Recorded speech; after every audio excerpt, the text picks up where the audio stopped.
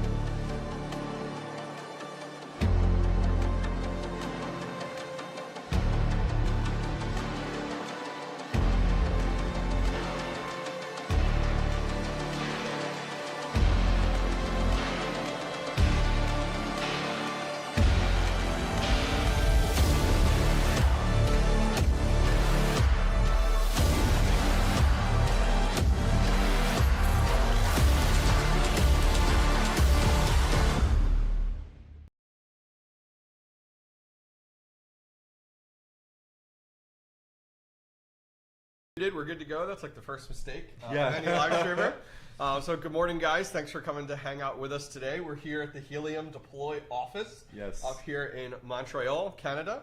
I'm joined by JD and George. Thank you, gentlemen. Thank you. Thank you for being here. Oh, this is awesome. So, so we're hanging out here. I actually flew in yesterday, which was awesome, and got to experience a little bit of Montreal life a little bit downtown, which is cool.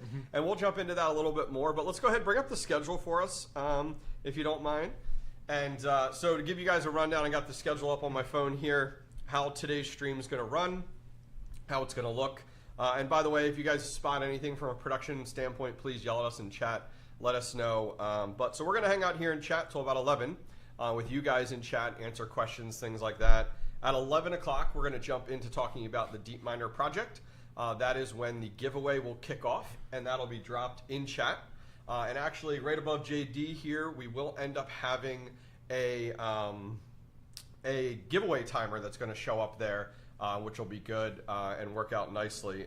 In addition to that, that'll start at 11, and that'll only last about 30 minutes. And then at 11:30, we'll pick our winner, and then we're going to jump in at 11:30 talking about the Nano 3S.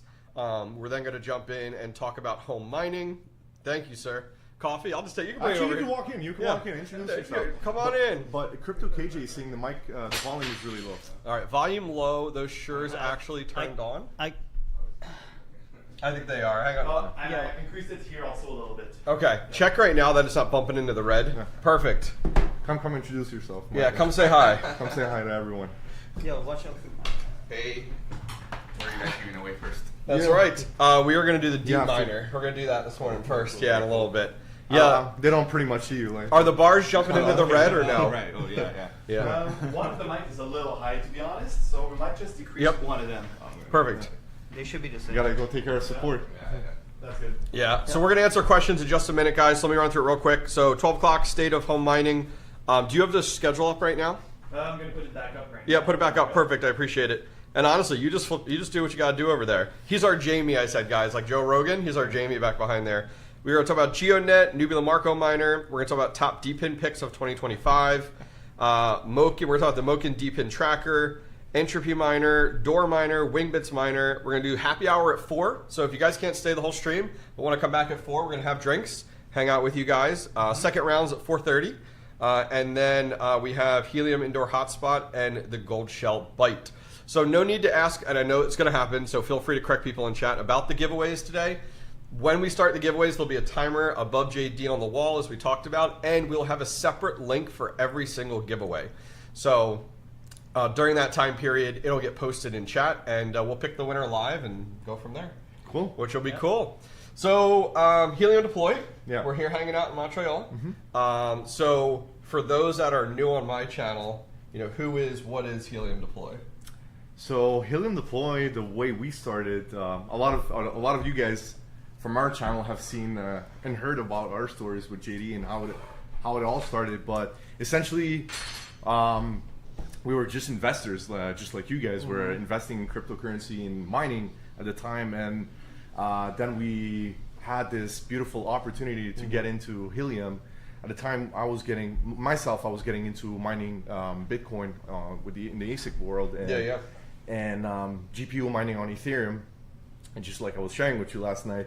And then a friend of mine, previous business partner, shared with me a link of helium mining, and I'm like, oh, that's pretty interesting. And it's very different from the typical computing mining, like on with the ASICs and GPUs. So I looked into that, and I saw the opportunity there, and I just couldn't find anything negative about helium at the time.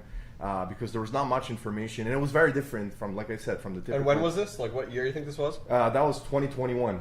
Okay. That was 2021. Again, I know people were on board Helium way before that, but that was back in 2021, and I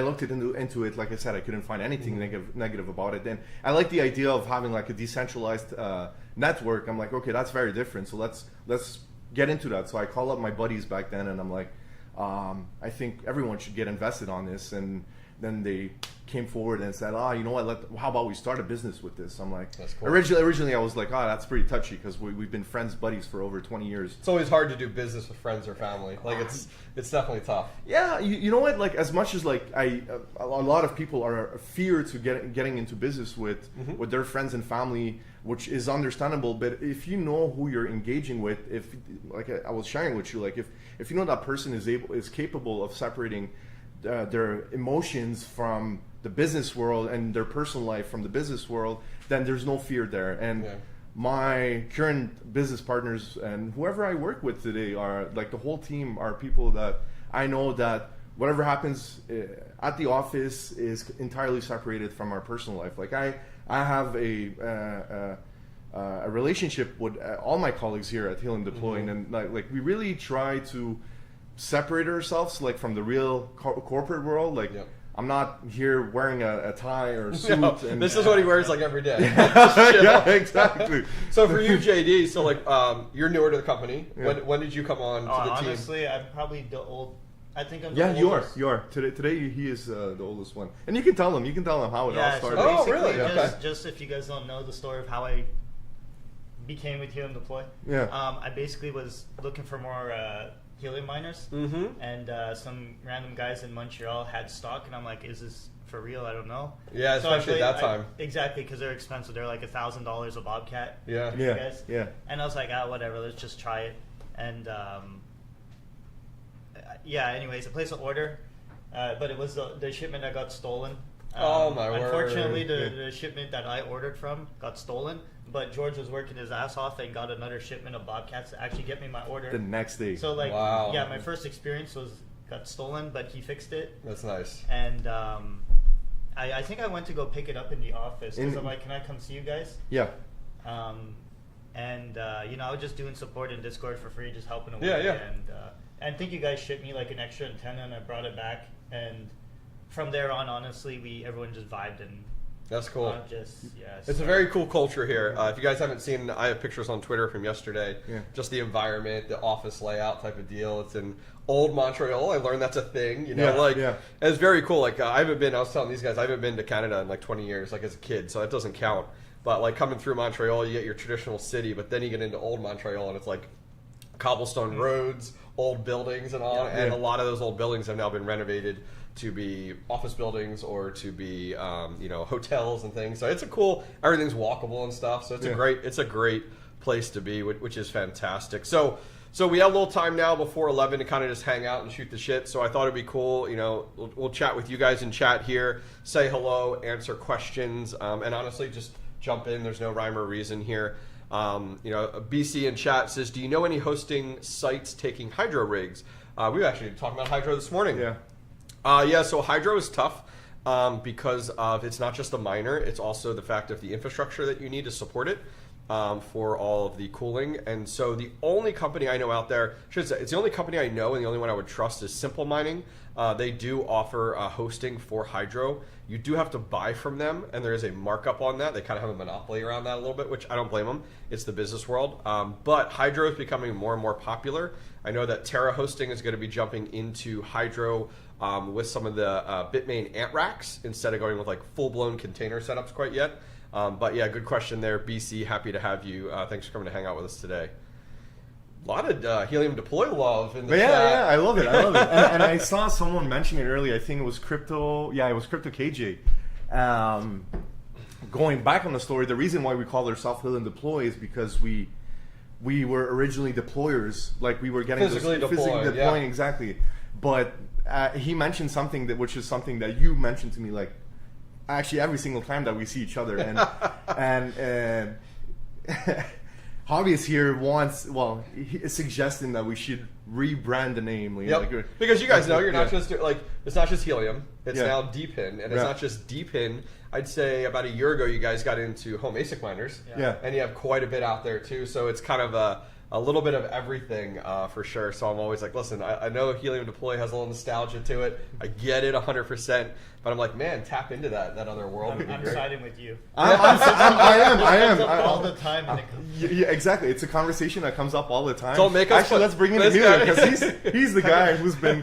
Then I'll bring him in. Come on in. Come on in. And Put your head I in would here. like to hear everyone's feedback because it's something that I agree with you. That's right. I agree with JD. That's So right. we're all You- three you of might us on have the to same go in the page. back. Kneel down back here. Kneel down back here. Actually, I'll make some space. What's up, guys? So they were talking about the Helium Deploy Yeah. name, and is it going to hang around for a while, or are we going to do some rebranding because you guys have grown into other products? Everyone here is seeing Deepin Deploy, but like Deepin Deploy. But see, it's not just Deepin though. You know, you guys Yeah, have yeah, now miners and ASICs everything. and- Yep. Yeah. You know, we tried a switch of a brand at Yeah. some point. So just we did a half-ass effort and we launched like the Moken store, and that was like so successful. And we went back straight to Helium Deploy real quick. So for those of you guys who don't know, Emilio is the CEO Yeah. of Helium Deploy. So if you're like, who's this other guy? You're going to see people stop it all day long, and we'll introduce them and who they are and kind of what they do here, which is perfect. So yeah, Crypto Jar says rebrand time. So he's like, I didn't want to call on the live stream and have to deal with branding, for sure, which is great. Happy to have you. How's it going, Joker? Joey Joker, Gambit? great guy. We met him at Mining the Shop. Actually, you went there, JD, but Yeah, you and it was Abel. able. It was there. it was myself and Abel, but Joker is pretty awesome, and he's actually very close to Terra hosting. With, Yes, correct. Working with those guys, with, yeah. Michael. Yes, it is Mike. What's his name? The other. You're talking about there's two Mike, and Frank. Frank's the CEO at Terra. You got Yeah. Mike, who is their CFO, and there's another Mike who is also The influencer. Yeah, Hawk. It's Hawk, yes, Mike yeah. Hawk, exactly. He's also Great. Mike too. Yeah, great guy. He's the one who introduced me to Mike Hawk. Someone's actually asking how Moken ties with Helium Deploy. Yeah, very good Such a question. good question. Yeah, that's such a good Can question. you explain that one? Yeah, of course. So, Can we grab him in the chair over there? yeah. Oh, amazing. All right, there you go. Yeah. Actually, why don't we do this? You'll swap out JD for a sec. Just put the chair Yeah, over there, just go and then for you're it. in front of the mic. Yeah. Sure. We won't kick you out long, promise. You're good. So explain it. So Helium Deploy versus Moken. Yeah, so Helium Deploy. So Helium Deploy was, always the e-commerce store where we would sell hardware, and Moken was a project that we did on the side when CBS Radio. For those of you who remember CBRS. Helium, yeah, it's CBS. There's always a lot of dogma when you say CBS. Yeah, always makes people like cringe a little bit. But when CBRS came out, we launched that Moken platform where deployers could actually deploy their own hotspot and resell them through our Moken app, essentially. And people like in France and Germany could have just bought deployed CBRS, essentially. And we did that project under the Moken brand. Okay. So everything was launched under Moken brand, and we're like, this is going to be its own project, it's an independent project.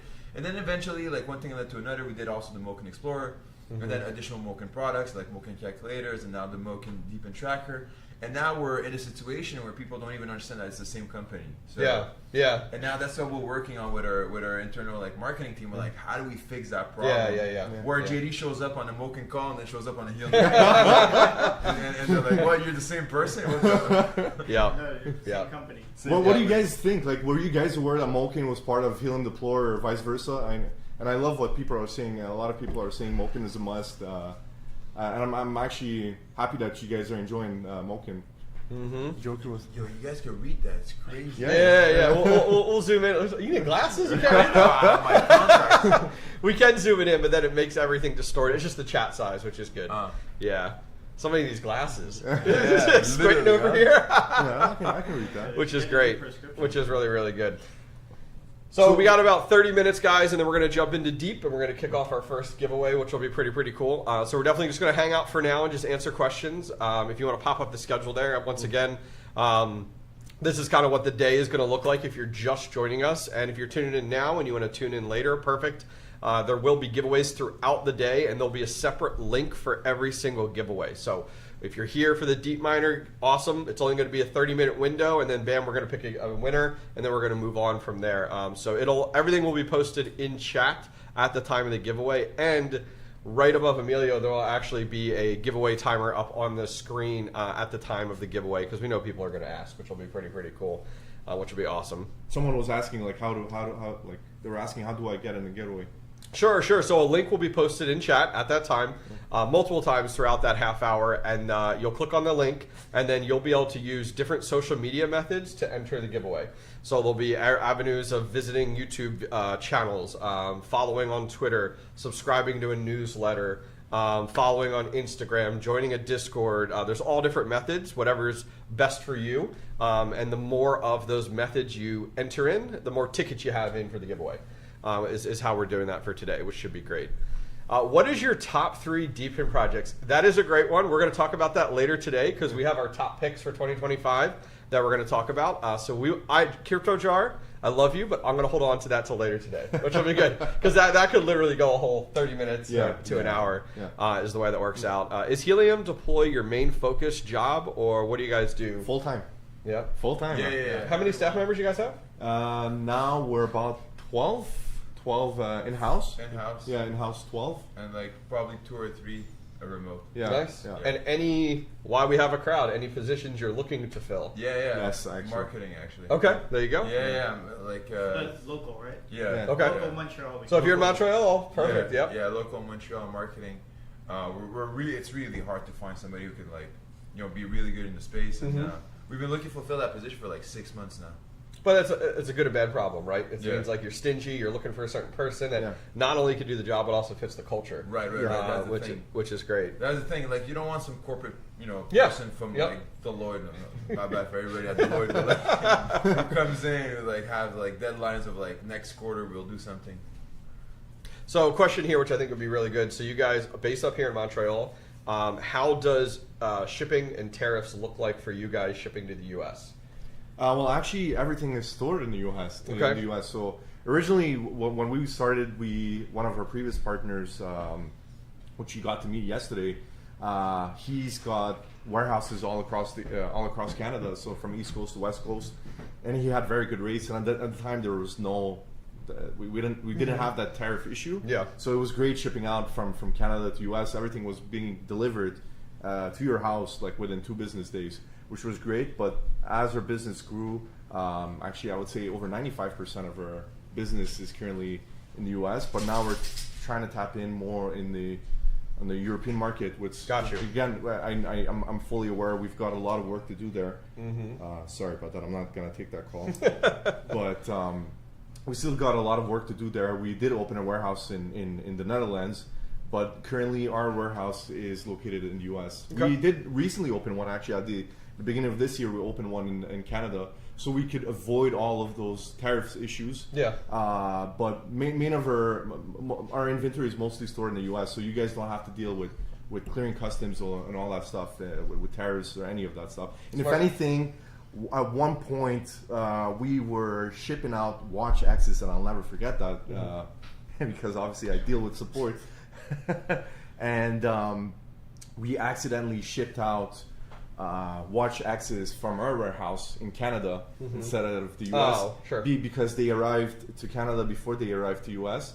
And then I was getting a bunch of emails from clients, and that was during the heated time of the tariffs. Oh no! And I'm like, shit, man, Jeez. those clients are paying more in custom clearance than the actual value of the product. Yep. It was unacceptable. So We ran into that with a lot of ASICs on the ASIC side I remember of we were things. talking about it. Yeah. And like even like working with Goldshell or getting in Goldshell Bytes, and you were paying more in tariffs than the product was worth, and it was Yeah. like, this is silly. Like Yeah.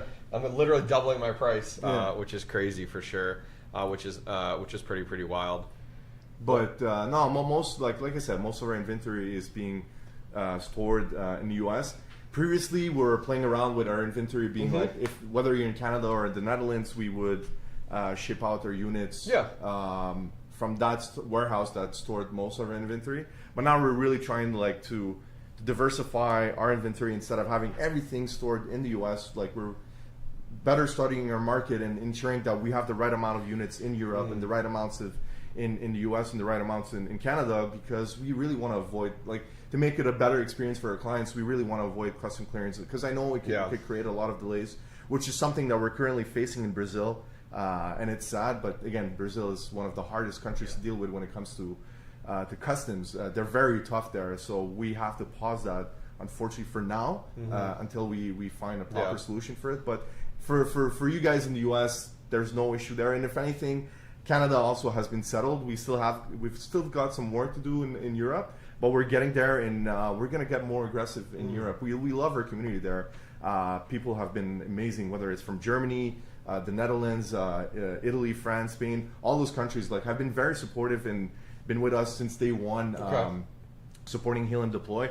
But I want to give a big shout out to our local guys, and the reason why is because I feel like in the past, I'd say a year or two, we kind of disconnected since we're very much involved online. But we were discussing it yesterday, you and I. Yep. And I think we should get it back into meeting up with our local consumers, like our community, our local community, and maybe like do a once a month Montreal meetup. Montreal meetup. Yeah. If ever you're in Toronto or any other cities in Canada, you guys are more than welcome to go. Like if you guys are willing to put in the travel, you guys are more than welcome to come. And if anything, we're happy to have our community around us supporting us, because the reality is Helium Deploy would not be here today if it wasn't for them. Like you remember how it all started. It all started with our local guys, because we were essentially just like 4 dudes. Well, that's how you got involved with the company. Yeah.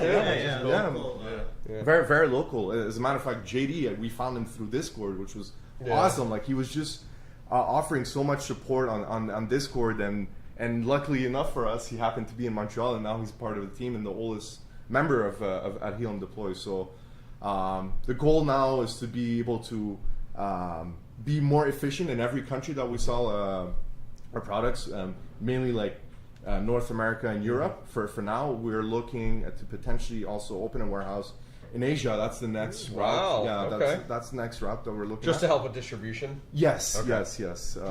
So I'm going to pivot a little bit. Quick question for either of you guys. What made you guys step from Depin into the ASIC space? Oh, that's Or home ASIC, should I say? Yeah. Well, that's a very good point. So for us, it was strictly a business decision. Like we're like, wow, we have probably the same consumer audience who would buy these 2 types of miners, and for us, if we want to serve our clients super well, we want to offer them what they're looking for essentially. They kept on asking us, they're like, we want these things, and it was almost a no-brainer decision for us to try it. But then one challenge that we figured out is that the game is actually really different in ASICs. It's really more challenging. Like the speed and the with in the deepest space, like projects come to us, and we're pretty much in the top 3 or maybe top 2. But in the ASICs, we looked at looked at our positioning. We're like, shit, it's a lot of competition. Market share is tough. Market share is tough. It's very, very tough. So it was a hard lesson learned last quarter that you want to step into that game, you need a much, much stronger plan. So we're putting something together within the next 6 to 9 months to have a more solid plan to go back into the ASICs market. Yeah, I think as we talked about last night, and was very much the fact of like with home miners, ASICs, it's very fast paced. Where it's like, all right, this was talked about 5 days ago, and it's not listed or available for resale. Like, oh, we're late to the game. Exactly. It's like, and it's crazy, but like that's how quickly that. Exactly. And like the second it actually is available for purchase from a supplier perspective, like you have to jump on it so quick and offer it up, and the ASICs also come and go so quickly. Versus like you got to look like you guys have Helium products on your site. I mean, what would you say your oldest product is on the site right now? It's obviously probably the Helium products. Yeah. It's like the Helium hotspot, like the indoor hotspot, and even then, you guys were offering the traditional the IoT ones before that. Yeah. Did you guys do the? Was it just Bobcat, or what other brands did you guys do? No, we did almost all of them. We did Bobcat, Syncrobit, Nebra, Seed. Seed was the greatest partner. Not to take anything away from them. Sure. From anybody else, I mean, but Seed was amazing. Bobcat was great too. Shout out to everyone, actually. Did you guys do MNTD? No. No. Okay. That was my introduction to Helium IoT. Their branding was so crazy. They were so good. It was crazy, and they actually created such a real, like, I remember stepping into Helium IoT. It was myself, another creator, DJ Minds, and they did the drops where it was like, all right, we're going to blast out an email. It's going to be sometime today. Keep an eye on our site. And what we ran into right away is they would have bots eat them up in like 2 seconds. So then they finally were able to deal with that, and they could only allow you to buy 2. And so like they would announce it, they were $500 a pop, and like Yeah. if you were not on in that moment and checking out in that Yeah, moment, I remember. like, They and would we got sell like 10,000. oh straight. my gosh, yeah, and we yeah, got two because they let you get two max. So I bought one off of him, but like that was my introduction to Yeah. it, and it was wild. It created such a supply and demand Yeah. like ecosystem around helium miners. Our idea from drops came from them. Oh really? Okay. Yeah, we saw them Yeah, do drops, Yep. and then we're like, wow, this Yeah. this is how it works here. Then did you get did you have the gold plated one? I did. I had the gold plated one, and then I ended up having to like upgrade the actual SD card because of like the size of the network and everything, Right. and went with the 8 dB antenna, and I still have it running. In my, Yeah. The rack units. The minted one. Minted. yeah. So I still have that in my attic. Literally, I was telling him last night, like my units are 45 feet up on the side of my house, You're and still mining. I'm still mining in my attic, and I ran Ethernet all the way up to my attic. I have a switch up there, and I have to run a 45-foot lift every time I need to get up there to deal with. Like I have my Geonet up there. I still have my CBRS radio I have to take down because I have to rent a lift. It's like $500. My WeatherXM's up there and everything. But yeah, my 8 dB antenna is still up there doing Oh, work. shit, that's awesome. At the peak, that was doing me $15 a day. That's The CBRS. IoT. the IoT. Yeah. that's not bad. Yeah. yeah, it's not bad. That's really good. At least like because at that time when I got into it, I was building like GPU mining rigs, Yeah. and for $15 a day for like a $500 product Exactly. Right. that used close to 0 watts. It was like Absolutely insane. massive win.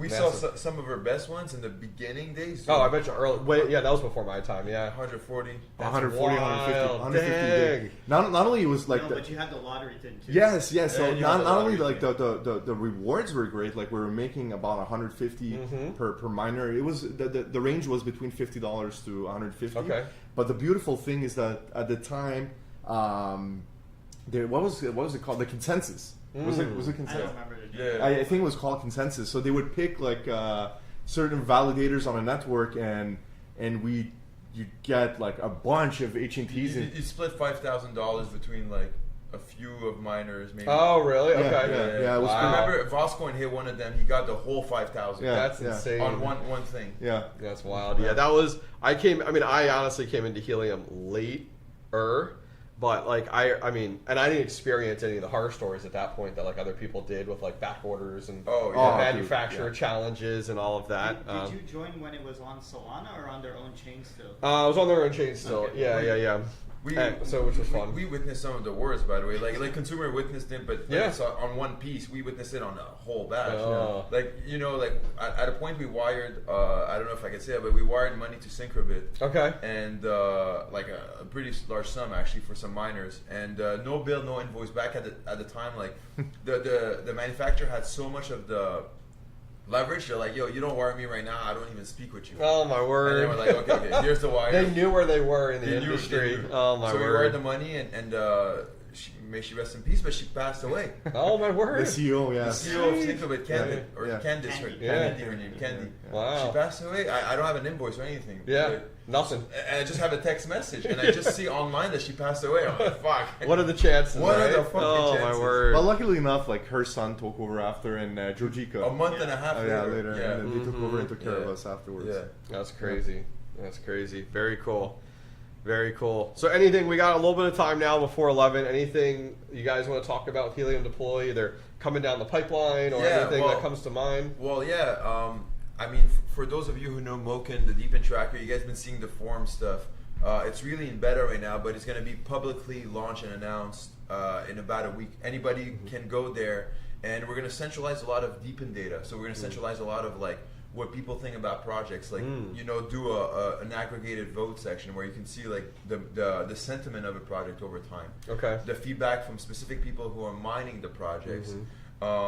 And you'll be able to kind of click in and see like people's earnings and what they've been doing and all that kind of stuff. So it's going to be very, very social. And And you guys just moved to it being free. Yeah. A free model, which I think Yeah. is fantastic. Yeah, I actually showed it off on the channel not too long ago, Yeah. and that's awesome. Yeah, it was a paid version initially. We wanted to keep it small and beta, and for the people who, just it was we didn't want to open it up to everybody, but now we did. So now That's anybody who has miners is totally free. So if you guys aren't familiar, if you're into Deepin, you can go over to Moken.io and create an account and then you can add in all your different DPIN trackers. Yeah. And the nice thing is as you guys know with DPIN, is it's very difficult to like keep track of like daily profitability or Right. like how is it performing. And so what I call it in my video too is like a single pane of glass for Right. everything DPIN. So it's entirely free. Go over and check it out. Felix, feel free to put a link in chat if you want to that. Is the audience like could see like is there a share He's- screen? Yeah. So I don't know why, but right now the second screen is not showing up. So Oh, I'm just okay. trying to figure it out. But yeah. Yep. Let me fix it for you. In the meantime, we'll answer those questions. Yep. A lot of people here, JD, you can Hop jump on in in, quick- JD, go for it. quickly. You know, I'm chilling in the back door. Yeah? But something something I wanted to mention. Because a lot of people are mentioning Geonet. Oh, 'cause you're- Yeah. Geonet is on the Deepin tracker, but a lot of Okay, so I know what they're complaining about. Oh yeah, It's yeah. because when you fall under 98%, it triggers the critical. Yeah. because you're technically under The you threshold. need threshold, 90 yeah. Yeah. That's why it's showing critical. And if you're under the threshold, you can't lock your NFT or something. Yep. And then Yeah, Yeah, that under. too, but some people are deploying in hexes where they're already occupied. Doesn't matter. It just on the DPIN tracker, it's always going to show critical if you're under 98% because it's not optimal. So Right, that's the reason behind it. Got it. But I wanted to mention something about the forums. Something cool about the forums is because people are added in their machines, you could see who's like actually has like 100 miners that knows the stuff versus someone who has Exactly. like 0. Yeah, exactly. That's why I don't know anything. I keep 0 in my Yeah. account, but That's why I wanted to do a screen share. Like, does it work? Yeah. Right now we're on the Moken tracker. Oh, okay, cool. Are you on the forum? Yeah, I'm doing the forum right now. I can join the Deepen forum. Maybe we need to log in after this. Oh yeah. I'll That's true. Yeah, someone mentioned. What do you think about the HNT halving, which is happening soon? Yeah. no, it's happening today. Today, yeah. Today we're August 1st. Yeah. Wow. How often do they do havings? Every 2 years. Every 2 years. Yeah, on Yeah, August so 1st. Interesting. I wonder if that. Do you think that's too hyper aggressive? Like too often? Every 2 years? I think personally, I think it's hyper Because I know, like, one of the reasons I bring that up is another crypto project, Flux, out there. Yeah. They had halvings on that same schedule. Oh my gosh! Can't get this guy away from the hardware. Oh my god. And like, I know that's been a challenge where, like, unfortunately, these halvings had occurred, and Yeah. at the same time, it hasn't had price appreciation, and so like. The halvings are there. I get the mechanic of it, but when the market's not doing as well, it really crushes a project. The last time it happened was during the bear market, right? It was during the 2 years ago. I Yes. mean, yeah, 2 years Yeah, ago. 2 years ago. It was during the bear market, and Oh, It was not But great at also, all. we went through a big change with Helium recently. Like, mobile was kind of created, and they got rid of mobile, like stopped Yeah. using mobile token. But now, like, it's funny because of Havanin, yeah, your proof of coverage rewards will go down by half in theory, but a lot of the mobile network now is pegged at 50 cents a gig for the time being. So not even gonna change anything Oh, I for can see. data transfer. Yeah. But you will see lower like POC rewards. If I see So. now, hold it here. Yeah. I No, think not from you're over there. probably too far. Shit, so if I want to like share the screen down. Emilio, I would just talk about it from a high level. I would just talk about it from a high level, and then let Felix just navigate on his side. Cool. Yeah. Or if you want, I can point the camera towards you. Oh, the mics are all over here though. It'd be easier just to do it, like just talk about it from a high level. Well, I think we just click on maybe people. Yeah. So whatever you send, Yeah. You're enjoying this, aren't you? Uh huh. Someone was asking who this was. It's Banks. Just Banks. So people who don't know. Banks is It's George's dog. No, it's HR. He's HR. my beautiful little dog, but he's the team dog now. Like he's Yeah, the that's office right. dog and head of human resources. So if you He's don't the- like dogs, you don't get hired. No, Yeah, that's right. Yep. Yeah, so we were talking about Moken at a high level. So Yeah, what are yeah, some yeah. of the things you want to mention, and then Yeah. Felix could just show it off. Yeah. So essentially, on the Moken forum, you'll be able to scroll through, the whole thing, every single project, and maybe search a single project. For example, you can search Wingbits or Entropy. And when you search Entropy, you can see like real people in the DePIN space who are mining, what they think about Entropy, people who own it and people who didn't buy it yet. You can also see like on an aggregate level, like hundreds of people voting on the Entropy project. So, and that thing will move over time. So you'll know if like, was it hot last month or is it hot like yesterday? Because these things move really, really rapidly. And then if you're unsure about who's saying that kind of stuff, you can click into their profile and see is this person like, you know, he doesn't have a single miner, or does he have hundreds? Yeah. And that weighs a lot on the decision, essentially. Yeah, I'm eager to see you guys build out the profile side, the public profile side, because like when I was showing it off and stuff like that, I'm like, oh man, it'd be so nice to be able to see, like, I know right now it shows at a higher level, like here's how many miners you have and stuff, but it would be cool to get into being able to see like, okay, for hobbyist, he has 2 Geonet miners. Right. Great. And now from my perspective, it doesn't show like geolocation or name or anything. Right. But then it'll show like, here's what it averages per day. Here's what it averages every 30 days. Right. Because that also makes it easy as a content creator to be like, hey, here's what my because it's hard talking about Depin projects that are geolocation based. Yeah. It's hard to even do content on them without being like, hey, here's my house. Right. Like, you know what I mean? So being able to Right. see that from Right. that perspective is Right. really, really nice. Because that's most miners in the space are looking to shop something. Yeah. They want proof of profitability. Exactly. To be like, all right, you're saying your Geonet's making $8 a day. Right. Well, show us. And it's Right. like, well, I can't. Because, you know, like that. So yeah. Right, that's- so I think you'll love what we're going to. That was cool. That's cool. Yeah. Yeah. Somebody was asking, what do you guys recommend for a Depin project in Europe? In Europe. Yeah. If you were in Europe, is there any Depin project that would do better or is more compatible or anything like that that would run well? Like, I know what were you telling me last night? Was it Brazil with Wingbits? Like, that doesn't. You can't run those there anymore because the way that is they classify it and everything. Yeah, but like, what about in Europe? Like, is there one that like you find is more suited for Europe versus another? I mean, more suited, I wouldn't say. It depends on the location. Yeah, it depends on the location, but Deep, I mean, Okay. Deep is great, and it's actually been the one that's we've been actually Deep in Ashlar, the one that required like the less installation, I would say. I found that they were more popular in Europe. I don't like, again, I might be wrong, but I don't feel like for example, the vehicle miners such as like Sorchain or Demo were not as popular as they are in North America. Okay. I don't, like, again, to be fair, I don't feel like people there drive as much as we do over Yeah, here. yeah. Well, we even talked about here that in downtown Montreal, just like Walk. so much foot traffic, people walk and Yeah. stuff like that. Yeah. Yeah.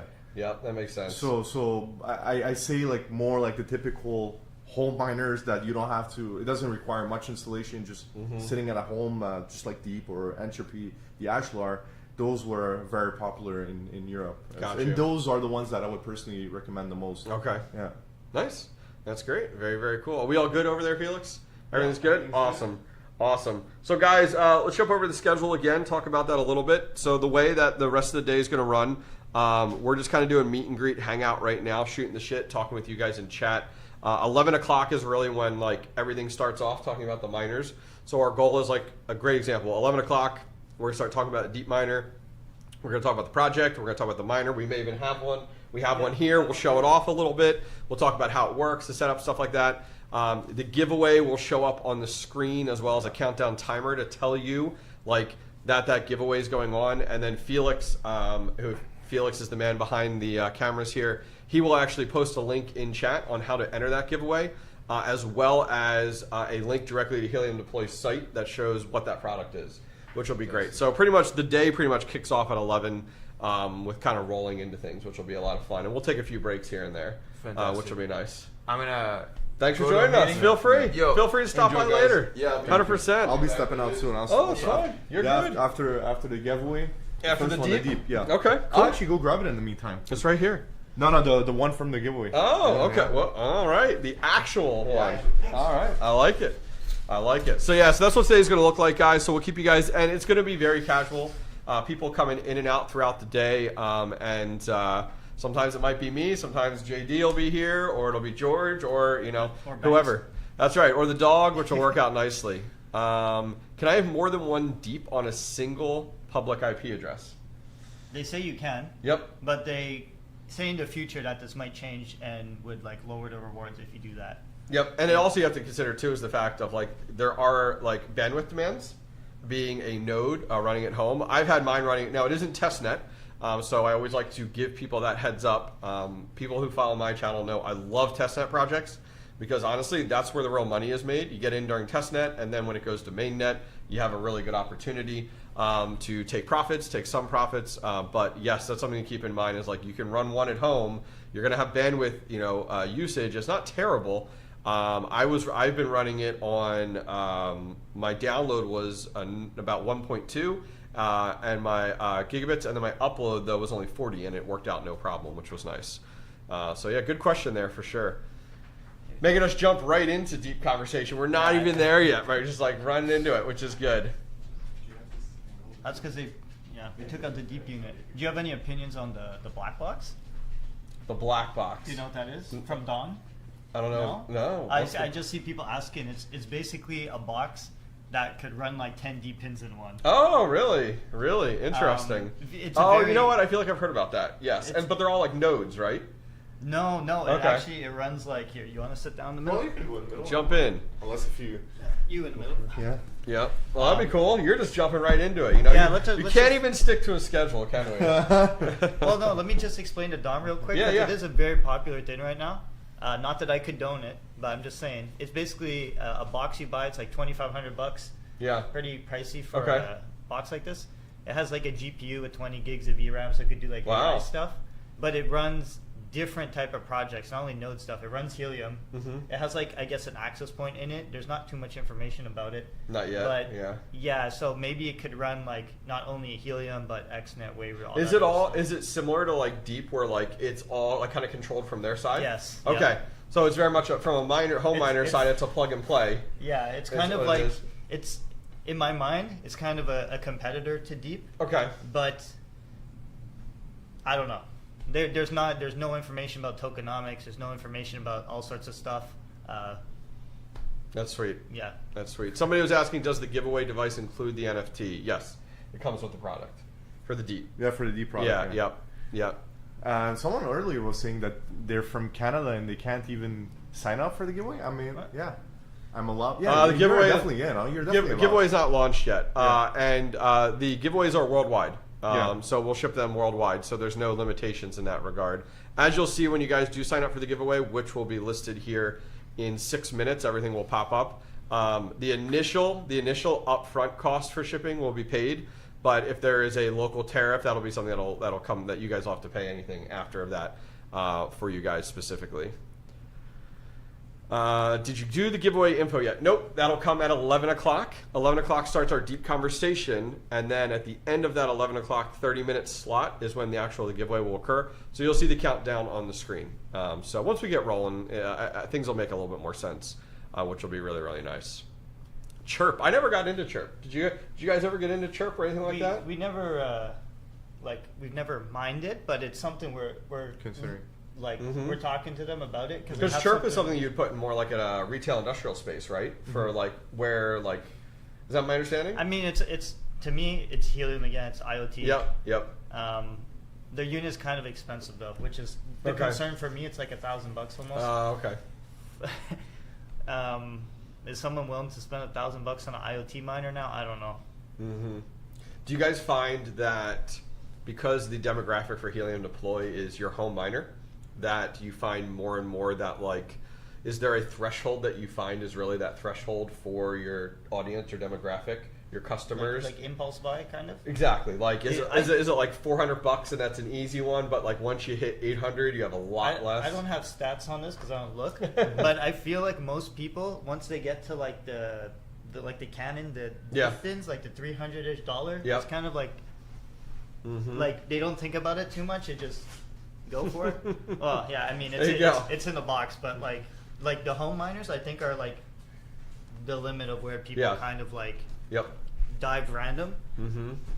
Well, it was wild because when the original Canaan Mini 3, when it first launched directly from Canaan, it was only like $99. Really? But within like a week, they were up over 300 because the demand was there. Oh, it was wild. So like it was $99, and they didn't include a power supply, so they were charging like $30, let's say. So yes, it broke over the 100 mark, but it's crazy because I still have people that find that video and they're like, "This product isn't $99. Why are you?" I'm like, "That's from like over a year ago when it first launched because it very quickly was high demand." And I think that's interesting. I'd be curious for people in chat. Love your thoughts. Post it in chat. What is your threshold from a price perspective to be like, hey, if all of a sudden you see a video on a product and it's $250 and I like it, I'm going to buy it right then and there. What is that ceiling for you guys? Like, is it $400? Is it $300? Is it $800? You know, what is that? What is that threshold? Because I know it varies per person, but I would imagine you're right around that $300 mark. I would think the average well, I have access to the stats. The average is more or less $800. Yeah. And I imagine some of that is weighted though because you have things like Deep's traditionally like what 11 or 1100, 1200. Yeah. So like you have some. Is that probably the most expensive one you guys have right now, or what's the most? No, it's the Aether, the power. Yeah, the Power Edge. Not the Power Edge. We never sold. No, but not the big it's like one. it's the most expensive thing we have listed though. Yeah. I don't think we've ever sold one. No. But I would imagine when you're looking at your average order, like value type of deal, you're saying about 800. Yeah, the wow, average is about really? 800. Yeah, That's higher than what I would have expected. In my mind, it depends on the ROI though. Because in CBRS days, people were buying very expensive units. Yes, that's true. Because it was making a bunch of money. Yeah, like but the 436s. Yeah, they were. When the 436s, I remember when so originally a lot of people were buying the 430s. You have the 430? I have the 430H. For one or two? Just one. Just one. Okay, yep. So originally people were just buying the 430s, but at some point, like when people saw the rewards on the 436s because it was based on the coverage, and you were obviously getting far more coverage in the 436, and also at the time they were not. They were not blocking. Because you could a lot of people were just deploying them on a farm field where like flat areas, or around the water, which didn't make sense to the network itself, but it just got you more coverage, so more rewards. Dude, they were selling like hotcakes back then. Like and they were expensive. Yeah, for $4,000. Plus, you need the antenna. Not even more than $4,000. Yeah, I think it was like $6,000. Yeah, so I agree with JD. It's more about like how much it's earning over everything. So. Okay, interesting. But So I guess guess home miners are fun as hell. Yeah. Because the lottery concept of hidden solo blocks. Oh, right. People love the idea of like waking up and maybe I'm. Yeah, it's interesting because like the lottery miners definitely have that threshold from a price perspective when you start to look at it on like how much people will pay for a lottery miner, but you wouldn't believe the amount of people that are like, okay, I want to buy that lottery miner. It's marketed as a lottery miner. Like great example of BitAxe. But they're like, oh, I want to pool mine with it, and I'm like, you're making but they still are all about it, and I'm like, man, you're spending that money to play that lottery. It's really tough for me as a struggle to be like, oh, I'm going to take my BitAxe and I'm going to put it on pool mining because it's like you're making like a penny. Yeah, like a penny. Yeah, absolutely. All right, so it's 11 o'clock, so we're sticking to it. So if you want to go ahead and put the giveaway up, put the timer up on the screen for 30 minutes above JD's head there. That is the countdown timer, guys, to when we pick the winner. I keep wanting to call him Jamie, but Felix is going to go ahead in a few minutes. He'll go ahead and post at any minute now, no rush. He'll post the 2 links in chat. One link will be to the actual product, the Deep Miner, on Helium Deploy's site. And the second link is how to enter the giveaway. And he'll post that multiple times over the next half hour. Moderators, you can feel free to repost that as well when people ask. And then we'll pick the winner live, and we'll actually show it live on streams from a legitimacy perspective. So you guys will be able to see who is winning at the very end of that time period. So I'm going to run to the men's room. Would you guys like to explain what is Deep from a very, very high level? Go for it. A lot of coffee, eh? Oh, you know. So, keep it coming. Keep it coming. So let me explain this box. Yeah, what do you got there? What does it do? It's a box. That's it. It earns money. Okay. No, I'm joking. Guys, just trying to remember the specs off the top of my head. I think this is an i9. It's a little computer. In the back, there's like Ethernet ports, 2 SFP plus ports, blah, blah, blah, whatever. But there's an i9, 32 gigs of RAM, a terabyte NVMe drive, and there's like expansion slots for GPUs if in the future there's some sort of option for that in the back. But yeah, it's basically host a bunch of node projects on it. So there's like Gala nodes. Beamable just got announced that will be running on this. We had Grid too. Grid. Yeah. Yeah. So basically, this is really a plug-and-play device. You get it, you plug it in the wall. Yes, it's an MS01 from Miniforms. If anyone recognizes this, they don't hide it. This is what that device is. Miniforms. Yeah, it is. It is Miniforms. So if you actually want to go verify like the cost of the unit, you go to their main site and you can see the Deep one is extremely like same price pretty much. But yeah, right now to get these units, the new units, you have to buy like NFTs, and then you'll be buying spots so you could buy more units in the future. They had an initial batch of 1,776. They all got sold out because it was an extremely popular product. And yeah, I mean, it's nodes. You plug it in and you don't have to manage anything. It actually has one of the simplest onboarding processes too that I've ever seen. When you buy it, okay, at least when you bought it through us, we had your email address, and in the back end, Deep links it to this device. So all you do when you get it is you log in with your email address, and it just sends you a little 6-character little numbers that change, like one-time password, and you're in. That's it. It's the easiest miner I've ever set up, and honestly, it feels really good. I mean, yeah, the quality built is good, and we really had a very low defect rate on this one. Did we even have a defect? Very little, very little. Okay, I've never even seen one. one. No, the quality build on this one is very good. Yeah, the box is very nice. Oh yeah, the specs are on the back here. But yeah, it's exactly what I said. The i9, 32 gigs of RAM, 1 terabyte, NVMe. They don't mention the network ports, but they're SFP plus ports, so you could put 10 gigabit internet into this if you have that at your house. I know most people don't, but people in Canada with Bell, we get 8 gigabits here. So people who have fast internet and low latency, from what I understand, when you get a node, nodes are going to be hosted on the most reliable and quickest, lowest latency ones. So if you have fast internet that doesn't go down, or this is connected to a UPS so it never goes offline with your internet, it will just increase your chances of nodes being hosted on it. So, yeah. What's up, Felix? The link's going to be there when the countdown is over. Yeah. A lot of people are asking. Yeah, so the link's going to be there when the countdown's over. No, you can put it now. Put the links in there now. Yeah, because some people are saying they're not seeing the links. Yeah, we'll put it up. So load the notepad file. It's still pre-launch, Alejandro Perez. Yeah. The coin hasn't TG'd yet. Yeah. So for people who don't know me, I like to get in projects so early when there's no tokens or anything. Yeah. Because hopefully everyone who gets in early, you get an absurd amount of Genesis tokens or some sort of early pre-TG tokens, and then you just sell a couple when they go live. I mean, no financial advice, but that's the name of the game, man. In your crypto project, the earlier you're in, the better it is, because you're taking a bet. Yeah. And you just gotta be careful not to bet on. Yeah. You just gotta do a little bit of due diligence, Yeah. But the Deep, their team's fully doxed, which is nice. They have Chris does lots of videos on YouTube, so I do like to see that. Chris is great, man. Shout out to Chris. I mean, you've been working with him too.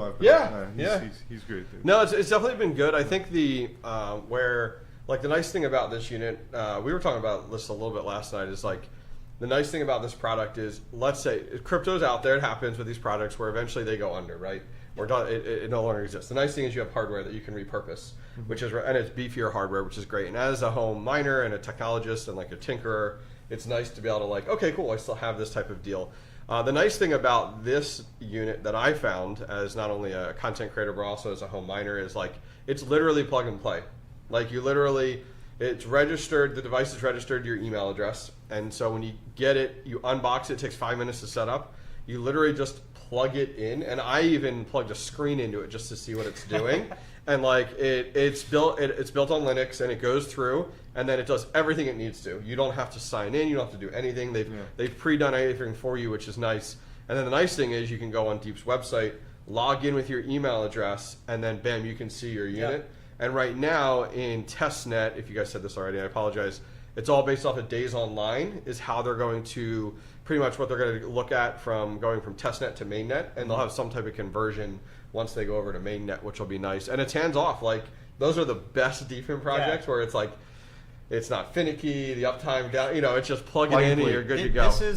This is something you could send to your mom almost, and just she can plug it in, and you don't actually have to worry about it being set up wrong. No ports you have to open, nothing like that. Thank God, no port forwarding. No port forwarding, nothing like that. Yeah, so I mean, especially, and in those, once they go to mainnet, I'll be eager to see the bandwidth side of things. To see okay, how is it doing? Because you may find that hey, I need to send this to whoever who has better bandwidth in order to support it. Real quick, guys, the link, this is our first giveaway in chat, so please, the link is entered there. If you guys can open that link, and if one of the moderators can validate or somebody validate that you're able to enter the giveaway and everything's working as expected, that would be perfect. Just so that we know, like, hey, because literally I put all the giveaways together about 10 minutes before the live stream, and was in crunch time. So that would be perfect if you guys can do that. And then you guys saw the countdown timer. At the very end of that countdown timer, we will pick the winner live, and you'll know today within the next 30 minutes type of deal. So go ahead, click that link. It's a Gleam link, and follow that, and it'll give you different methods. So please let me know, which will be really, really nice, which will be convenient. So what do they? Did you guys talk about Deep, like what nodes they're going to be running on here? Because they have a lot of partners. They have a lot of actually partners. Because Deep is almost. I look at it as like Deep's an overall infrastructure set up for it, but now all these nodes can just utilize it. But the nice thing is it's entirely hands off. Like you're not setting up that node. Deep is utilizing your hardware to produce that node, so you don't know what's running on your unit. Right? Yeah, but I think that's the best part, that you really don't have to break your head. I'm assuming at some point in the future, in the Deep dashboard, it might say what's running on your device just so you know, but you don't have to do anything. Like, but the one I was talking about just before, because I mentioned a couple, there was Grid, Beamable, Gala nodes, and just so people understand, like Beamable, for example, just to give you a little idea of what's going to be running on the boxes. Beamable, for those who don't know, it's like it helps game developers. So you know how games like World of Warcraft and League of Legends had to build like the multiplayer code so their game works on the internet. So basically, Beamable has made all this multiplayer code already, and games that are making multiplayer games now could just use the existing code that exists instead of wasting a ton of developer time to remake a multiplayer function. So basically, those like microservices of the multiplayer code is running on the Deep node as a Beamable thing. And you know, when someone needs to like fire a bullet in a multiplayer game, the request in theory goes to like a node on Beamable's end that routes it into a Deep node, and then it does a little calculation. And but just to give you guys a little idea, and Timpy, I don't know if Timpy runs on this. But something good with Deep is they keep adding new stuff that runs on it. So, well, that's a nice thing too. Is like you could, if you go on the flip side of it, looking at like the consumer side for Deep, you're going over there and you're going, I want to run a Flux node, and then Deep says no problem, and you can set everything up on their side, and then they take care of that handoff. Versus on the flip side of it, where it's like, okay, I need to buy the infrastructure, I have to have all the band, so like it's all handled for you, which is nice. You know, we were having a discussion, you and I, recently, like in kind of a debate, like where Felix, feel free to post that like every like 5 minutes, like the giveaway link. Countdown. Well, if you pin, you did pin it. That's fine. Perfect. Yeah, it's because I couldn't repost the exact same message. That's fine. Yeah, feel free to just repost it, which will be good. Links at the top of the chat. Perfect. Just in case people ask. Different emojis, Felix. Yeah. And how are we looking at it with the countdown? Is it still? Yes, should be going. It should be going. We should be right around the 11:30 mark. We started like 2 minutes late. It was bugging out, so I fixed it, which is good. Yeah, it says 12 hours. All the giveaways are set for the entire day, but we will close it at the end of the 30 minutes, which is what we're going to do, which will be nice.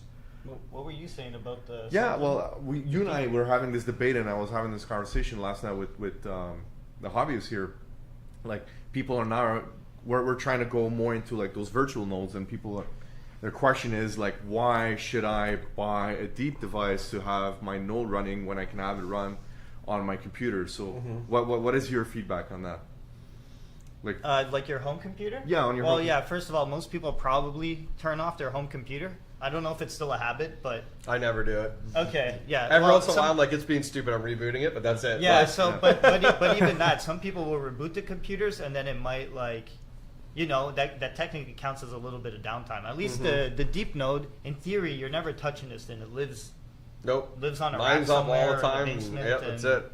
Yeah, I was saying like if you're very smart about it, you'll attach it to a UPS so it never goes down, and the same with your like internet. Well, something of that, it was funny when we first got into this. I was talking with Chris, who's from the Deep project, and one of the things that naturally came to mind to me as a home miner was like, is the AC power on feature enabled. So like when my power that'd goes be out, cool. Yeah. it is. It comes right back on. It is literally, you never have to touch that unit. Now somebody did mention like they noticed their Deep Miner is online, offline, and such. When you go into the dashboard, that is a bug on their dashboard. I'd asked Chris about this.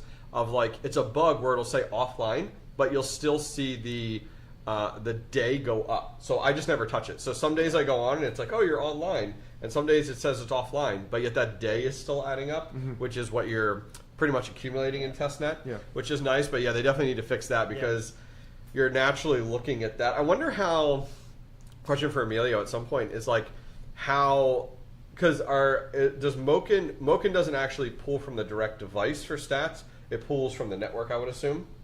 We have like some APIs and stuff. API, but the thing you're talking about is also on Moken, unfortunately. Oh, okay. It does the same, like. So it may say underperforming, even though you know it's okay. It goes on, off, on, off, on, off. I've seen this for so long, but Deep does have an article explaining why this does happen. They have a big, long article basically saying don't panic. It's just, you know, and they go into all the technical details about, I forgot what the exact issue. It's not even an issue. It's just how they monitor it. Yeah. It doesn't actually go off and on all the time. It's working fine. No. Somebody was asking about Xforge. What is Oh boy, Xforge. So why is it oh boy? I know nothing about it. Xforge is It's a cell phone? It is. So imagine Deep, but this unit is a cell phone instead. Okay. So their concept is running nodes on the cell phone. Because it has like the Snapdragon like CPU on it, and like so you use your cell phone day to day, but there's a node running on it as well. Correct. Yeah, and then when you like walk out of Wi-Fi zones and switch, like it to me it doesn't make sense. But just being honest, guys, Xforge, like please just get a Deep unit. BC, if yours is on and your days aren't adding up, what I would say is feel free to reach out to me and I'll get you connected with the Deep team and they can troubleshoot to find out what's going on. So we'll take care of you for sure. Oh yeah, someone's asking about the Xforge being shipped out. Are you guys selling the Xforge? Yeah, we sold them. We don't sell them anymore. Okay. But everyone who ordered it, it's because they delayed the phone. Okay. I think it was supposed to be now end So of do November. people have orders still outstanding with you guys? Yes. And they're like waiting? Okay. Yes. So you're But at the it's- mercy of Xforge now who, okay, got you. Yeah, but now what we're considering, it's something that's being discussed, at least give Giving them them nodes. the nodes. Because it's a node project in the end, and Oh, I see what you basically mean. what Xforge has been offering people, that we're not doing the same right now, but you basically give up the phone and get an extra node. Oh, I The see. node's the thing that's making people the money. Yeah, correct. The phone, The that phone's should, just a phone someone's probably not going to really use. Yeah. Cool. It sounds like the giveaway is working great. I just wanted to make sure. I was just checked in with some of the moderators on Discord. Shout out to Joker Miner letting me know that everything is working, which is great for the giveaway. Yeah, there's no limitations on the giveaway, guys, which is nice. What are your thoughts on XNet? I thought we talked about it earlier, right? Yeah, yesterday. Was it yesterday? I know we brought it up type of deal. Yeah.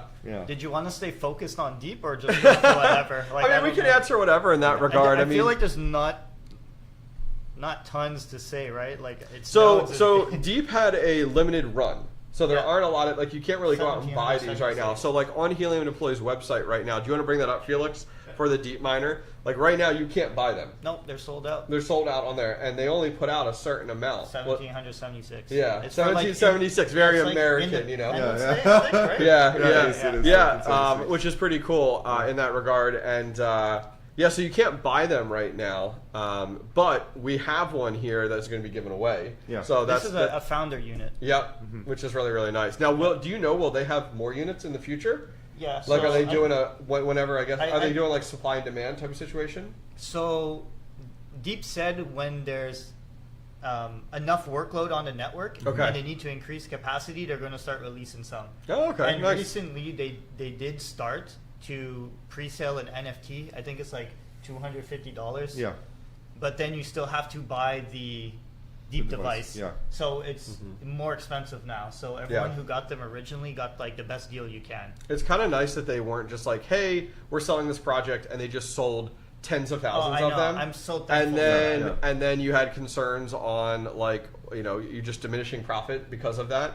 Versus like, hey, we're only releasing what we need. Yeah. Is really, really nice because there's a lot of projects out there that are literally just like, we're going to sell as many as we can. Zero use case. Yeah. And then it's never what- used. Yep. Exactly. It's never used. Like they're not, because at the end of the day, like for them to maintain the project, they need someone to use the network. You know, like to prove that there's an actual use case. But when there isn't, then at this point the whole thing. Did they mention when mainnet is for them, or what expected or estimated or anything? It was expected in March, May. To me, it's still unknown. Yeah, it was expected in March, May. I believe, but it got pushed, which is something that happens a lot in the deep space. Yes. TGE has always been postponed these days. Yeah. It's very trendy. Yeah, I have seen this isn't with Deep, but I have seen more and more projects do like a pre-token sale before they go to mainnet type of deal in order to crowdfund for different things.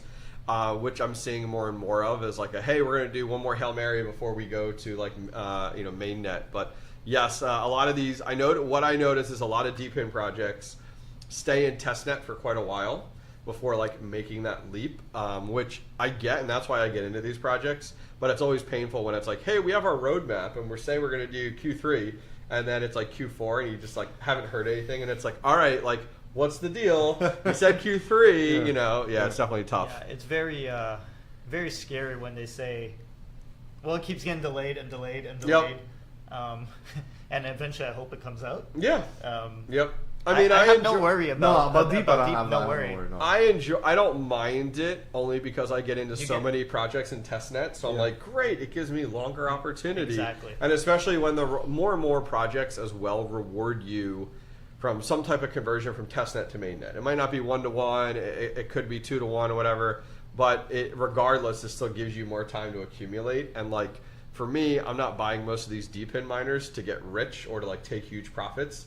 At that moment, it's like, okay, I'm going to run this, set it, forget it, like the Deep Miner, and then like, all right, cool, it goes to mainnet, and I'll liquidate 50% of my holdings. Because traditionally, when a project does go into mainnet, that first like week is like a wild roller coaster, and so that's why I always push people to like get into these early for sure. That's my mental.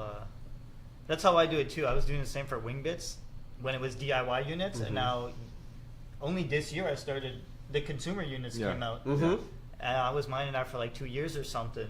Oh, and Now the fact that consumer units are out and now you can plug them in, it's still not like it didn't TGE yet still, but I just love get in early, hope for the best. Yeah, like, that's what we're saying. Like for me, I would say like the name of the game is getting early and going like doing that bet and getting so early on that project, because the way I see it is that once a lot of people start talking about it, well, it's not as exciting anymore. The rewards go drastically down. The ones who have taken that bet early stage are the ones who are, juicing the reward pool, because we're taking that bet. It's more, it's riskier at first, but again, always do your due diligence. Don't get into any projects without doing your research, and do your own research. And this is the reason why we're launching Moken, because we don't want people to do research but get their information just from the team behind the project. It's great to have the feedback of other people who are as involved as you are on those projects, and not people who you find a lot of those biased guys. For example, on X, it's just it's a Wild West. It's a Wild West over there, and you get a lot of those guys like shilling projects because they're working with the team behind the project, and they're just there to dump the coins on them. And you see this a lot in the meme core world, as well as in the Deepin space. And I find by having people's feedback in the community, those who have mined just the same as the same way as you have, would have a better feedback, a greater experience to share on the mining side, and as well on the reward side. So always do your own due diligence before getting into a project. But ideally, if you want to get into a project, personally, that's my own advice, and you guys are sharing the same thing, is getting there early stage. And again, forgetting, don't put your life savings into a project. Like, invest in a project and just completely forget about it. And from there, it's I always tell people a Depin, let alone Depin that's in testnet, it's just a gamble. And honestly, I would say 1 in 25 Depin projects you get into are extremely profitable for you. Mine was Helium Mobile. Helium Mobile, I got into it early on. We were talking about through the Moken project originally, and that's what jump started my ASIC journey.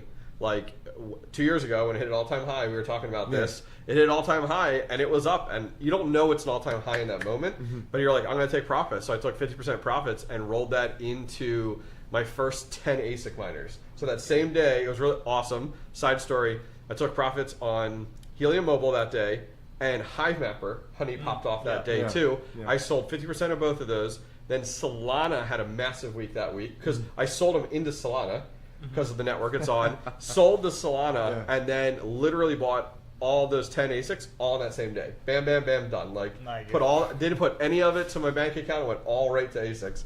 But that is not a norm. Like I don't have all the Depin projects I'm into. Haven't had any of that with any of those, so it's definitely a gamble. Someone I mentioned earlier, I want to go back to it about an M1. When are you guys going to? Do you know what the M1 is? The M1 is that the iGame M1? Oh, it is. It is. Yeah, the iGame back there. Because there's a sense They saw it. They saw it behind. Yeah. So that means the camera quality is good. Yeah. And that means they can also see it. Yeah. So do you guys currently have those for sale or no? Or you're testing it out a little bit? So we've had that unit technically for months, and we only recently, me and the video guy, just shot like an unboxing and set up video for it, just in case we do carry it. I'm not sure if we're going to carry them or not, but we film content. Just why not? Just show people how to set it up. So on a quick note, there's a perfect segue into that, and we know we're pivoting off the Deep for now, but we'll circle back. So when you guys look at new products, just because you get it and you test it doesn't mean you guys will launch it. No. What does that process usually look like? You know? Well, I don't know. First of all, I'm normally the one who ends up setting them up, and if I have a hard time setting these up, I'm like, guys, if I can't set it up, it's gonna be rough for the community. Like, your demographic, But not just on the setting up. You're very raw. That's what I like about you, is that you're very raw on even the use case of the project. You even you come up to us and you're like, I don't see anybody using this product plugs. Smart plugs. Like for example, at some point. We brought in those smart plugs from Pisces. Well, I have a Star Power one. You guys forgot into that one. We have them here. Yeah. Star Power and Waba plugs. Okay. But the concept in my mind still doesn't really make sense of why these things are useful over like a $15 Casa plug from Amazon. Yeah, I mean, I think the only value there from the Star Plug side of the world was that as a miner, I love it because it shows you your power consumption. So I have miners plugged into it, and their goal was to eventually go to a proof of consumption. So like the more power you use, the more you're rewarded. As a miner, you're like, heck yeah. But on top of that, their avenue was reselling that data back to different, kind of like ESG data for like weather devices, but for electric. Is what it was, is how that worked. The hard part is like you almost need that on a home level, not on an individual plug level, you know? So yeah, just my thoughts there. And if there was if they did sell a machine that hooks up to the home meter, then you need, I guess, an electrician to come and maybe install it in the whole house. It definitely would be different for sure. Yeah, but I don't know, but some projects just make no sense, honestly. Well, the way we vet them, and more specifically, you're the last filter that we have to go through before jumping on board on a project. The filters that we the process that we go through is, first of all, when we get a device, for example, you mentioned, I think you were in the bathroom back then, the Deep device, we look at it, we're like, okay, it's selling for $1,100. Then we go on the market before the crypto, when it's not in the crypto world, how much is this device selling? Oh, I did the same thing. I priced out the hardware, and it was pretty competitive. It was like $900. Exactly. That's something I do all the time. Because we dislike when those projects are really trying to juice the most out of the hardware. Yep. To fund the project, but they sell for $2,500, and you're like, wait, that physically is $900 value. Exactly. Yeah. That's one thing I dislike. We have one back here that I shit on all the time. Yes. The one right before the one without mentioning any name. No, the Aether Edge right beside the. Want me to get it? Yeah, you could get it. But basically, this device, this is the thing that triggers me the most. Yeah, it was selling for $1,500. Yeah, this is $1,500 or $1,400 US, and inside is a smartphone with 8 gigs of RAM. Yeah, it's a Snapdragon. It is what it has in it. Yeah. I get so mad when this is even though we sold it. I call it a PlayStation 5. It's a mini PlayStation 5. And this what is it the Xbox. Yeah. You're absolutely right. We do some sanity checks. You know, we still sold this, but Yep. I was very vocal, and I've actually made a video about Comparing the both, Yeah, yeah. comparing both of these and why. Oh, that's I a good prefer- idea.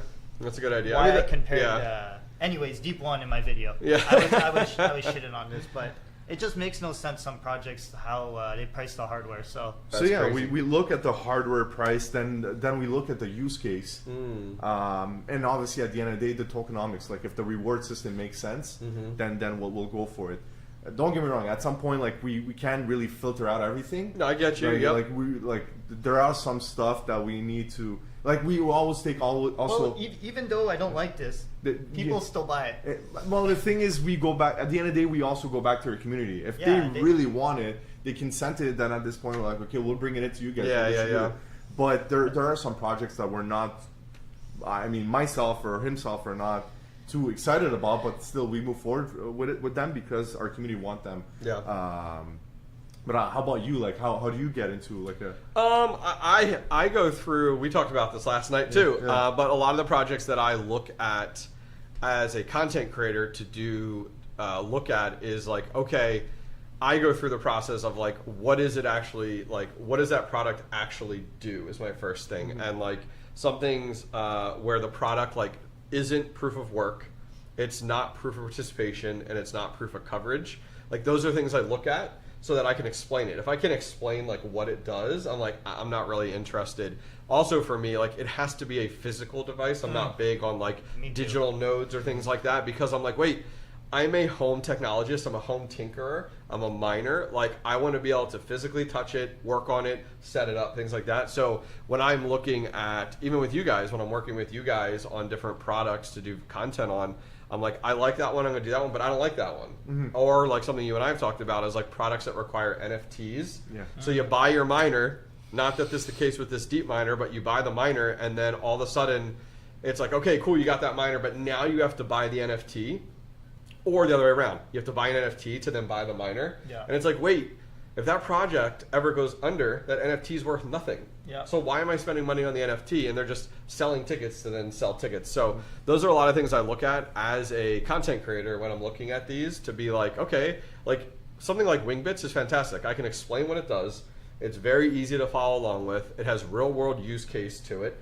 I can, explain it to my kids and they understand it tracks airplanes and you're rewarded for doing that. Easy enough. Look, I just summarized that in like 10 seconds. Yeah. But there's a lot of projects out there, especially in the DPIN space, that you can't do that with, for sure. Let me go help him with the giveaway. Yep. Doing our first one here. Yes, sir. Is it time to pick a winner? Yeah. It is. We'll announce the giveaway, and I'll have to run. I won. Yeah. No, I'm joking. I didn't. No, enter. you're staying here all day. We got two. No. I said I won the giveaway. no. Yeah, NFT, man. So there's 816 entries. It's so funny you bring that up, Paul. I was thinking the exact same thing. Because that's how they're functioning now. The next batch of them is with the NFTs. Yeah. So all I did was go I don't know if he knows or not, but and then I picked the competition. And then just but yeah, when you buy NFTs, small winner. let me give some shout outs to people. I saw Bobby was in the chat. I see John English Tech. CryptoJar was there earlier too.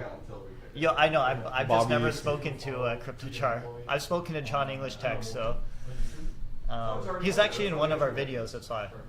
Actually, Bobby's in one of our videos too. Let's see. So this Is anyone here from Canada, from Montreal more specifically, but anyone here from Canada? Those are all individuals. Yo, Paul, we try.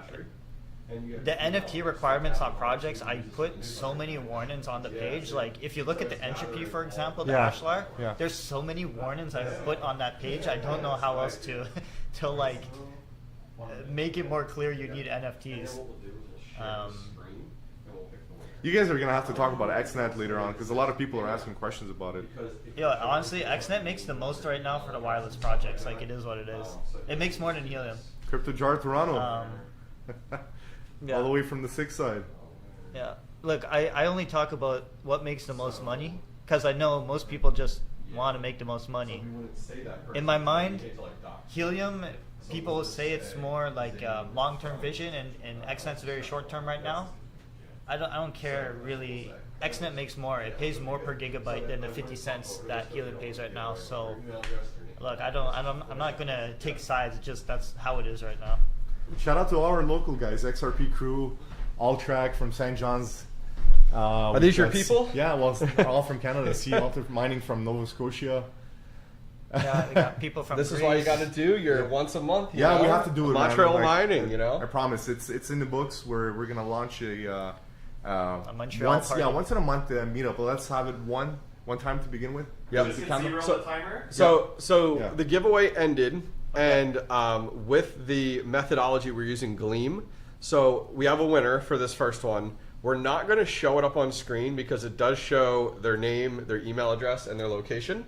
So we don't want to dox people. But the winner is Zane from Saskatchewan. Is actually the winner. Shit. Canadian. Yep. So they are the winner. And does it say? It was Twitter was their entry, or what was the entry for the win? Visited the hobbyist.io. Okay, so your entry of winning was actually visiting my website, thehobbyistminer.io. That's one of the entry methods. So what will happen is, Zane, you can do two things. First, I will email you after today. It won't be today, just with all the winners. But we'll keep track of all these, and I'll email you, and then we'll validate your info, and I'll go ahead and get that information. I'll pass it off to you guys, Yeah. and then we'll send you this guy, which is awesome. So Zane, if you're in chat, fantastic, awesome. Your name could be entirely different because of with YouTube and everything like that, but yeah, should be cool. So No, congratulations to Zane. Congratulations to Zane, and there's no tires for him. He's from Saskatchewan. yeah. So. Yeah, I was gonna say. So we're gonna ship it from here. Yep, all the way from here. gonna sign Yeah. Which will be cool. Oh yeah, actually, we'll sign it. We'll sign it. A signature from everyone. I like it. I should have brought a bunch of stickers, obvious miner stickers, you know, type of deal. No. Is But- Zane in the chat? Do we know? They should be because it's the only way that you can enter. But we don't even have to validate because what I Okay. did was I'm only doing 30 minutes, so like they would have to be here in the 30 minutes. Okay. You know, so that's kind of the nice thing. Could you blur? We could, and I could really try, but like it's very difficult. We didn't plan for it to show I it. wrote his name. Perfect, perfect. Yep, which is perfect. It's better not to leak. Yeah, I just thought, hey, let's not go and do it. So here's what we're going to do. We're going to put another timer up on the board for 30 minutes from now. Or actually, we are at 26 minutes if you want to adjust the timer to move on from there. We're going to jump in, and we're going to be giving away, if you want to put up the schedule, we're going to be jumping in to talk about the Canaan Nano 3S. Yeah. You need to jump out, right? Yeah, I need to jump. Perfect. out. JD, if you have to jump out, you're staying in. Perfect. No, Like- I'm He's Awesome. here with you all day, but I'll Perfect. be back later. So you want to swap out the Deep? We'll put that one behind us, Yeah. I'll see which you will be guys later. perfect. Yep. We got a. This is new. Do we want to open this? Yeah, or we'll save open it up. Right? Yeah, or a knife or something. Yeah. And why don't we put that back on the shelf? And here's our Deep Miner. We'll put this over here. And yeah, we're going to talk about the Nano 3. Do you want to post, so you have the timer up for the Nano 3? So the timer up? Yeah, so 25 minutes. Okay, and then do you want to post the two links on my laptop over there? The first one just being a product link, and the second one being the giveaway link, which is perfect. Drink? You know what? I'll Do you bring mind my- making me another coffee? What stuff? Whatever you, doesn't matter. Just I'm the worst person. I can because do I'm it on if you the- want. yeah, you- okay. Perfect. I will need sugar all day long. So it's our coffee all day long. So yeah, the person doesn't have to answer in chat, guys, because it's only every giveaway is only 30 minutes. So like, yes, you could jump in here. You could go ahead and be here for a few minutes, enter the giveaways, and leave. There's only so much we control in that regard. So there's the giveaway for the Nano 3, the exact same methodology, guys. So you can go through it all at once. It's going to kick off. This is how the day is going to look like. So I'm going to go ahead and give you guys a rundown if you're just joining. Do you want to go ahead and put the schedule back up for me, Felix? Yeah. Just throw that up there. We're going to run through the schedule real quick, guys, which I think will be great. So we just finished the Deep Miner giveaway. You can see on the screen there. Those gifts are actually when the giveaways are where there's going to be a giveaway involved. So 11:30, we're just kicking off now. We're going to talk about the Canaan Avalon Nano 3. We'll open it up, take a look at it, and then we'll have the giveaway right at 12 o'clock for the Nano 3. And then we're just going to have a conversation on the state of home mining. And then we'll jump into 12:30, Geonet Miner. We got the Nubula Marko Miner. We're going to talk about our top picks for 2025. We then have a Moken DPIN tracker conversation, Entropy Miner, Dor, Wingbits, happy hour. So if you guys want to join us towards the end of the day, grab a beverage. That would be perfect. Helium Indoor Hotspot, and finally the Goldshell Byte. So we will have this style of giveaways all day long if you guys are here and hanging out, which is great. So we're going to open up this Nano 3. This is going to be our giveaway Nano 3. So we're going to open it up here in a minute. We're going to go through it, talk about it, which I think is going to be an absolute blast. So thank you guys for joining in today. I can't enter a new contest because I entered the last one. Really? Why can't you enter it? You should be able to go through. If Joker Miner or Joey want to validate, couldn't enter the giveaway, first giveaway because I had to do a drug test. Okay. Totally, I was like, wait, is it not working? Yes, you can enter, guys, every single giveaway. Every giveaway is entirely separate.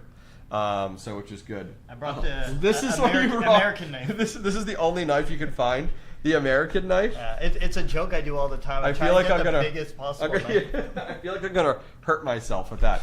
Let's see. Yeah, let me know in the chat, guys, if this giveaway works. One of the moderators would be perfect. That'll work out well. Your coffee's coming. Perfect. Can you see the Nano 3 on screen right now? Yeah. Okay, I perfect. see it, yeah. I just wanted to make sure as I break out my samurai sword here.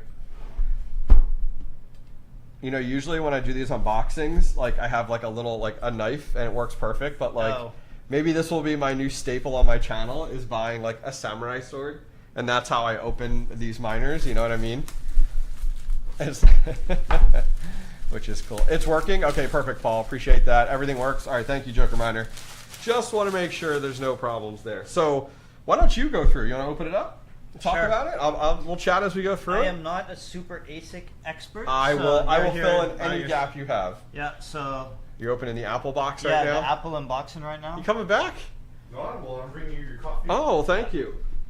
Okay. Yeah. Let's just wait for the coffee. This is my waitress George. Thank you. Appreciate it. I'll see you guys later. Yep. Sounds good. So nice Apple unboxing. Here's the unit.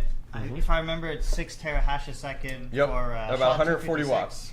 Yeah, we got the little like thing that changes where the air blows in the back. It does have like filters in the bottom, like so you could like whatever. I don't want to open it too much here, but yeah. anyways. So yeah, on this side is actually the filter side. Yeah. You can actually there's actually a mesh on that side, but the one side does pop off, which is convenient when you need to actually clean it, which is really, really nice. And it's USB Type-C, which is really, really convenient. Yeah, and I don't want to open all the material, but inside there's a piece for your wireless that you stick in the side on here. Stick a little cord.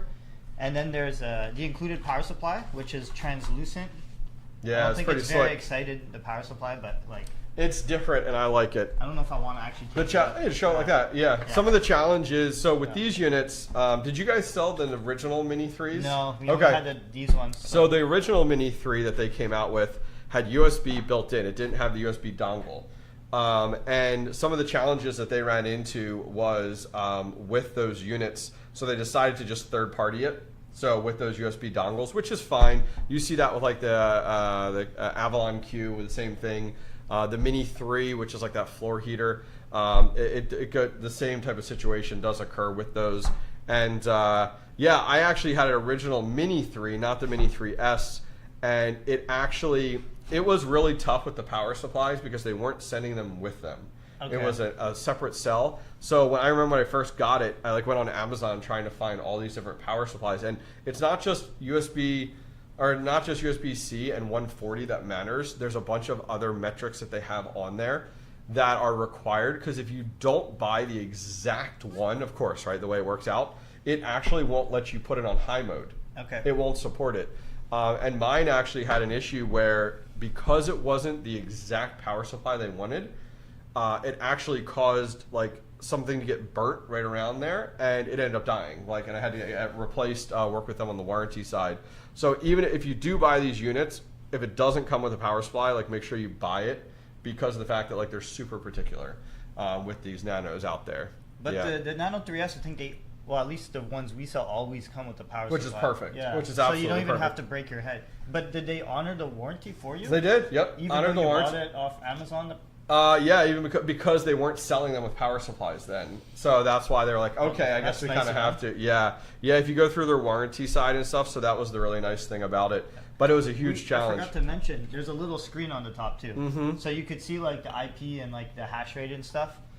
But yeah, and they're very easy to set this up. We did an install video. I'm sure you have installed with the app. too. With the app, right? Yeah. I think I always don't use the app. I just go to the web interface. I'm just so used to doing that. As a miner, you naturally gravitate towards that. So I think my video is using the web interface. Okay. But yeah, I saw they had a simple app too.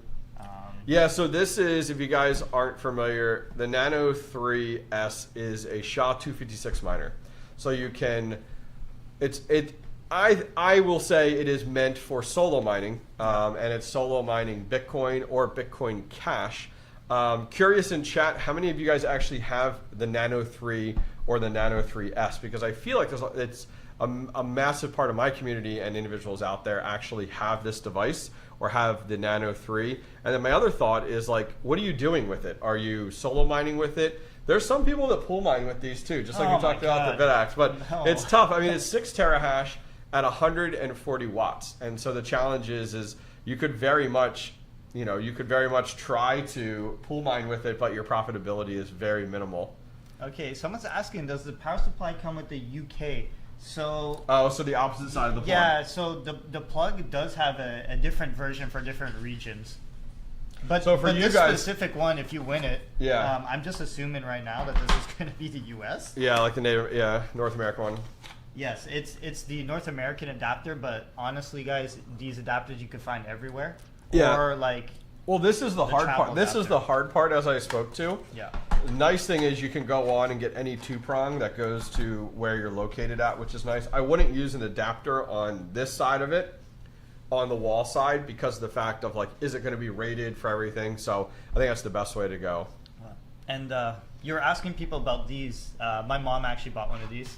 Your mom? My mom actually bought this for solo mining, and she bought 2 BitAxes. That's awesome. She's not very. She's just getting into crypto now. Way to sell it. Good job, Mom. And I was explaining to her the lottery like mining, and she was sold. She's like, I want to wake up and get some blocks. I'm like, yeah, maybe, but. Her generation, I feel like, is big on playing the lottery, though. Like our parents' generation is big on like, some of them are big on the lottery. So I feel like hearing about this with Bitcoin is like an easy win for people. She was like, it's an unlimited lottery ticket. I'm like, exactly. Just think about it like that. And Well, Paul Rosie even says in chat, it's what? Is that 4033 Bitcoin per day? What does that equate to right now, Paul? Like, what's that actual dollar value? I'm very curious on that, which is nice. Charlie's YouTube, he's your big fan of yours. I think this is Bobby, that's why. I don't know if you've seen Goaltender before. Not familiar. He's a crowd favorite, so he's always... Okay, I gotcha. Yeah, Bobby, that's how I thought funny. it was. That's funny. Yeah, so a lot of people with the Nano 3S, somebody in chat talked about, pool mining with it versus solo mining. I would never pool mine with them. Yeah. Really. Have you guys played around with BCH at all, Bitcoin Cash? No. Okay. But I think some of the pools that I've tested them on had multi-mining for... Maybe I've set them up wrong, honestly. But I think I was on via BTC. Via BTC, It does cash also, right? You can set multi? Yeah, well, you could change it. Yeah, and the nice thing is a lot of people will go with Bitcoin Cash because your chances are higher, like significantly higher to actually hit a block versus like when you're looking at like Bitcoin, which makes sense. I mean, totally get it. Just they're a little like they're worth less, but you're more frequent to hit it. So it hopefully correct. I think it's. I don't quote me. I think it's like $1,200 or something like that. But also for a BCH block. I would like to wake up with like $300,000. 100%. Yeah, you know what I mean? 100%. So they said it's about 35 cents currently right now. Okay. Which. I mean, I guess it depends. Like, what is it worth for you? Do you want to have it running and earning a tiny bit of Bitcoin every day at that price, or what? No. Yeah, that's definitely a tough one for sure. I mean, I think it really comes down to it. You find it a tough decision? Me, it's a no-brainer. I'm going solo. I think it depends because I feel like a lot of people that comment on my videos on these, even though I document well in those videos, it's a solo miner, and even talk about the fact that it's a solo miner. Like, what is a solo miner? And I explain it. Are still like, how much does it make per day? It's like, wait, we just went through this, but you still want to know how much money it's making per day. So yeah, I do get that for sure, which is nice. Yeah, there was another YouTuber, Red Panda Mining. He hit a block with his on BCH in like a month. Like I think it was a Nano 3S. I think chat, you guys will correct me, but I think it was a Nano 3S. It's always nice. You just wake up and hit blocks. Like I haven't hit blocks in years. I've only mined very early on, Okay. and it's been a very long time Yeah. Yep. without ASICs. No, I get you. I get you for sure. What's up next in mining? How are you? Welcome, welcome. We got Jaeger here. It is great you are doing miner giveaways, but you can also do iGame giveaways in the next video as I'm coming to Helium Deploy and Moken too. Yeah, so we were talking about iGame earlier. A lot of demand on iGame. I'm surprised. Yeah, yeah. Is iGame still in testnet? No, they just TGE'd like on the 27th or 28th. Oh, or nice. something. Okay. My not to hate on anyone, but my concern about iGame is the same concern I had about the Aether Edge. Yeah, like because inside of that machine is a basic like Intel N100. It's worth like $150. It's being sold for. But it's being marketed for that's definitely a tough one. It's marketed as AI, and there's no GPU in it. I'm like, So they're trying to use like that Snapdragon CPU to market it, and maybe it's doing all the edge compute. Yeah, I'm not really sure. like I'm not sold on it, but Okay. you know, people want it, I guess. So. Yep. So yeah, that's something that if you guys are just joining, we were talking about earlier in this stream about like what are some of the things Helium Deploy looks at when they bring on a product, and it's also like what is actually in the product itself, and are they just selling an idea, or are they actually selling hardware that is doing something in that regard? Which I get, especially in the space right now with like AI, everyone's like touting like, oh, this is an AI miner. And like, for example, like Aether Edge, you look at it, but it's like, no, it does edge compute, which I guess is in the AI world. It's doing that last tiny bit, but as you said, it doesn't have a GPU to it. So it's it's hard, but it's entirely marketed as like an AI miner when it's really not. I know it rubs me the wrong way, but this is why the black box, the Dawn one, now that they're actually put in. There's an ADA 4000, which is 20 gigs of VRAM GPU in the unit. I'm like, holy, yeah, that's like, wild. They're actually someone's actually saying it now and doing it. Like, it's still not anywhere near enough 20 gigs of VRAM for actual proper AI stuff. Sure. Like, we can't afford like $100,000 video cards for most of us at home. And, yes, very much so. So guys, this will be given away here in a little over 10 minutes.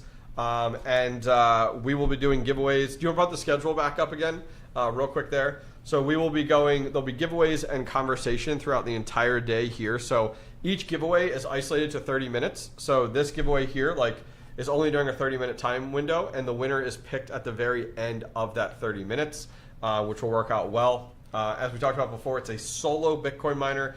It's a SHA-256, so you could do Bitcoin and you can do Bitcoin Cash. And you can pool mine if you really wanted to. Not entirely recommended, but hey, the nice thing is you have choice. So as a miner, that's really entirely up to you. But yeah, so after the Nano 3 here, that we'll be picking the winner at 12, then we're going to talk about the state of home mining and just how that's evolved over the last few years. And then we'll be jumping into Geonet, which will be really, really cool. Do we have a Geonet? Oh, there's one right over there. We do, yeah. It's ready in the corner. That's fine, perfect. We just have them all over the place. Yep, there you go.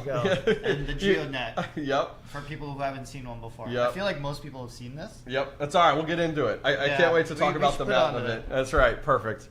That works out well. So yeah, so guys, the link is in chat. It's also pinned at the top for the Nano 3 for the giveaway if you guys are interested. So feel free to go ahead, click on that link and follow through it.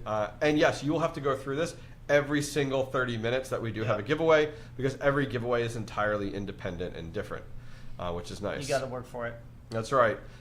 Is someone else paying for electric? If someone else is paying for electric, it's worth it. Well, the nice thing is this miner is only 140 watts. So you're literally looking at 2 light bulbs, not even. So the amount that it's costing you per month is very minimal. I wouldn't even look at the power consumption. Like I wouldn't be concerned in that regard at all. We have like a Flu F7 L7.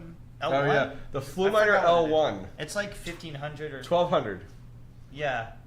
1200 watts. It's almost enough to trip the breaker in here, and I'm scared plugging it in. I don't want to plug it in, but yeah, no, they're absolutely they actually they're actually coming out with they're calling it the Flu Miner. I can bring it to. That's right. Come on in here. Compared to flip it around so you can see the other side. Yep, it's here. So they're actually coming out with a T3. It's called, which is actually a Bitcoin miner.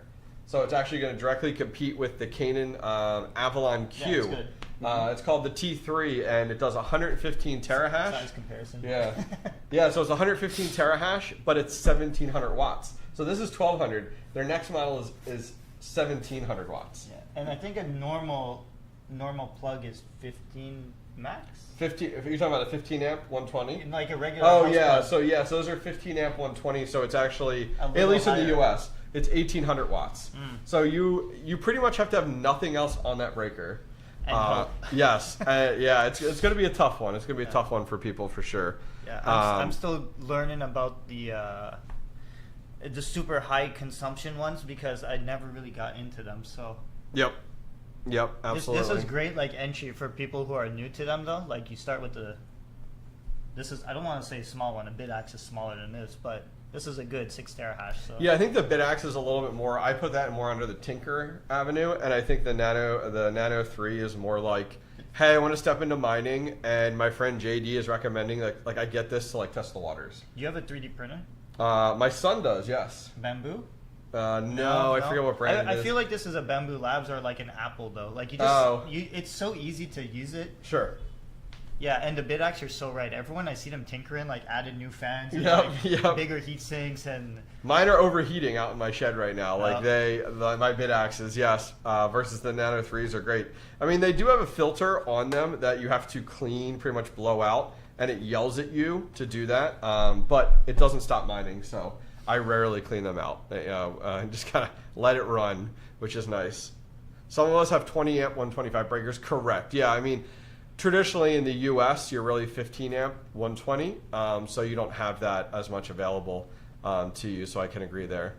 Am I wrong to think you could use this as a spec miner in a sense that if BTC goes to $1 million? Yeah, I mean, it's 100. When you're solo mining, it's spec mining, but the difference is that you're not accumulating any coin when you're spec mining. You know? I've never heard this word, spec mining. Really? What? I have no idea. Speculative what that is. mining. So okay. It would you would absolutely anything in testnet is speculative mining. Like you're mining it, and you're spending the money on the power. You spent the money on the hardware, but you're not making anything off of it. And so you like just hope in the future. exactly. Okay, Yep. okay. So spec mining, speculative mining. So like solo mining, yes, I would consider solo mining speculative mining. Like you're mining, you're not making anything off of it per day, but there's a chance, and it's very small. But the nice thing is, it's a fun talking piece that you put on your desk or whatever. It's quiet too. Oh yeah, you barely even hear it, which is nice. But it's advertised as like a little heater, though, right? Really? Yes, they do advertise it as a little heater. I don't know that there was demand for it, but yeah, you could put it like in a bedroom, and it's going to provide some additional heat. But it's only going to provide up to 140 watts worth of heat. It's not much. So it's not much in that regard. They do have a Mini 3, which looks like the space heater. Yeah, and that one's even tough too because like, what do you do with that when it's not wintertime? So like, I have one of them in my garage, but it's unplugged because it's 95 degrees outside, and then like I have another one over at my shed that's unplugged for like when it does get cooler out, and that's kind of my idea is like, okay, it'll heat that space, but like when it's not in that heater perspective, where are you putting it? You know what I mean? That's the hard part with like this one. At least you can run it, and it's not even in like right now in the summer. You could run it and not going to heat up the room. Yes, it's not going to heat up the room too much. I actually used the flue miner to heat this room up because it gets way too cold with the air conditioner. Oh, I bet you it doesn't, no problem. Yeah, and it really makes it hot. Then I have to unplug it. So I actually use it as a heater. That's a great idea. Yeah, I mean, you could literally stick that out in the office out here, and it would help to heat during that time period, which is nice. You guys can cut down on your heating costs, just run some of those. It really is good, though. Like, we're, in Canada, we're going to pay for the heat electricity. Either way. Yeah, might as well at least offset it a little bit with mining. Yeah, a lot of times, like last winter, I had one of these, started out, my son has a bedroom above our garage, and so it's always like really cold or really warm. So I started out with a Nano 3, and then as we got more into winter, it just wasn't enough. So then I put like a jazz miner in there, and then it was like, okay, I'm gonna do a flue miner. It's like upping the amount of power. Well, you have to buy more miners to stay warm. Yes. So that's now how you convince the wife. So this year it's gonna be a Mini 3. This year I'm just gonna put the Mini 3 in there, and that'll do the trick for sure and work out really, really well. But yes, you are limited on power. Unfortunately, it's definitely a big factor. I wonder if someone could make I know they make heat, but I wonder if someone will someday make an AC version. Like some crypto. That would go entirely. that would like totally That's the hard part. It's a heater only because they're repurposing the heat from the actual ASIC. But yes, that would be fantastic. But I'm not sure how that would work. We have a lot of weird crypto projects these days. Yep. So. Yep. Yep. I like dual purpose mining. Oh yeah, 100%. Yeah, I think that's great. Putting Quake Core under my bed. Okay. You know what Quake Core is? Yes, the Earthquake one, right? The Earthquake one. Yeah, yeah. Do you guys sell that? Yeah, we do sell Okay. it. I have still not got a unit in hands yet, so I can't like. Normally, I've touched something by now. Yes. But, test it out, play with it. Yeah. Yep. But we do have videos in mind whenever the unit does arrive. Yeah, so. that'll be fun. That'll be a lot of fun. So, guys, there's 3 minutes left for the giveaway. Make sure you guys do enter via the link pinned at the very, very top, and go over and check that out. And we will pick the winner here in 3 minutes. Thanks for the giveaways, guys. Appreciate the chance of winning some awesome stuff and appreciate the advice, help, and support. Of course. Absolutely. So, yeah, feel free to jump in on that and get in on this one. And, yeah, we can probably pack this up right now. You want to pack that up? Yeah. Get it back together, and we'll get it given away. I like that, Paul. Paul says, Saturday nights, that thing is rocking. There you go. That's right. It's going to detect earthquakes. And that's funny. So, yeah, we're... and then the Geonet one will be coming up here in a little while. We have the Geonet coming up, which will be great and work out very, very well. I feel like that one will have a lot more to talk about with the Geonet. Let's try that first. I feel like there's a yep. There you go. Yep. Yagver in chat. Yes, you are right. iGame 3 is edge compute, but revenue models come from LLM training, bandwidth sharing validator. If you're talking about $150, then let's talk about the Geonet, which is made at 1/10 the cost. Yeah, I mean, the iGame side of things, like, totally get it. Does iGame have I don't know what I don't know, but do they have a separate product that is doing more of the LLM training, or like the bandwidth sharing totally makes sense. That could be run with any node. The LLM training is a little bit different. But where did GPUs at? Well, are they doing the LLM training off of that small device, like it's actually being utilized, or do they have what was the project? I feel like there was another project. Maybe it was Aether. Aether has totally separate like GPU data center stuff. I thought. Yeah, there's it's supposed to be like. Or that. it's like their phase 2 is to turn that up. The edge nodes of the. Yes, correct. Yep. So yeah, but the Geonet is just an ESP32 and pretty much the antenna and stuff. So it's 100%. All right, let me hop up. I'm going to pick the giveaway winner. I'll help you out with that if we need to. All right. So, Joe winner, ready? Hey, if you guys want to see an interesting one, just open up the Ashlar. Well, actually, we're doing a bit later on Ashlar, but yeah, it's an ESP32 in there. I mean, a lot of these projects are. And they're from Pakistan. Okay, cool. Once you look at the cost of the material, paste their first name into the chat from there, which is cool. All right, so we picked our winner. So it's going to get posted in chat here. I'm going to let you try to tackle this name. Oh God, I butcher everyone's name, so. But they are from Pakistan, actually. So congratulations there. Gave me the hard name too. That's right. Okay. So he's going to post it in chat here in a minute, which will be great. But it's I'm trying to remember erection. Man. Oh, wait. It's coming. You're coming. The anticipation. But regardless, congratulations to that person. So those of you guys not familiar, if you're asking how the giveaway winner is picked, we use Gleam.io. You guys enter in all different types of methods, and then we draw the winner. Now, we're not showing it on screen because it does show their first name. It does show email address. It does show geolocation, meaning this is where they're from. So we don't want to dox those people. So we are just literally clicking it, and there you go. Oh my God! Dude, what's that? How would you pronounce that? Araziafar? There you go. Perfect. Perfect. Congratulations from Pakistan. So I will be reaching out to you via email, and they won via signing up for the newsletter. Is how they won. Actually, that was their entry method. So what we're going to do is we're going to jump in here. Do you want to put up the next giveaway timer for the when we start on Geonet, so people know that it's at 12:30. So at 12:30, or actually it will be at 1, so it'll be an hour out for the Geonet giveaway. Let's see here. Chris says, my wife doesn't like you. She's tired of me spending money on miners that I learned. Tell your wife sorry, not sorry. You know, all those like memes out there. Sorry with the quotes, you know.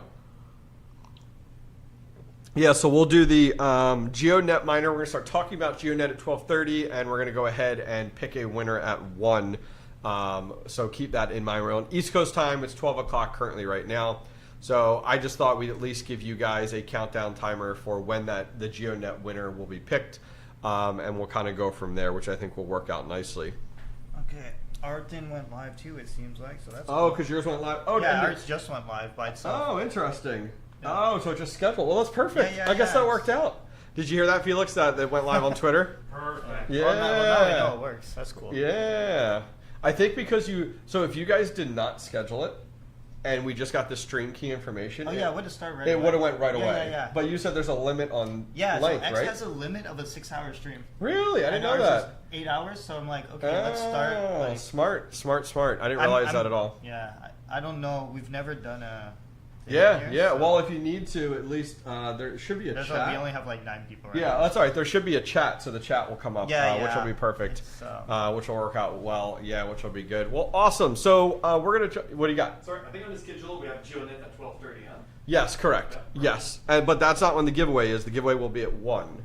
Perfect. So yes, but Geonet's at 12:30. So in the meantime, home mining. Home mining. So how did you get into mining originally, and when was it? Easy. I've explained this a bunch of times, so sorry for people who've heard this before. That's all right. Give it to us. I have not heard it. Basically, my friend a long time ago found Bitcoin on 4chan. Magic Internet really? Money back then. Okay. And he sent me the link, and I think I downloaded something called CG Miner or something. Yeah, CG Miner. When you were able to mine it on processors still. Yep. So I had a netbook. Okay.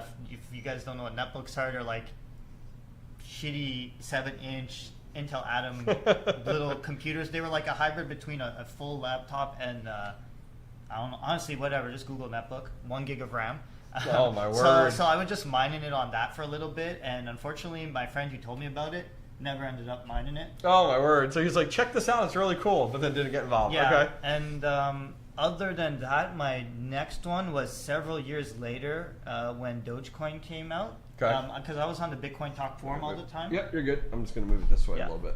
So, just giving a history, I was on Bitcoin Talk forums all the time in the altcoin section or whatever it was called back then. Just looking at all the new coins, and that Doge one caught my eye and started mining that on release.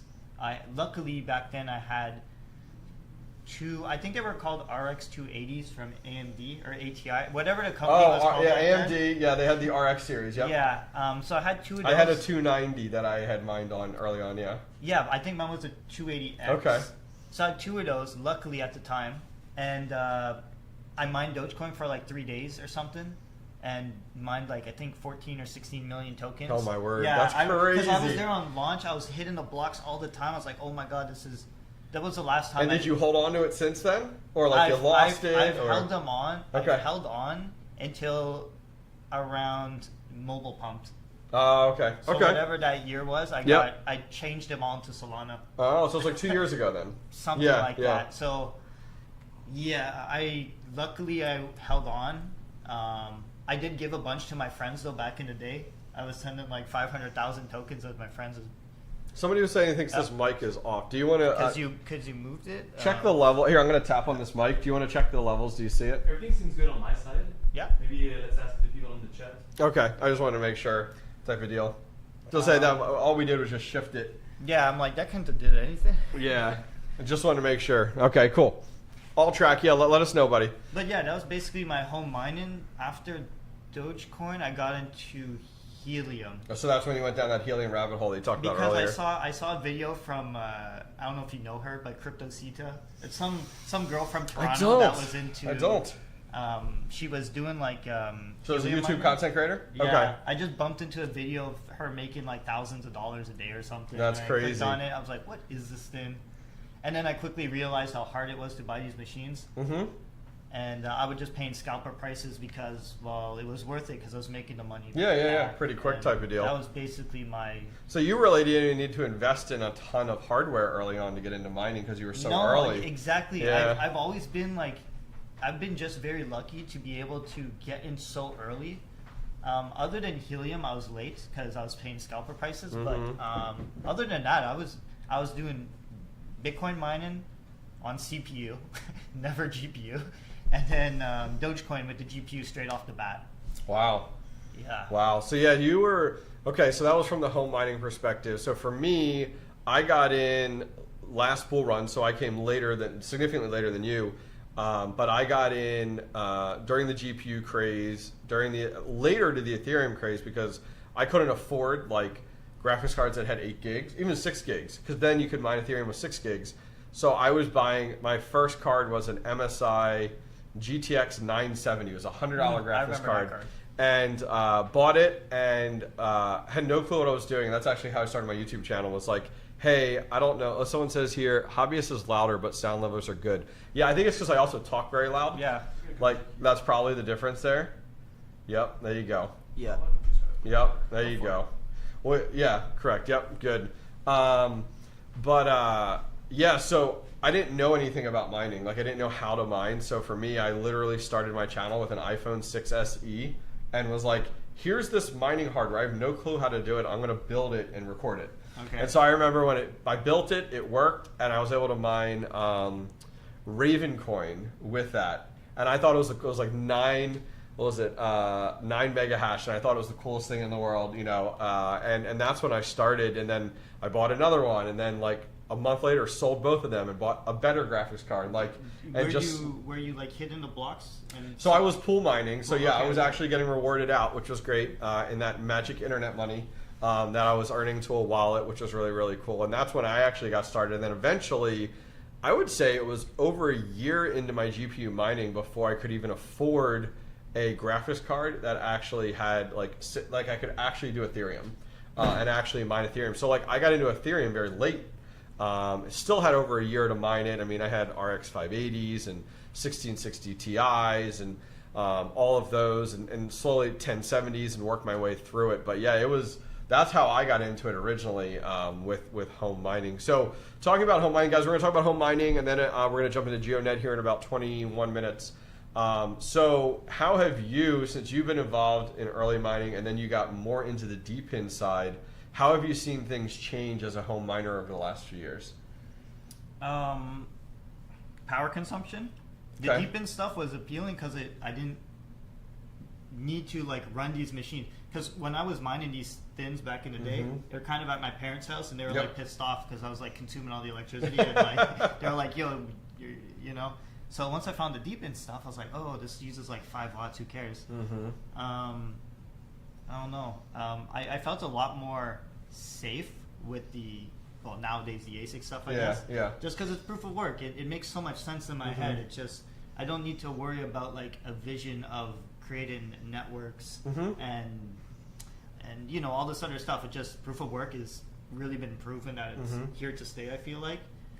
And yeah, I don't know, just, there's all these new proofs of somethings right now all the time. Yep. So what about... Yeah, I think it's interesting. Proof of work, I think, is the hardest to explain to an outside individual, versus DPIN is easier to explain. Some DPIN projects are easier to explain, like the proof of like coverage or something like that. You know, it's a little bit easier to explain. Hive mappers are easy to explain. Correct. Yes, exactly, for sure. So that makes it a little bit easier when you are talking to someone. But yeah, I mean, home mining has been interesting because last bull run, anybody could plug anything in and it was profitable. Like CPUs, GPUs, and I mean, even for me, I was going and buying old HP computers that were like $50, $75, and then I was literally tearing out the entire motherboard.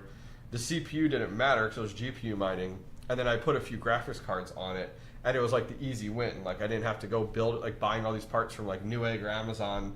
I could just do that, and it was so anybody could step into that space and be mining as long as you had a GPU or a CPU. That was several years old, and it was profitable. That was like the huge difference. The challenge is like home mining since then has changed significantly, also because power rates. Like electric rates have gone up a lot throughout throughout globally, and so that cuts into your profit margins. But the profits aren't there. I think the dog wants to come in. Can you tell? Oh my god. He's like, hey, let me in, guys. But then at the same time, hi, you want to come up? He's like, I just want to lay right there. Okay.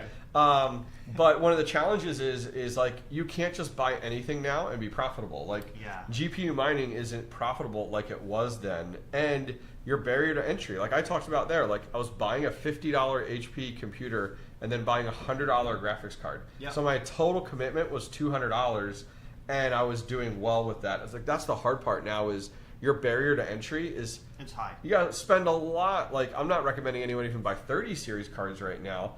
Let alone, are you going to GPU mine with it, or are you going to put it on like AI rental services? So I have 4090s at home. Oh, nice. And I rent them out. Oh, very good for you. What platform? Salad. Oh, okay, okay. But it's because the problem was, well, I guess I originally bought those cards to do AI workloads for myself. Oh, okay. To learn about how to train models and stuff like that, and then I realized 4090s are not enough real VRAM, but then I saw the alternative, like I could rent them out and make money back. Yep. Not much, but you know, it still makes some money. So, but you know, fronting the cost of like a 4090 is still expensive. I don't know the U.S. cost, but it's pretty expensive in Canada. They're like $3,000 or something. Yeah. Well, the challenge is, as I said, the barrier to entry is not just the power consumption, but at the exact same time, it's also the cost of the hardware. Yeah. And then before you even start doing it, and so what I'm finding is a lot of home mining. Like, people aren't buying as many GPU mining rigs. They might have 1 or 2 left if they have it. And then on top of that, one of the things that I'm seeing with home mining as well is that people are gravitating towards AI rental services because there's more guaranteed profits. To a degree, I get it. Like, it can come and go, which is nice. But then on top of that, Depin. Like, Depin, I think, is making another resurgence and has been over the last few years because you can not have to spend thousands of dollars and you could still turn a profit on it, and your power rate is not as much of a concern. I've never thought about power buying really a Deepin unit. Really? Once I started with Helium, I'm like, oh, who cares? It's like $5. No one actually cares about that. I hope not. And then it's like really like anything behind us is all so minimal power consumption, other than the Volk miner. Which is a traditional proof of work miner. Yeah. But all the Deepin stuff, you don't have to be concerned about power. I don't think I've seen a power-hungry Deepin unit. Yeah. Question in chat. Yaver in here talks about Carrier 1. So I am not as savvy, but I know it's something that my understanding is you guys are very much partnering that with like Dor as like would be perfect to install in a retail space or in a high traffic, foot traffic space. So tell us a little bit more about that project while we're chatting about it. While I grab the unit, thank you. Yeah, it's just to keep it short and sweet. It's like Helium again. It's phones offload to it, but specifically what's very serious about this unit is if you're not putting this stuff in commercial locations, you are not going to get rewards. Now, do phones have to connect to it automatically? Like, do you have to connect to the Wi-Fi? Honest, I never. There's a KYC you have to do. Oh, okay. I never finished the KYC. Got you. Because I'm like, dude, KYC.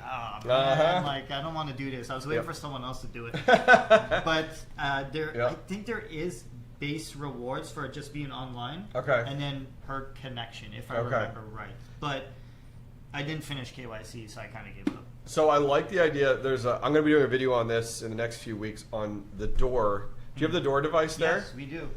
We're chatting about it, so we might as well talk about it here. This one I'm actually super hyped about. This is a massively sized box for what this thing, yeah. So this is something. Hopefully it's in there. Yeah, it's in there. So this is something which is pretty cool. So this is exactly what you guys think it is. So it's tracking traffic coming through a door. And so what I like the idea behind this is because of the fact that I can install this in retail places. You know what I mean? And so where my mind goes is like, I'm a home miner, right? And I'm always looking for avenues to make more money. Well, I know a pizza shop nearby pretty well. So like, I'm going to talk with them about putting this in a pizza shop. And like, that's the awesome thing.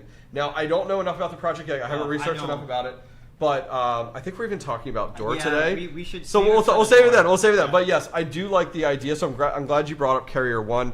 I'm liking the idea, and I think it's going to be what I'd love to start to see, and some ideas for you guys is starting to market products as like Bundle? this, bundling these products, Yeah. but then also looking at the avenue of push it, almost helping, or maybe there's an article or something about like, hey, this needs to be run in a retail space. And so here's some recommendations for like places to run it, conversations to have. That'd be really cool to have on the site so that it kind of equips people. You know what I mean?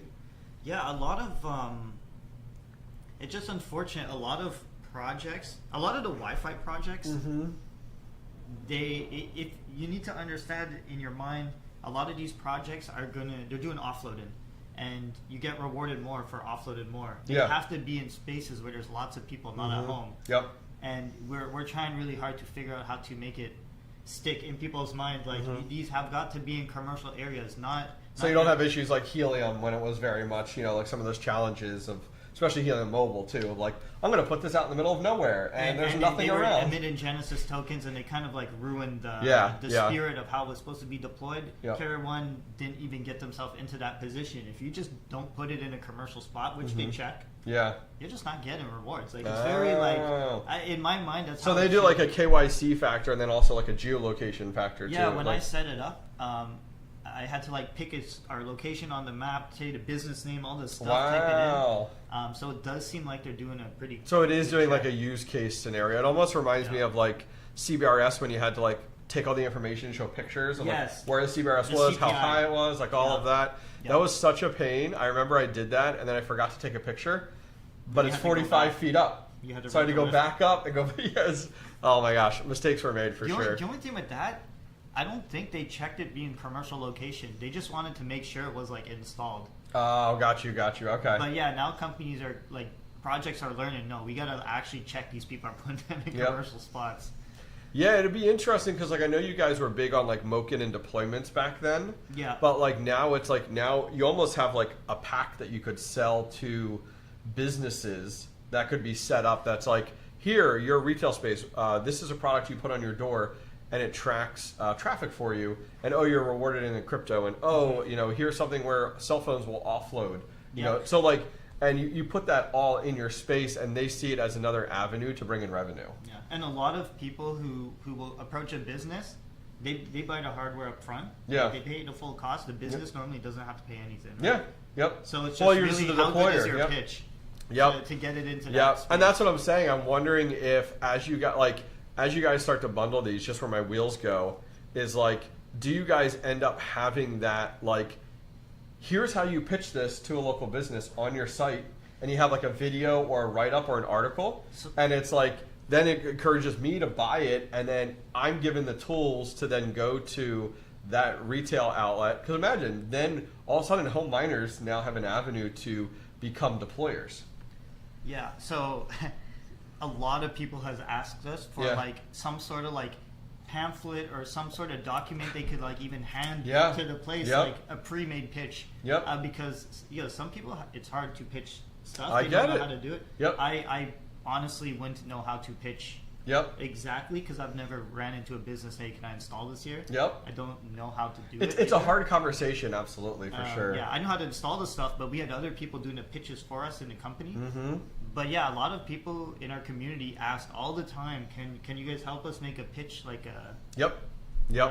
And Oh, yeah. it's something we would eventually like to list. Like, it just a lot of stuff we want to do, and we take. I time get it. just I to get do it. and- I get it. 100%. So you want to throw up the schedule? Okay, perfect. So for the schedule there, guys, what we're going to do is we're going to hang out here, chat more about home mining. Would love to hear from you guys in chat when you got started home mining and how you got started. Was it GPU? Was it CPU? Was it Helium? How did you guys get started home mining? Post it in chat. We're going to chat about that here for about 9 more minutes, and then we're going to jump on to talk about Geonet.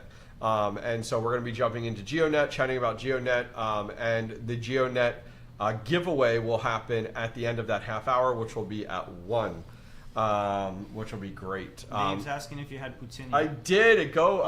So I went out Last night? Yeah, last night I went out to dinner at a place here in Montreal with George, and we had these massive Reubens, and it was a bowl of like fries with cheese and the gravy, and it had like more meat on top of it. It was absolutely insane. It was so much food, but it was really, really good.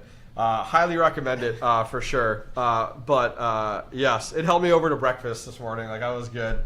But so what we're gonna have that schedule coming up. So we're gonna talk Geonet. The giveaways are gonna kick back off again. We're gonna talk about Geonet. We're gonna talk about the Nubula Marko Miner, and then we're gonna jump into top Depin Picks of 2025. So we have lots to talk about for sure. A whole day. That's right. Oh yeah, I mean that's just half the day. That's half the schedule, which will be good. So we have lots of really cool stuff coming up. So if you guys are interested in the giveaway for the Geonet, it runs longer. It's about an hour. So please go over and check it out.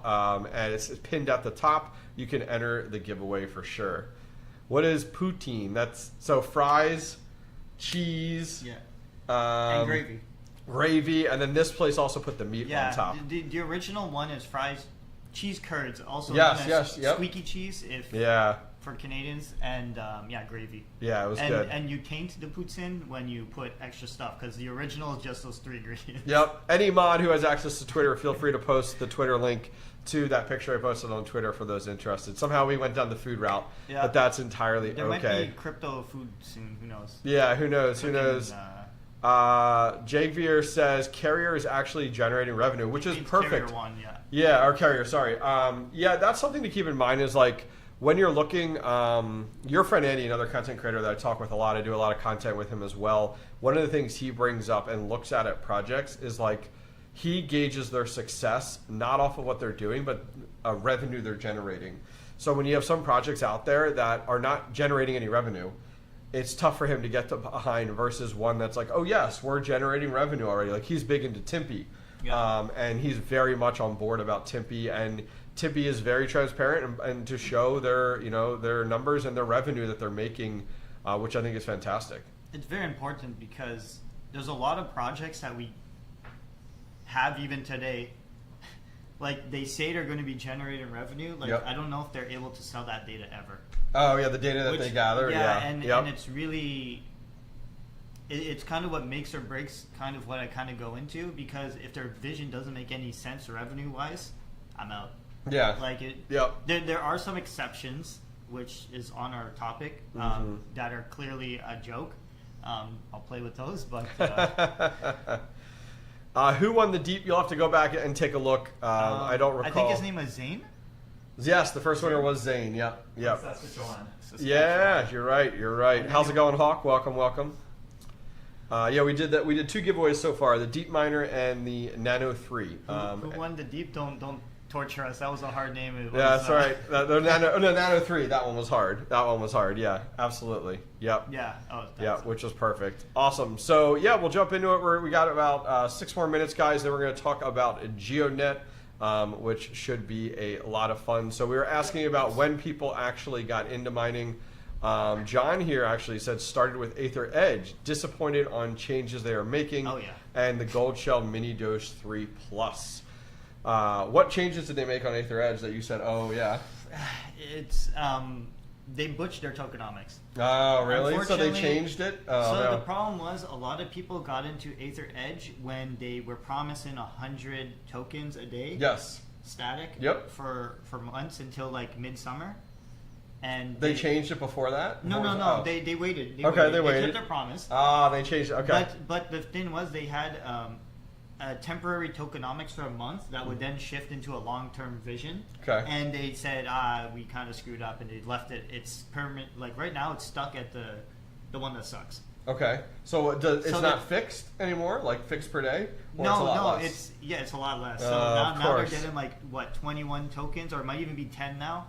They got like a lot of these companies find that like they're over distributing, they're over liquidating on their token. Yeah. And a lot of them end up going that route, which is really, really tough when you're like, all right, it releases at this, and you buy it, and then we're going to change up this. Yeah, I feel like with tokenomic changes, it never goes well. And a lot of projects try to change it up because they try to change their identity or they try to change their business model, and then it does not work out for them. For sure. What's even worse is they locked more rewards behind staking large amounts of tokens, and I'm always cautious with like people, hey, just you know, you're not going to be able to take these token outs for like a long time. Yeah, yeah. And who knows what's going to happen in months? These things might be worth a lot. They might be worth Mm-hmm. nothing. Just be mindful, like you can't take your tokens out. And does Aether Edge still have the NFT or the staking mechanic that you have to do in order to run it? But that's what I mean. You need to do the initial staking, Oh, and then yes. to boost your rewards. Oh, there's my like gosh. 3 tiers. There's more staking. I'm like, guys, this is too much for me. Like, Yeah. like Yep. you'll never catch me recommending this product. Well, even someone mentioning here, like Demo, changing up Oh like my their God. entire, changing up your entire model. It comes back like that's the issue. Is like Demo. I purely believe that they very much went ahead and I personally think because Demo is more commercialized, I feel like their board comes forward and is like, hey, we need to start turning more revenue. We got to start charging a subscription model. And it's like, wait, but you bought the miner. Oh yes, you bought the miner, but now you have to pay for a subscription too. And it's like, wait, that's not how this works. Like this industry sees right through that right away, which is I honestly think Demo will move away from blockchain and tokenomics. Because it will just turn into a straight up Web 2 platform, the way that they're going right now. Yeah, I got into Demo early with the AutoPi and got a massive airdrop, I think of like 10,000 tokens or something, and I was happy as hell. Yeah, I bet. Yep. But once those subscription fees came out, I'm like, that's like, it's because yeah, I don't know, I don't like it anymore. Not it is what it is, right? Like it's just I don't want to recommend something that now you have to pay monthly subscription fees, and I am afraid that they're going to try and push get out of crypto. Yeah. Because I saw one time a post from Rob that they're not a Deepin project anymore. They're yeah, you saw that? Yep. With it, and I'm like, they're trying to disassociate from the crypto side of things. It's very hard to do that because everyone's just going to call it a scam in the end. Because it's tough. It's definitely tough for sure. So in chat, they were saying here, I got started with Demo. There was someone else that said they started with SkyX. Now, do you guys sell SkyX? Yep, we got it right behind us. Oh, there it is right there. Perfect. Perfect. Yeah, so SkyX, that's a good one for sure. I have that one as well. That one's the ESG data. And a lot of these, I would love to see them like partner up with more Web 2 businesses to actually add that connection. Versus like, okay, we resell the ESG data. It's like, okay, but to who?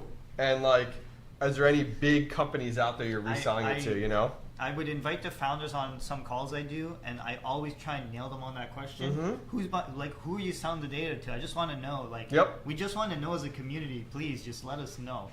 Yeah. One of them, I don't remember which company said it. Said Waze, or Wise. Waze is the navigation, right? The GPS. No, it wasn't that one. It was like a camera thing. Oh, Security really? Cameras. Yeah, Wise it WYZE is the company and I'm name. like, I don't know, man. I need to hear it from the company itself. Well, that's the difference is when a lot of these. So there's a lot of companies out there within the crypto space that are like, oh yeah, we have all these major partners, and then they go ahead and they announce that partner, and they're like, okay, and some of them try to keep it secretive, and it's like, but we live in a marketing world where like making it public helps out your token price. So it's like definitely make it so. But the challenge is a lot of these don't, and I forget the terminology for it, where it's a joint like press release where they both announce it. So like let's say all said and done, you have like an AI project partner with NVIDIA. Great. NVIDIA doesn't make any announcement on it, but you're the only one that does it. So it doesn't add any huge value to the project because it should go both directions. And it really needs to in that regard. And that really solidifies it. And so, yes, in any of these ESG weather ones, I mean, I have SkyX, Nubula Marko Miner, WeatherXM. Like, it would be fantastic to be like, oh, yes, we are reselling this data to this national weather group or whatever. Great, like make that public, like type of deal. But yeah, they just don't disclose their customers. And I think you need to know, like, okay, Yuzu said it's gathering data, but is it actually being resold? Do they actually have customers? That's, I think, like what Andy kind of is doing, right? He wants to make sure that data is someone wants to buy this data. So it's revenue for that project. Exactly. Because it helps also solidify investing into it. Because you don't know if it's going to be there in a year because there might not be any revenue. One of them, I don't know which company, it's all public on our space though somewhere. One of these companies said they were selling data to Coca-Cola, and I was like, dude, don't really? Really? Are they? Really? Like, I don't know if you're trying to like pull a fast one on me, and they're like, Coca-Cola wants to know the temperature so they could know like when it gets too hot, they could start to sell. Oh, send trucks of Coke. interesting. Because Okay. people start to like when it's hot outside, they start to drink Coke more. Sure. I'm like, okay, maybe, but I want to see Coca-Cola say it. Oh yeah, we've partnered with SkyX for There's been so getting many, more accurate. Yeah, definitely. So many projects have been caught in lies. I'm not even going to mention the names because everyone probably has a list in their head. They've been caught lying about partnerships. And it's so upsetting. Like, Yeah, I get it. Well, and that's the hard part too. Is like there's so many Deepin projects now. It definitely comes up. So I'm going to use the bathroom again because I'm drinking liquids like crazy. But let's go ahead and jump into Geonet. I think you have it over there. Yeah, I have and I'll put this back, and we will talk about Geonet, and then we have our giveaway coming up. Yeah. Oh, we want to. This is the Geonet. That's the Geonet right there. This is Geonet. It's the new version that like you could. It's portable, so it runs around. No, but this is the Geonet. Where is our Geonet box? Do you think you could grab me the brain on the window? It's a little silver box. It's plugged in on your power strip, but you could unplug it. But yeah, this is the Geonet. It's I mean, it was a good earning project. Nowadays, it's pretty low. I think it's 12 tokens a day you could earn right now, a maximum, if you're not in a super hex and you're not a backbone. But I'm not going to go explain the whole entire tokenomics right now to this, but you basically put it on your roof, and it is for RTK data, and just to keep it simple. When you're using like GPS on your phone, like this, sometimes it might say you're like, you know, a street over or two, and with this, it helps make it more accurate. I think it's 1 or 2 centimeter accuracy instead of like far. Like, I'm sure you've all been in a congested area and the GPS has reported you on the wrong side of the road. So, yeah, this is pretty much, like I said, this goes on the roof. The only difficult thing about Geonet is you can't have anything within a 10 degrees, like 10 degrees like this. Like no trees near it because it will block reception and it will affect the rewards. This goes outside. It comes with a 30-foot cable, I think. And then this little box goes inside, or you put it in an outdoor enclosure, but it's not weatherproof, so it doesn't come with a power supply though. You need to supply, like it comes with a USB-C to USB-A cable, but yeah, you need your own little adapter. But yeah, that's the Geonet. So you have a Geonet. Yes. So I have two. Making a mess here. Yeah. Do you mind grabbing a paper towel, Felix, when you have time? I just made a mess. So the interesting thing about the Geonet is like this is actually your Geonet. This is just the antenna, as you talked about. I really wish, and if anybody knows in the community, like if there is a 3D printed file for a mount for this, to just mount it to on mount the it wall? into a wall. Oh. So there's nothing in here. There's no screw holes or anything. So like it would be awesome to just have a little mount that would go into the wall that it clips into. Okay. What I ended up doing with mine was I took zip ties and created, some people in telecom, the network world, they call it like a zip tie cradle. So zip ties this way, and then zip ties this way that have a hole in it so I could screw right to the wall. So it's not going anywhere, but it's like loosey-goosey on there. Yeah. And it would be awesome to be able to have like a 3D, I can get that there, to get like a 3D printed like available to it. So if you find one, you guys should link it on your site. I feel like I could make that like literally tonight. I didn't realize people want that. And then you could just list the what's the file type? The STL. STL. Yeah, but just put it on the Geonet Helium Deploy page. Like here's a free map for it. I'm gonna do that tonight. It won't take me long to model that. The other thing is with this, so like they give you the cable that screws in with it, and it runs down and goes into this unit here. Which, by the way, make sure you put it into the right port because the GNSS, I put it into the wrong one when I set this up originally. So this comes with these little metal clips to mount to the side of a house. But at least in the U.S., the roof comes out, like the roof goes out farther than the house does. So if you were to mount this to a house, it would be like this. Crooked, yeah, so you end up needing to put a block of wood into the house and then this up against it to get that distance. But those little clamps, they work okay. They're not the best. Flimsy. So yeah, you kind of have to get creative.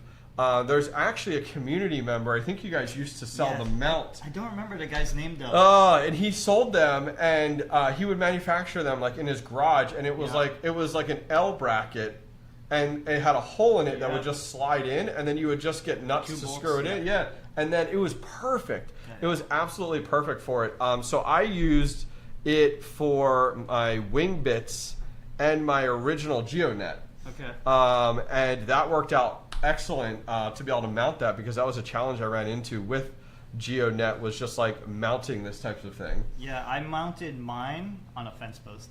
Oh, there you go. Into the stud, but Yeah. there was nothing around, so I was like, So it had like good view of the sky yeah, type of exactly. deal. I was lucky, but not everyone. Most people are going to put it on their roof. Yeah. Well, I know another content creator, DJ Mines, got into Geonet very early on, and he's such a cheap bastard. He put it on a 2x4, and then he had an old toilet, so he strapped it to the toilet, and it was sitting out on his deck. What the hell? And it was just like, he's like, I don't want to screw it to my deck, so I'm just gonna like put it up there, and yeah.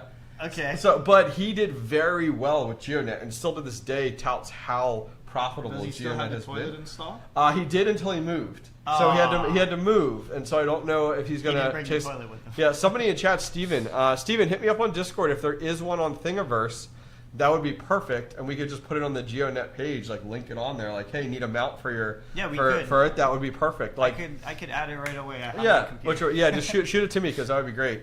So Raptor is saying he has a shared file right there. Perfect, because those are the types of things that, like, the mount for this that we talked about and that mount are all things that, like, yeah, you guys don't sell, but would be perfect to add to like the product it's easy pages, to add it, because those literally are worth, like, it's so great to be able to like that mount for the Geonet made it 10 times easier, and was like there's no reason Geonet doesn't move in that direction and be like, hey, we're just gonna buy or manufacture these. Some projects I question why they don't include some certain accessories. And I'm like, come on, guys, please. Yep. I mean, they're meant to be sold to, like, I should say, like, deployers or operators. You know, definitely for sure, which would be really, really nice. But no, Geonet's worked out well. So did you explain like the RTK network or anything like that? I would just keeping it simple, like to help your accuracy be like centimeter level instead of like, you know, GPS thinking you're on the next block. Yep. Just so two analogies there, which I've heard with Geonet. If you're trying to figure out like what is the use case for this, right? Because that's what we look at, and what we talked about earlier in the stream was there's two that come to mind. The first one is, let's say you're one of those people that can afford to have one of the automated lawnmowers that cut your grass or whatever. Do you want that automated lawnmower to be within centimeters of your flower bed, or do you want it to be within feet? And so if it was using the RTK network and you ran Geonet as well, or there was a Geonet unit in the area, it would cut within centimeters of that flower bed. Awesome. Versus if it wasn't, you actually have to go through the old school way of like using an app or a website to map out your property and like the areas that it can cut and can't cut. The same thing applies if you start to think about like GPS and autonomous cars. Do you want it, if it uses just GPS, it'll get you to a general vicinity. Yeah. But once you get into cities, you want within, like, you know how hard it is just to find like an address here. To find that exact location, you want it to be very accurate, to be like, oh no, we are right there. So that's the difference between an RTK network versus like traditional GPS. So it's significantly more accurate. Also being used in Texas for drone delivery. So people could order fast food, and it uses the RTK network to know exactly where to like drop it for you. Versus like, hey, where's my food? It's somewhere in my yard or like my neighbor's yard. Exactly. So like, I'm really excited for like package delivery or some sort of drone delivery stuff. It would be cool if I know Amazon has a patent on a delivery blimp. Have you heard of this? I've seen it. It's a blimp that has drones that do its deliveries. Yeah, and they fly back to the... And it carries, like, the blimp carries, like, its most common items, like, that Amazon would have, and then it uses the drones to deliver. How awesome would it be if it would actually utilize the RTK network for those deliveries? Like, if you're an Amazon customer, how cool would it be is, like, you go in your backyard or wherever, or your front porch, and you're like, this is my delivery location, and then it marks it and then it delivers right to that location, versus here's my house. It's like, no, here's my driveway. It might put it on the roof by mistake, or like... Yeah. John English has a really good point. It's used in agriculture. Yeah, that's a very good point. Like, there are other use cases where accuracy is key. So a great way to look at this, some of you guys that are based off of where you're located, There's a lot of combines that have a tractor being pulled next to them that actually, when they're harvesting corn and such, and it's autonomously driving. It drives side by side with that other device. But that's one avenue that could be used. But also the other one is overseeding in an agricultural situation. So with RTK, it allows you to see up to that centimeter location of, oh, I've already seeded here, so I don't need to overseed. So it helps out from that cost perspective. Yeah, definitely. It's crazy. The more you think about it, like. Thank you, Steven. There's a lot of good applications. Have you seen the charging project for the drones? No, RTK? no. There's a partnership coming up with a project called Decharge and Wingbits. Decharge, okay. And Geodnet. Okay. And it's basically, there was going to be some sort of platform that the RTK drones would land. Look. There's the just slide. Oh. So it slides right in. Which is perfect. You and even call it Geonet wall mount. Yeah, so we'll it to me and we'll get it to you. Side. That'll be sick. Yeah, that looks perfect. Thank you there, Steven. Appreciate that. Yeah. 3D printers save everything. Oh no. Okay. Have you set it up with the Onakoi, your Geonet? I haven't. No? Well, yeah, because I know, like, I'm seeing more and more Geonet there's like a few different things you can repurpose, right, that you can run on these. What is the other one? There's Onakoi, I thought there was another one. Is it Crank? No, I'm thinking WeatherXM maybe. Or what was it? Yeah, I'm not sure. I know most people dual. No, Crank was Helium. It was the Helium IoT devices. I can't remember what else it is on Geonet. Someone else here, Boris said, I deployed Geonet Wingbits combo unit. Now I have 2 locations. Purchase it from Helium Deploy. That's awesome. Funny story. I have my original Geonet set up, but I'm not the original NFT holder. Like for my hex. Okay. And then in the next hex over, I ordered another one from you guys. Got it in, and it was like, oh, I'm going to get it installed sometime in the next 2 weeks. In that 2-week time period, someone installed the first Geonet in that hex. So I'm like, oh my gosh. Yeah. So like something I'd love to see a Geonet go to. So if anybody from the Geonet project is listening, it should not be, something I would love to see them do is it should not be based off of first. It should be based off of best in that hex. So you know how you have like the 90 some percent? It should be whoever has the highest percent. So it encourages your operators to get the best quality. They should hold the NFT. I know X-Rave is way more expert on Geonet than me, but I think if someone comes into the hex, they could take it away from you. Well, if yours is down, I think. Yeah, right? If yours goes down for like a month, and yours is 99 or something, you could. So I need to find these Geonets and like start like messing with them, because like the thing is for me, great example. Like I took my Geonet and put it 45 feet up. Yeah. Like most people aren't doing that. Oh yeah, it's in the same roof location. So it's like that is like, and it performs amazing and it's great. And I upgraded to 5 gig down, 5 gig up. So my internet's fantastic. So I have everything going for it.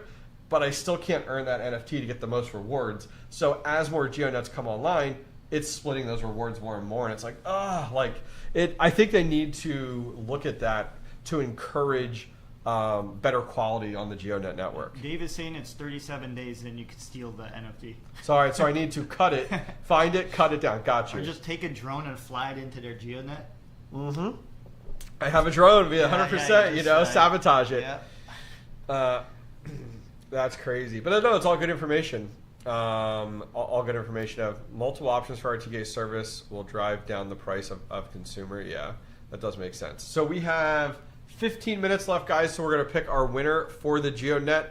The Geonet giveaway is posted up top. And Felix, do you want to post a link to the Geonet? If this is something you guys are interested in, it is fully in stock with Helium Deploy.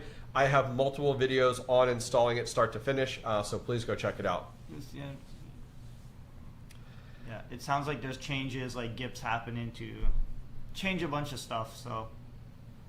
Oh, is that what that is for? So they call it GIPs, which is like hip. Geonet improvement protocol. Every project has their own improvement protocol. Yeah. I perfectly love that. What do they call it? X-Rave is what they call it. Yeah. I would love for you to keep me up to date on that, on like if that does end up going through, because that would be worth a video to be recording on that to remove that. But then if they remove the NFT for bad miners, how is it then redistributed? Is it rolling to like the next one that was online, or like as I'm saying, They should adjust that to be just the best performing in that hex. In my mind, it would go to the one who has the highest RRR, in the hex, assuming it's over 98. Yeah, correct. In order to qualify for it, it's got to be up for that time period. But yeah, that'd be great. Yep. Yeah. I mean, a lot of people have gotten into the Wingbits combination. There are Geonet models that are Geonet and Wingbits. That's like the MGW 310. It's literally the one right behind us there. I didn't even notice it. Yeah. Do you want to grab that, Felix? Scoot it up here. Literally, you can scoot it right behind us there. So this one does Wingbits and it does Geonet, and it's a combo unit, which is great. Yeah, as long as is that in the shop there? Oh, here we can just. Oh, there you go. Perfect. Look at that thing. Yeah. Yep. So the exact same style. It's a little bit thicker, and it has everything right off the back here. Yeah. It's got which is nice. A bunch of plugs in the back. It has options for it's not included, but you could actually put SIM cards in these things. Oh, really? There's no one who's actually made tutorials on that because who's going to do that? Yeah. So it does the Wingbits side, which is Wingbits tracks aircraft, and then it does the Geonet side, which is the RTK network. So it does both combination. And for people who don't realize, the manufacturer who makes this is HiFix. They make that too. So yeah, all comes from the same people. Yeah. But yeah, that's. Do you want to show it off or not really? I mean. Showing off the Geonet. I mean, this is really what you're showing off here. I mean, there's not a lot to it. The install is pretty easy. It does have I don't know the terminology for this connection, but it does have that goes into, it's almost like, so this actually provides everything, Ethernet and power over this connection, and it works out really, really well. And then there's indicators on the side of it for the actual network on it. And it's the same exact install, like your exact same install. So I mean, if you can financially afford it, you should just get this over the traditional Geonet based off of where you're at, which is nice. Makes your roof nicer. Put that over there. Perfect. Yep. Thank you. Which is great. Yeah. All right. Catching up on chat there.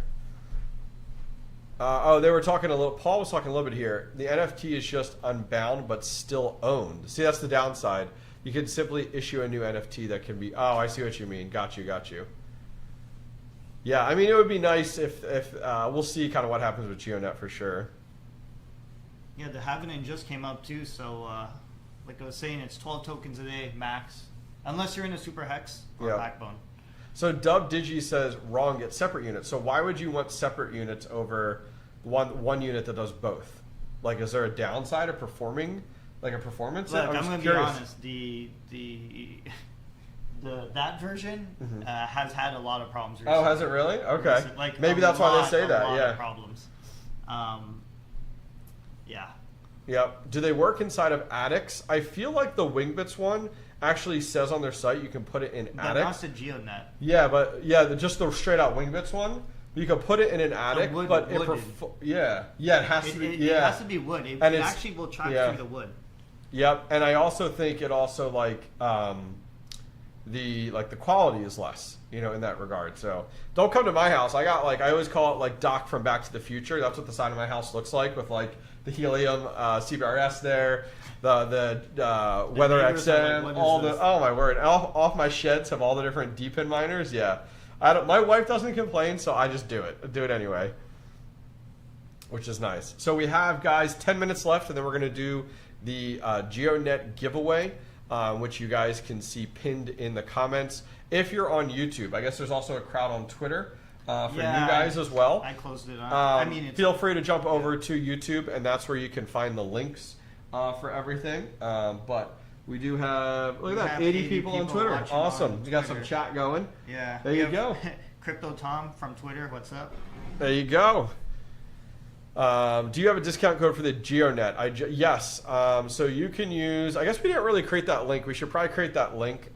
Is Hobbyist Miner 10 or Hobbyist Miner 50 can be used on every product on Helium Deploy's website. So I will add that to the end of everything. What's up? Well, you guys let me know when you're hungry. Oh, I mean, we got a big breakfast, but we should probably get sometime the next hour or so. Perfect. Yeah, even if it's like, hey, we're taking a 15-minute break, we'll do it in there. Yeah, at some point. Yeah, of course. Something easy. Now, what were we talking? It's a sandwich. And no, what were we talking about? Like Chinese or Oh, Japanese? you're- We were no, talking no, about last no, night. no, no. Are you going to Chichos? Chichos, of course. Oh, nice. We've been having a lot of A carbs. muffaletta. Yeah, we had. Last night we carbo loaded. This morning carbo loaded. Yep, 100%, which is good. So I see Lewis. He put it in his attic. The wing a Wingbits. So Yeah. Perfect. He wants to hang out with us. He's good. He's happy in here. Let me add that real quick on the link here. I'm going to scoot around you. I'll be right back. Hold down the fort.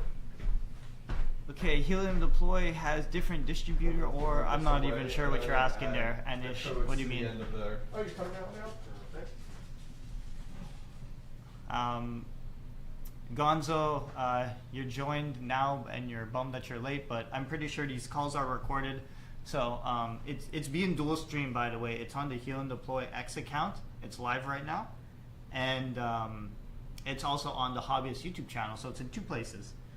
And yeah. So Derek, I see you talking on the X chat. So basically, there's 2 chats going on for everyone who's not aware. Half the chat is happening on the Helium Deploy X account, and half of it's on the Hobbyist YouTube channel. So some people won't be able to see each other. We just wanted to, share the stream, right? We didn't want to do on one account only, so, I just posted the link on X also. Yeah, I know, I saw. All right, let me add that real quick. What bubbly flavor is this? This is the raspberry one. If you guys don't know what bubblies are, they're like LaCroix kind of. It's just like a water, sparkly with some flavor. It's actually crypto water. you earn per sip.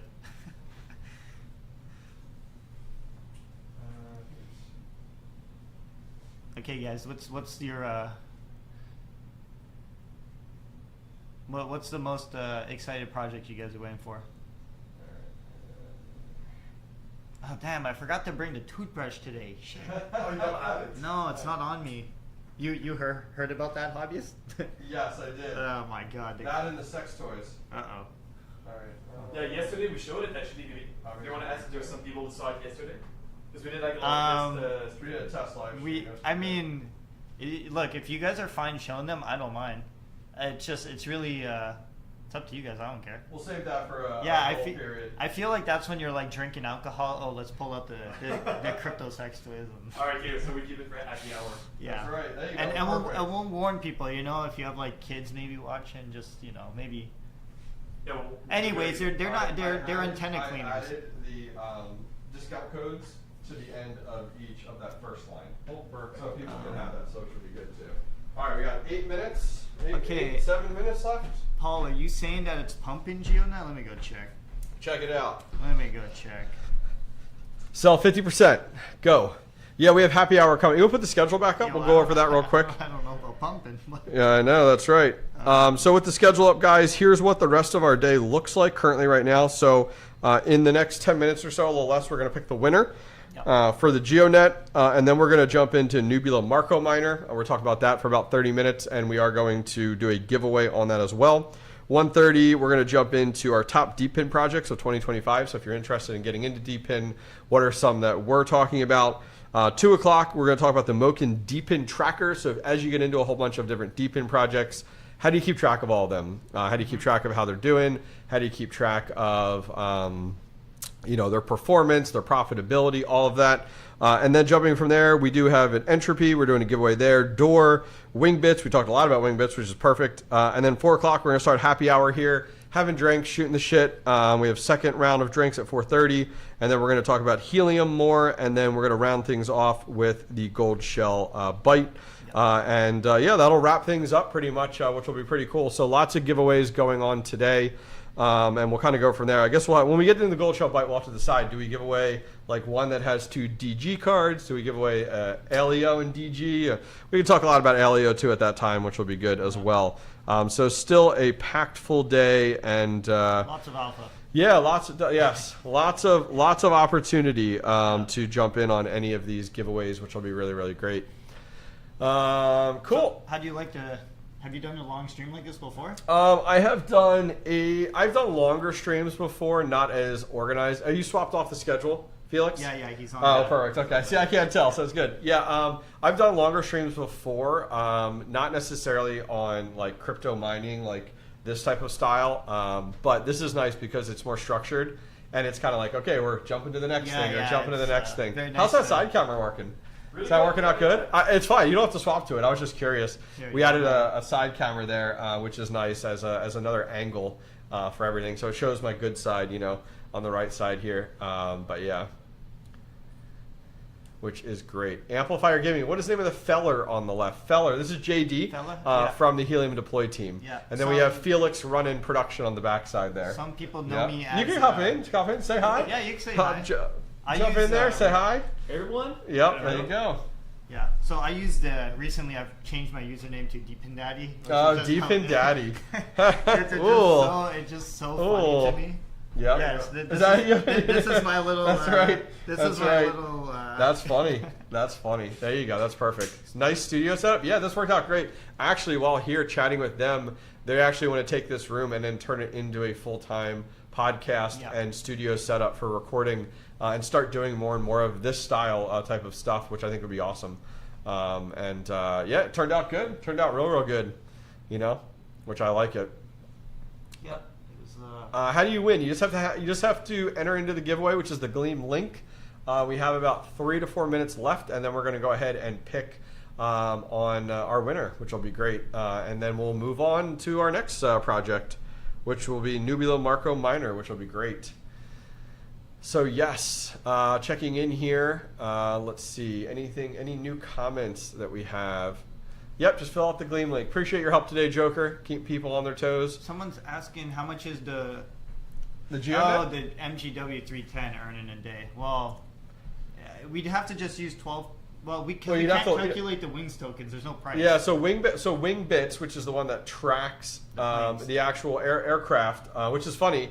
I don't even want to say planes, I want to say aircraft because I've seen helicopters on mine. Yes, like that come up. It's a cool, different item, like a little bit on there, but that's really cool. Like it literally, like talk about real world use case. You can literally with Wingbits, and we'll get to this eventually, but that's okay. You can bring up their Explorer map. You can see the airplanes flying over your location and their movement. You can click on it, and it gives you all the information regarding like it's a United flight, and here's the number, and all that types of stuff.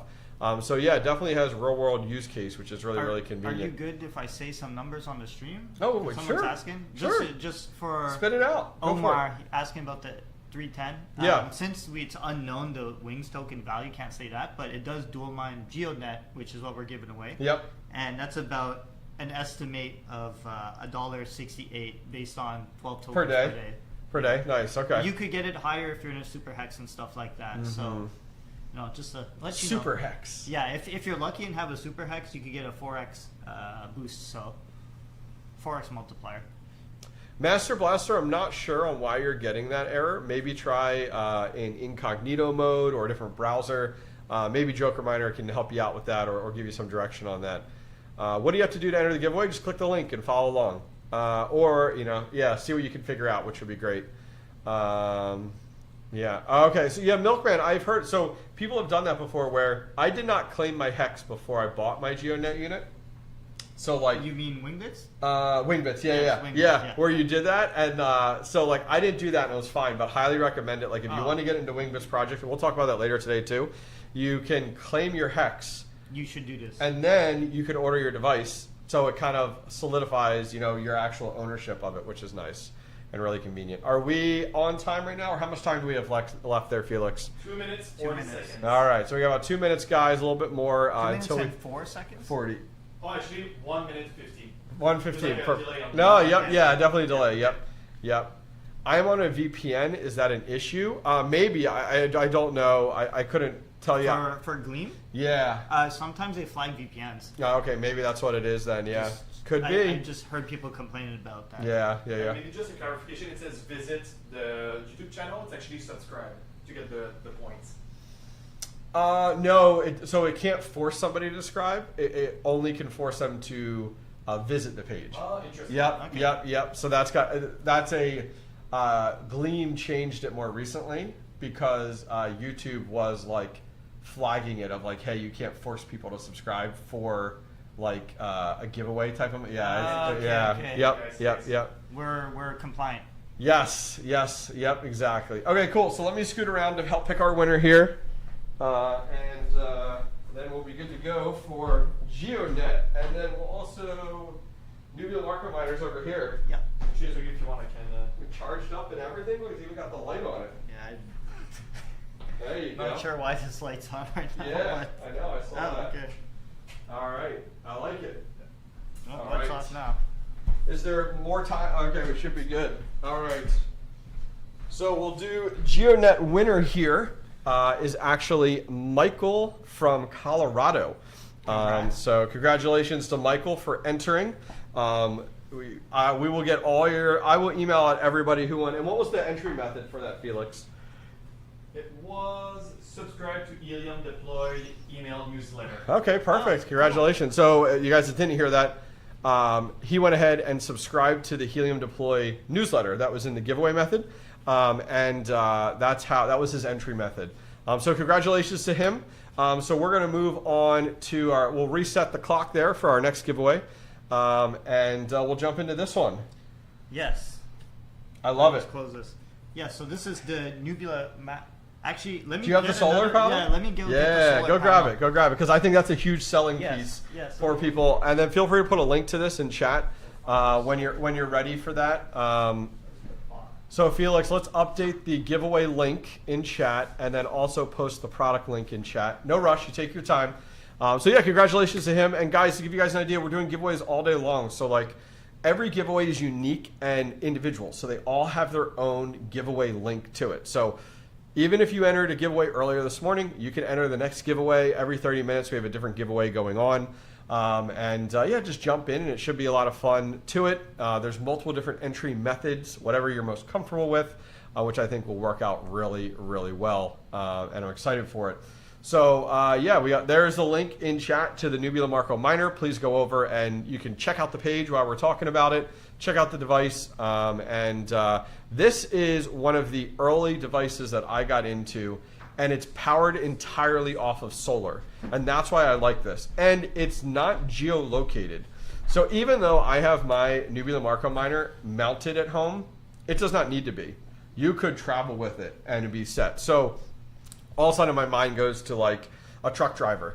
You could literally mount this let's say you're more on the blue collar side, you're going to a construction site, you can literally just stick this on, mount it on the outside of your truck, and you have a solar panel and it will charge. So the solar panel connects via USB Type-C to the actual device right here on the bottom, and it charges the unit. Now, something I would recommend is if you do get one of these, I didn't do this and I do recommend it, plug this into a wall outlet first with the USB Type-C, get it to 100%, and then go ahead and plug in the solar panel, and it's like a trickle charge. It keeps it up at that point. At night, it'll drop down a tiny bit, and then it can come back up, which is nice. I'm over on X, and I can't see the link for entering the giveaway. Yes. Well, Felix was posting I just posted. We posted it? Perfect. Yep. Felix is on it. Felix is our Jamie from Joe Rogan. So did guys, I miss the whole explanation? But No, so we just started to talk about the fact of I getting into this because it runs entirely off of solar, and I love that as a home miner, is the fact of there's different Depin devices out there, and there's one that runs entirely off-grid. So like you don't need to be plugged in any way. But no, feel free, jump in and I'll fill in the gaps. Yeah, it's basically, it's actually fun because it runs off solar. You know, you don't need to plug it in the wall. But I would pre-charge it, like you said, just to get it topped off. I told them to even put that like in the box with a slip of paper to be like charged for 24 hours before deploying, because that was a challenge I ran into. Was I just deployed it and it had low battery to start with, and then it was going offline. And I was like, because is this? It wasn't. Yes, yeah, exactly. It wasn't topped off. But yeah, it comes with the nice mounts that you could like adjust so it could like go to a fence or a roof or whatever. And like he was saying, it just the USB-C like plugs in the bottom. It's a little struggle sometimes, but yeah, that's basically the unit. The only thing to keep in mind is it needs like a Wi-Fi connection. But you know, like I've seen people deploy this on bricks. Like they drill into concrete cinder blocks, and they just throw the cinder block like on the roof or something, and you're just like it will never move, and it just I mean, but it's it doesn't. Data, it doesn't. right? So to give you guys an idea, you're talking about in chat like mounting it or like it'll disappear with the wind and the weather. I've had mine running through all the seasons. If you actually go, so on my website, thehobbyistminer.io, if you guys ever visit there, Actually, do you want to bring this up, Felix? Do you want to bring up the hobbyistminer.io website? Yeah. And let me know when it's up?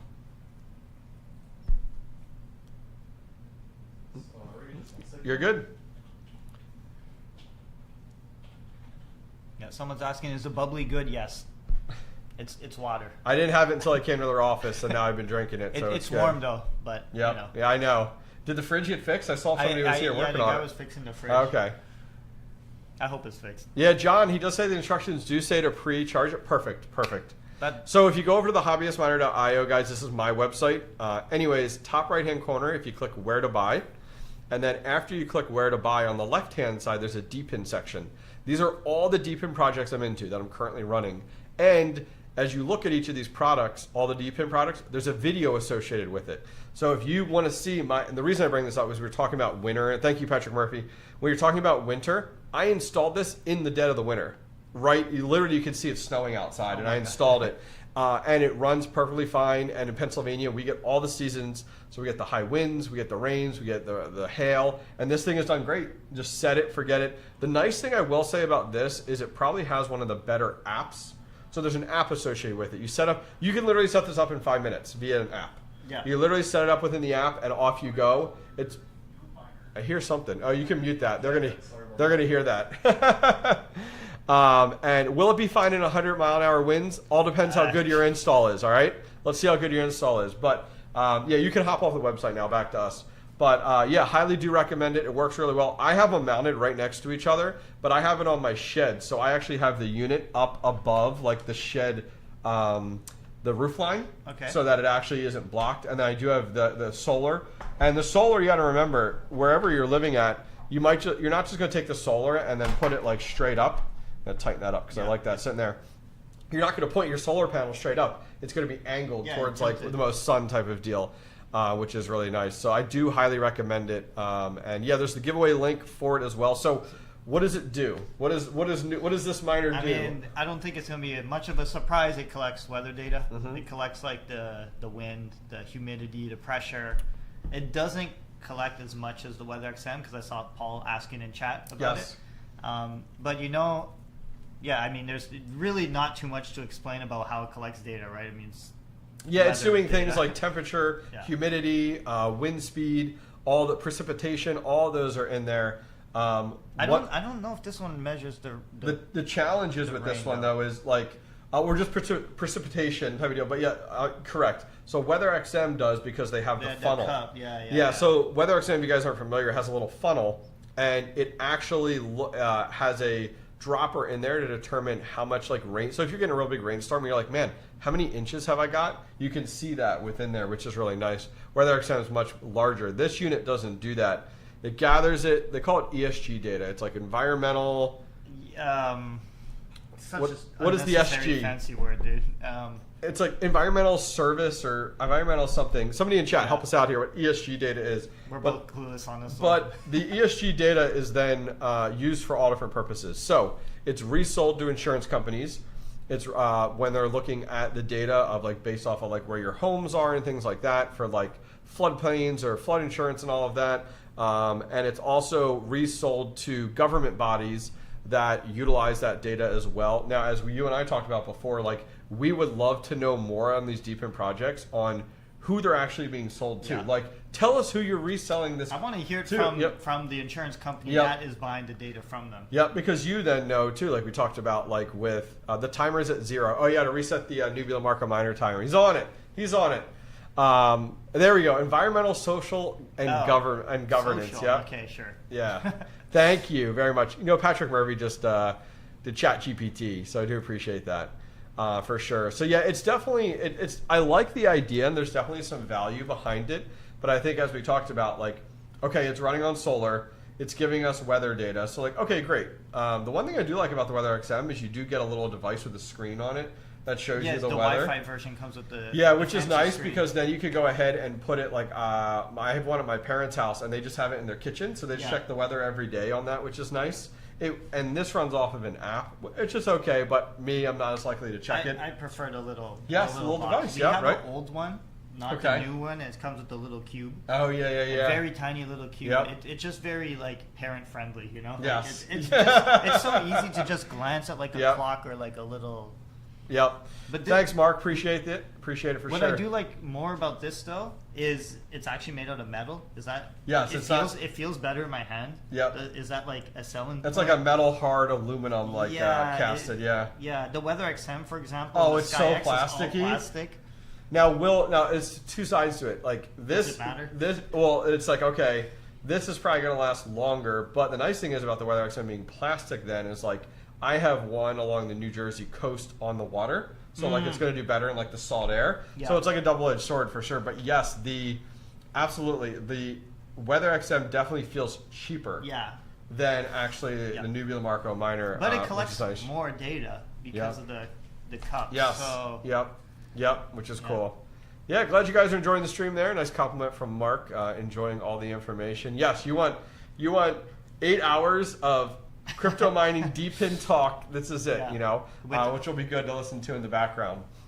Yeah. Which will be really and it's recorded on YouTube, right? Yeah, it's on. The whole VOD will be on YouTube, so you guys can go check it out when you're done. I don't get the social aspect of the data that it's gathering. Like the environmental makes 100%, but it is. So all that data, you got to think. There's thousands and thousands of these all over the world, and they're gathering all weather data. Great.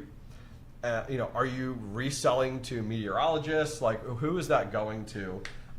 It's definitely a big one there. Amplifier Gaming, what project or miner is Felix and JD most bullish on? Don't we have a time for? We have a top Deepin miner, but what are you most bullish on? Bullish? Just one project that you're the most bullish on. Felix, you gotta get in here. Well. Here, take my seat for a minute. No, I'm just gonna come here quick. Okay. Well, I'm not really into. He doesn't mine anything. He's not a. But I'm gonna get my first one actually very soon. I'm gonna get beamable. Oh, okay. You're buy beamable? Yeah, because I don't want to do like installs or anything like this. So I'm just gonna run it at home. So I'm just gonna put the software on, and also I kind of find it's pretty cool since it's like gaming. I'm very surprised you said beamable. Really? Yeah, I thought you were gonna say maybe the toothbrush or something. The toothbrush could be good. Yeah, because it's like kind of like time I'm not getting back if I don't earn crypto while I'm doing it. So. Dude, I want to say I would be bullish on Entropy, but it really depends on if the team could execute and keep it working properly. So it's very risky. We're gonna talk about Entropy later today too, though. But other than that, I'm not really in. I have just my normal stuff mining away. I'm bullish. Oh wait, no, Daba. Oh really? Okay. I find Daba. I never jumped into Daba only because it was, from my perspective, as we talked about earlier, it was like for me as a home miner and a tinkerer, I wanted to physically have it and run it versus it having a focus in India. Yeah. So it's like, okay, you're more. I will say it very much goes along the line for me as like you're buying an NFT. Like you're buying it for someone else to run it. Yeah. And when that project goes under, I'm not getting that device back. See what I'm saying? That's my only tough struggle. And I'm only bullish on it because I'm hoping to make a bunch of money on it. Okay. Just not that I believe in the vision of the project or anything. I'm just being honest. I just care about making money with it. And apparently they screwed up the tokenomics so much that the early investors are going to get like 38 years worth of gosh, yeah. So they completely butchered apparently the tokenomics, and I'm like, oh sure, I'm happy. Yeah. But that's why I like to get into stuff early because you sometimes just get a massive amount of tokens that otherwise you wouldn't be able to get. So it looks like JM is Daba for sure. So somebody was asking about. So it is in testnet. So this is another one of those testnet projects. Yeah. So for me, I just set it, forget it, and let it stack, which is great. It is nice because you can add it to Moken. So you can add it to Moken just to keep track of uptime and making sure it's performing as you want. And like for me, I would say on the Depin stuff, I'm very bullish on these solar ones. Like the second I see it's solar, I'm like, I want it. Yeah, it's fun. Like it's not attached to anything. You can put it anywhere. It just needs the Wi-Fi. So for me, I've gotten into a number of these projects that are just solar. Even the SunX. What's that? I have SolarX. SunX. SolarX. I don't know what SunX is. What's SunX? It's another solar. Really? But you guys don't have it. No, but it's something that we've been talking about. So maybe let me know. Yeah, because solar panels. Because I have this one. I have the SkyX, which runs off the solar panel. I have the Solar X, and then the Sun X. The Solar X I'm not familiar with. Yeah, so Solar X is different for sure. It's more expensive, and you have to I don't like about it is you have to go and you have to buy their token to buy the miner. Okay, yeah, I'm not a fan of And that then, style. yes, I don't like that about it. It has a solar panel, which is much bigger, and it runs into a unit that is pretty much a Raspberry Pi with a battery, battery like this big inside of it. It's heavy. It has a screen on it, and it's very much like they market it as a miner, but it's not a miner. You're not actually it's not actually, because for me the hard concept was understanding proof of work. Yeah. And this isn't mining anything. So are we doing proof of coverage? No, it's not doing any of that. So that's where the tough line is with that. So there's been a lot of drama around that project because of the fact of uncertainty there. Yeah. And for me, I'm very much I buy it, I set it, forget it, and I leave it, and I just stack the token. Yeah. I'm fine with that. Now theirs is in mainnet, and the token's been going down, so it's gotten a lot of hate because the token's going down. Well, yeah, but that's normal with a lot of projects. But for me, it's a gamble. It most the hard part is for a lot of people is it most likely will not be massively successful. But everybody wants every project to be the next million. Yeah, they want to make millions off it. Yep. It's not going to happen to every project. Yep. But yeah, solar stuff. It seems like we agree. We like solar. Yes. Solar Yes. stuff is. Yes, very much so, which is great. All right, sorry guys, we're catching up on chat. So we're just kind of seeing what you guys Actually, got going on. Yeah, it's true. Mine's the better token. I like to call it that. B3TR. What is the G points for Nubula? G points. Nubula G points. If I remember right, G points were airdropped. You can't get G points anymore. Oh, that was when they first launched? Yeah, I think. Okay. Oh, that's what he's asking right there. Now you get nano tokens. Yep. Yes, correct. Yeah. Somebody in chat, Wait, is it please nano? correct us. It's no, that's SkyX. I that's mixed SkyX. them up. That's the one thing I don't do with SkyX is they have this harvest mechanic. Oh my god, yeah. I don't do it. I don't do it at You all. get 5 tokens or 5. Yeah, they have a harvest mechanic that you can do every day, and I just don't do it because one, I set it, forget it. That was the video I did the other day talking about the Moken dashboard. I didn't know my SkyX was registering offline. Okay. Because I just set it, forget it. And I'm it's a solar miner, it's good, and so it just needed to be reset, which was fine. But the Moken dashboard, I was okay, it told me, okay, I should correct it. I don't recall where the Solar X is. Kevin, take a look on their site. Let us know. Post it in chat. Okay. Oh, newbie tokens. It's the newbie tokens after TGE, which they haven't announced when that's going to be, have they? I don't think. Somebody in chat may know when that's going to be. I think we have a thing coming up for this. Are you? Yes, there's a campaign coming up on the Nubula Marko Miner. Oh, something else on this is it's not geolocated. So you could have 10 of these in one spot. Yeah. With these units. So that's a little bit of unfortunate. It's unfortunate too for a few different ways because it almost goes back to the what was the one miner that Voscoin put a whole bunch of people put a whole bunch in a closet. Yeah, Match-X. Yeah. We're I could buy a whole bunch of these and be earning, and I get that. It would be nice to have limitations, but these aren't meant entirely to be static. They're meant to be portable. You can take them with you. So oh, I'm going to the beach, but the difference is that there's nothing about this project that encourages it to be mobile. Oh, you've traveled 5 hexes, so you're going to get rewarded for that. Yeah, you don't. There's nothing in this project that rewards you for that, so there's no point in making it mobile. There is explanations in their tokenomics and white paper stuff about there going to be limits in the future. About, you can only have 2 in a 5 kilometer radius. Okay, got you. None of that stuff is implemented yet, though. But it is in the docs. If you somebody put the cart before the horse in these situations when they release someone's some of gonna these. go buy 10 of these and then get screwed once those changes happen. Boris says, I submitted the G points form twice now from Helium Deploy, but never got the G points. When will it be distributed? So that was when it first. How did you show proof of purchase, or how did that work? He'll probably just have to open our support and leave his email. There was a time window where you could buy the units. You would get. So if he could, yeah. I can't help you with this right now. You got to hit our support. It's on heliumdeploy.io or .com. Yep. And just open a little chat window in the bottom right corner. If you don't get the answer you need, Boris, hit me up. I'll help you out. We'll make sure you get taken care of, which is good.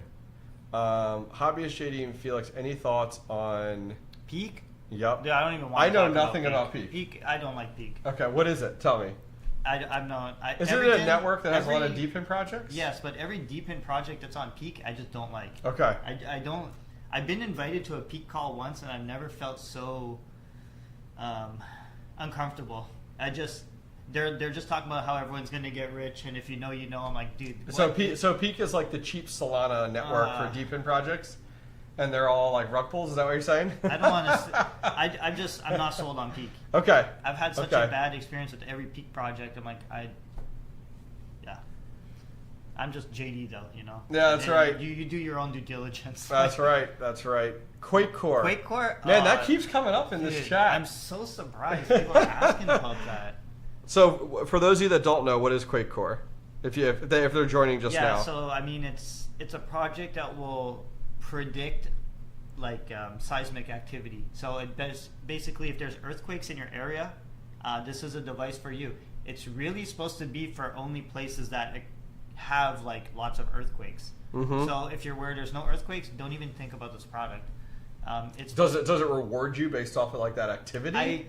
Honestly, because couldn't you fake it? Like, couldn't you like try to? No, yeah. So we have video ideas to fake like shaking and we trigger. But the way in theory that's supposed to be working is everyone has a bunch and they could check if all the separate ones are, I got are you. So you couldn't fake it. You couldn't fake it. You'd have to shake the whole neighborhood somehow.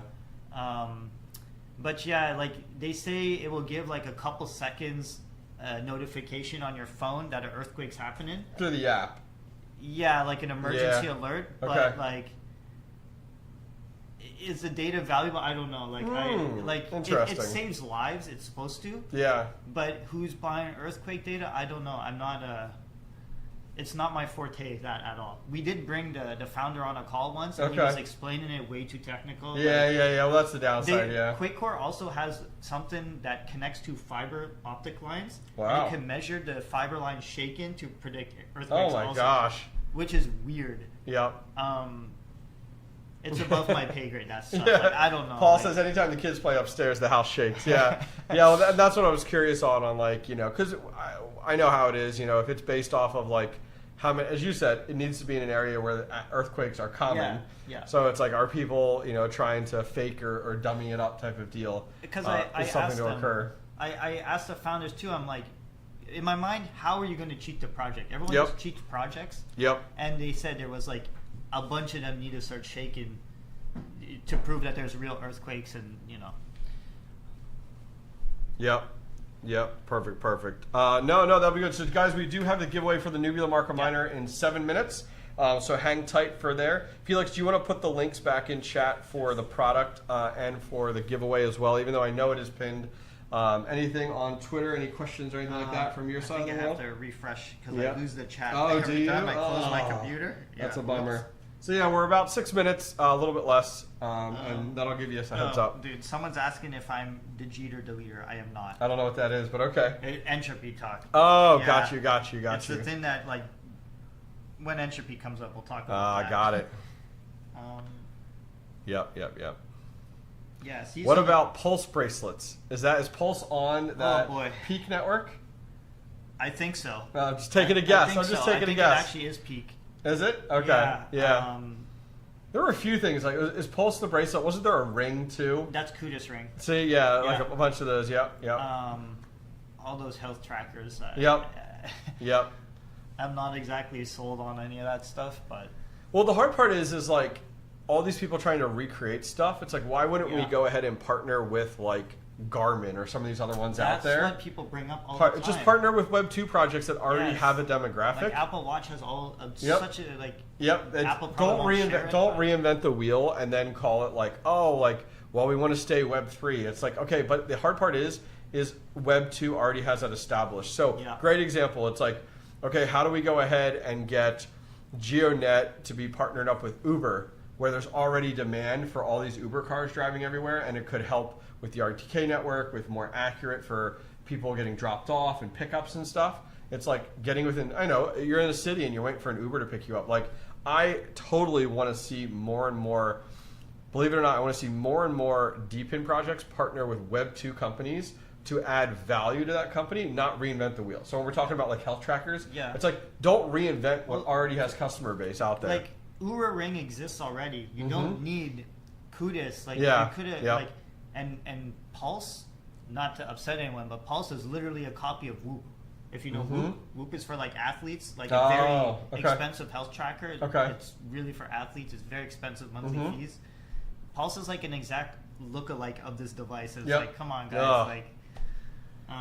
So somebody in chat was asking, they're in an apartment in New York City. What do you recommend for a low budget to start? I need to know the price, honestly. Low budget to people is... So I'm gonna say the Helium indoor hotspot is probably, if you're in an apartment building, right? Because are they rewarding you based off of like... Helium's about to change. Okay. Where it's going to be based off of how many connections attempt to connect to the hotspot. Which would be perfect for somebody in an apartment complex, especially in New York, right? Yeah, realistically, I don't know. Like, you don't know? Okay. It's extremely hard to tell because you might not be selected for carrier offload. That will enable this feature for you to get paid a lot. Got you. So it is very situational there. Yeah, okay. It's unfortunately one of those things now that's going to be commercial. Okay. But like if there's a less than $500, what do we have? Honestly. Well, I'm trying to think through. You're in New York City, so you have a high density population. It doesn't have to. Does it have to be Depin? Like there's like. What else you thinking here? I'm I wouldn't go with the Deep Miner. One, you can't buy them. One, you can't buy them. It's too expensive. There is. I was looking at the Nano. I mean, it's. Yeah, the Nano 3 isn't bad. There is the. But the door needs to be commercial. Yeah, the door you want to have in like Okay, could you take the door and connect with your apartment complex about adding it to the door downstairs in the apartment complex to... It doesn't get rewarded the more amount. Oh, really? Okay. Trust me, I want to talk about it, but I know we have a segment Yes, on that's door. true, that's true, yep. Yeah, that's why I need to explain how it works. Yeah. By the way, Joseph was asking, when you talk about the tracker, what is the tracker? The Deepin tracker on Moken, I think? Yeah, that must be. That's right. Yeah. So there's a product. There's a side product from Helium Deploy called Moken.io, and Felix can put it in chat or one of the mods, and it allows you to keep track of all your Deepin projects. So you create an account over there, and we're going to talk about this later today. We're going to get more in depth, and then you could put your Deepin projects into it, your exact devices, and it'll give you more information. Do your own research. You can't just take random people's advice. That's right. Don't take my advice. I'm just some guy on the internet. But that's the best advice. Don't take people's advice. Maybe the Canaan Nano 3S, which is a solo Bitcoin miner, $300 somewhere around there. It would be a good option. You can find it on Helium Deploy's website as well, and it might just be a good hey, I want to get started. The only other one would be. I know it's controversial, but it's the Entropy thing. But you gotta read how that thing works. Please. If you can't explain it, don't buy it. Yeah. But you know what? 99% of the people that bought that product can't explain it. So the Entropy. The Entropy is because now you have to buy an NFT that costs 2 Solana on top of the cost of the device. Yep. And if you sell too many tokens, they change how the mining capabilities. We'll get into that today. Yeah. There's so much to talk about with that project. That one's, Yep. So we have, how much time do we have left on our countdown for the Nubula Marko Miner? We have 1 minute and 10 seconds. All right, so guys, make sure you go and click into the pinned comment at the top. Every giveaway is entirely unique, so you're going to have to enter every giveaway that we have hosted. Feel free to do it and enter that giveaway for this, and we'll pick the winner here in the next minute. So make sure you guys do. What do you got? You got something? No, I was going to say, can you put it in the X one also for those people? Yeah. The link for it, yep. Might as well. Yeah, it's already there. I'll post it again. Yeah, go for it. Go for it. Welcome, Script Wallet. Is there a Helium map that shows how many Helium devices are around you? Yes. Yeah, Helium has their Explorer. Yeah, it's world.helium.com. Yep, that's right. That's for the Wi-Fi ones. If you want IoT, you could go to explorer.moken.io. Yep. It's better. I mean, I think anybody buying today is good. Like, you Hopefully should be. Know this. Yes. Don't buy the old IoT ones. Yes. Yeah. Yeah. I mean, I still run 2 of them. I still have my original 2. Mine are running, but I'm never gonna take them out. One's a sense cap. Okay. And then the other one is the MNTD, the Goldshell Byte. Yep. And they both have 8 dB antennas. The one has the 8 dB antenna on the outside of my house. The other one is actually in a family member's vacation home in their attic. Yeah. Just like the 8 dB antenna up in the attic. Yeah. Yeah, I don't recommend anyone buy an IoT miner right now. Oh no. Please don't. If you have it, just most people have it, forget they're even running it, and just let it go. Well, because when mine dies, I'm not fixing it. It's just Yeah, it's done. Yep. It's All right, done. let me come pick the winner. It's already done, actually. All right. Who do we have? Who just tell us? Raphael from Hamilton, Ontario. Oh, Canadian. Raphael, Why don't you- congrats. Post it in. Yeah. Post it in chat. Post it in the chat so we can see it. And we'll What take was a that look. for? Oh, the Nubula. This is for the Nubula Marko Miner here. Yep. It's funny, you guys can't see this, but it's like charging. Yeah. Well, as this spins, it helps to charge it, and then you have the solar Honestly, too. I wonder if the light is like maybe strong enough. Just out. It's probably from out there. Is probably where it's pulling from, which is nice, which works out well. Did you post it yet? 20. What are you guys talking about? What are they talking about? That's Campfire. That's 2400. what scares me. Might be something different. Are they coming back in stock anytime soon? Which item, Milkman? Oh, I didn't. You posted it in chat?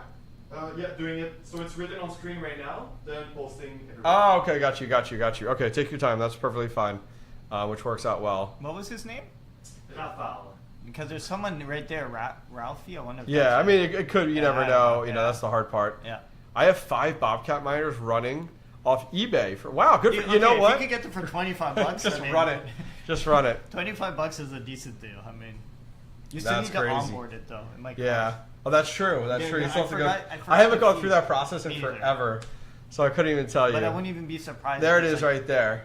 Raphael from Hamilton, Ontario. Yeah. Awesome. Congrats. So yeah, so all the winners, you'll get emails from me tomorrow. I'm doing nothing today after this stream is done, other than drinking beverages. So here's what we're gonna do. We're gonna take a 10-minute break. So we're gonna put the schedule up. Why don't we mute the mics and we'll put some music on. And guys, after 10 minutes, we'll come back and we'll talk about our top Depin picks for 2025. Sounds good. Good, awesome. See you guys in 10 minutes. Be right back.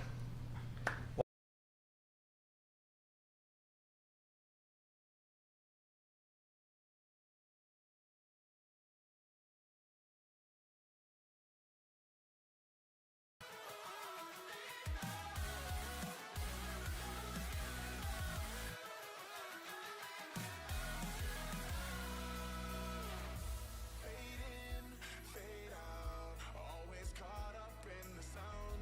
You're up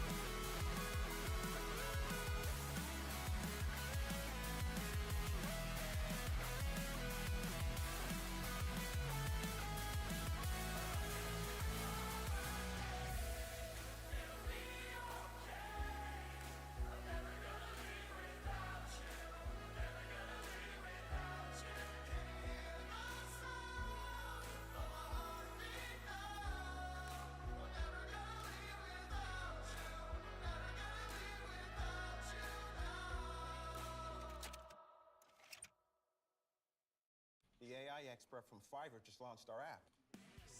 The app significantly improved the site's conversion rates. And Jared, he's still waiting for that high five to this very day. Fiverr, hire a freelancer today.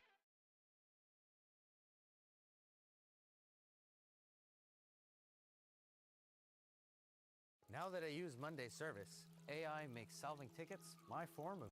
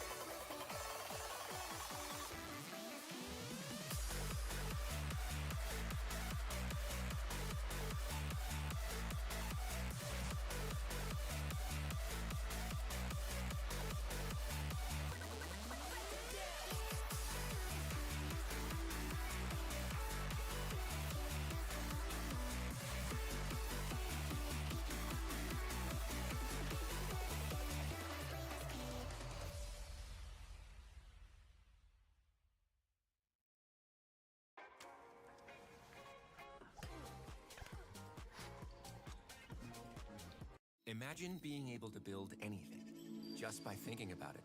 Meet Base 44, a complete AI creation platform made for anyone with an idea and a drive to bring it to life.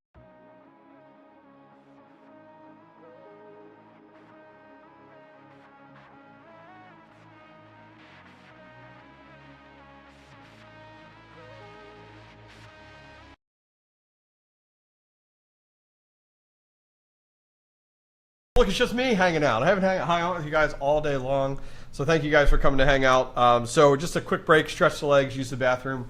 We are going to be jumping back into things in just a few minutes, talking about our top DPIN projects of 2025, and then we're going to jump into talking about the Moken DPIN dashboard, entirely free, a great way to actually track your DPIN projects, which is awesome. And then we're going to jump into talking about Entropy as our miner. We're going to be doing a giveaway with that as well. So make sure you guys hang out.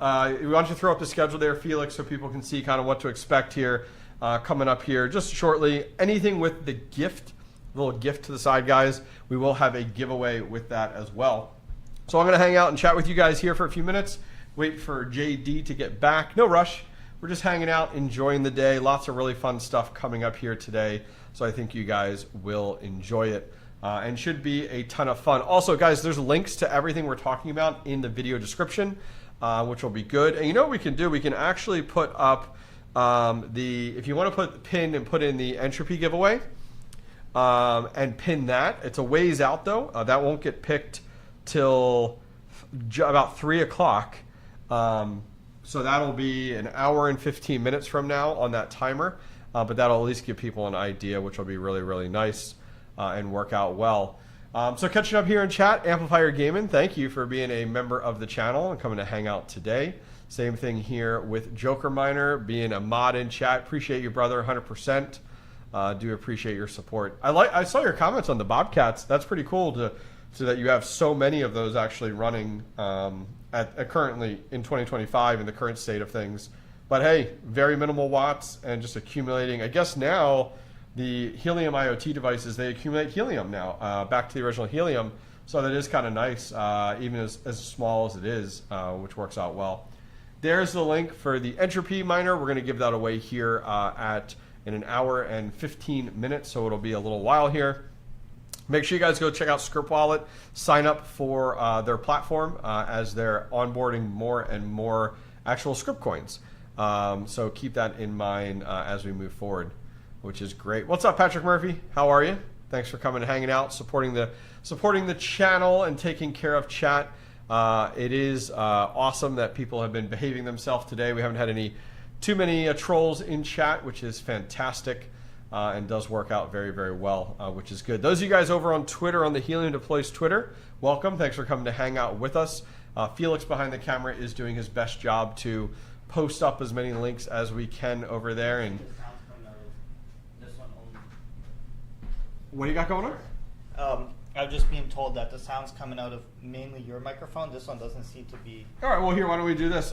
If you want to, why don't we? If you go over there. And I don't even know if we should tinker with it. We could just maybe like move it. Well, let's just double check it. If you go over there, can you check if the bars are going up and down when I tap this? I'm tapping it right now. Yeah, it peaks every time. JP can just speak. Hello? Well, you know what? Maybe it's just too, like, you hear me fine? Like, you see it peaking?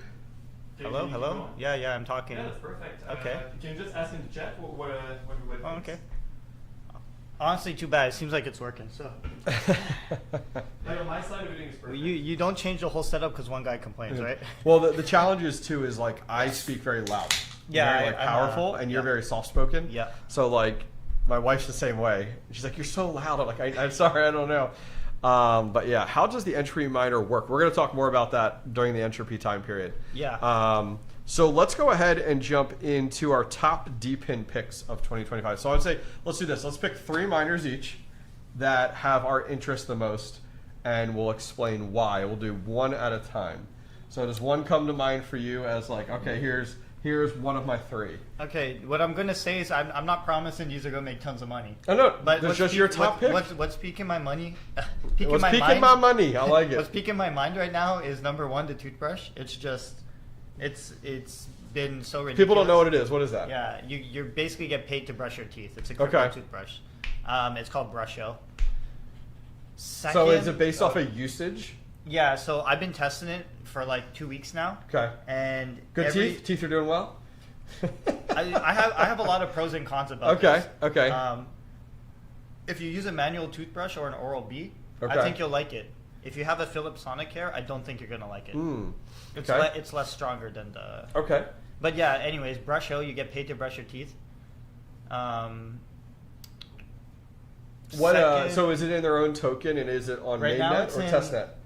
Right now it's testnet. It's oral token that will eventually eventually be converted into brush tokens. Why didn't they go unknown ratio. Okay. I'm glad it's going to change. They couldn't call it clean, or they couldn't call it like oral tokens. Definitely whatever. Okay. Yeah. Number 2. He's got to look around. Yeah, I got to look around. Honestly, I didn't want to talk about too much on here, but it's the drone one that lands on the roof to recharge. We were talking about briefly before. I didn't go into it. Yeah. But there's a project called Decharge that's partnering with Wingbits Actually, this is probably my number one. I've changed my mind. Okay. Yeah. So this project, it's a partnership between Geonet, Decharge, and Wingbits, and you put some sort of pad or something on your roof. Okay. So when drones are flying around, it uses the RTK data from Geonet to help the drone land on the charging pad, so it could charge on your roof. So it's a pad, and it wires into power. It wirelessly, like in my mind, maybe Okay. the drone has like on the back of our phones, there's wireless chargers. Maybe Mm-hmm. the feet charge. And the pad is connected to like your home electrical. Yeah, or something like that. The product doesn't exist. It was Okay. just announced that the partnership's So like coming. proof of concept type Yeah, of deal. there's Okay. going to be a prototype in a couple months. That's cool. And they use Wingbits to know when the drones are like the drones will talk with Wingbits stuff, I guess, and be able to schedule charging time, so they'll know when the pads are free and when they could take off. That's awesome. It sounds very interesting. Zero idea. Like about, almost like future proofing, like it's the direction things are going. Yeah, It seems very interesting. You know what I want to see though? I want to see those pads use a solar panel. That, maybe they do though. Maybe then they the do. pad has Auto if the charges. pad had a pad and the whole bottom of it was It's some a type of battery, battery, yeah. and then it just literally plugged into a solar Dude, panel you could all drop the time, those everywhere. and then you could have them wherever, right? Yeah, And it would yeah. and the thing is there now. Granted, it would have to have some type of wireless signal for usage for Honestly, like at that point, might as well put a cellular connection Yeah. in it. Like that's a That's true fine. drop it. Like you Yep. just drop it somewhere and it'd be Yeah, the amazing. hard part is like those drones, like you're gonna need fast charging, right? Because like the whole point of it is Yeah. like you can't have this sitting there for 4 hours. No. So that's gonna be the hard part is like how fast can it? So, and all the drones have to have like the same standardization from like a manufacturer perspective and stuff like that. Yeah. I mean, it's really cool. I mean, Yeah, it's really cool. guys, it's a concept. Is it going to work? I have no idea, but Yeah, it's interesting. that's a cool concept. Yeah, so the drone charger, the toothbrush, and the last one is going to be Dawn, but the backbone internet building part. So that Okay. project, they have a black box, which is not what I'm talking about. They're supposed to take like internet from data centers and beam it to like other people who have these special receivers that could then beam it out further. And the whole concept is to replace like, you have to connect your miners to like Verizon or something. Yep. This would kind of bypass that. It's only available in like a couple very specific locations like now, like New York or something. Like there's only like 3 places or something. Distribute the name. The Dawn? Dawn. Yeah, Dawn. DAWN. Like the soap. Yeah. But recently they released a black box, which is kind of stealing the thunder away from the original concept that I was more excited about. But ideas about ROI, no idea. Yeah, well, it's sure. It's It's I concept like, right now, I like all the hype stuff in my mind is all the stuff that kind of doesn't really exist properly. But that's cool though. Yeah. And like that's your world. Like some of these I've never heard of before. But I'm like, that's very cool. And as you said, this isn't even like testnet. This is like concept based right now. Yeah. You know what I mean? So you're hearing about it now. Hopefully in a couple months we might be able to invest into these things and hope for the best. No, that's pretty cool. That's definitely pretty cool in that regard. I would go ahead. You got more? I would say 4 would be those products on the counter. Oh, the sex toys. Yeah. Okay. Those are just interesting to see what the hell's going to happen in the crypto space because I think that's as ridiculous as it gets right now, right? We're going to talk about those guys at happy hour. But yes, they are sex toys that earn you crypto. Yeah, for using it. So, I think there is such a demographic of like those partnering up with like OnlyFans. Yeah. Or I adult, did- and then like literally like marketing it to their audience. I had a Like, call. I brought a model on, a girl, Yeah. and she was explaining how the use case might work and stuff. Yeah. Some other. What about Yep. you? Yeah. So I don't know as many Deepin projects that are like theoretical where you are now because that's your world versus with mine. So I can only really speak to the ones that like Exist. I'm running that exist and then I'm running. That's what I have on my phone. I'm like looking through my list of like miners that are here. So I would say Geonet is still at my top right now. 1 use case, 2 its mainnet, 3 they're continuing to look at partnering with different companies for that use case. I want to see them partner with more, as I alluded to earlier in the stream, with more Web 2 pre-established companies. And that's what I like want to drive home to with any Deepin manufacturers listening right now is like you need to be approaching companies that are doing this well and okay, we can improve your product, and here's how. As I talked about with like Uber and things like that, like or the drone stuff, like that is right up that alley of like, okay, how do we partner with Amazon to help give them more accurate deliveries with these drones or whatever it would be like.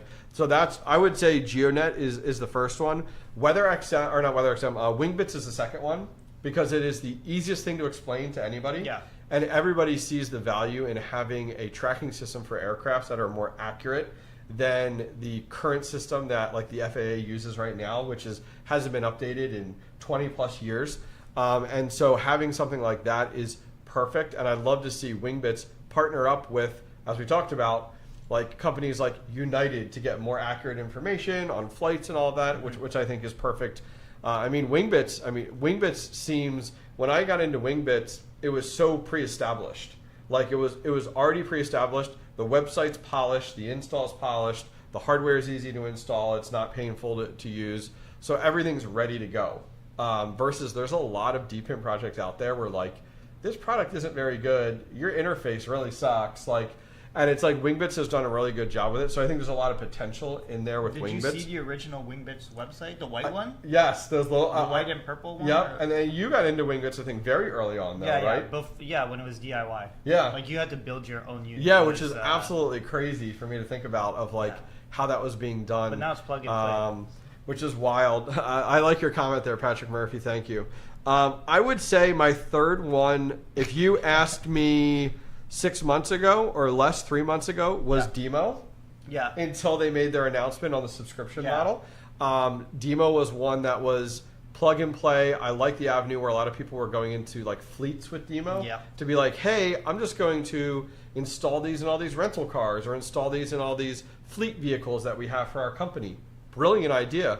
But unfortunately, I think Demo is shooting themselves in the foot. And I don't know if they will recover from it. Now, granted, Demo right now, the nice thing is like that subscription model hasn't been put in place yet. Like it's extended out, right? Some people might have to start paying them though. When they buy a Demo, like right? Like if you buy a Demo? No, like when you buy one today, you only have 6 months of service and you have to pay. But some people who have older devices might already be paying, but I'm not sure. I think it's some of the, I think I've heard some of the Autopies, like some of the original younger Autopies.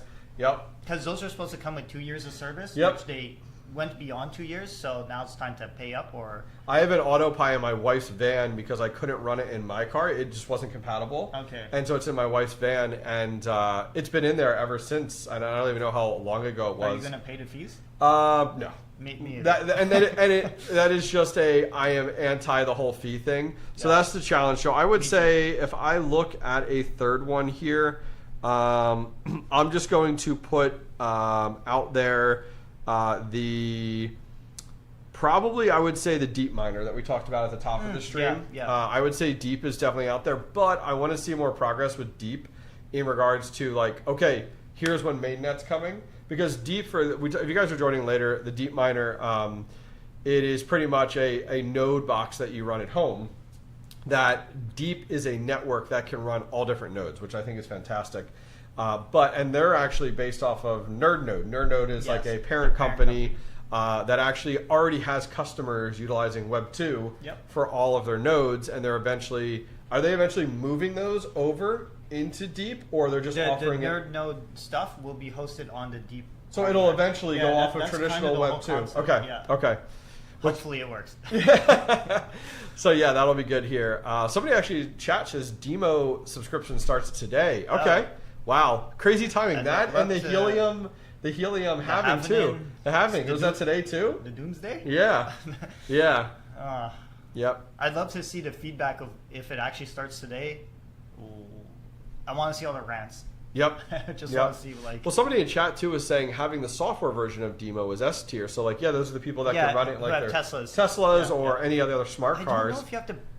Are they going to be required for the subscription fee with those? I haven't heard anything. I'm not sure. Yeah, maybe Patrick Murphy. Maybe let us know, which would be super helpful.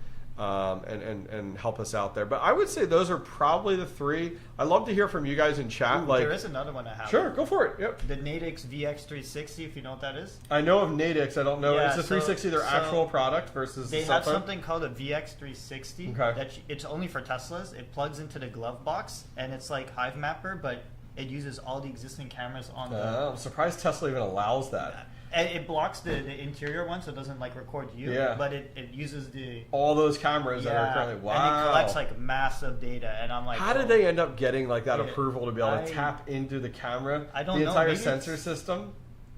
Like you got to think about it. Tesla's allowing an outside sourced. I wonder if there's something you that plug it into the USB port in there, so maybe everyone's allowed to build on it. I feel like somewhere in chat you may have heard or read this. I feel like the cameras do allow. Now that I think about that, I've read somewhere in the past where the cameras do allow access to that. So like you could tap into that, and it's available for. But the fact that they allow, it must be isolated in their system entirely, in some way, because you got to think of like hacking or like anything like that could occur.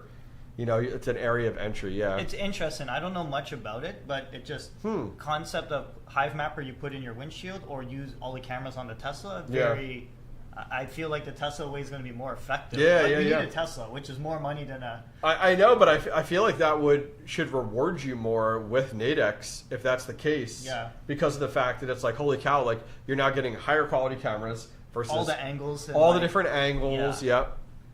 Okay, so Tesla allows open access to its cameras. Yeah. I mean, that's genius. I mean, for Nadix, I mean, literally, that's a goldmine for them to be able to develop that device that just piggybacks off of that. Now, I'm curious, does that device have like? Now, does it piggyback off of? Probably not. I don't know. Do Teslas have like hotspots built in with them?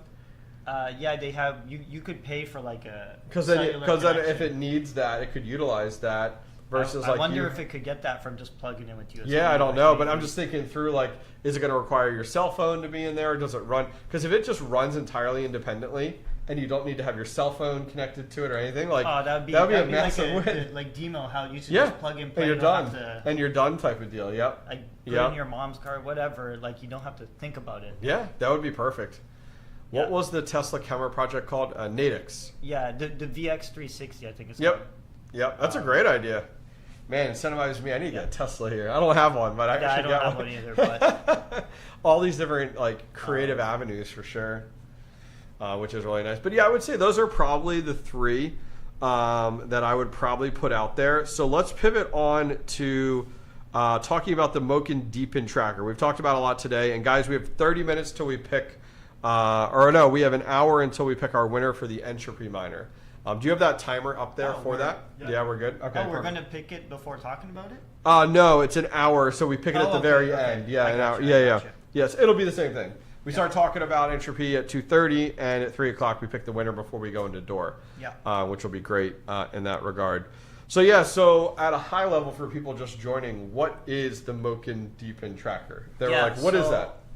So, got to explain this easy terms. Yep. For people who have multiple machines, like a Helium multiple unit, DPIN projects. Yeah, Helium, Geodnet, Wingbits, blah blah blah, all that stuff. It's a spot where you could track all your rewards and statuses of the device in a single dashboard. So what's really annoying with DPIN is every time you get into a new project, you have a new app or a new dashboard. Yep. And it's just a pain to go check like 10 different apps if you have 10 different projects. So kind of the whole concept of the DPIN tracker is put it all in one centralized dashboard so you could look at it all at once. And you get notifications like push notifications or SMS like your units are offline. And yeah, that's kind of like the concept. And it's entirely free, which is really, really cool. Someone in chat says, it sounds like Hobbyist mic is now low. The other one is picking up more. Maybe rotate the other mic, aiming closer to the center. I mean, mine's we haven't touched anything. Yeah, I know. Well, it is because I'm having my conversations this way. I think because these microphones are very... Here, we'll do this. Well, it might be in the way of my face, but I'm turning towards you having the conversation. I'm actually thinking to just bring the table slightly in front.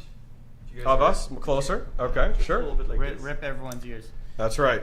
That's right. How's that look in the... Well, because I'm talking to you a lot at this part of the segment. So that's why, like, I think that's what It's they're fine. talking about. There we go. People, Is this blocking my face too much with this mic right No, now? it's perfect. Just a little bit of your chin, but it's good. people will. Okay, so actually, another thing I want to talk about the Moken Yeah, DPIN yeah. tracker, because whatever his name is, Paradigm or whatever. Yeah, Paradigm Miner, yep. Yes, Hotspotty. It's But more like deep kind of inside. like Hotspotty, but Yeah. the thing is, on the Moken DPIN tracker, when you add a machine into the DPIN tracker,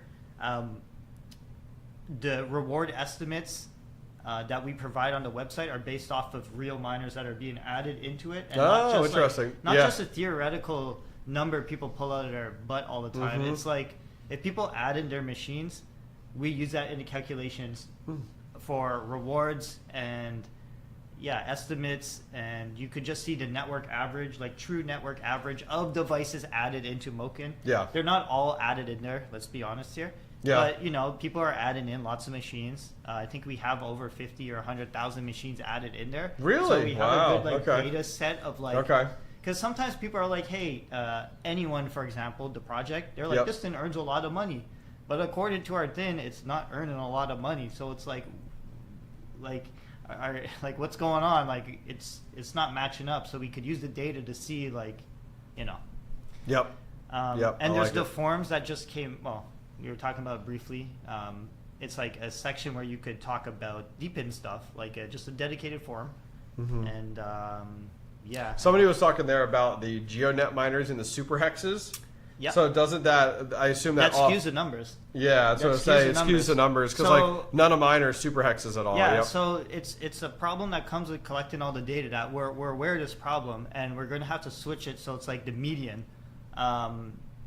Because yes, when someone has, like, for example, a boosted hotspot in Helium, of course that skews the numbers. But we're trying to just show realistic numbers, not just the maxed out ones, because it's very misleading like that. So they're being worked on, but right now it unfortunately works like that because that's just how it was designed from the beginning. Yep.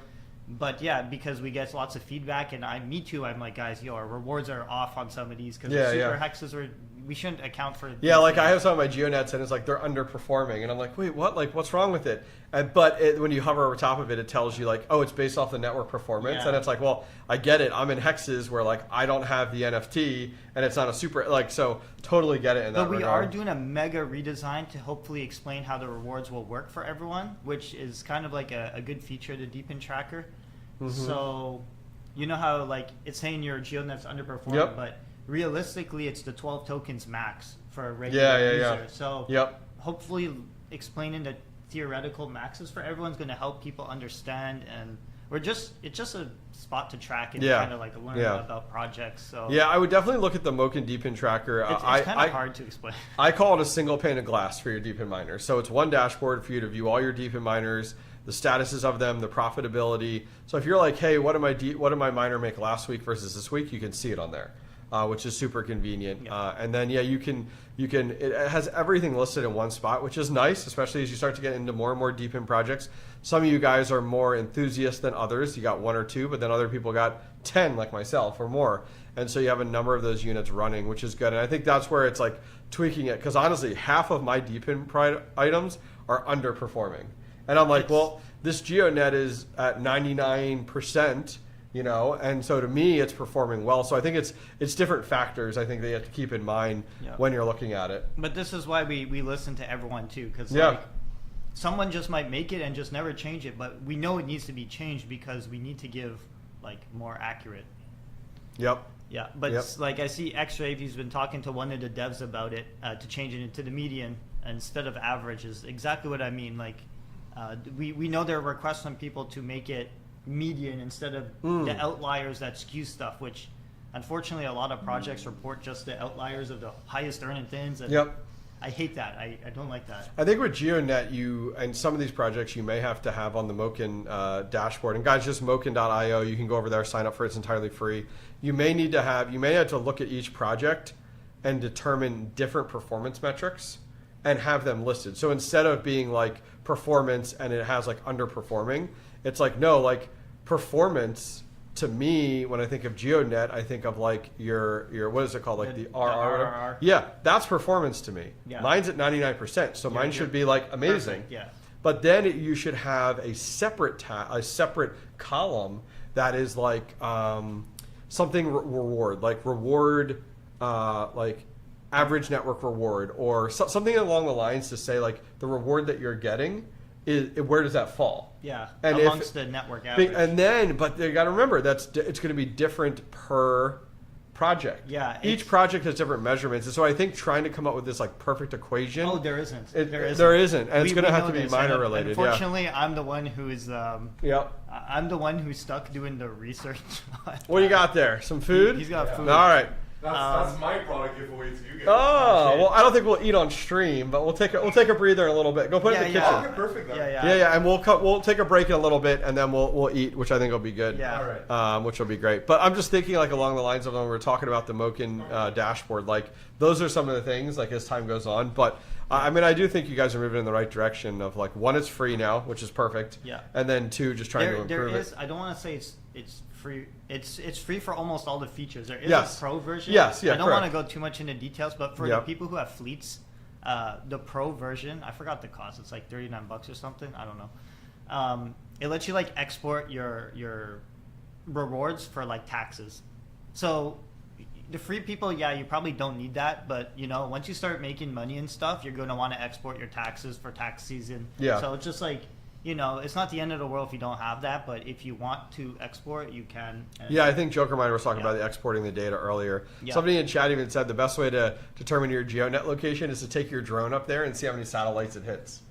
I'm like, oh, there you go. There's one way to do it. Sure, why not? Which I think will be nice. Yeah, there's a few of my, thinking about the Deepin tracker, there's only a few miners I have that aren't in there, like that aren't supported. That Solar X one.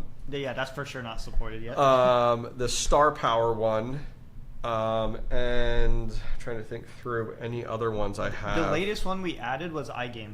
Oh, okay, you added that on there. Okay. And they wanted to integrate. Nice. And yeah, if there's any projects who want to integrate or you want your projects added, you can. Yeah, just I think that's it. us I and think we that's can it. Add them. Yeah, is there any curious guys in chat? Are there any Depin miners, if you have the tracker or you just signed up for it, any of those trackers that, or any of those devices that are not in the tracker?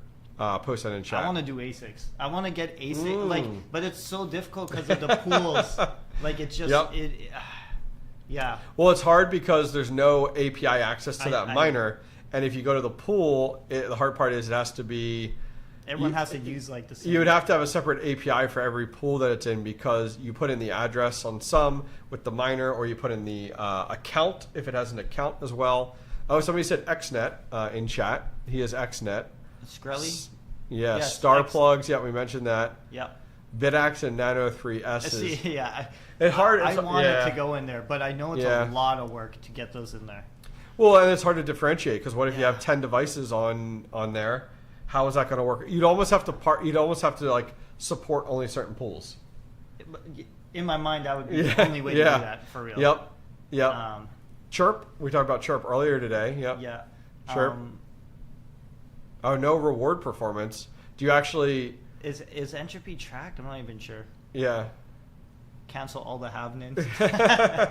Today's the day. Apparently, everything's going down today. Everyone's crying today. Yes, that's right. 100%. 100%. So, but I mean, in theory, your rewards, in theory, you know, it's twice as rare, right? But yeah, well, you could partner. You're correct. So you could partner with the bigger pools that may have an API with them, and then. But the thing is, you'd have to have not only like the account name. So like if it was Power Pool for me, it would be the Hobbyist Miner is my account name. But then you would need to know the miner name too, so that when you did the API fetch call from the pool, you could go ahead and be like, all right, here's the account and here's the miner name you'd have to do in order to put it on there. Yeah, and then we leave it to the devs. If they can figure it out, good. If not, yep. But it's something I complain. I'm like, guys, let's try and add. Yeah, no, 100%. It would be nice. Yeah, I agree. Which would be really, really good. SkyX is so easy to set up. Oh, and portable, yes. Yeah, but I think SkyX is on there right now, right? Yeah, it's you just add it in. It's your Bluetooth name of the SkyX. Yep. It's like you just have to be able to reach your SkyX. That's the difference. Yeah, like actually, all those people that put them up high, you know, who does that stuff? Yeah, then you have to go back and. 100%. Yeah. So we have about a little over 15 minutes left, guys, before we go ahead and get into talking about Entropy. So we'll have that coming up here, which I think will be great. Do you want to see if George wants to swap? Well, it depends on timing. So that one of us can eat? Yeah, we shouldn't really... Yeah, maybe I could swap with him right now. Yeah, see? Eat, then, yeah, we can swap that. I can swap out. George or... Yeah. Whatever, perfect. Yeah, let me know. No rush there, yep. Hit him up. Be like, hey, get in here. See what's going on. Let's see. I think Terra looked into it, but there is a lot involved in making it work. I personally like PowerPool for the monthly profit and coins of revenue. Oh yeah, I've been using PowerPool more and more. You guys might have noticed that in my videos with just what pool am I using, and I've been using that more and more. All my script miners are on there that are pool mineable, and also all of my SHA-256 Bitcoin miners are on there as well. What about Fry? Oh, I don't know. Is Fry on there, Softman? I'll have to ask JD. I don't know if Fry is on there or not. But that's a really good question there. Planet Watch. I'm not familiar with Planet Watch. I'll have to ask JD or ask George when they get back. They know much more on the DPIN front of things. The implementation of Deep needs to show days live for now, not points as... No, I agree with you. I agree. Well, yeah, and that's a tough one too, especially with their GUI, their web... I think it's just they said it's web GUI that is very up and down from a stability perspective for Deep when it's keeping track of the days. Yep. I just started out and want to mine. Should I use Big Bank System? I'm telling you, but I've been investing. I'm not sure what you're getting at, Big Tree. I'm not positive. What do you say, JD? He just finishing his sandwich and then he'll come switch. Perfect. Perfect. Then that'll be perfect for you. Yep. Yeah. Somebody was asking, is Fry on? The tracker? Yeah. Honestly, I'm not sure. And then someone else was asking about Ambios? Planet Watch? I think that's, Planet Watch. What is that? You know Planet Watch? I don't know what Planet Watch is. Oh boy, Planet Watch is its own nightmare. Okay. It used to be a, someone said dead project like Planet Watch, yeah. Okay. It was a air quality DPIN. Okay. And monitor the air. So you'd buy these, they were called aware elements, and they had something called air kinos, whatever. They measured the air quality. And they were like, yes, the government wants to buy the air quality data from us. Okay. Eventually, nobody bought the data. The whole thing kind of just screwed up. There's a really bad backstory. They got into an argument with one of the manufacturers of the devices, and in the end, all the customers kind of got screwed, including me. They started using these devices without talking about them for API access. This happened years ago. It just lost to the times. Mm-hmm. But they rebranded or got acquired by this Ambios company or something. Okay. Either way, I wouldn't touch Planet Watch stuff ever. That's a good call. That's a good call. I like it. Too many people got burnt on that, and yeah. So somebody was asking about BP was asking about restocking ASICs. So I have noticed that there's a lot of ASICs that are out of stock on there right now. Any reason behind that? Most of the people want from us, at least it seems like, is the lottery ones. Okay.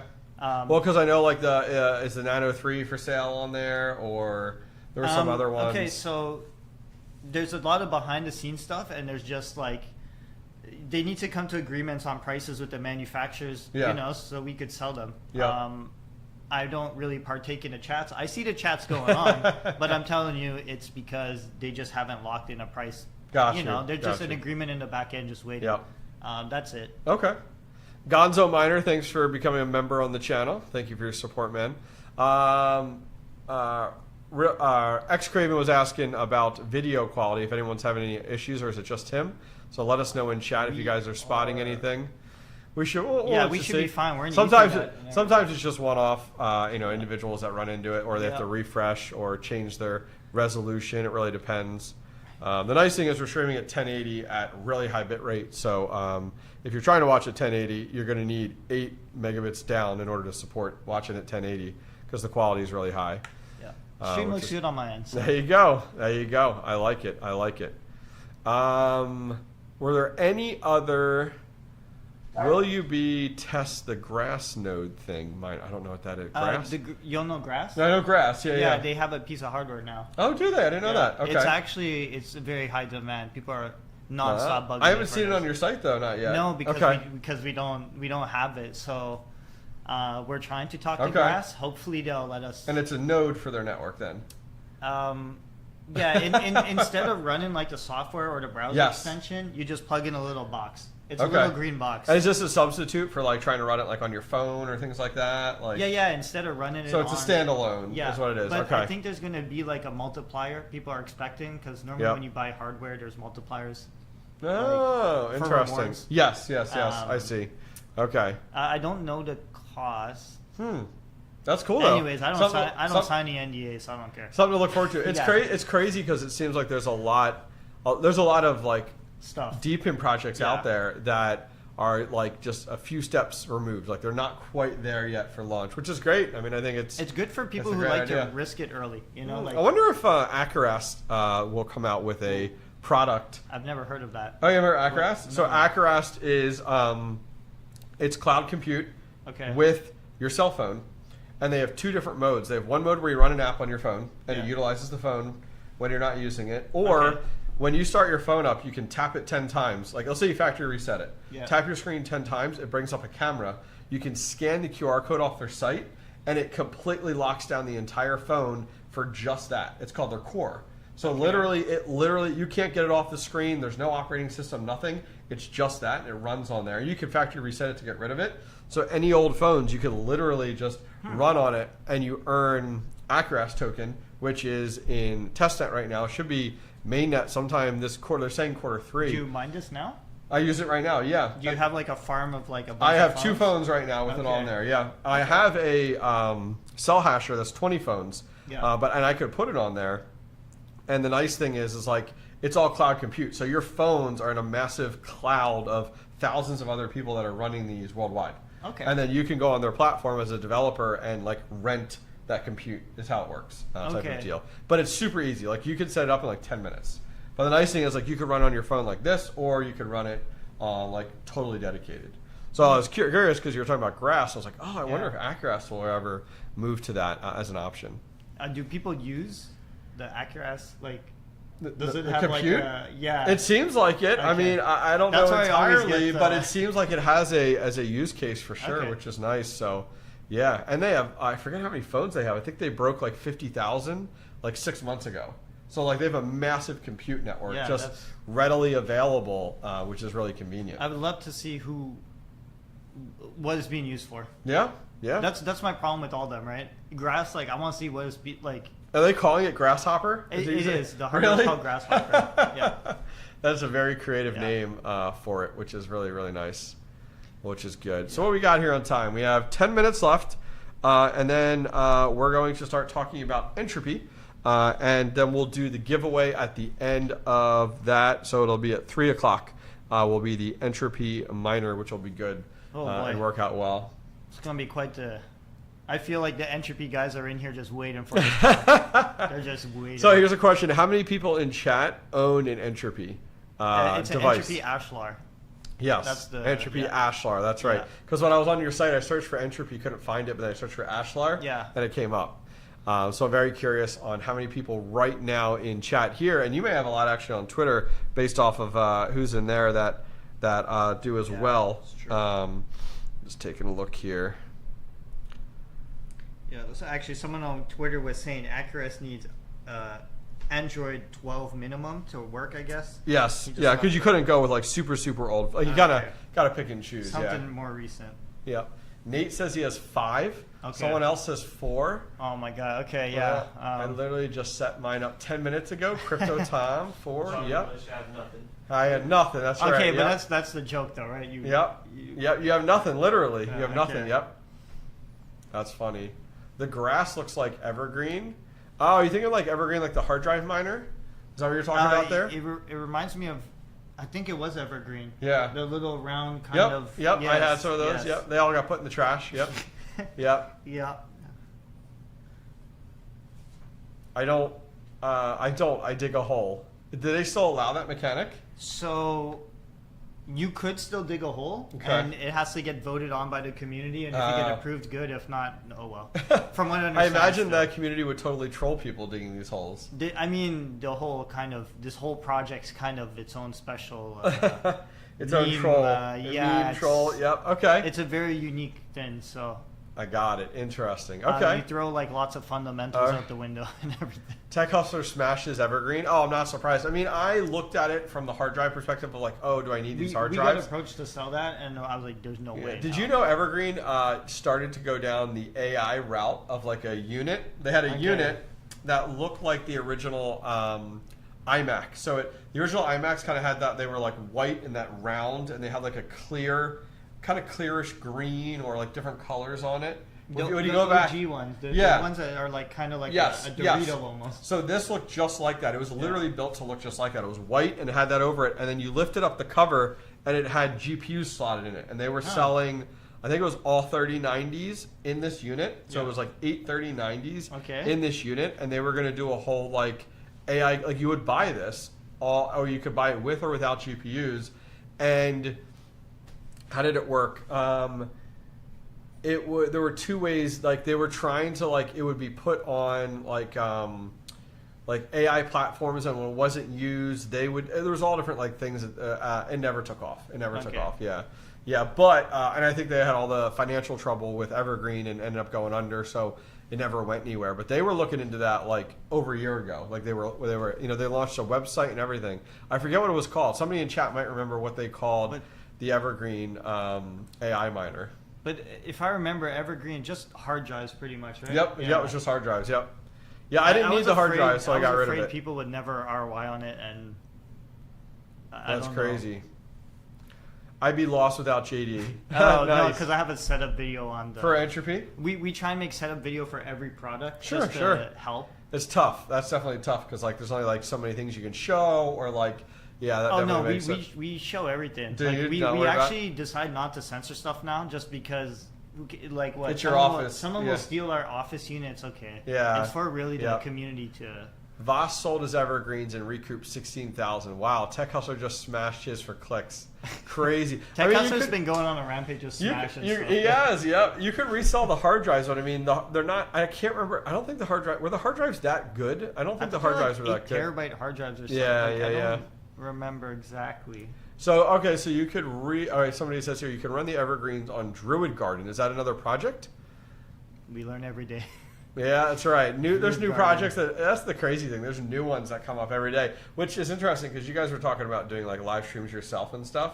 This would be a great avenue to find out new projects from community. Be like, oh, they mentioned this miner. We should look into that. Like, or we should look into that. You know. Normally, I feel like I'm the one researching a new project to tell my calls though. Yeah.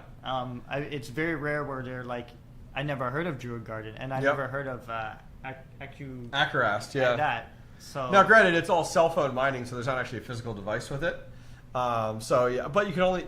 The hard part is what I tell people is like you can't be into everything. You can't mine. You can't own everything, and like at some point, diversifying that much like is not smart. I think cell phones is probably where we cut it off. Like we tried it with a couple, but wasn't that great for us. Yep. Oh yeah, I agree. All right, guys, we have about 6 minutes left, and then we're going to jump into talking about Entropy, and then we'll have the giveaway at the end of that. We still have the timer up there, Felix. Yep. Perfect. I like it. That sounds good. So we have a few more minutes here. Okay. Some people are weird audio issues. I can change up the audio to be mono, so then what it would do is it would come out of each ear, if that's something you guys are interested in. It's only a setting change, so then it would come out, like mine would come out one side, and because it is 2-channel. Is someone complaining still about somebody was just saying something about audio. Let's see here. The Poor Investor has a good interview about Chia. I feel like I've heard of his channel before. I'm so over Chia though. I'm not maybe not over it. It's so boring to me. Like Digital Spaceport. I feel like there was a space. Was that the hard drive one? There was a hard drive project, which is crazy. I think I understand what it is. Is there a button pushed? No, it's because you talk stronger than me. It comes into my microphone, and I guess I'm only out of like. In theory, if I'm here, you hear me out of both microphones.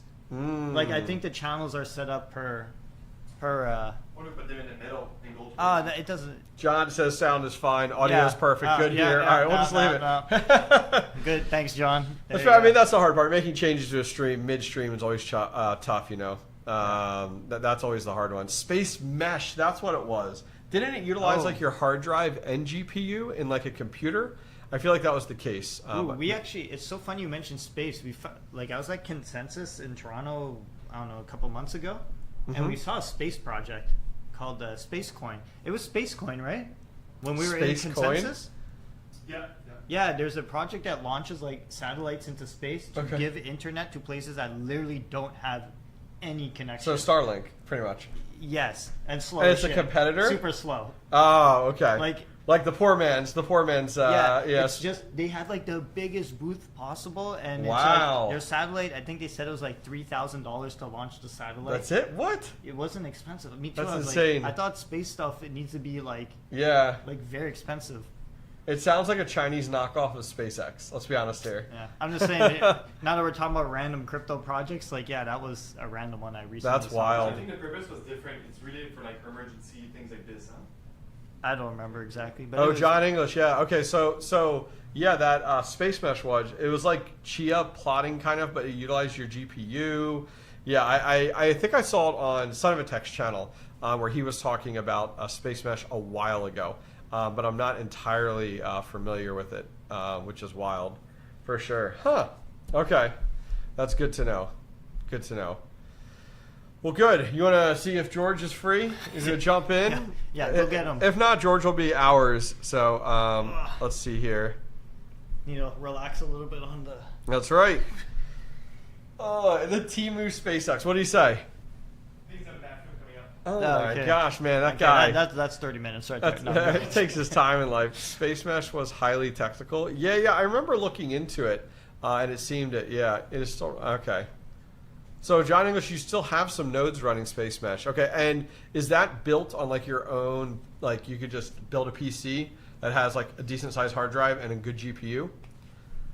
Planet Labs launches satellites the size of shoes with cell phone tech inside. Oh boy. Yep. That's crazy. That's wild. Space Coin. That was the name of it? Was that it? Space Coin? That might have been it. Now he's like... This guy's calling it Planet Labs. I don't know if that's the same one or Labs. Not. Dude, there's too many names now. Yeah, I know, right? I don't know. Yep. There's so many different ones out there for sure. Planet Watch, Planet Labs. There's just so much stuff now. Mm-hmm. I don't know anything about these projects that's being talked about right now. So. All right, so there's only so much I could like. Oh yeah, well sure. Well, that's the hard part is like you can't be involved in everything, and that's the and that's kind of where. Okay, so that's how it works, John English. Okay. Wasn't sure. Yeah, I mean that's the hard part is like as a home miner, you can't do everything. You can't be involved in every Deepin project, every AI, Planet Watch. Okay. I got it. Space Coin. I can put it up on screen. Oh, I mean it's not at the end of the world. Yeah, we were just curious on the name on it. But no, that's great. So guys, we do have. If you want to throw the schedule up, we're gonna jump into Entropy here, and then Dor Miner. So we're going to pick the Entropy winner at 3 o'clock. Then we'll jump into Dor. Then we'll pick the Dor winner at 3:30. Then we'll jump into Wingbits. We'll pick the Wingbits winner at 4. And then 4 o'clock is going to be shoot the shit, grab a drink, hang out with us for happy hour. Second drinks at 4:30. And then we're going to jump into Helium. We'll pick the winner there. So yeah, it should work out well. So we have Helium. And then we also have Goldshell too. So yeah, it should be a ton of fun. And yeah, it should be a good time. Looking forward to it. Yep. Good. Cool. You want to go grab your food? Go grab your food. Well, we're waiting for. Oh, that's all right. Well, I can hold down the fort until George gets here. Because then I'm going to swap and go get some food too. You need food too. So. Yep. So grab yours. Okay, guys, do you want to grab that can down there too? Just trash it, whatever. Yeah. Just to avoid in case it was going to spill. It was empty. Oh, good. Court. Maybe we could grab someone to take his plate. Take my spot. Yeah, that's fine. I can solo it up. I don't mind hanging out with people. What's this Helium you speak of, right? Yeah. In all seriousness, have you never heard of Helium? So we have a full day ahead of us, guys. Should be a lot of fun still. We're literally just broken into the second half of the actual schedule. Happy hour sounds fun. Yeah, don't you have to run out for drinks, Felix? Yeah. Do you want beers? Something like I'll do beers, yeah. Yeah. Canadian beer, maybe. What's that? A Canadian. Canadian beer would be fine as long as it's not super heavy. I'm not like a Guinness style. Like that's not Canadian, but like I don't like heavy beers. I like IPA. IPA or like an easy drinker. Okay, I'm gonna get you something from the brewery next door. That's perfect. Yep.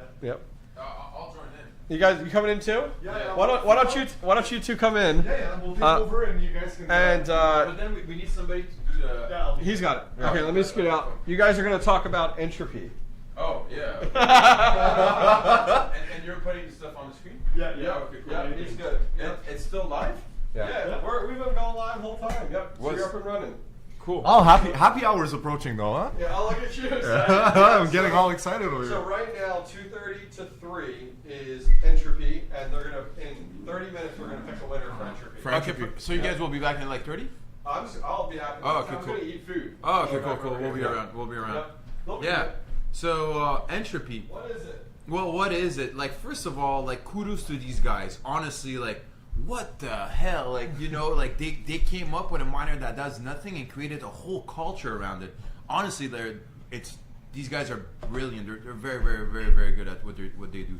The other thing is I like about them is they're very honest about it. It does nothing. I totally agree with Paul. Let's talk about nothing for the next 30 minutes. Yeah, there's nothing to talk about. There's nothing to talk about. There's nothing to talk about. But there is some stuff that is interesting to highlight, like their ability to influence the Depin culture in the way they did. Absolutely insane. Absolutely insane.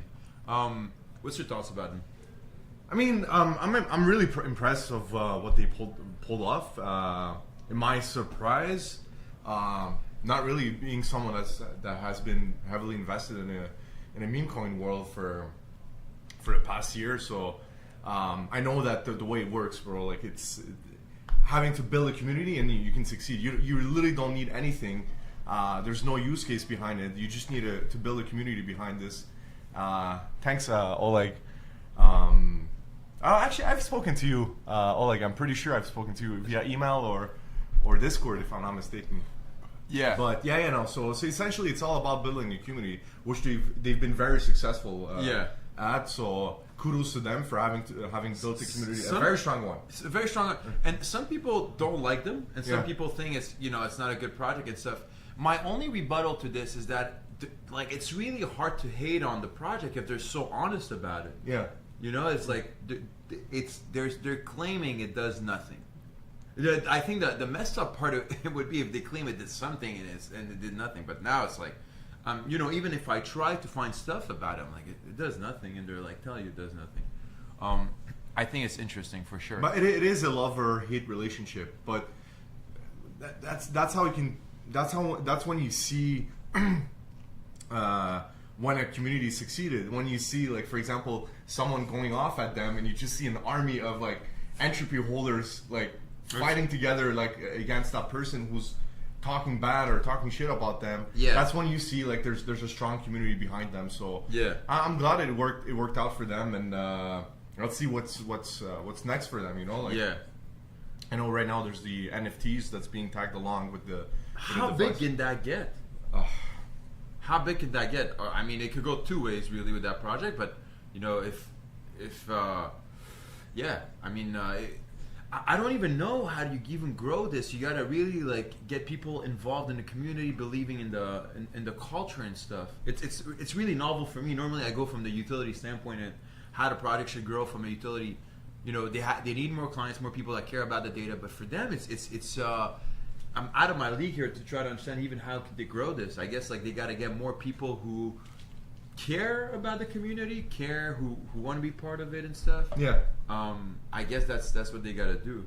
Well, you know what, man? It's as you shared earlier, it's the fact that they were very straightforward about the whole thing from the beginning and saying they stated that it does absolutely nothing. I mean, I think that's a fact. That's the thing that the community really like, because you see a lot of those Depin projects out there. They mention and they talk and brag so much about their use case, but in the end of the day, they're not actually working on those use cases. They're literally just sucking in whatever they're selling on the hardware, and just redistributing those profits into rewards. But then when you look at the use case behind the project, which they've been bragging about like for the longest time, you don't see anything. Like, again, I don't want to throw any projects under the bus. I'm not going to mention them. Yeah. But when Helium was very successful I would call him the pioneer of the DPIN space. There was a lot of projects that came afterwards, seeing Helium's success. Yeah. And you remember we worked with those guys, and I'm pretty sure you know who I'm talking about. Yeah. But they were selling us on the use case, and we were pushing their hardware because they were very successful on that side.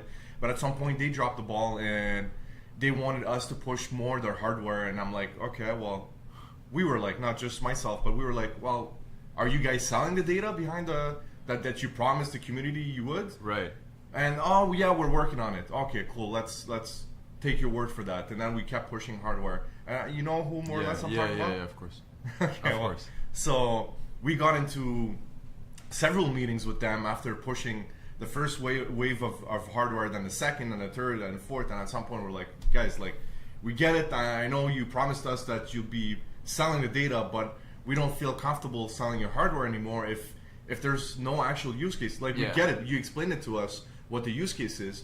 We're fully understanding on that part, but are you actually selling the data? If not, like, you can't maintain the project. Like, so eventually they didn't, and the whole thing fell off. Yeah. Versus Entropy, who's being very transparent about the whole thing. It does absolutely nothing. It's a meme coin on a hardware. That's pretty much it. Yeah. Yeah, I mean, honestly, even from my side, when I met the founders, and it was a first meeting, and very, very cool guys, and we were talking. I was like, "Yo, what is this new project about?" And he told me so blatantly. He just came up to me. He's like, "This is a thing that does nothing, and we're gonna sell a lot of it." I'm like, in my mind, I'm like, this is never going to work. Good luck doing that. There's no one that will actually buy this. And then I saw people buying to the hype. Honestly, very, very interesting experiment. I see somebody here that mentioned it's a red flag if the community is the main value proposition. I would not say that the community is the main value proposition. I would just compare that to a traditional meme coin. It's like a culture. It's like a cult. People want to be part of it. They're interested in connecting with other people in the community. It's fun. It's novel. We haven't seen that in DPIN. I feel these are mostly the reasons why people are part of Entropy. I mean, I can't disagree with what he's saying, but I don't entirely agree either. Essentially, again, I look at the meme coin world. The ones that I've been the most successful in were the ones that had a community, because obviously there's no use case behind it, and that's how they're positioning themselves. They're positioning themselves as a meme coin in the DPIN space. So, again, in the meme coin world, the ones that I have been the most successful investing on were the ones that had a community driving the coin behind it. Even when some of those coins actually rugged, the fact that there was a strong community behind it, they were able to pump the token again. Again, it's not 100% of the case. It's not always going to happen. That's why, like, always do your due diligence, and don't invest your life savings, which I mentioned earlier. Don't invest your life savings, especially not on something that there's no actual value. Like, when you look at Wingbits, for example, there's great value behind the project itself, and I personally, again, no financial advice. I'm someone that firmly believes in that projects, and I'm very bullish on. So I look forward to the future partnerships. That, again, they haven't disclosed anything yet, but they've mentioned that they've been working on some great partnerships, and I have a great feeling that they will fulfill on that end. But in Entropy's case, like, what other stuff can they bring in to bring more value to the project itself? There's nothing really. It's more about the community that they have. So again, I'm not telling you guys to invest your life saving on this. It's great to put your hands on it. It was not a expensive device. It's a very cheap device. Now the whole NFTs are involved. So yes, it may have increased the investment, the initial investment, versus what we're paying before. But again, having 1-2 device, I'm not asking people to carry many of those devices at home and put all their life savings on it and and fully invest their time and energy on it. If you guys have 1 device, 2 devices, that's great. And again, at the end of the day, you're technically not supposed to have more than 5 devices. If not, you'll have your device bricked. So avoid doing that. Avoid cheating the system. But yeah, as we speak right now, it's mainly the community that's driving the whole project forward. It's interesting because we're gonna drop here, like we're gonna screen share soon some of the comments on both sides of Entropy and against Entropy, and we're gonna read them and we're gonna just start commenting on them. So as soon as Felix is back, he's gonna drop it for us. So I mean that's They're coming soon to make the switch. Oh, sure, okay, cool, perfect. cool. Yeah. Someone said they punish the community for selling, but people can buy and sell in exchanges at any time. Again, how do you feel? How do you feel? Like honest feedback. Like how do you feel about the way that they're treating the community? I mean, I mean it's not a secret. You can't really talk against Entropy in the Entropy Discord. How do I feel about it? It's I don't know. I mean, you know, it's hard for me to feel anything about it because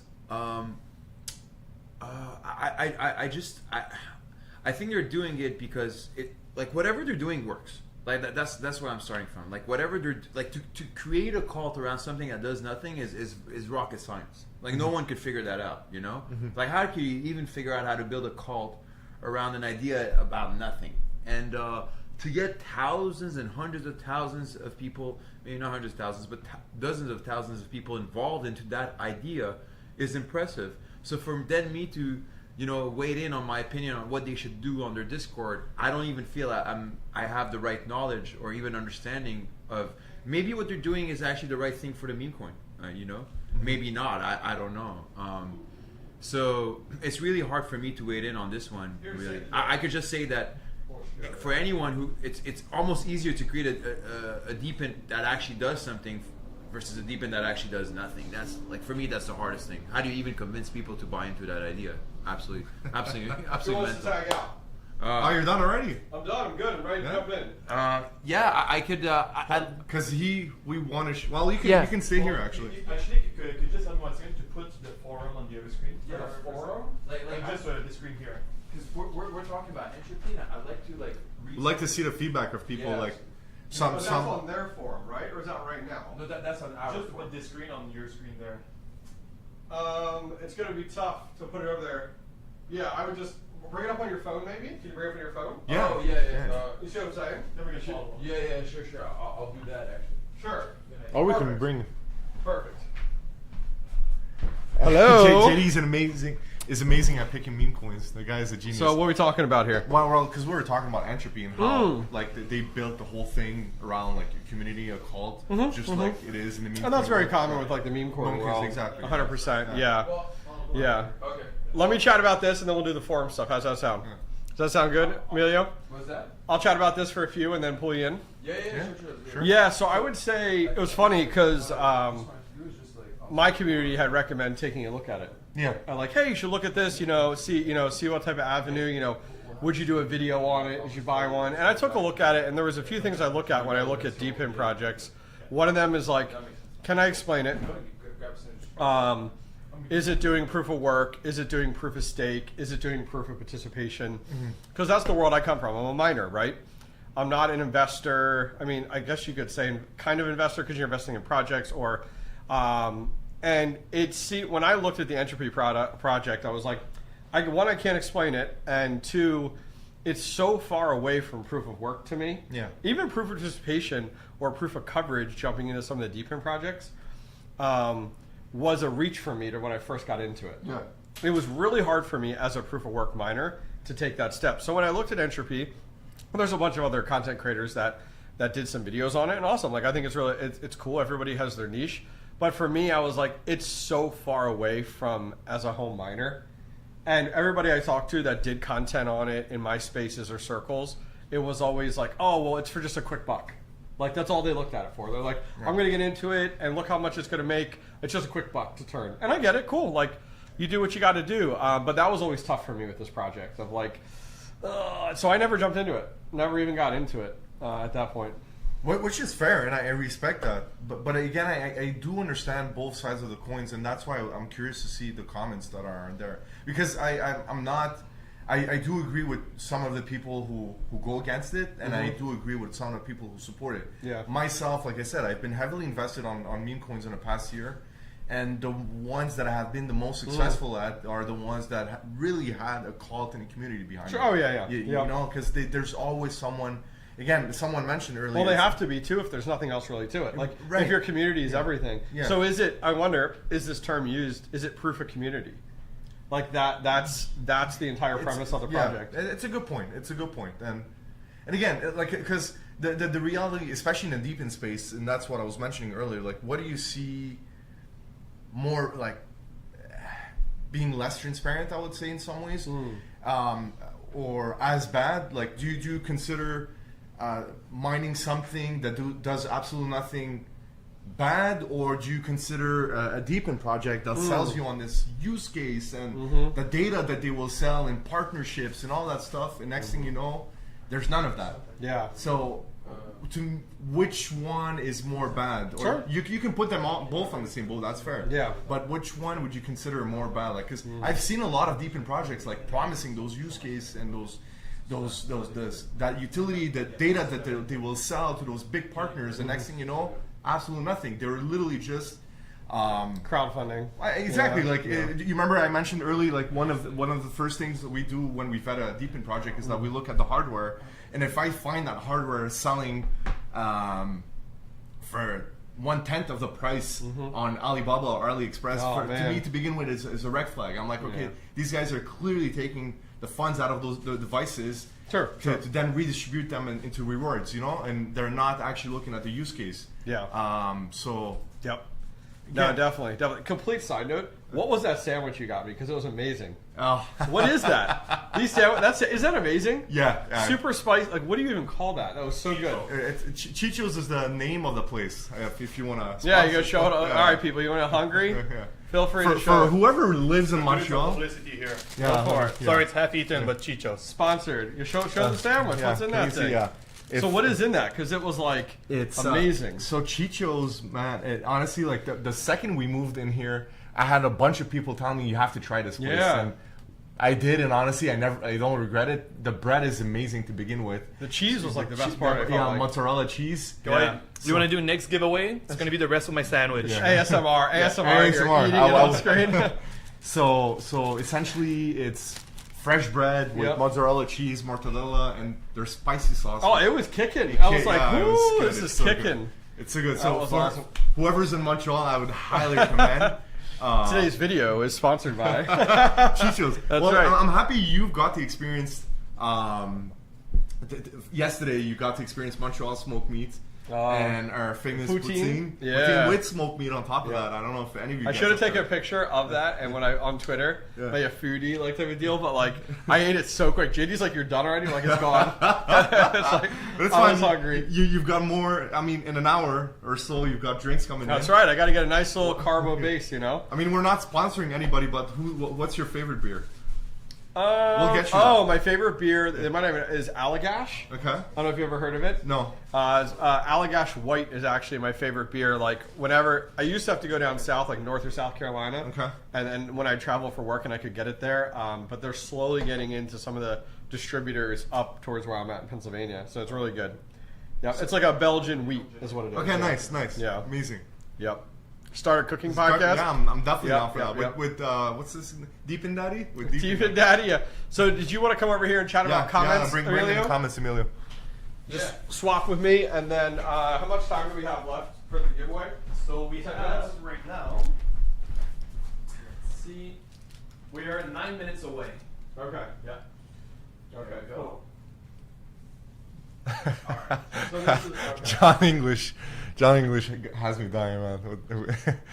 I have a national NFT for salty people for the low price of 100 SOL. Dude, honestly, the comment section on the internet is my favorite thing. Yeah. So, let's see here. Let's see what the comments are about. All right. So are we going in Entropy or somewhere else in the forum? Yeah, if you write Entropy. Yeah. And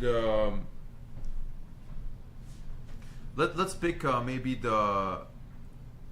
Right, my opinion on entropy. Yeah, let's go down to maybe the third one. No. From Are we supposed to? Yeah, it's in 9 minutes. Yeah, in 9 minutes. The next contest.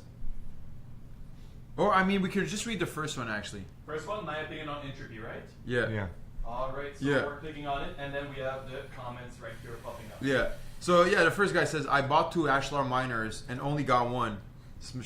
And don't even ask how helpful Helium Deploy support is. Can't even get email back. What a joke all around. So here we are reading our own comments, getting shit on live stream.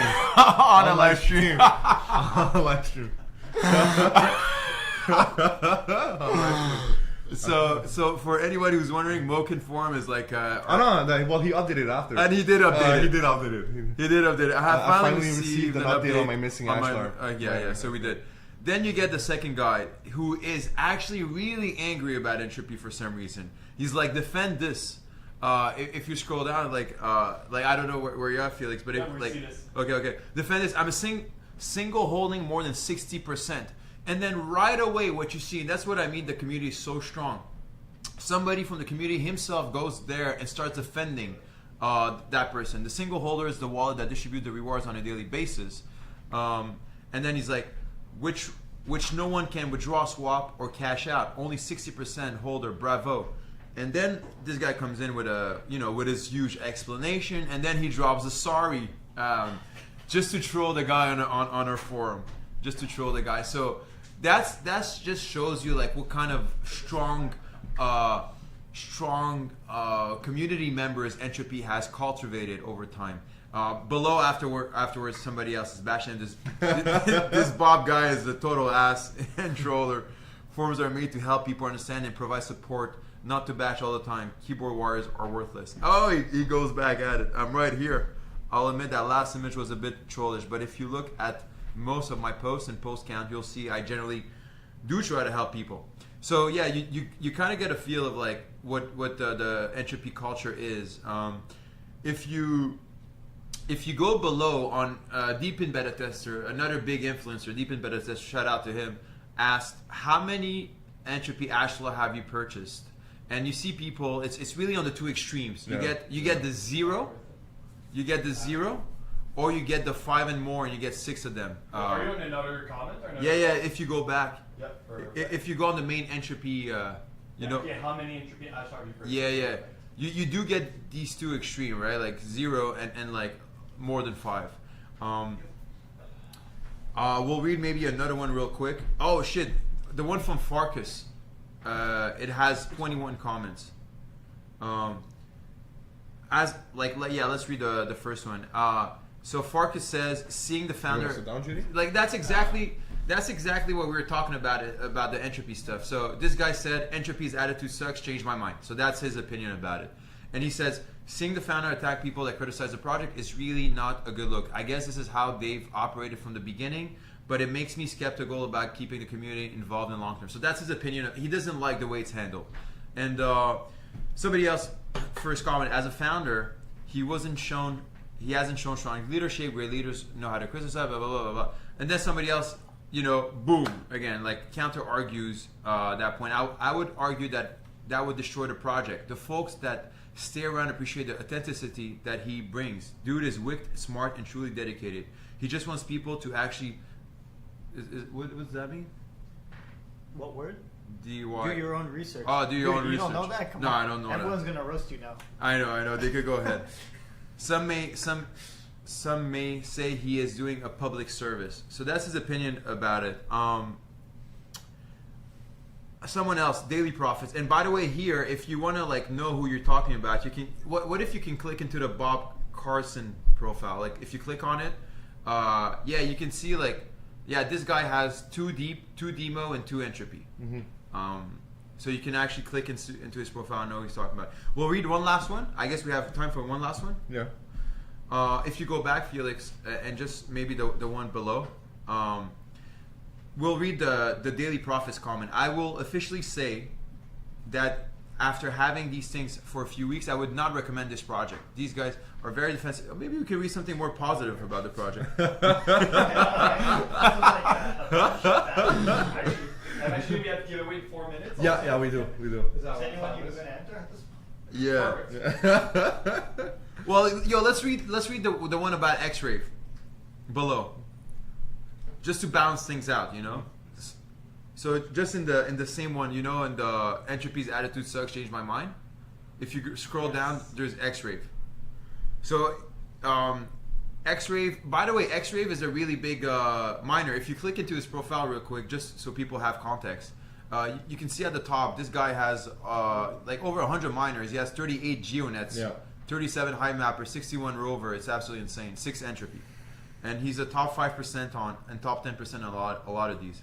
He's a well-versed dude in this space. So just let's read his comment and we'll leave it there for what it's worth. So Entropy is being Entropy, and it is how they have always operated. They are a meme coin with no utility. They know it, and it's advertised as such. You join the project for some laughs. Exactly, for some. That's my opinion. You join the project for some laughs. As long as you set the expectation correctly from the start, then you get exactly what you expect. And you see somebody else criticize this comment below, another Entropy dude. Sorry. So that's what Entropy is about. It's fun. It's laughter. Some people agree with it. Some people don't. But yeah, it's like politics, guys. Like there's no point of fighting each other. I mean, some are gonna like it. Some are gonna dislike it. There's no point on hating on one other. Like you just have to be respectful of whoever likes it and whoever dislikes it. Yeah. I mean, a lot of people are invested for different reasons. Those who are invested, some are invested like for expecting the big win and making hitting the lottery ticket for it. Their investment, which I kind of disagree with. Like, if anything, you shouldn't dedicate your life and your energy on any project that you're getting invested on. And there's no point of getting personal or and hating on each other's communities if you're not involved or you choose to get involved into. Like, for example, like I'm gonna drop a bomb here, and you guys might like it, might not like it. I'm not the biggest fan when it comes to XRP, but do I have do I respect what they've built and the community that they've built behind it? I do. Like, if anything, it's one of the strongest community I see out there. You know, like the XRP community is so huge, and if anything, you can't say anything about XRP to those guys. And I hats off and give all my respect to whoever is behind the project because of the strong community that they've built. So I can't hate on them because they managed to build a community. Am I someone that's heavily invested on XRP? I'm not. Do I choose to get invested on it? I don't. I have in the past, but again, I've chosen to take my profits, which I would always tell people. Unfortunately, on my last trade I didn't, but it's something that I always recommend. Always take profits. Always think about yourself. Don't think about the people who are behind those projects, because do they really care about you? Maybe not. So you really have to think about yourself and take the time to take profits. Don't be greedy. Don't wait for the peak before you can't time the market. It's never gonna happen. Never in the crypto world. Take profits, at least your initial investment, whether it's Entropy, whether it's any other project out there. And then if you choose to stand behind the community, then good for you. Yeah. But as long as you respect each other. Easier said than done, right? No? Well, it's happened to me once, and it was a tough ride, this one. But I still walked out with a smile on my face. Me too, for sure. Quick thing about Entropy, and we'll leave it there. One thing that I find cool about Entropy is that even for people who are hating on Entropy, is that I think it might be it's like a lead magnet to the space. You guys, we see it firsthand because we sell all kinds of hardware. But the amount of newbies that Entropy attracted to the Depin space is absolutely insane. A lot of people who knew nothing about mining are now joining the space, and these people can then join other projects, maybe the real ones afterwards. But at least one of the really big benefit of Entropy is that it's like bringing a lot of people, a lot of eyeballs to the space, which I find very, very interesting. 3 o'clock exactly. So this is when you're supposed to announce a new winner. Yes, and we're gonna put it in 3, 2, 1. All right. We'll swap. What are they winning? We have Dennis from Florida. Oh, your favorite project. So we'll swap with you if you want to All right, swap out, yeah, or all right. one of you, or both of you, whatever you want to do. Yeah. We're going to talk about Dor. Dor's a great one. You guys But I start have with to. that? I have to leave. I have to leave. Though. I love you guys, but I'll be back in an hour though for the happy hour. Of course, you're not missing that. No, well, listen. I still have to take care of support Yeah. and some other stuff. But yeah, not JD today. But I mean, well, you guys can sit down. Oh, you just said you're staying or leaving? Yeah, well, I'm staying. I'm sorry. I'm leaving. But everyone, grab yourself a drink. If you have to Uber Eats it, then See us get yourself before. a drink, and we'll see you guys later. Well, I will see you guys Yes, later. sounds good. Yeah. All right. Here goes Max. All right, so we got our winner. So that was posted there. What's up, guys? So Dennis from Florida. Is that what you said? Yeah. Yep. Cool. So, all right, we're going to jump in. Do you want to throw up the schedule there, Felix, when you have time, which is good. So just jumping into the schedule, guys, taking a look at what our afternoon looks like. Let's see here, 1 second. I'm just bringing it up. You good? No, I'm just getting the beers. Oh, great. Do you want to put the schedule up real quick? Yeah. Yeah. So, give you guys a rundown. We just did the Entropy Miner, and we did the winner for that giveaway. We're going to jump into Dor now, and we'll have Felix is going to get that giveaway link in chat for you guys to enter the Dor giveaway. We're going to pick a winner here in 30 minutes, a little bit less, and then we're going to jump into Wingbits with a Wingbits giveaway. We'll talk about that. And then we're going to do happy hour, which will be great. And then we'll wrap things up with the Helium Indoor Hotspot giveaway and the Goldshell Byte, which should be good. So yeah, you guys will see the link here, the product link, as well as the giveaway link. You guys will see in chat in the next few minutes. Feel free to get in on that. So let's talk about Dor. Yep. So I'm going to let you unbox this. Yep. And tell us what we're looking at, what we got going on. Do you want to give this to George, by the way? It's his phone. So what's up, guys? Back from lunch. Felix, you want to give that to George? That's his phone. So basically, this is the Dor unit. Yeah, it has a very interesting mechanic, and I think a lot of people will like this. So I'm gonna be honest, it feels kind of cheap, but that doesn't matter. Basically, it goes. Whoa. It goes above a door in commercial locations. So you can install this in residential, but it's recommended to put in commercial because you get double the rewards. So based off of traffic or based off of a commercial based space? off of just, you could check I'm in commercial or Okay, residential. interesting, You okay. can in theory just press commercial, but I'll tell you why you can't actually cheat it like the way I'm explaining. So Okay. yeah, basically it goes above a door. It has a thermal sensor, and it's using thermal sensors because privacy reasons. So there's a lot of door sensors that use cameras, and the cameras might violate the GDPR or something. And when you're just a thermal mass of heat on their software, there's no like personal identifiable information. So that's the reason why they have kind of chose thermal. But basically, there's on this unit, it's not here, but there's basically two double-sided sticky tape that go, and you put it above a door, and then you just put in 2 D batteries. And jeez, the big ones. Yeah, the big batteries.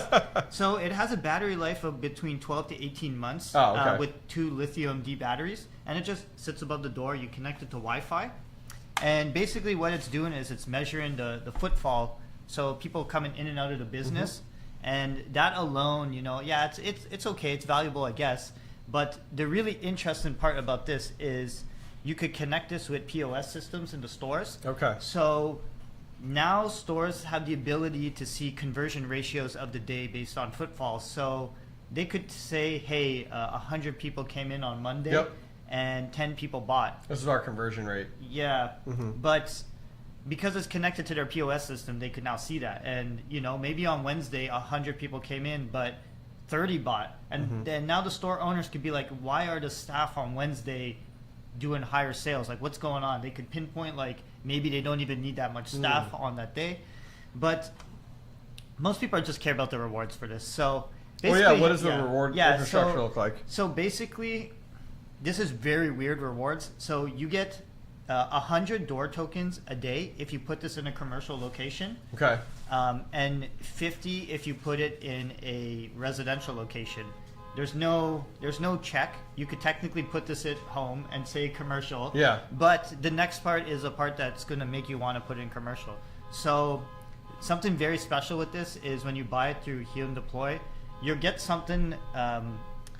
You're going to get access to their dashboard for 6 months for free. And what that is when you install this as a business at a business location, you want to give the business owner dashboard so they can look at the statistics of the stuff. And they made it very simple and clean, easy to understand. So after 6 months, it's going to expire, and you could set a fee to charge them.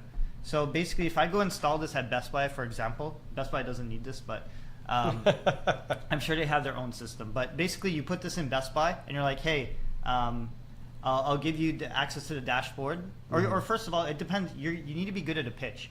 Let's say it costs $200. Sell this to somebody. Yeah, because there's a subscription service in this, and you get to set the price. So you could say, hey, Best Buy, I'm going to charge you $200 a month, and you could get all the data from this to see your sales and footfall.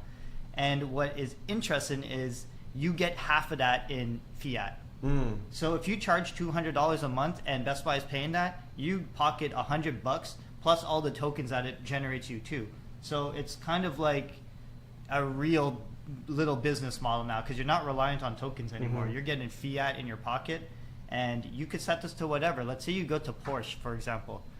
Maybe Porsche, you could charge them $1,000 a month for the data. Like, it really depends on maybe a mom and pop store might be. So it very much. Well, it's funny. People in chat were like, they could hear that car alarm going off. Through the microphones, which was really funny. So well done there. This is interesting because this is getting into this Deepin project is getting into the deployment perspective of like, as a home miner, this isn't for you. Yeah, this is not for But what it is it's for you as a home deployer, meaning like, okay, if you want to try to like make your own business out of this, so like where my idea goes, I have one of these on the way. I'm gonna partner with a pizza shop locally to put this in the pizza shop. I know the family that runs the pizza shop. I want to put this in there and be able to provide them the metrics, and then if they like it, then I can charge them. Yeah. Right? So that's the nice thing, is like it entirely works out really nice. And then the nice thing is like I'm not even selling them on the crypto side. It's more on the metrics side. Yeah, you could just say it's a great little piece of technology that tracks it, which is really, really convenient. Now, are there other competitor devices out there? Yes, 100%. Like, you could go out and go to Amazon and Google, you know what I mean, and look up like... They do exist, competitors. Yeah. The kind of selling point of this is, like, they take care of all the payment processing that the stores are going to have to pay for the subscription fees. Yep. And honestly, we set it up. It's above our door, actually, when you walk in, and it literally takes like 5 minutes to set up, and then you just leave and it's done. I didn't even see it. That's cool. Yeah. That's cool. And something very cool when you set this up, because after you set it up, you might chat with the owner a little bit. Hey, it's set up, whatever. But in the first hour, it's going to be live on the dashboard, a whole like summary of the data of people going in and out, so you could like show them right away. Yeah. Like, oh, these are the stats. Yep. Like, I'll be back in an hour. Let's look at the stat. I mean, that's really convenient. And I think something, we talked about this, and what was the other one we talked about earlier that was more in the deployment connect? Carrier One. Or Carrier One, yeah. This and Carrier One, that's why we're going to combo them together. Yeah. They're for commercial locations. So it's like, perfect in that avenue. So we could give you Wi-Fi, and you could measure footfall and your conversion ratios. That's why we think they kind of fit together very well. That's slick. Yeah. That's slick. Yeah, does Carrier One, on a side note, does Carrier One, like, when it's available for Wi-Fi in like that pizza shop, right? Yeah. It provides provides an SSID for public to connect to. Yeah. And then is it like completely isolated from the rest of the network? So it's not isolated. Oh, the Carrier One is a device that is not like the Helium Hotspot that isolates the network. Yeah. You need to set up a VLAN yourself. It's really, man, that's a bummer. That's a bummer. It's not for like you're gonna need like. Honestly, people probably set them up and don't even realize because they don't even know. And then people can connect to it and have access to your network. Everything. So you need to set that up properly, unfortunately. Yeah. But they're really kind of designed for commercial use. Like, they're not supposed to be for people who don't know how to set up these things. But yeah, I'm just being honest with you guys. It's not. You do need to put on a VLAN to be. Yeah, that's safe, a challenge. So. Yeah, I do like the Dor idea. I think that makes. And then this is in testnet right now. And you're no, the token's live. Is it really live? The token's live. I think you're making.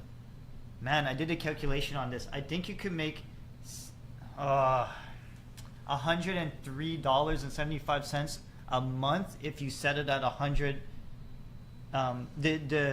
The rate for the dashboard is suggested $135 a month.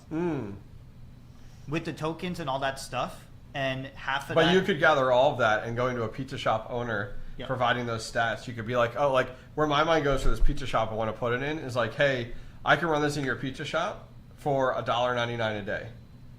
Right? Yeah, you can set it to whatever you want. And then literally I just invoice him at the end of the month for... Oh, Dor does all the invoicing though. You don't have to do any of that. Well, what I'm saying is like you could completely like set if you... Oh, so they have it all built in. Yeah. So basically the pizza shop will put they make it a little account. Yeah. And they can so put it's like a sub account. It's like a... Okay, got you. And you don't even have to do any payment processing. So it's very like... Once I went through the dashboard, I was like, holy shit, this makes a lot of sense. This is very easy. And I'll have to look at it once I get it, but I think that's a great idea. Like, that's where my mind goes. Is like, I'll collect the crypto from it and everything. And a lot of deployers, I was talking about this, that's exactly their idea, too. Yeah. They're like, I'm just going to collect the crypto, double hope whammy. it goes to the moon, and, you know. And what does this usually go for, or is it not listed yet? So I think it's $4.99 this. Okay. Wait for Felix to get back. He can post the link there for it. Yeah, but if you just go to... Do you have it on your site? I don't have it yet. I don't have it on my site yet. But what you could do is actually, Joker, if you want to scroll up and grab the link for Dor and post it in chat, that'd be perfect. Yeah. And that'll work out well so that people can take a look at it. It's not for sale yet, though, right? No. I listed on our site today just for this call. Yep. And What's the timeline on it, just in case people want to get into it? I think we're going to have these super soon in the warehouse. Okay, like perfect. probably less than a month or something. Oh, okay, like, perfect. We have a drop coming on the 8th, maybe? I forget. It's coming up. Okay. But yeah, but how did you think it... I like the idea of it because it allows, like... So, Helium had a really cool idea of, like, deploying of, like, the CBRS radios, right? Or, like, the mobile hotspots. I think it's a great idea.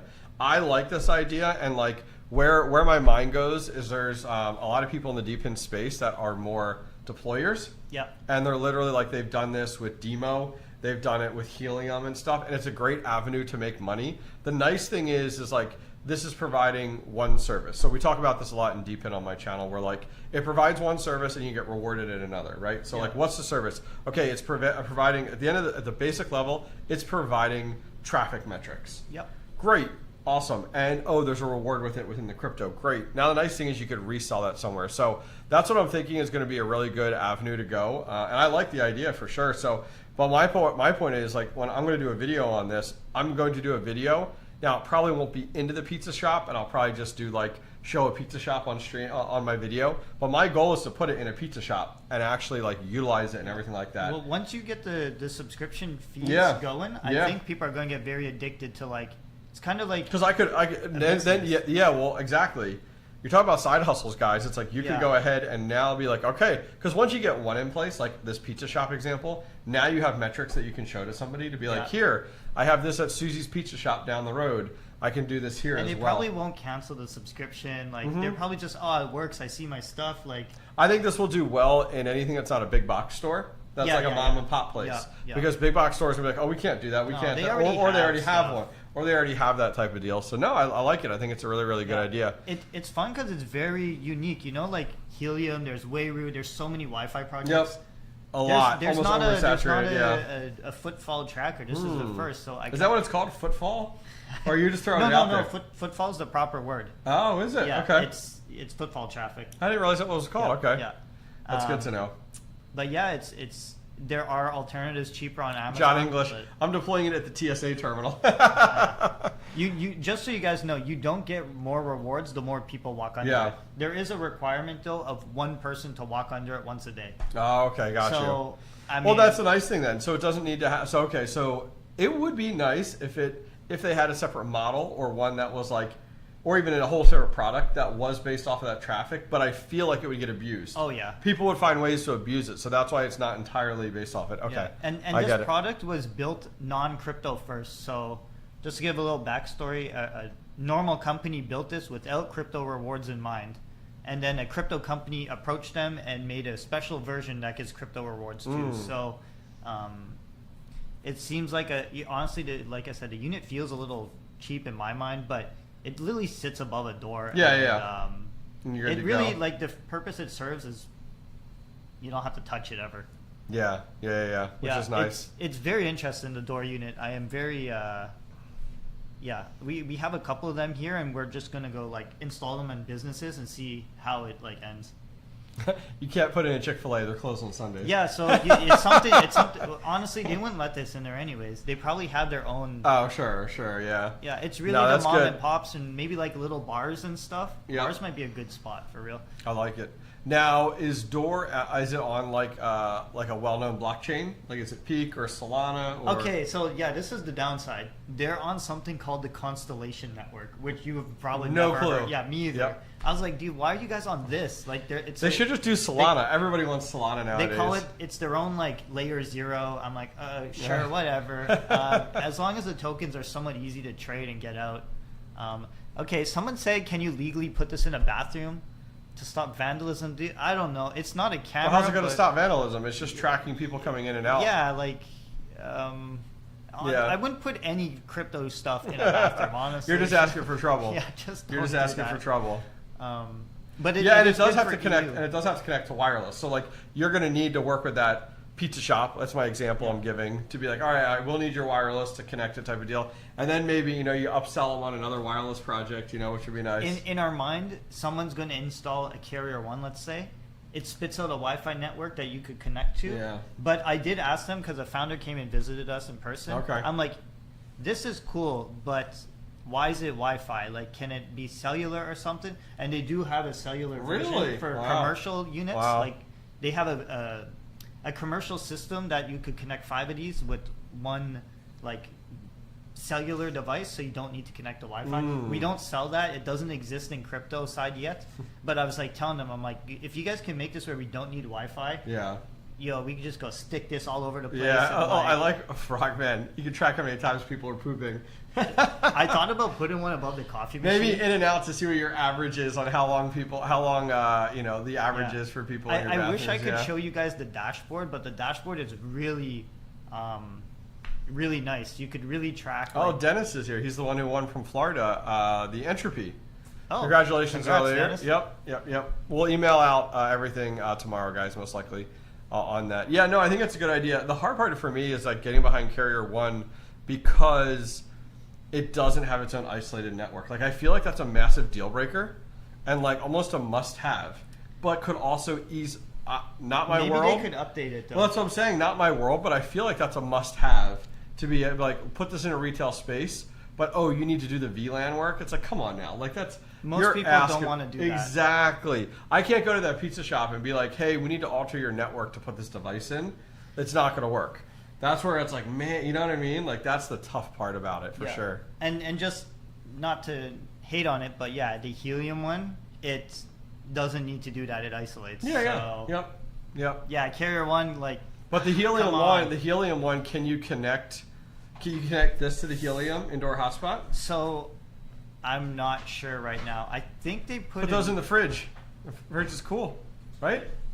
Oh, yeah, very cool. Yeah, straight out of the banana. That's what I'm saying. Put it in the fridge here. Oh, yeah. There we go. That was a crypto beer. And then when you get back, just put some of the links for Dor, like the product and the giveaway. When you get back, put them in the chat. I think it's already there pinned, but I'll put it just put the product one then. Yeah, you're good. But Why didn't I hear about the Dor Foundation version? What is that? So the early people. There was a special version that cost $5,000. This is still the early people. yeah, but there was. Wow. So this is $499. The foundation unit was $5,000. What? They gave extra blah blah blah. Oh my word! They always do that stuff. That's crazy. What's he looking for? No, I don't know. But yeah, look, nobody could buy the foundation unit anymore. So. Yep.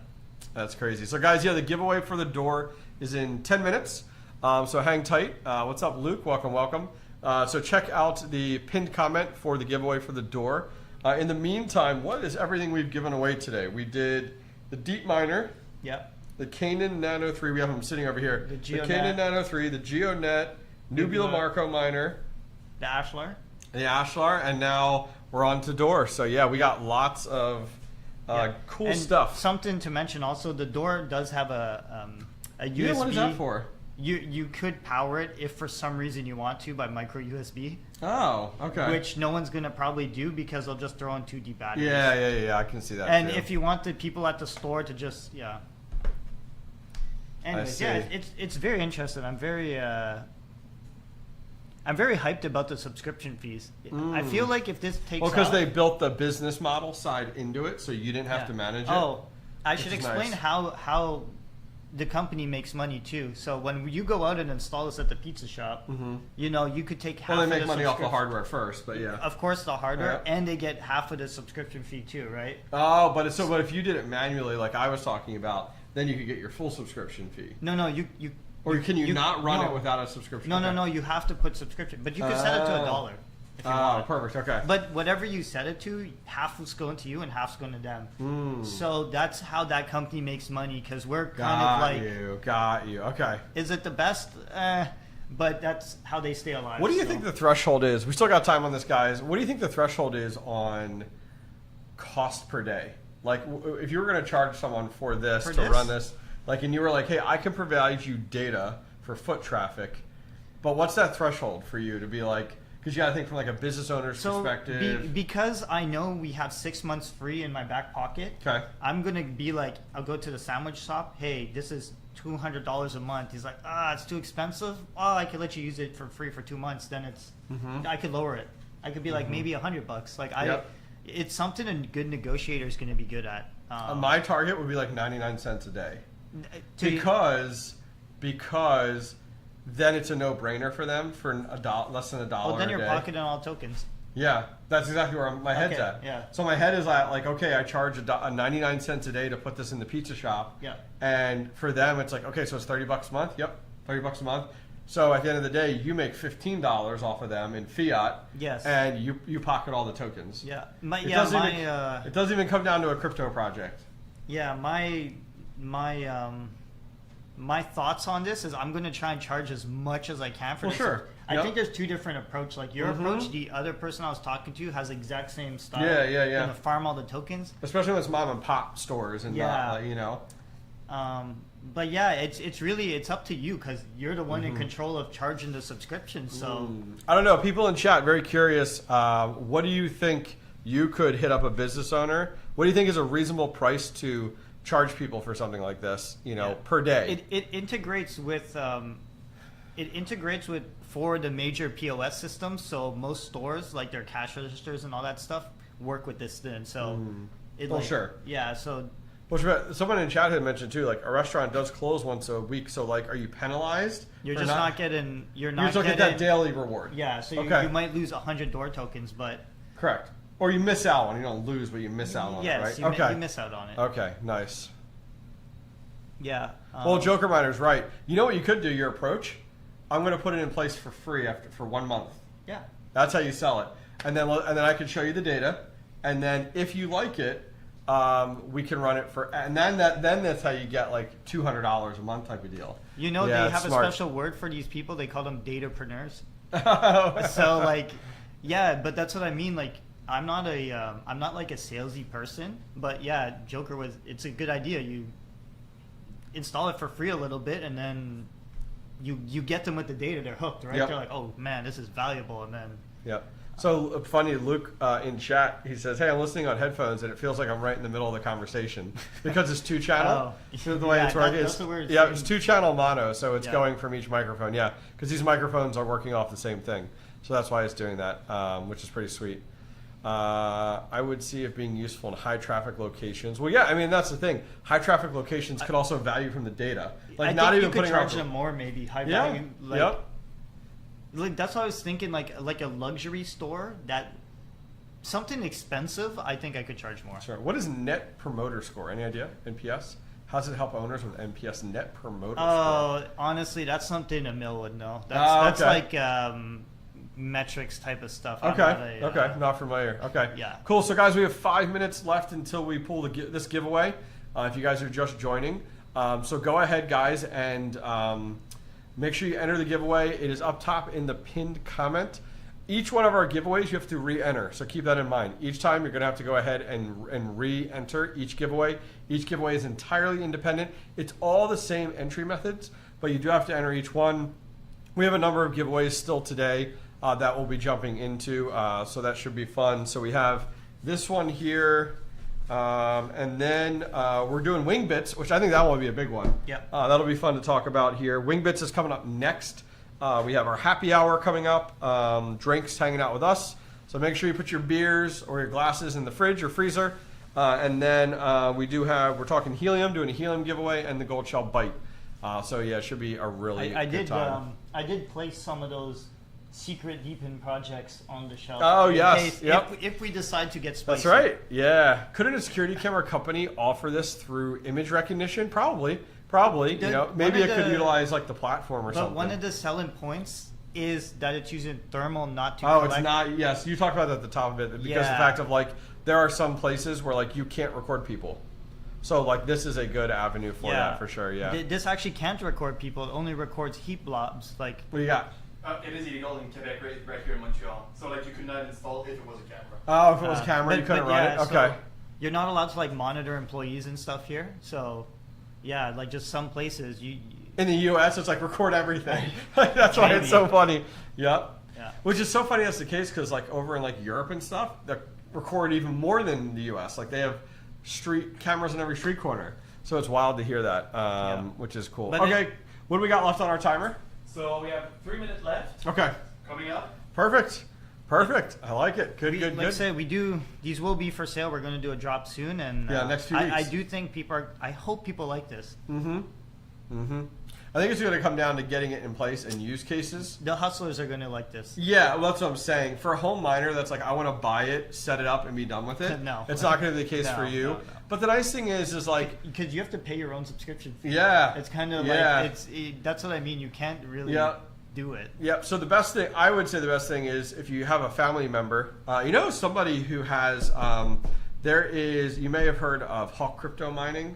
Another YouTuber. I've heard of his family has an Italian restaurant down in Florida, and so he'd be a perfect one to get you guys connected with. Where like, hey, it'll be easy to put in a restaurant in a commercial space, and he's so crypto focused that like he can speak that language to it. So he'd be like, all right, I put it in place. I charge the family restaurant X. Like here's how it's going. He'll have an easy one to do it. So if anybody has like any family members, that's an easy like avenue to go. To be like try to upsell them on it. How about local coffee shops with 10 locations? That'd be perfect. Yeah, heck yeah. Do a proof of concept in one of them for 1 month. That's how you sell it. Is like nothing related to crypto. You don't talk about crypto, and you do proof of concept. And I think that's the best way to go about doing that's it. what I like. How they don't even mention crypto in the. No. Like you don't There's even nothing have on there. to talk about. It doesn't crypto. say peel, stick, count, and earn. It's just peel, stick, count is like the slogan it has on there. Yep. Okay. So the 619 OTA, this comes up a lot when people are like, "Oh, I could just buy the Helium version with data credits. That's cheaper." Mm-hmm. It does come up, but tell me, my question is, I hear this argument, but why is no one buying those then? Yeah, like, sure. Well, I know they're out there because someone was telling me a couple of weeks ago on my call too, and I'm like, sure, they're out there, but why are people buying this one? Mm-hmm. That'd be good. That'd be good to try it out. Yeah, I couldn't tell you. All right, let's go ahead and do this giveaway here. How we looking there? We good? We up for time? Yeah, so 1 more minute. All right, perfect. We'll pick that, and then he'll post the winner in chat, guys. Yeah, we have a lot of entries. That's really good. That's great. Mindville just mentioned the batteries are not included. So how dare you not include the D batteries? Especially because it's a D battery. That's huge and expensive for sure. Yeah, I don't know the cost of a D battery. I'll take that one. While we wait, do you want to grab the Wingbits? Sure. We could probably just put it right here behind us. Yeah. And is it in the shot if we put it right here behind us, Felix? Like the Wingbits, like right between us? Yeah. And just scoot it up? Good. Is the end? Perfect. Yeah, I was going to say. If you align it with the line on the couch, yeah. I'm going to put it right. Where am I? There. Good? Perfect. Yeah. Yeah, scoot it over. Tripod not included. Yeah, I know, right? It's fine. Our cereals. No, it's fine. I wanted to just see what was on each side, which will be good. Okay, cool. So, guys, we're going to pull the giveaway here in just a minute, and then we're going to chat about Wingbits here for the next 30 minutes, which will be fun. And then we will pick the winner for Wingbits at 4 o'clock. So there will be a separate giveaway that'll go up here in a minute. All the giveaway links will be posted in chat. Close the door. Yeah, is there like? I do hear. Is it the No, they said to close the door on this segment. Like closing out that one. Okay, yeah. okay. Yeah. No, I think you're hearing like AC running or something. Is it the computer maybe? Yeah, it's the computer. Oh, it's my laptop. So the laptop is funny. About 2 years ago, I was like, all right, I need something that I can edit on the go with. Yeah. And so I bought that. It has an i7 in it and a 3050 GPU in it with 32 gigs of memory, and I got it for $500. It was used. Like I got it locally from somebody. Yeah. But I was like, this is perfect. So yeah, it is literally, it acts like a high performance like PC. So yeah, it spins up, which is true. Okay, cool. You got the winner? All right. I don't see it in chat yet, but we'll give it a minute. I think it is, the window is down a little bit. There we go. Yeah. So Amber from Kentucky. Yep, there we go. Congratulations, Amber from Kentucky. That's cool. Awesome. All right, so let's talk about Wingbits. So we talked about Wingbits here and there throughout today, but let's break it down to like a basic level. So this is the Wingbits Miner. This is actually the combination one. So this is the Geonet and Wingbits. We're just giving away the Wingbits one, which looks almost identical. We do have it somewhere. I could find it. Sure. Do you want to go grab it real quick? Yeah, I'm going to try and I'll talk find about it. Yep. So to give you guys an idea, Wingbits at the basic form, like what are we talking about here? Update that giveaway link and then post the links in chat. Perfect. So talking about Wingbits is, Wingbits at a basic form is a antenna just like this that you install on the side of your house. I have mine on the side of a shed. The higher the better, the more view that is available to the sky, the better. It actually has a 250-mile view, is actually like range is what it does, and it tracks airplanes. Now the nice thing is like you install it, you don't need to do anything with your network for it. You don't have to mess with anything. There's a link in chat for it there if you guys are interested. And the nice thing is it tracks airplanes, and it's not like literally you can go onto Wingbits website and you can see airplanes actively flying right now in your area. Which is great, and you're rewarded. And with Wingbits, it's just you're rewarded. Is it daily or is it? It's not like per airplane, right? Or it is like you're rewarded for more high populated areas. Do you recall? I forgot how the reward structure Okay, works, that's honestly. fine. Somebody in chat will 100% keep us in check. Please do. So this is the individual Wingbits. This is the one I have at home. I don't have this one. Yeah, I have this one here. It's pretty much the same. This one's gray. That's how you know it's like the non-Geonet version. Yep. And then it has the antenna. It's the exact same. Yeah. Yep. Which is great. The antenna is not there, but it's somewhere else. Yep. But yeah, that's how you tell them apart. So. Yep. Joker Mighty says Wingbits changed the UI of their website yesterday. Oh, again? Everyone is doing everything right now. Yep. Yep. So that's the nice thing. So it is in testnet. And is there a token called Wings? This is what's called again? It's supposed to be Wings. Yeah. So it is in testnet right now, and it's a really cool project. Putting all things aside, like just being able to log in and be like, oh, what airplanes are flying around, things like that. But I think for me, the biggest one is traditional business use case for this. But it is, I think there's so much opportunity to resell. We talked about this earlier with DPIN, reselling that data to companies. I think it's an easy win there. Yeah, and I know I keep saying planes, but you keep correcting me for aircrafts. But in the future, too, I do think they're going to be able to track the drones with some sort of upgrades, too, which will be very good for all the drone stuff that's... Okay, so Paul was actually saying here, based on how many ABSD, I assume that stands for something, I call it aircrafts, hits your screens get per day. So I guess how many... Oh, here we go. There we go. Rewards are based on time of install before others, and rewards are based on the amount of hexes your antenna signals can reach. Okay, so it's not necessarily the amount of aircraft. So we got two different answers here. Who's right? Yeah, well, that's true. That's right. The first part of it, and this is very similar to what we talked about with Geonet, is like when your unit's installed. Is it like first? Is it whatever? Yeah. And then because it also comes down to, as we talked about, like you reserving that hex. Like that's if you guys important we should mention. Yeah, if you guys do want to buy a Wingbits, go over to Wingbits website first and reserve your hex. That's just like the area that your unit's going to be in. Yeah. And then second, then go buy it. Because you might like, if you buy this and your hex is taken, you can't use it. So there's only one per hex. Yeah, it's one per hex. So you go to Wingbits site like you said, and when you reserve the hex. It only reserves for 24 hours, I think. And then if you go to like our site, for example, when you buy it, you get a code for 6 months to extend it. So because it needs to ship and arrive at your place, right? So that's why you buy right after you reserve. So 2 things here. First one, Crypto KJ says right now Wingbits on the website has a 2-month wait. Is there like a back order that you know of? Oh yeah. These things are hard to get. Hard to get. Okay. And yeah. The other thing is, I like this on Travelers Travels because I was talking with George about this earlier. Was Travelers Travels says I got my replacement WB200. That's the model I have. Back 2 days ago. New one is covering 40 hexes compared to the old one is 26 hexes. Yeah. So that's why I was kind of. There was some hardware issues, right? Yeah. That's why I was kind of saying. Like I think when we were talking about Geodnet. Yes. Yeah. So unfortunately, well, honestly. Depending how you install these units, some people don't read the books and they install them with like vice grips and stuff, pliers, and they. And right. Yeah. They tell you to do it by hand. Yes. Yep. Yeah. And they end up breaking the unit. Not saying that you guys broke your units, but a lot of people do have issues because they were using tools when it's supposed to be hand tightened. But there are also just some units that, unfortunately, like I guess water gets in somehow. Yep. You know.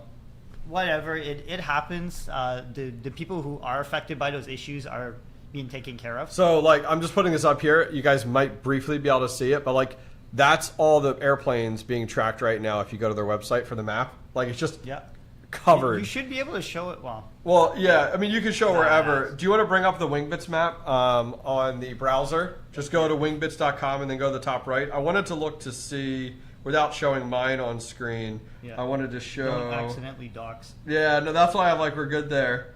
Let me just make sure he knows how to... live flight data.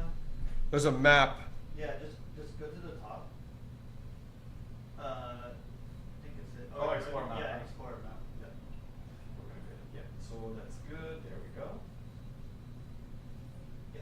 And then you can like zoom in and you should see planes. So my 7-day earnings are 866 wings. Yeah, so I'm at 866 wings every 7 days. It's in testnet. Does it show you how many hexes? Well, on the desktop you can see it. Yeah, there's a helicopter on there. That's cool. God, yeah. And the airplane there. Yeah. Well, yeah, that's true. I think when you're logged in, you get all the data. You see it much more. Yeah, versus on the phone. Yeah, which is pretty sweet. Yeah. I think he's going to show... Like, okay. Yeah, so we're just on the map right now, seeing planes. Yeah, just click on some different hexes, zoom into different areas. What's cool is I don't know if you can still do this, but you used to be able to click on the planes. Yeah, so it shows you the plane data. Yeah. That's where, for me, it comes down to real-world use case where, like, that is valuable data. To be able to show where that plane is, it shows the flight number, it shows all of that, which is pretty sweet. Yeah, he's clicking on it. You could see the... So I guess the nice thing is like, Wingbits is connecting to some type of, and I'm just not technical, but some type of transponder that the plane has. On the bottom of the plane, yeah. Every aircraft has these transponders.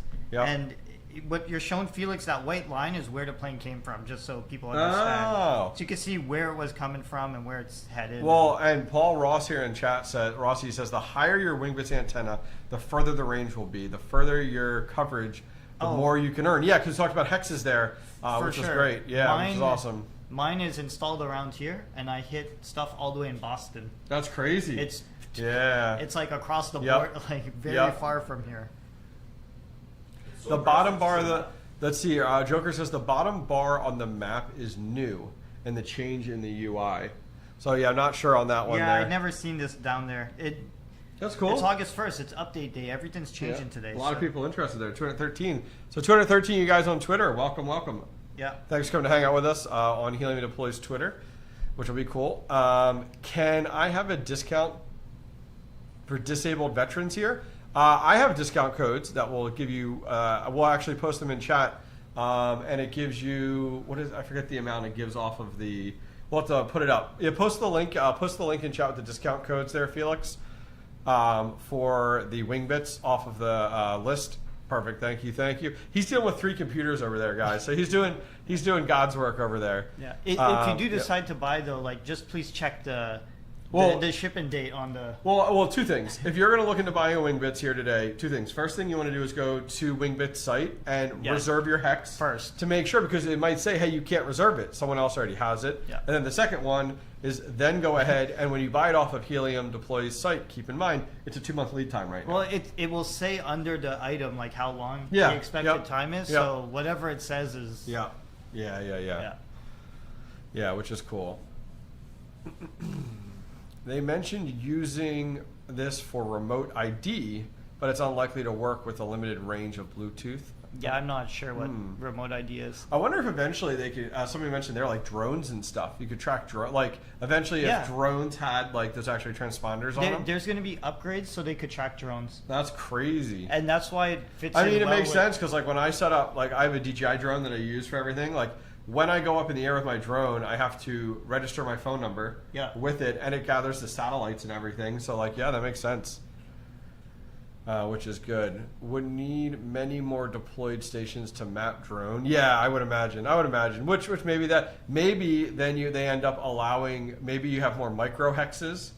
You know what I mean? Because right now the hexes are very large. Yeah, so. that's what I'm saying. Like the more micro hexes, and then if they're micro hexes, maybe they end up wanting more of the wing bits in each one, because what's the harm in having 2 wing bits report the plane? Wouldn't you have better accuracy?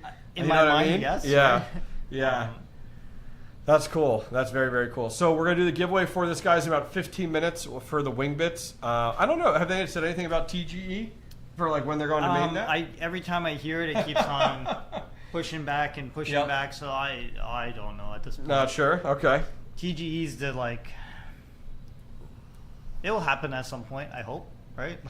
That's it. I hope there's no like crazy like lockup of the tokens. Like sometimes when some TGEs are like, oh, you can't sell it for like 3 months. I'm like, God. That's just to avoid liquidation. But like that's normal. Oh, so is Helium Deploy based in Canada? Yes, we're actually in Montreal right now at their offices at the current moment in Montreal. But we do have warehouse in Canada, US, and Netherlands for Europe. Yep, and George was talking about possibly China in the future as a place for distribution, which is good.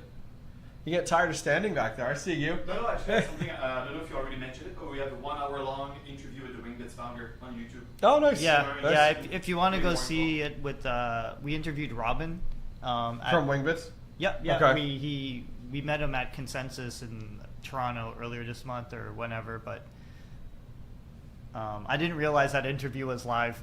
We got the okay to post that. I believe it's on YouTube. Okay, I'm just... Go check it out. Better go download it now before we're in trouble. That's right.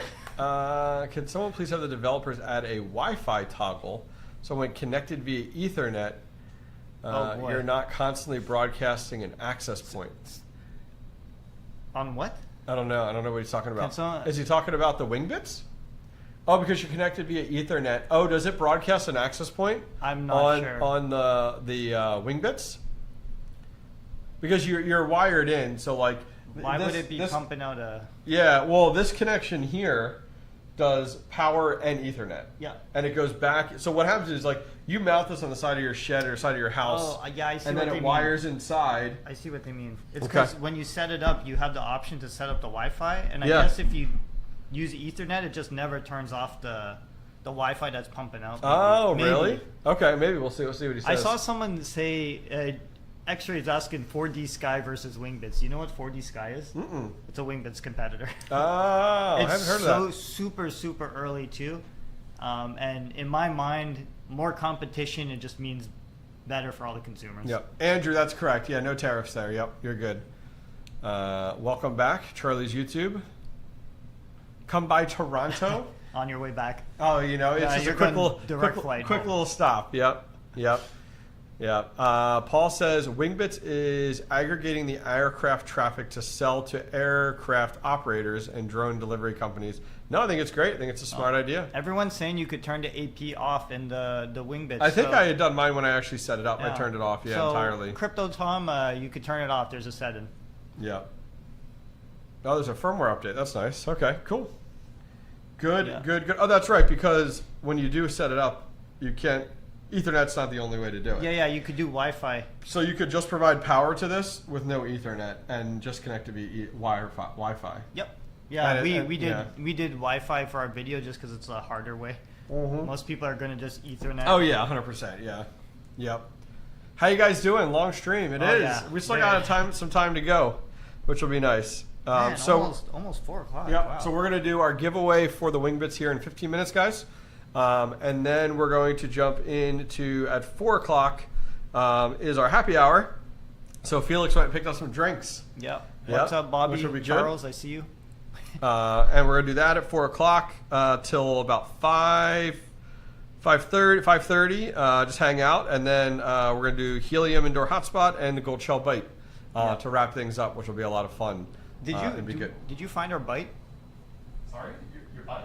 The byte, the Goldshell Byte. No. No, it's not. It's not. It's a little silver thing. Yeah, I'll have to go hunt for it. The office isn't that big, but they're just what windowsill is it crypto on, stuff right? everywhere. Yeah. No, dude, that's a sword chain. He just picks up a sword chain instead of an ASIC. Maybe you do need to go find it. Oy. Might be a while. Oh, we need it later. It's fine. Yep. Is it line of sight? So for the Wingbits? Yeah, I mean it. You have to think the planes are always above these antennas. Yeah, so it's always kind of line of sight. Yeah, I mean you want an open sky. You don't want it like. Yeah, I'm gonna put this in, like between apartment buildings. I've put it on a flagpole before, the DIY units. Okay. And I blocked it half the antenna, and I could see it on the map. Like the antenna actually got, like I couldn't see planes on a big chunk because the metal affected it. So, dude, oh my! God, it's all right. This. We'll find it. We'll find it. It's a watch. Our video guy found the Goldshell Byte. That's all right. That's all right. That's. You don't need to know all these. I'll go find the Goldshell Byte. What does it look like? A silver box. Silver box. It's all right. When you find it, you're gonna laugh. Yeah. So they're now looking for it there, which is really funny, which is great.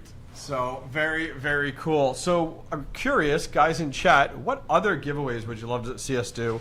Not that we're going to do additionals today, but what other DPIN or home miners would you like us to do giveaways on? We can look at doing that in the future. I could partner up with the guys here at Helium Deploy. They're the ones sponsoring all the giveaways, by the way. I don't think I've said that enough today. They're sponsoring all the giveaways for today's live stream. Do you have to do all 9 to qualify? Nope. Robert Fox, they are like raffle tickets. You could buy one raffle ticket or you can get all 9. It's completely up to you. Yep. Not that we need this now, but I found it. Oh, you found it. You can put it somewhere, wherever. That's fine. Which is nice, which is good. $20 million is how much an ABSD aggregator sold for 2 years ago? I don't even know what that is. It's like the data that's being collected by okay. Like the thing inside, from what I understand, is it ADSB or okay. Yeah, whatever. ABSB, yeah. Got you. So I asked them what other hardware they'd love to see us do giveaways for. Oh my god, a 375 Edge. Yeah. Do you know what that is? No. Oh my god, that piece of hardware is extremely expensive. What does it do? So you put it up on a billboard and it like monitors like car traffic and stuff like that. Jeez. The thing's like $30,000 or something. Oh my goodness. Yeah, the DG Home 1, Avalon Q, T3. T3 is a new Flume miner. Geonet we're already doing. The L1 Pro. No one's asking for Eden stuff? Come on. BTC Home Miner. Try to see what else. Someone wanted a wallet giveaway? That's okay. Tangent wallet. It's like Tangent wallet? Yeah. Okay. Rover. All right. Yep. Bidax++. A Rover giveaway. Dude, come on. That's cheap. I mean, go bigger. Go bigger. Go bigger. Come on now. Oh, Rover LC. Okay, yeah. That one's expensive. That's crazy. Oh, yes. Is that even out yet? We had a unit. Well, I had a unit, but we had to ship it away. Oh, so. I imagine. Yeah, seriously. But that's very cool. Oh, here we go. Ryan's asking about the Eden product. Describe the Depin Forbidden. They're in the background. They're on the shelf. Oh yeah, we're gonna talk about them during happy hour. Yeah, during happy hour we'll talk about that. Yep. Oh my god, yeah, now they want those. That's right, there you go. Ryan's just trolling, that's all. Yeah. Is he, do you recognize him? One of your viewers? Oh, yes. Oh, okay. Yep. Volk Miner D1 Mini, that's a good one. Yep. Oh, we have that right behind us. Yep, right behind us there, yep. I've done a video on that on the channel as well. The Kudis giveaway. Is that the ring? Yeah. Oh. Yo, okay, look, ring giveaways, I don't like the Kuda stuff.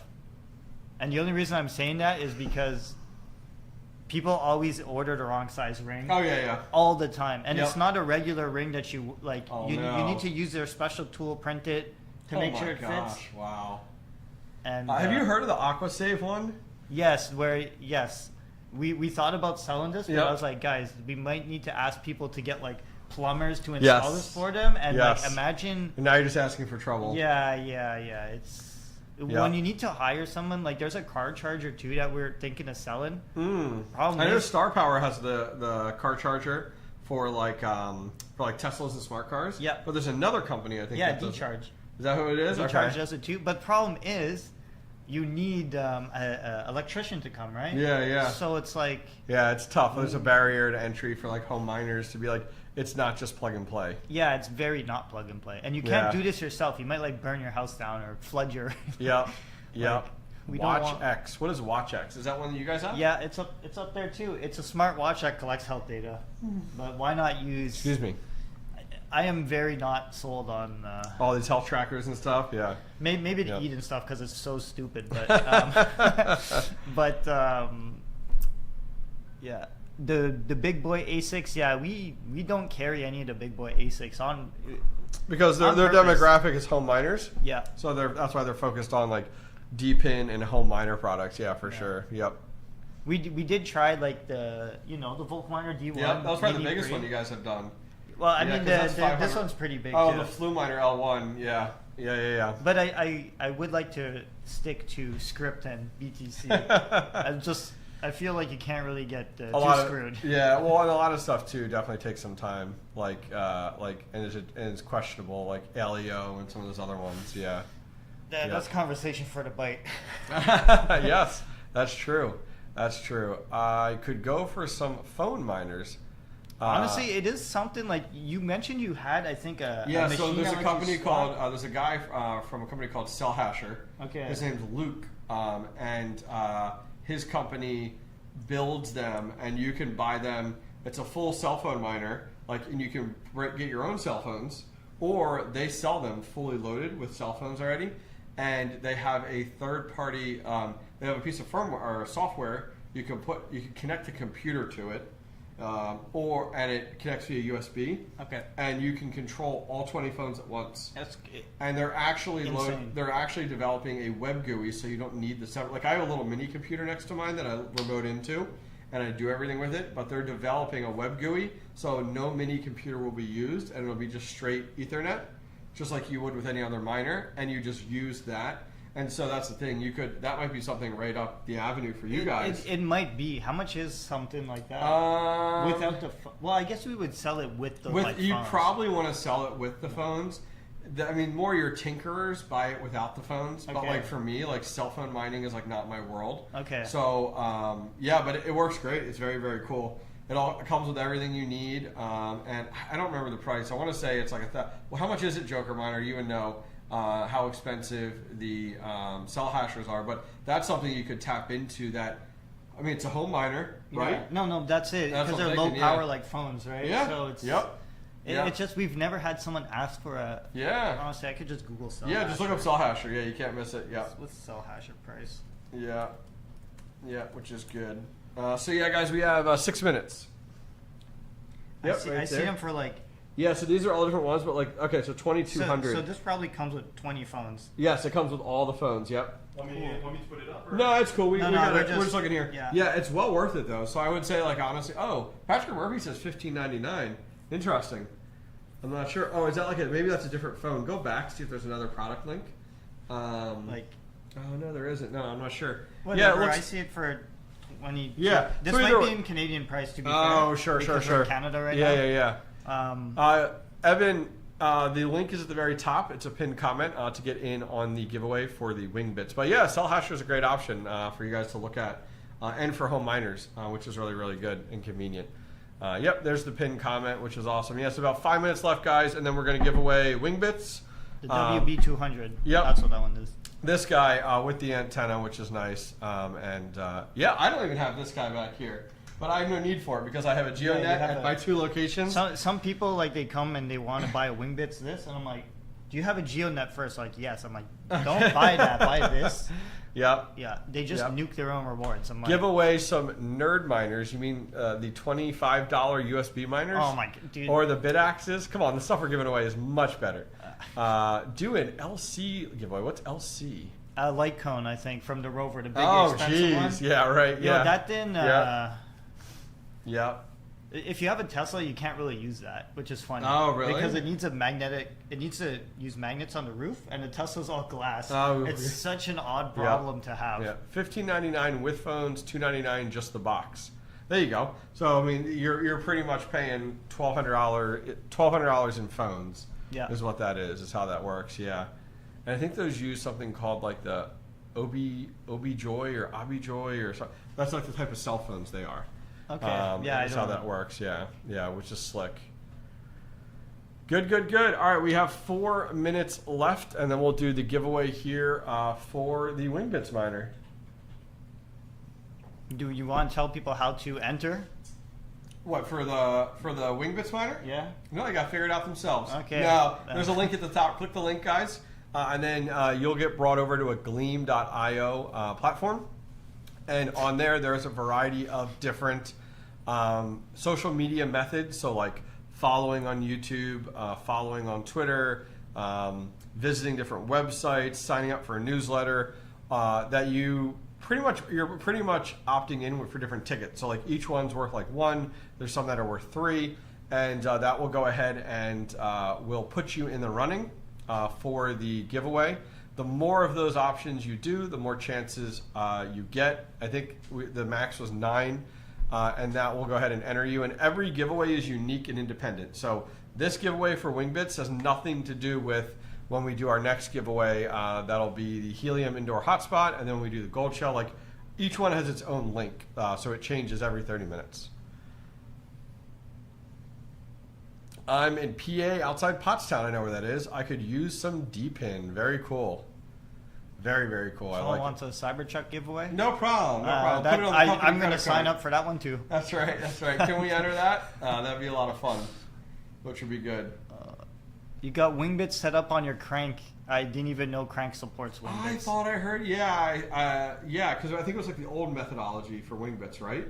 But it could be like updated, I thought. Oh, yeah, it might be the old DIY ones, maybe. Yep. How am I liking Canada? Well, for what I've seen of it, it's good food and good drinks, so I like it. How do you sign up for the live giveaway? It's at the the link top. at the top. Link at the top. So we're going to pick our giveaway winner, guys. We're going to take a 10 to 15 minute break, and then we're going to come back for happy hour. So keep that in mind here, which will be good. Hobbyist Miner, the firmware for the Goldshell for the Byte, they added a lithium, so maybe Alpha card will be out soon. I did hear they have a new card coming. Right now they have Aleo and they have Dogecoin. I'm hoping to see Caspa, Bitcoin. I would love to see those. Unfortunately, Aleo has been a challenge, but we'll talk about that more with the Byte coming up here. Do you want to go ahead and pick our winner? Yeah. Let's do it. Go for it. Here we go. 1 second. Who's the lucky winner? Here. So the winner is Xenia from Romania. Romania. Oh, congratulations. Yeah, congrats. Wingbits in Romania. I assume you could run them in Romania. Yeah, no, they work worldwide. Yeah. Let's hope your hex isn't taken. That's right. But the nice thing is too is you can also like find a family member or someone like that else that you can run it. Oh, that's how you spell it? Xenia? Enia. Okay. Yep. Cool. All right, guys. So here's what we're gonna do. We're gonna put some music on. We'll put the schedule on. We're gonna get some beverages, and we'll be back here in 10 to 15 minutes for happy hour. And then we're going to kick things off with Helium and the Goldshell Byte. We'll see you guys then. Yeah, see you in 15. Ding! Let's go. Okay. Felix?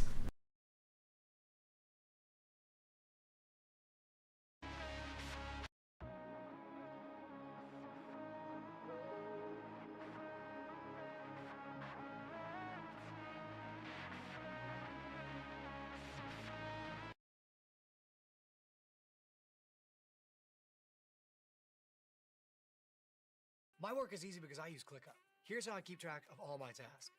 I start by brain dumping everything I need to get done.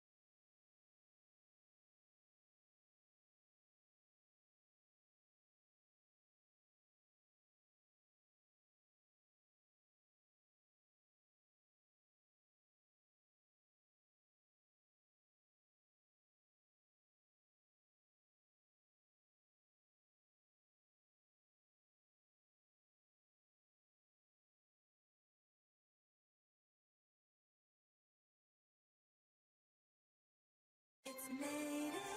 Native is made with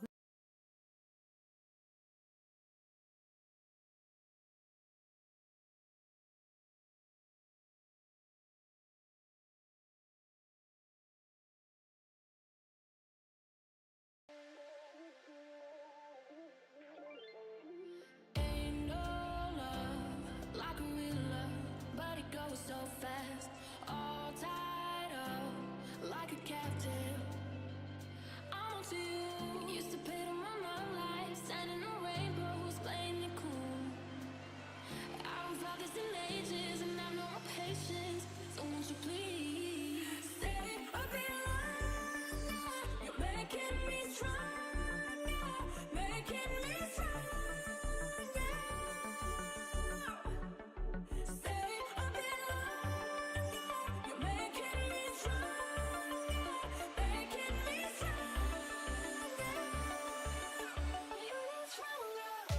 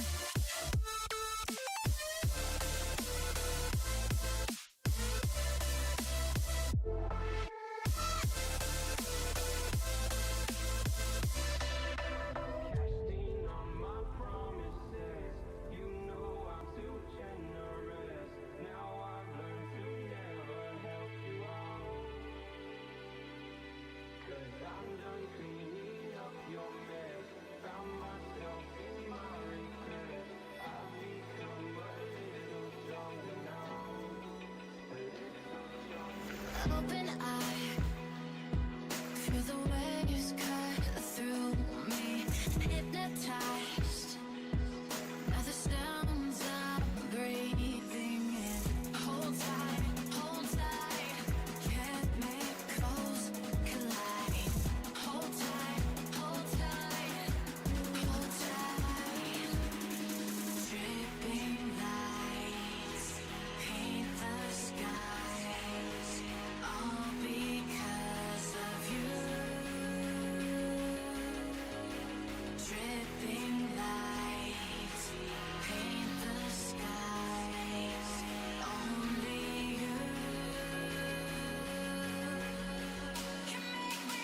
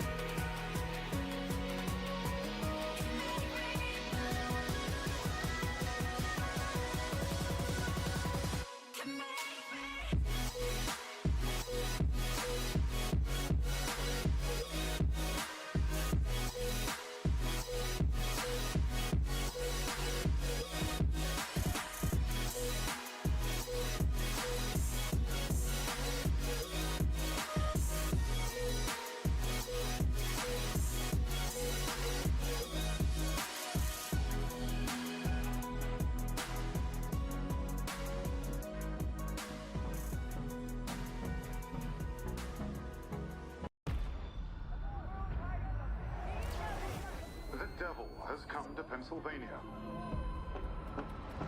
Jack and Janet Smurl claim that an evil presence has found its way into their home. 8 people live in this house. 8 people have experienced this. 8 people are not crazy.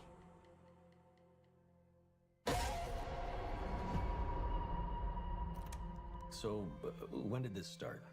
Heather's confirmation. 7th of September. There's something in the attic.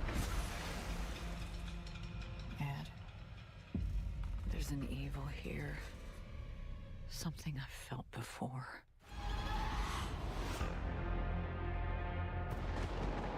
This thing in your house is a demon. It's the first one that we ever encountered. We were young. Hold me close till I get up. Time is barely on our side. I don't wanna waste what's left. The storms we chase are leading us, and love is all we'll ever trust. Yeah, no, I don't wanna waste what's left. And on we'll go, through the wastelands, through the highways, till my shadow turns to sun rays. And on we'll go,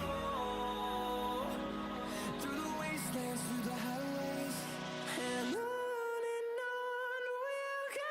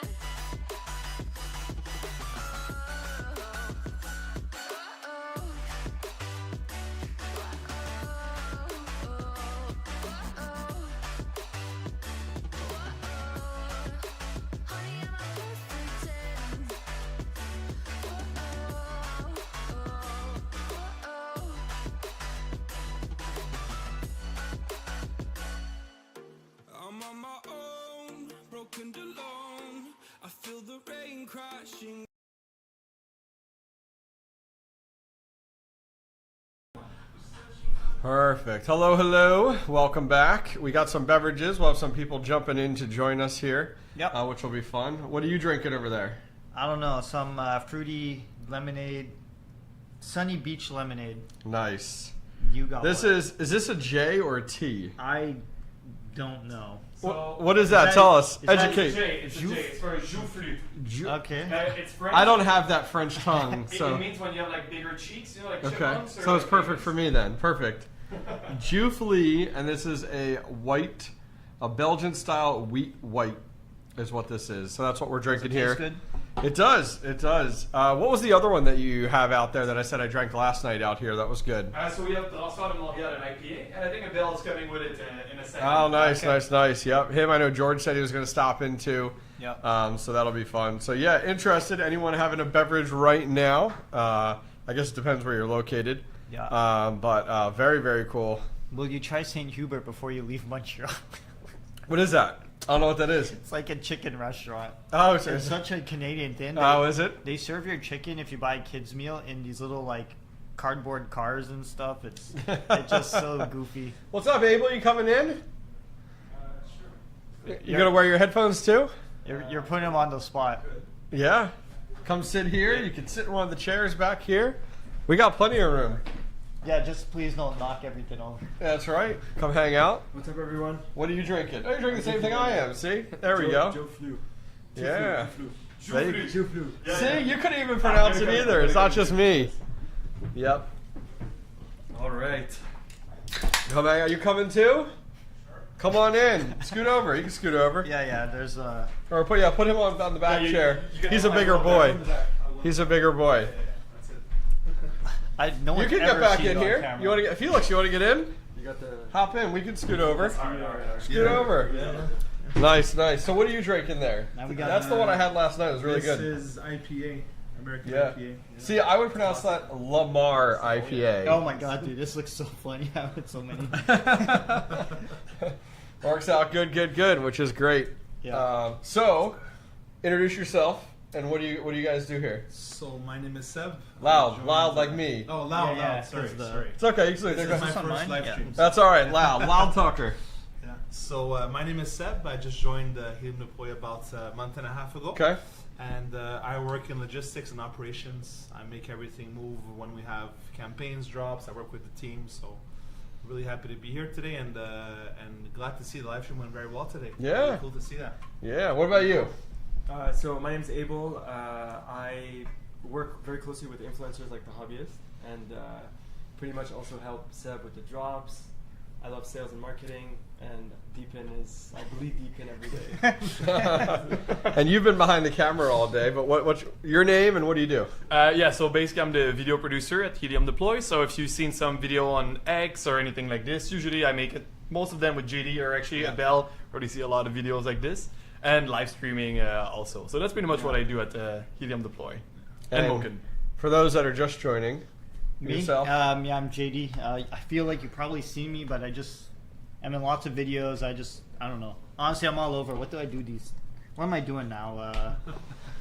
Making, content and stuff, helping people pick units. I do the Moken community calls, so I shit on projects and say some are good, I like it. You find me deep in daddy. So, question: what was your first miner, if anything, or it could be yesterday you bought one, or years ago, or none? You may be like, I don't have anything. I'm new to the. Just say what you would buy. So what I would buy. I think this one looks pretty cool. Is that the cupcake? Exclusive one. No, That's right. What about you? What was your first one? First miner was a Helium IoT. Okay, yeah. And do you still run it? It's still at my mom's place. Is it really? Not mining much, but yeah, something. 2 cents a day. And you don't have anything, right? I don't have anything, but I'm gonna get beamable soon. Okay. Yeah. So I'm pretty excited about that. It's gonna be my first passive income from crypto. Judy, you're gonna need to show me how to create a wallet and all that fun stuff. Yeah. But newbie. Yeah, but some project like the Dor thing and all these things, you learned a lot today, didn't you? It's so cool to see these kind of things. I feel like it's not very known also. Sure. All these kind of products. At least to me, I'm kind of an outsider in this kind of world. But yeah, I think it's pretty cool. Yeah. So I'm gonna start next week. Maybe I'm gonna make a video and say how much money I made with my new crypto. Yeah. And yours was, we talked about earlier today, but you can. Oh yeah, mine was, well, I went Bitcoin CPU mining to Dogecoin GPU mining to Helium. And then honestly, Wingbits, just I think you were first at Wingbits. Too. Yeah, well, Wingbits early on. Before, yeah, because I, for those who know DFly, which is a scam, an actual scam. Mm-hmm. People from DFly kind of left, and Wingbits kind of got born. Oh, okay. So there's like a huge backstory to Wingbits. Mm. A lot of people were not allowed to use the machines from DFly on Wingbits network because they would ban you. Blah blah blah. Oh, okay. Yeah. And how long ago do you think that was? Because like Wingbits to me is new in the last like 6 months, but like I know that project has been around for a while. Maybe like 2 years ago. Whenever, we have a DFly channel on our Discord just as proof of the company being shit. Yeah. Like they don't sell anything. They literally just scam people. I even got scammed by them. So unfortunately, but you know it happens. All right. So first crypto you ever bought, and if you haven't bought any crypto, that's fine. Start with you. Okay, I bought some, but it was super random. That's all right. Go for it. It was years and years ago. Perfect. And I was coming back from a bar. I was I drank a few beers, and I saw a Bitcoin ATM kind of thing, like you know, an ATM machine where you can. All right. It's a Bitcoin thing. I'm like, hey, you know what? Did you buy I'm Bitcoin gonna get Cash? some. So I bought. I think it was with cash or credit debit card or something like this. A very like manual kind of process. So I bought some Bitcoin, but you know, obviously it was a big night out and all. I have no idea how to go and access my Bitcoin, but I know I bought $40 of it a few years ago. I don't know how much I made, but if I ever find that, wait, maybe I made a lot. I don't exactly. What about you? What first one you bought? What first one you bought?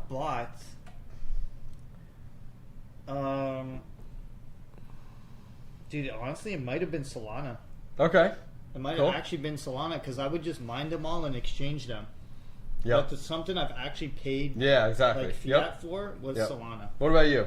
Honestly, I've never bought any. Never bought any? All right, you're coming to the right company. Exactly. I have good advisors to help me with that. I like it. What about you? First one you bought? For me, it was Bitcoin. Mine was XRP. Back in 2017, I bought XRP for 7 cents. Oh, shit. I still hold it today, which is awesome. How much is it worth today? Money. $3 and some cents. Okay. Yeah, so it's done very, very well for me.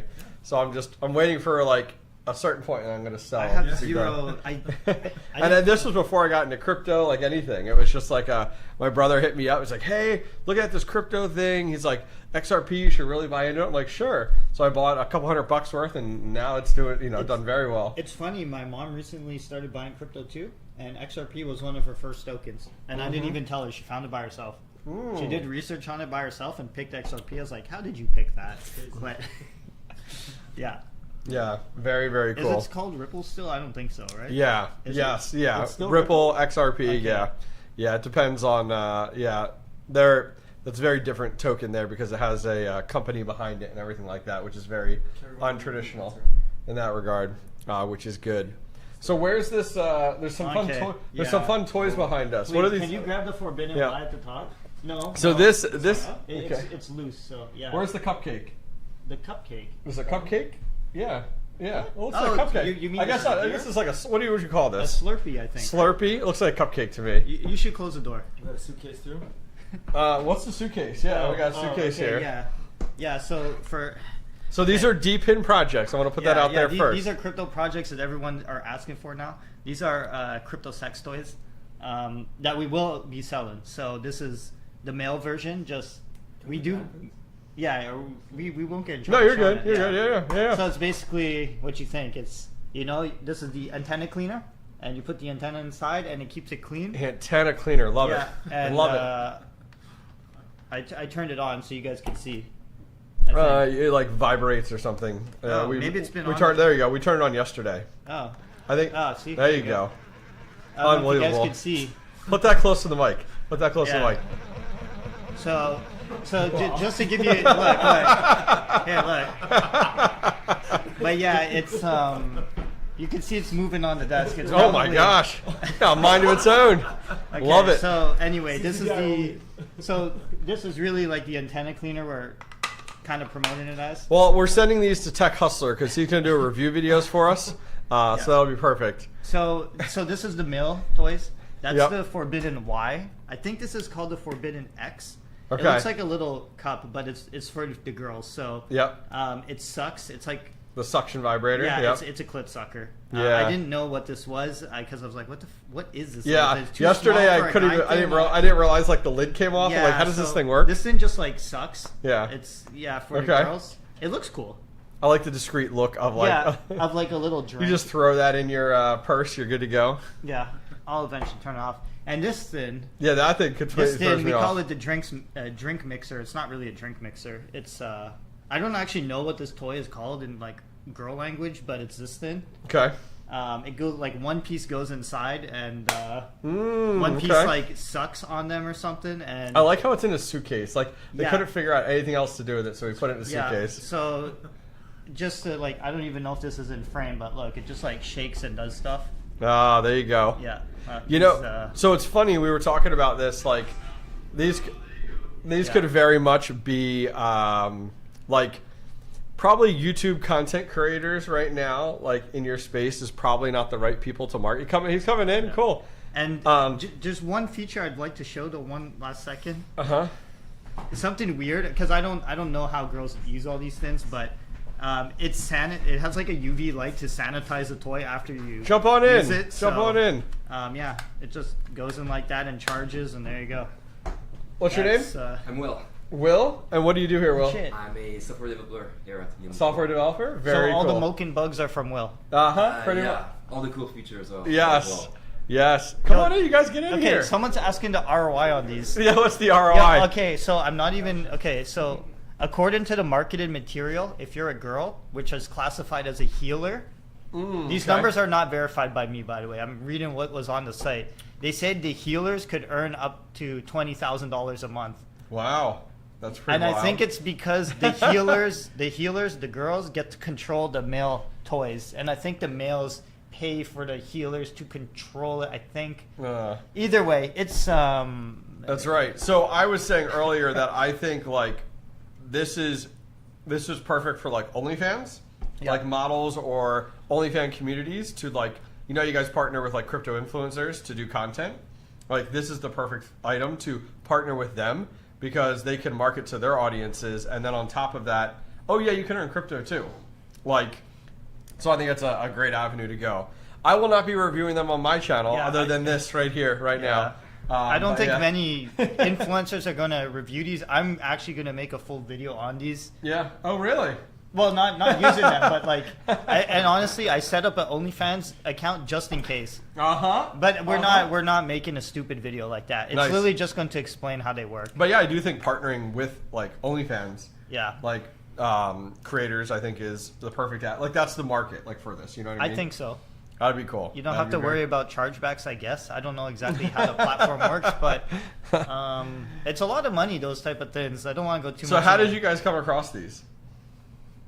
I don't know. How did we find them? I think I found them. Someone messaged me about the toy, and then I'm Okay. like, okay. And then I invited a model to like a OnlyFans girl to come online and talk about them and see why she would use them or not use Okay. them. Okay. She went down a whole rabbit hole about why.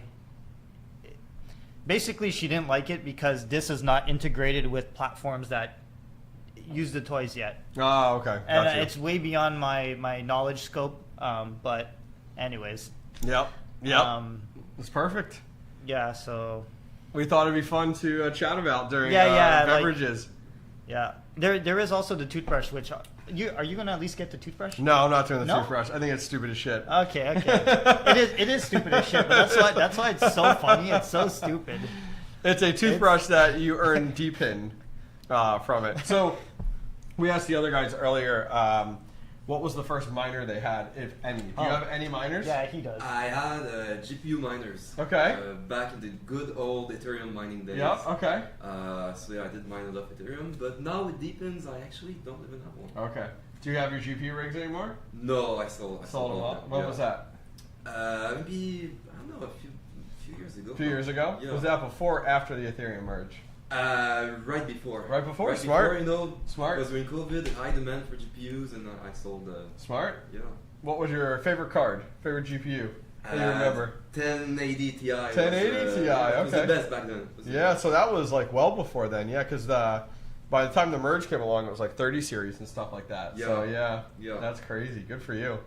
That's fantastic. It was fun. Good. First crypto you ever bought? Yeah. Do you remember? BTC. It really was? Yeah. Wow. How long ago was that? Oh, I won't say. Okay. Come on. Hopefully early enough. How's that sound? Very cool. What Very about cool. you? Did you go? I did talk about them. Yep. It's been a long day. That's right. That's right. 100%. That's right. Eating can launch its own version of the toothbrush. There you go. Which is good. Well, cool. Why don't we put these back on the shelf? Yeah, we could just hide them. No, it's good. Put them on the shelf. You're good. You want a product placement? Product placement. That's right. There is a. I'm not even going to say it. Okay. Yeah, I like Never mind. I like it. Cool. So, guys, give you guys a rundown on the schedule. We're going to have some drinks here. And then at probably about 5 o'clock, maybe, we'll start talking about helium. We'll see, depending on there. And then we'll jump into our Goldshell Byte. And we still got 2 giveaways to give away. Someone's asking the ROI on the beer. Oh, it's very instant ROI on the beer for sure. Instant ROI, which is great. I thought it was a Bluetooth speaker. You know what? It does look like that. Yep. Yeah. Maybe there'll be crypto Bluetooth speakers. Mm-hmm. I wouldn't even. It wouldn't even surprise me at this point. Well, the Flu Miner actually has an L2. Yeah, the one that looks like it's like a vintage retro speaker coming out. I saw that. I was like, what in the world? And they're gonna be putting that out here soon too as well. Taking some pictures. Yeah, just behind the scenes. Nice. I feel like you should take a picture of like behind here. And so he remembers what it all looks like, so that when they go, all right, how are we gonna do this? It's like, all right, we got pictures of it, you know. Yeah. Which is nice. How much for the honestly, they're on our website. I don't remember the exact prices. They're all on there. Oh, wrong Model Y. Okay. There you go. Because there's Tesla Model Y. So I guess, there you go. Okay. There you go. Perfect. Yeah. So. Someone just got the toothbrush. Oh, really? Hoods. Whatever his name is. Did they say they did? Yeah. He said I got the toothbrush. You could order it already? Through the manufacturer. Oh, through the manufacturer. Got it. Okay. We're not the only spot who has the toothbrush. Oh man, not exclusive. Come on now.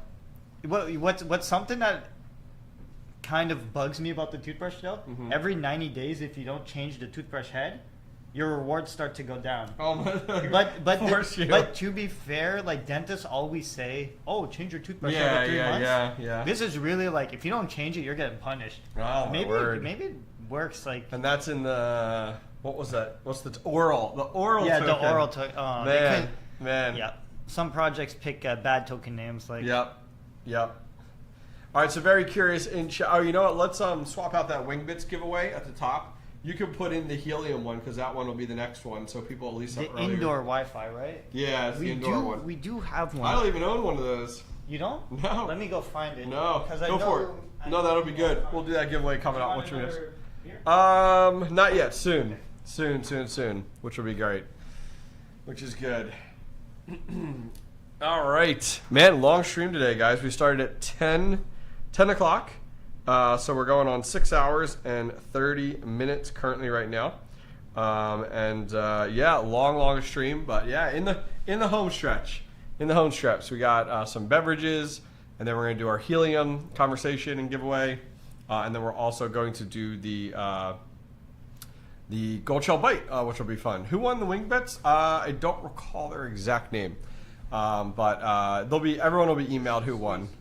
Not everyone is going to say it. Yep, that's right. There you go. Oh, you got that. There you go.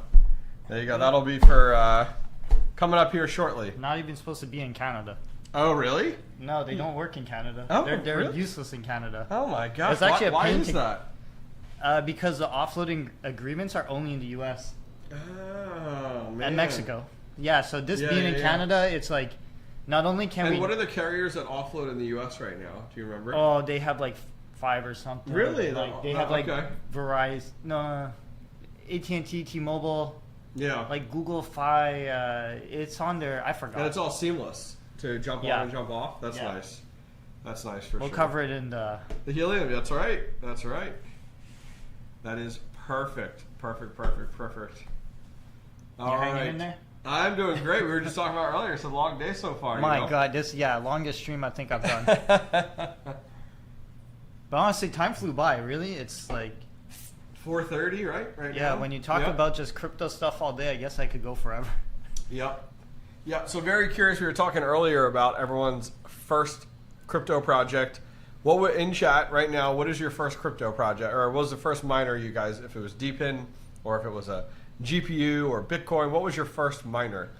Very curious to hear where you guys are at, which will be great.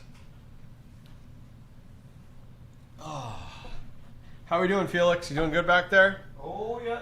Just announcing everything everywhere. Okay, great. How's Twitter? Twitter's still up? Doing well? Twitter's actually really good. We have about 235 nice. people on right now. Is there a how-to on carrier offload in? Because Ubiquity, can't you like add it in automatically? It's like software based. I heard about that. Well, the way carrier offload in works for Helium is when you put your unit in a good place, commercial or somewhere worthy, the carriers pick your hotspot and they're like it's like another cell tower. Yeah, there's and no real But you know you tricks. could do Ubiquity. Have you heard about that? Yeah, we could set up ours to do it. Is that what you guys have here? Well, because there's no customers here in Canada. So sure. I haven't set it up, but we could. Oh, okay, interesting. Yeah, unfortunately. Melted a motherboard on Doge in like 2014, 2015. Wow. Yeah. The Avalon 3. Oh, I had a Grin Mini Miner. I had one of those. Yep. A little white, like oddly shaped unit. Let's see. BTC Mining CPU S9. All right, 3070. RX 560. I did not have a 560. I had the 580s and the 570s, but no 560s. The Nerd Miner V2. Oh, like the little USB ones. Yes, yep. I've seen those. Bobcat.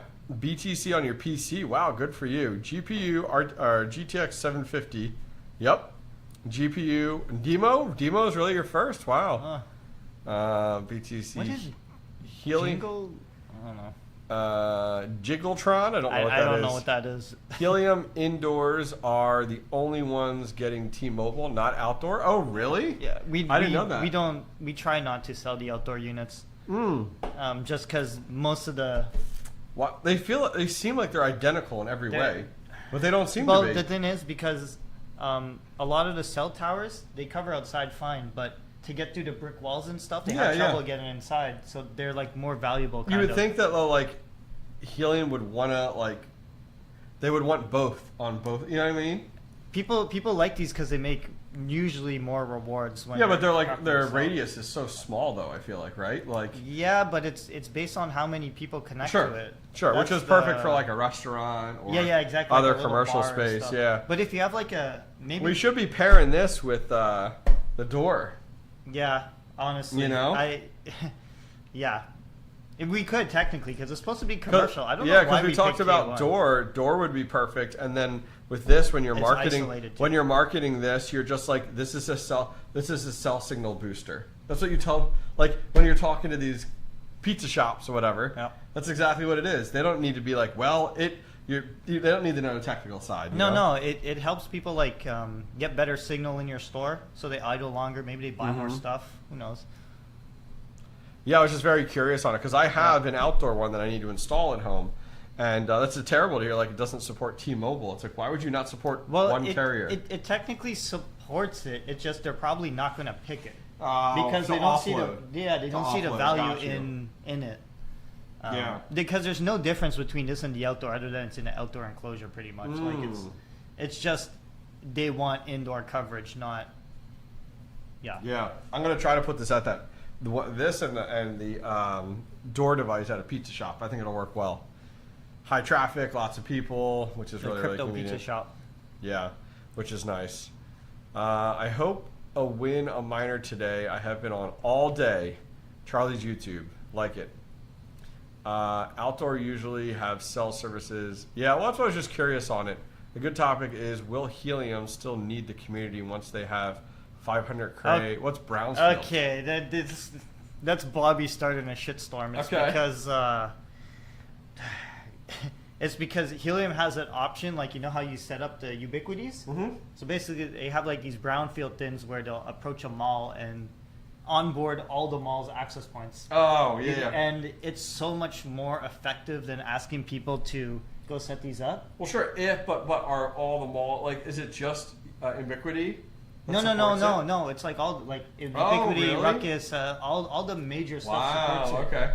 Maybe that's their maybe that's Helium's goal long term. That's the concern people have is if they could just onboard all the enterprise like that, where do I fit in, because I'm only like a small fry, you know, like it's.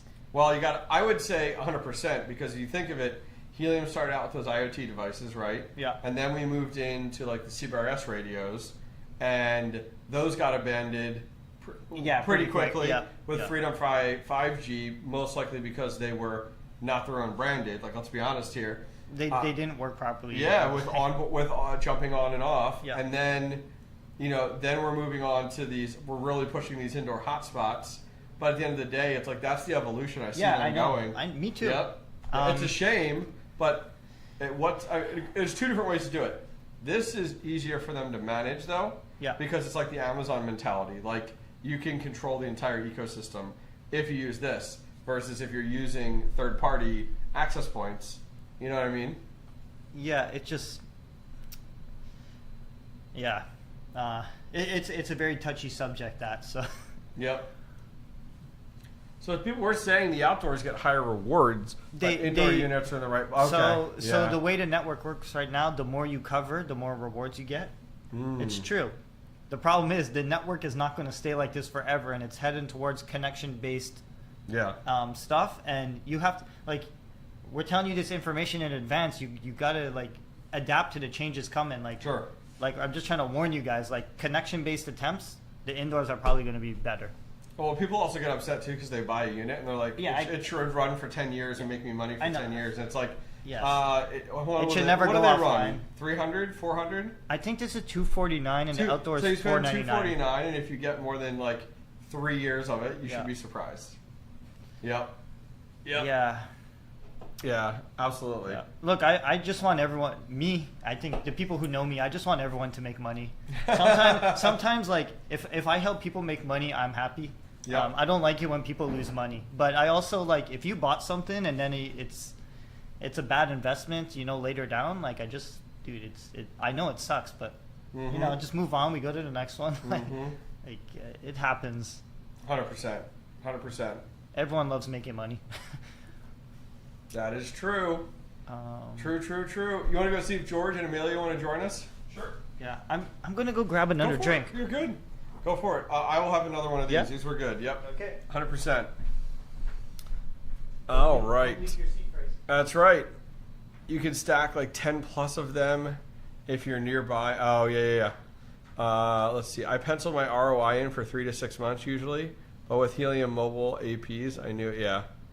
Yep, I get it. I mean, let's be honest here. Like, they're not, you know what I mean?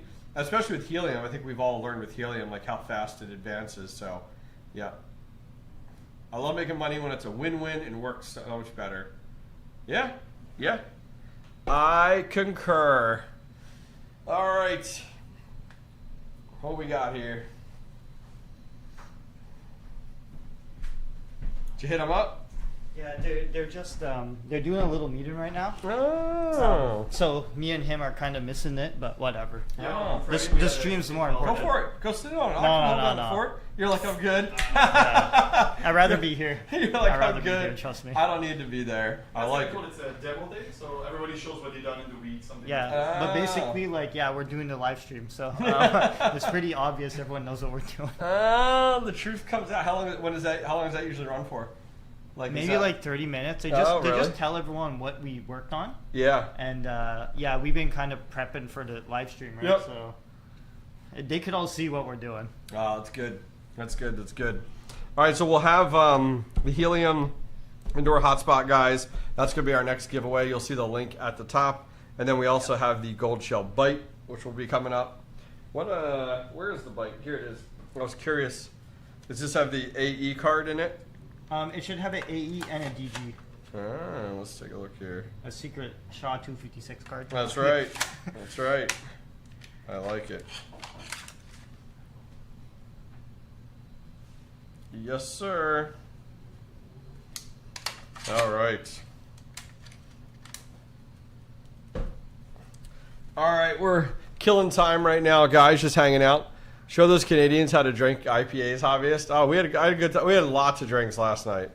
Last night I went to dinner with George here. What was the place called? Rubens or Rubens, yeah. Rubens, and oh my gosh, like a Rubens sandwich was massive. If you guys want to see it, it's on my Twitter. Massive Reuben sandwich. You posted it? Oh yeah, I posted it on Twitter. It's a massive Reuben sandwich. I never ate there yet. With a bowl of fries, but the fries had the cheese curds in it. poutine, yeah. The poutine. Yeah. With the gravy, and then like, I don't want to call it ham, smoked meat, I guess you guys call it, on top. And it was insanely good. I couldn't even eat it all. And then somehow we had cheesecake afterwards. Oh my god! Okay. But like. We're sitting there, and George and I are having drinks, you know. And well, first, George and I were the last ones here last night because we were setting up everything with the live stream. So we left here. We go to George's place and drop off his dog. That was the dog you guys saw earlier. Yeah, thanks. And and he's like, all right, well, let's walk to like dinner or whatever. And like George walks everywhere, like as far as it is, like it'll be like 20-minute walk, and he's like, sure, let's walk it. Yeah. So we're talking, and he's like, oh, let's bring some drinks on the way. So he's like, here, you need 2 drinks. So I'm walking around Montreal with 2 drinks in my hand, like double fisting it, walking through Montreal.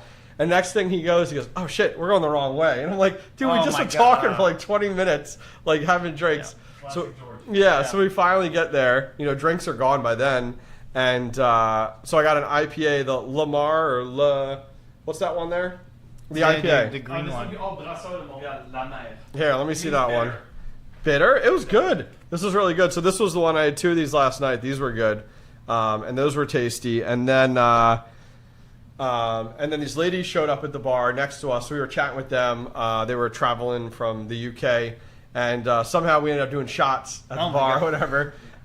So that was Patron Silver with a lime, which is more my world. And then we left there and went to Abel and Emilio's, and we had drinks there until like 1 a.m. that was last night. Busy night. Yes, 100%. So had my beverage. Yeah, I know, right? What was it, Thursday? Yeah, we love to drink in Montreal. Yeah, it was fun. It was good. I had a good time. I'm not complaining, you know. Damn, I was 3 days early for the party. I'm not sure which party, but that's okay. Yeah, it's because this guy, Free Shkreli, was here in Montreal a couple days ago. Oh, really? Yeah. He missed out, Like huh? he was here with his family. Oh, so, okay, got you, yeah. Yeah, I'm actually curious. We want to ask if we do a meetup. Where would people love to meet up? Well, we were talking about it'd be cool for you guys to do once a month, host it here. Yeah. And it would be awesome to host it here and like stanchion off the office, like rope off the office over there or whatever. Like, and then you could have the couches and the TV. You could have this room available for whatever you want to do, and then you have like the kitchen available, and you just have like drinks and like catered food in type of deal.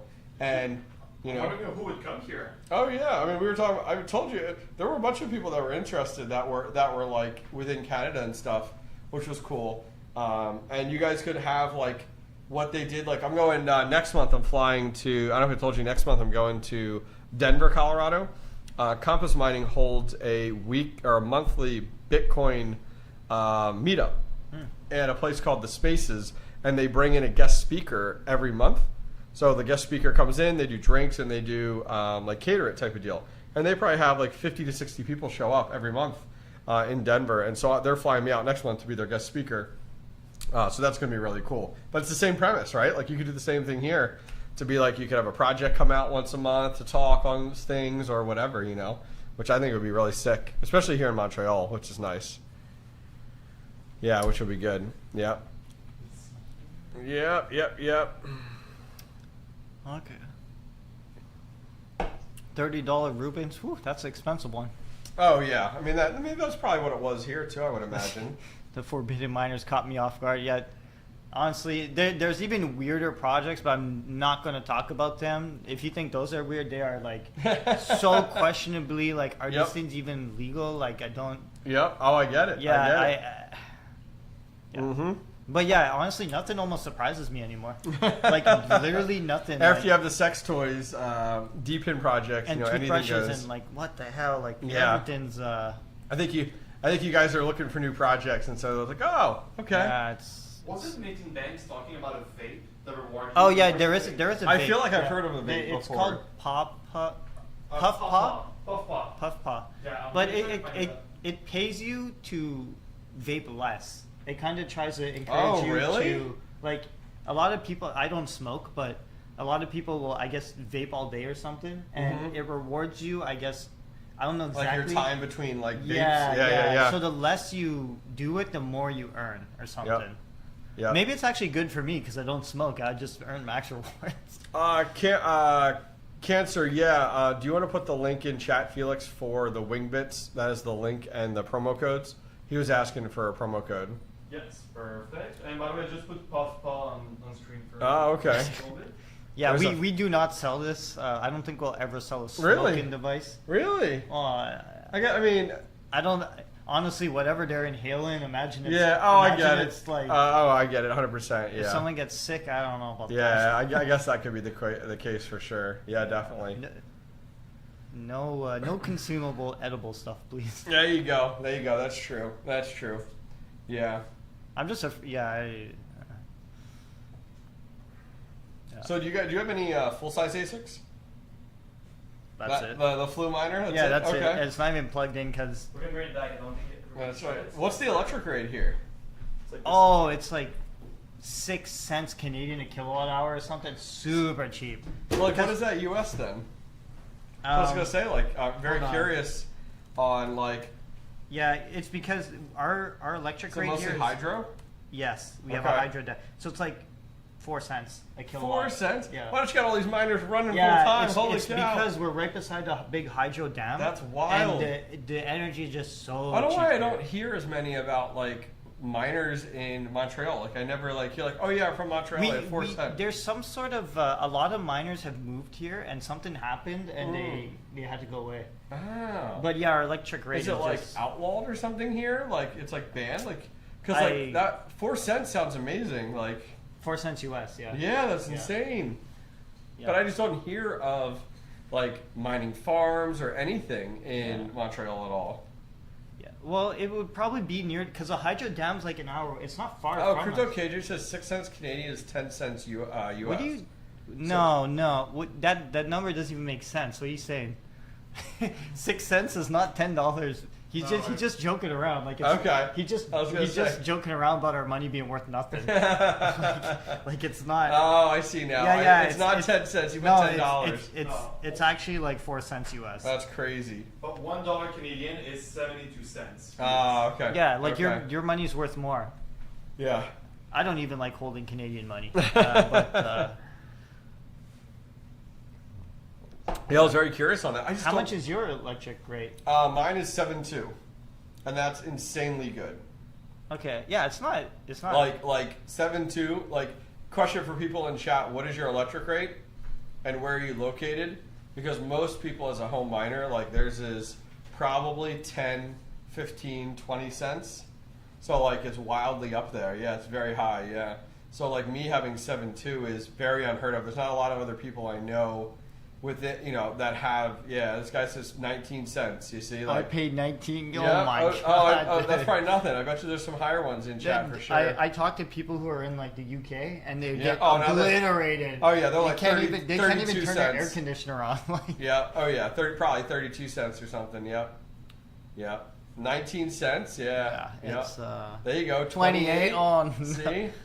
Yeah, yeah, which is wild, but that's the thing. It's like when I start to look at it more and more, 12 cents. Okay. Yeah, I think the average in the U.S. is like 16 cents. Is what the average is. Even though 8 cents is low, and that's in Nebraska. Oh shit, Tom, you got solar running? 0? Mm-hmm. Yeah, see, that's the tough part. Yeah, overnight rates are actually cheaper here too. I've heard of that before as well. Yeah, you could sign up for special like plans here that Robert, you have 6 cents in Arizona. I'm very surprised. I mean, I know solar is very big in Arizona because of the amount of hours in a day you guys have for sun. But Damn, he's at 34 cents in UK. See, I told you. Disgusting. It's such a shame because I talk with miners all the time who are like, I'm from the UK and I want to get started mining, and when they find out their electric rate, they just feel so defeated, which is wild. It's so upsetting because you can't even run. I don't know if you have little home servers or something. But Well, that's the thing. The little home miners, you have to go the spec mining route, or testnet type of deals. But you couldn't run like a 1200 watt flue miner. Like, that's the hard part for people to accept. A lot of people I speak with from the UK that want to get into serious mining with like full size ASICs, they'll just do hosted in the US. But you kind of have to. Yeah, you have no choice. Like, I don't understand how the energy costs. I don't want to get into politics. I don't understand how it got so expensive for energy costs. I get it. Like, what? I get it. Cancer in chat says he just bought a Wingbits. Congrats. Oh, that's awesome. Hopefully you reserved a hex first. Yeah, that's right. Please. We spoke to it. Oh, really? Todd has 7 cents in North Carolina.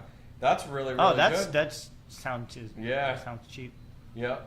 When I first started mining, I found I abused a loophole, and I was getting 5.4 for my electric.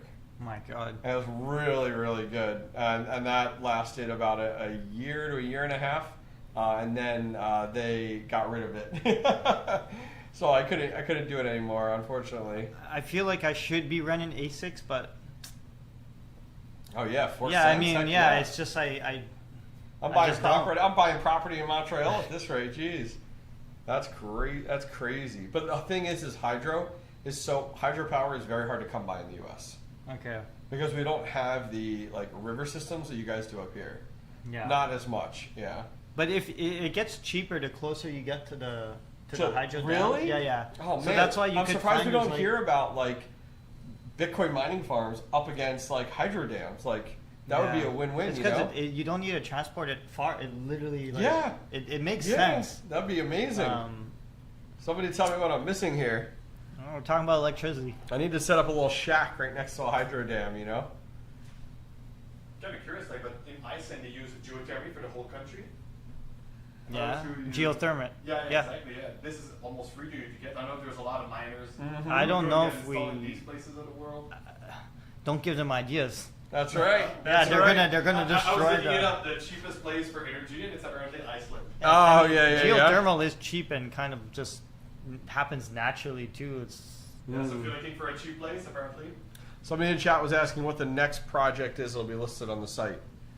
We put Dor up there, but it's not out yet. But Dor will be viable. What do you got? You have the Nubula one. I could check. Dor. Yeah, I think it is Dor. Like the next project coming. Is it Dor or Rome? I could just leak whatever. It doesn't matter. Well, I think it's Dor or Rome that's coming up in the next 2 weeks. Yeah. Let me just go to my drops.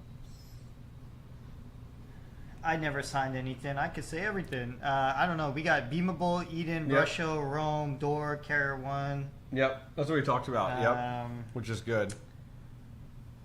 Yeah. iGame. iGame's actually on our list though. I don't know if it's complete, but they kind of are looking into iGame. Yeah. Okay, interesting. I don't personally. I was talking with them last night about the Flue Miner has a new T3, and it's 115 terahash at 1700 watts. It's a competitor to the Avalon Q. Yeah. So which is crazy. So I'm hoping they start to carry that, which would be nice, because that just got released for us to carry it. Yeah. Oh, okay. Yeah. So 117 terahash, just like this. Yeah. What's the price? 1700 watts. Hasn't been released yet. Okay, we don't know. Flue Miner literally just put it on their website 5 days ago. Well, not even. They reached out to creators like myself to say it's going to do it, and a whole bunch of resellers have it listed on their site now. But the hard part is you can't even pre-order it. I saw some resellers listing it for $16.99 or something, but who knows what it's going to be? You know what I mean? Yeah. Okay. Yeah. Which is nice. Yeah, honestly, some of these big the big ASICs have not been a super success selling them. Sure. It's for us, because we're mainly a Depin company, low energy usage type of stuff. So, but we did see a success with the home miners. People love the solo mine and stuff. Yep. So. Oh yeah. Flue Miner is going to be selling. It's called the T3 Bitcoin miner. Yep, we'll have those coming out here. What time are we supposed to do the? 5:30 or something. 5:30. Yeah, so it's in half an hour. Oh my god. Okay. Plenty of time. 5 o'clock. Yeah, and then we're gonna do the last one at 6 when we close. I'm just letting you guys know, but at 6 o'clock, the X stream, it dies. Oh, okay. Not that it's whatever, just how it is. But yeah, no, we'll be good. I'll have to We'll be personally message Elon Musk, extend. That's right. That's right. Well, we can. what we can do is we can do. No, it doesn't matter to me. But well, if we'll start. Why don't we start Helium at 5, and then we pick the winner for Helium at 5:30, and then do the bite, right? and then do the bite, and then we're done at 6, which is fine. I think that's perfect. Sounds good. Quake Core's coming up again in chat. Quake Core has come up so much today. What is it with Quake Core? What do you guys think about Quake Core? I mean, look, I'm going to be honest. I haven't gotten the unit in my hand, so I don't... nobody has yet, right? I don't, from what I understand, it was supposed to be plastic, but they've upgraded them to metal. But it's an earthquake, like seismic... Whatever. I'm not an earthquake master. I don't know the name. Earthquake master. Yeah, I don't know. Like, is it called a seismologist or something along there? Yeah, whatever. But basically, for anyone who's interested in Quake Core, you buy it if you live in earthquake-prone areas. You don't buy this if you live in New York City. It doesn't belong there. You buy this if you live in. Like they just had a big thing in Japan or something, right? A big. The tsunami. A big thing just happened. Yep. Those places that are prone to this type of stuff are where those devices are supposed to be. And ROI-wise, I have zero idea how it works. I don't know any numbers. I don't have enough information. Like I don't know if you should buy it or not. So wild. Yeah, it is something that we do in theory have though. So can you talk about beamable? Checker node? What is that? Yeah, so beamable. Why is he saying checker node? What is that? Because that's the node that you buy. It's called a checker node. Oh, is it what it's called? Okay. And basically, Deep just made an announcement that they're going to work with Beamable to put them on their device. Yep. And Beamable, just quick recap, is it's for game developers. So video games like World of Warcraft, League of Legends, stuff like that, Black Ops, Call of Duty, all that stuff. It takes a lot of time for these companies to like code the like multiplayer functions in their games, right? To play online and stuff like that. So the concept here is Beamable has already coded the multiplayer like microservices for the games, and so it allows them to like almost plug and play. Exactly. Like adapt into So game companies don't need to waste a bunch of time and money remaking these services because Beamable has made them. And because Beamable has made them, they the concept is the worker nodes run on the deep hardware, and the checker nodes like kind of make sure that the worker nodes are there waiting for a request. So when you, I like to say when you shoot a bullet or you cast a fireball or something, that information needs to go to a server to process and send it back. So like when you move in a video game, it sends the data somewhere and back. And in theory, it would go to a beam worker node that gets checked by a checker node to make sure it's happened. Wow. Okay. It's very nerdy, but Beamable does say that they're working with 90 plus games so far that have them integrated, and the founders have done over $100 million in revenue amongst their games so far. And something have they announced any game partners though? Oh, it's, like, it's on their website. Is it? Okay. Yeah, so you can see like what games and stuff like that? Okay. You can see what games use Beamable. And something very interesting, which caught me off guard, was one of their founders, or the CEO called John. He actually made the first commercial MMORPG in the world. That's crazy. Yeah, it was like a text-based MMO game. It was pretty... I was like, oh shit, this guy is... wow. Not the first multiplayer game in the world, but the first commercial, like they were the first to monetize. Well, I was just curious on like what... do you want to take this Flu Miner back? Yes. What... like any of the big like are there any of the big games out there? Well, that it's the game studios, right? Oh, okay.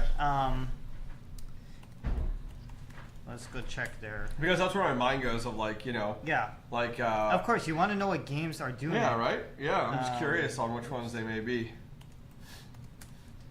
It's something we need to add to the actual like product page. You know what? Yeah, you know what I was complaining about, like how I want to hear the announcement from the Yes, directly from the actual. Yep. That's the problem here again. They say they have 90 games.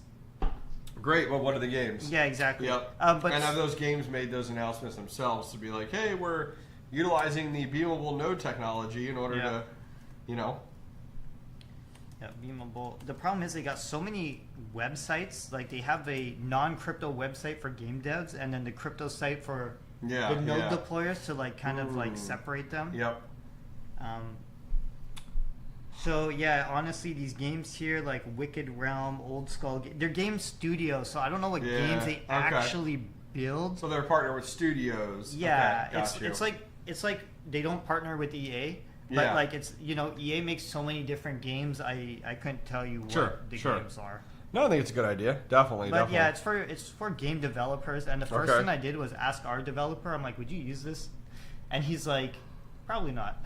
Oh my word! But that's crazy. I just wanted to get someone's like, he's like, because it's a. He's not a game dev, by the way. He's just a dev. Yep. But he was like, it might not be as useful as you think because it's very generic. Not all the games are going to need like bullet shot, right? Yeah. Like, what happens if their code is focused towards like a racing game and you're trying to build like a gun shooting? Sure. Yeah. So. Yeah, that's interesting. Huh. Yeah, I just wasn't familiar with it, so it's good to know. What? See, saying your Joker guy's saying no guns in chat.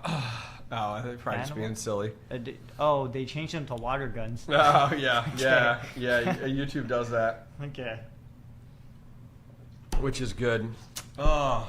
Yeah, I'm kind of like been a long day. Been a long day, and if you guys haven't been here, we've been streaming for like almost 8 hours. Almost, not yet. Yeah, almost. We're at 6. Yeah, we've been streaming since 10 Well, in the I guess morning. it's 5 o'clock now, yeah. Yeah, we've been streaming for 7 hours. Talking about Deepin stuff, crypto stuff. Yep. So we're going to do the Helium giveaway here at 5:30. Yep. So that's going to be in 23 minutes or so. And the giveaway link for that is up top, which is perfect. And we're giving away this guy, Helium Mobile Hotspot, is what we're giving away for this giveaway. And then we also have the Goldshell Byte. What's that? Do we want to talk about it a little bit before? Absolutely. You said you haven't seen the... I don't have one. I haven't seen one. Yep. Dave in chat says he's been watching since we went live. That's crazy. My God, that's a true true fan. That's right. Oh, got me through work and meetings. I like it. Yeah, so we've already opened this unit. It hasn't been set up though. Yeah, that's pretty much the... That's pretty cool. Think? It just reminds me of a... I like the bottom out. It's got the grip to it. Yeah. Oh, so this is actually a heat sink for it? To dissipate. Does it actually get warm? Honestly, I open it up. Like the chips are at the bottom, so in theory it should. And it has PoE for power. And then what's the other one? It's blocked off. You're not supposed to use it, but I think it's the daisy chain if you want it. Oh, interesting. Okay. But they purposely block it off, so I never. Why would you daisy chain these? Or well, is it just the hardware they have in here? Like, whatever motherboard they have in there. Yeah. Honestly, I couldn't say. Yeah, that's cool though. It doesn't come with a PoE injector. You include a barrel jack. Unless you have a PoE switch or injector. Yeah, that you can put into that, which would be nice. And it comes with like a little tiny stand. Mounting bracket. Yeah, it's like stands. Interesting. It's gimmicky as shit. Like, I thought it was a mounting bracket for the top to be like an access point. It is also. Okay. Now I can't take it off. No. Oh, it's like clips. Yeah. No, you're stuck like that for now. Oh, here we go. But yeah, it also like you could like mount it to the ceiling and like twist it. That's what I was thinking. That's nice though. So these are $249. Yep. And then what is the profit structure for these? Like, how do you? Yeah. So what makes it a good area to run them or a bad area to run them? I'm just going to be honest with all the people listening in here for Helium. You put these in commercial locations. Okay. You can put them in your home. It does work, sure, but to maximize the rewards, you put this in a commercial spot like a barber shop or a gym or a bar. That's kind of the concept with all these Wi-Fi things. If you put it at home, it could earn proof of coverage rewards, which is not going to be... So it's kind of like your default. Like Okay. You're not going to be making tons of rewards. It's capped when you set it at home. But if you install it at a barber shop, for example, and the carriers like the location, something they do is they activate carrier offloading, and that means when somebody walks by. And you can't like fast track that. Like No. Okay. What's your cell phone provider? T-Mobile. Yeah, so if you walk by with the T-Mobile phone, Yep. it will automatically connect to the hotspot, and when you watch like a YouTube video, you get paid 50 cents a gig right now. Wow. So it's a data usage. So that's why you want it in like restaurant or like high foot traffic areas. Yeah. Yeah. So the more people who are watching YouTube connected to your device, the more you're getting paid. Nice. That's why I say you put in commercial, because it doesn't cap. Like it just goes unlimited kind of. Yeah, that's really, really nice. That actually works out well. Yeah, I'm just trying to think of like a barbershop's a great idea for something like that downtown in a city. Like, what's the now I know it's going to come down to like what's blocking it, but like what's the radius of those? Because like this, yeah, like how far it goes. Yeah, it says I think on the site 150 feet. 150 feet, but it's really going to come down to like brick, concrete. Yeah. Depending on what the walls are made out of, like it has a hard time penetrating the brick wall here. But yeah. I mean, finding it. I mean, like someone's saying here, like, man, if you get those in middle schools or like high schools, like a lot of people trying to get every to kid has a phone. Yeah. Like, holy cow, like that would be huge. And you were talking about earlier when you plug it into an Ethernet connection, it isolates the entire network. Yeah. So the kid can't go like. Muck around with like printers on the network and all the other stuff. So it is really like dummy proof. Yeah, that's nice. That's kind of why you set it all up for the Helium app. Yeah, they have a black app which I can't get access to in Canada because this unit's not supposed to be here. But yeah, that's awesome. For everyone in the U.S., actually, that's weird because the giveaway this only works in the U.S. Oh, okay. Well, hey. Do we just keep drawing until someone in the U.S. wins? Decide what the winner wants to do. Let them decide, right? You know. Okay. Hopefully, it's someone in the U.S. That's right. But no, I mean, I think that's a great idea. I mean, yeah, I feel like pairing that with like the door is going to be like where my head goes. See, you've already comboed this in the door. You're in like, my head, it's already done. Yeah. Like because it's it's like perfect. Like because then I can say this is a cell booster to anyone, like, hey, this is going to boost cell phone signal. And I could say, oh, the other one is a traffic monitor for, in and out of your store. Yep. So I it's don't like know a why win-win, it but yep. It also comes with, like, Ethernet cable, just... Yeah. I'm sure you guys mostly have Ethernet cables just lying around, but it's a nice little unit, like...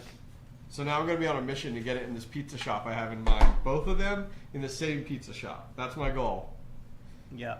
So I guess just one other thing to mention, though, that 50 cents a gig is subsidized currently by Nova Labs, which is the company who kind of like created Nova Labs is still involved? Yeah, Nova Labs is the one who creates the Oh, really? The so they're an actual hardware manufacturer, but there's nothing labeled on it. It says Nova Labs, right?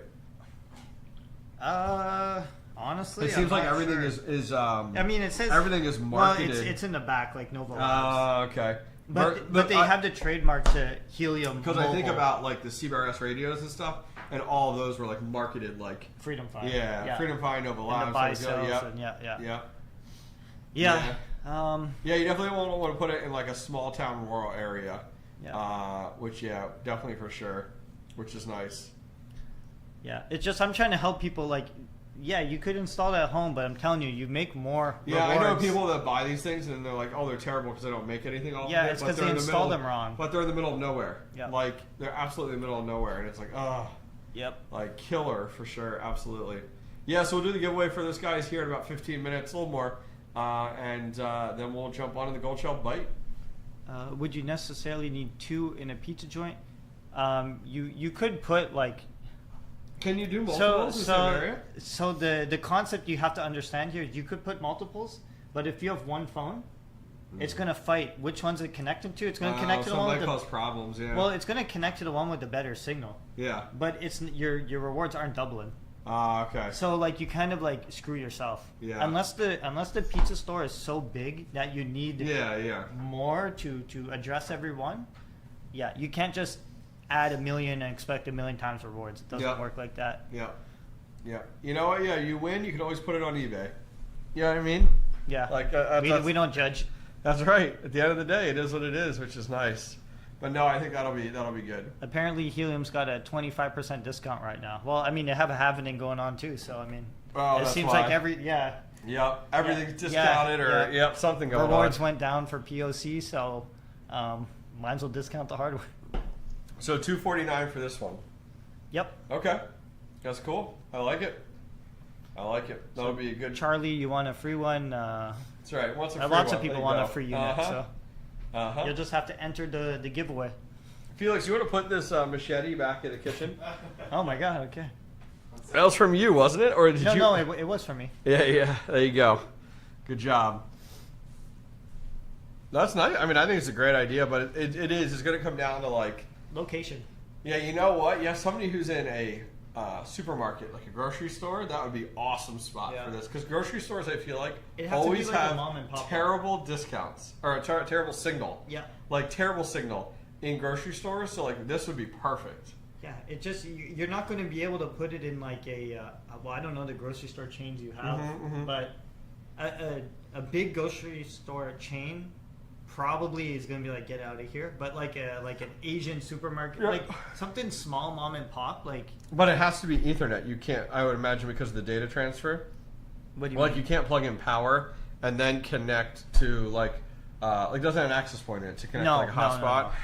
No. Oh, you do exist. Yes, Oh, I'm shit. bringing energy back in the room. Yeah, we I feel need like it. You guys have been falling asleep or something. Yeah. We're talking about helium. You can scoot in here. There's room on the couch. Here, you go in the Yep. middle. Yep.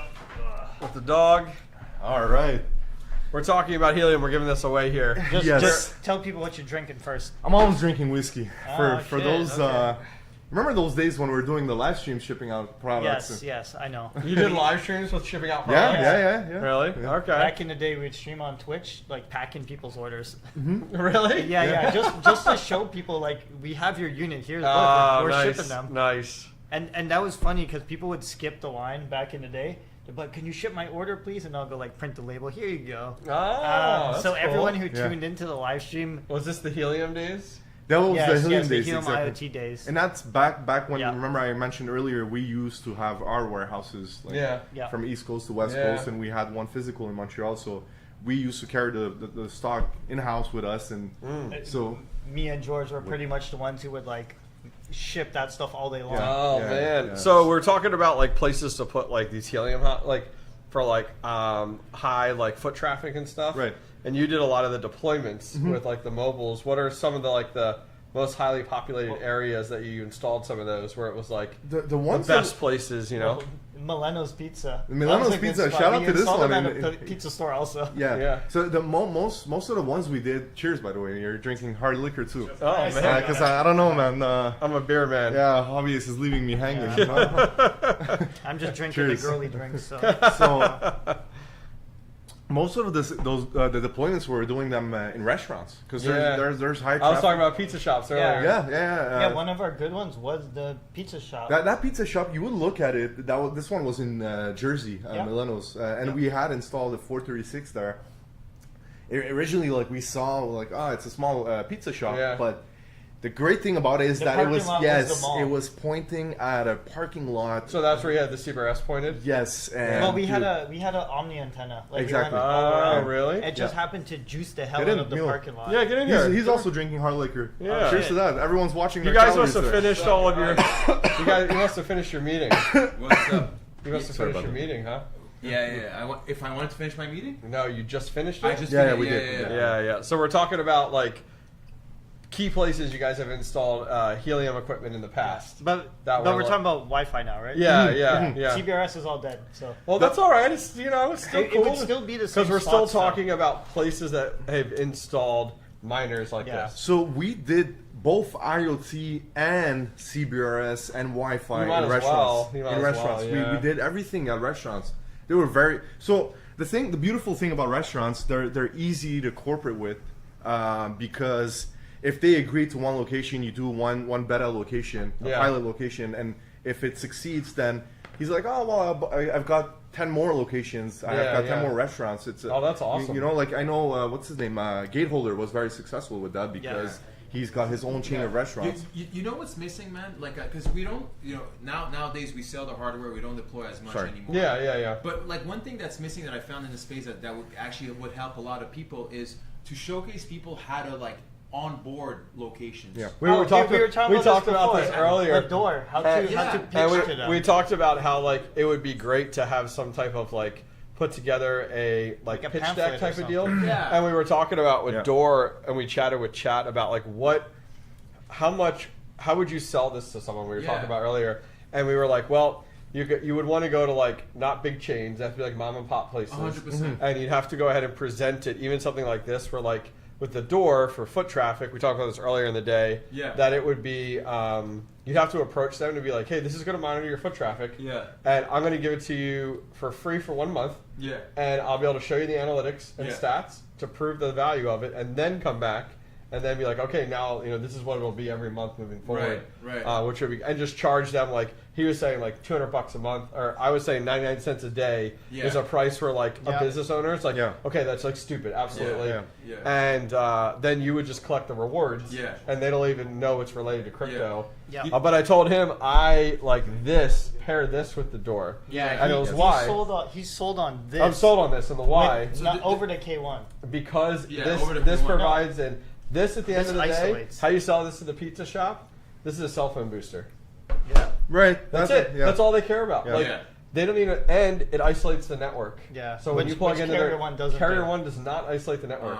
So now you have to have somebody on their network side set up a VLAN to support it. Right. Like, so I'm eager to pair that, especially. Which you change a bundle to. Super interesting. I would agree 100%. In which city are you in? I am in Central PA. Central PA, Okay.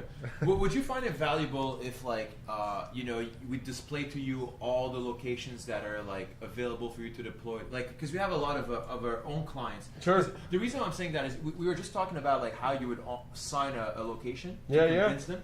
But maybe there's no need of. Maybe there's a way to leverage the community together. And what I mean by that is, within our own community, we have thousands of people who deployed in New York, for example. And some of these people are not going to deploy Dor, are not going to deploy Maybe you could just like tap into these people and.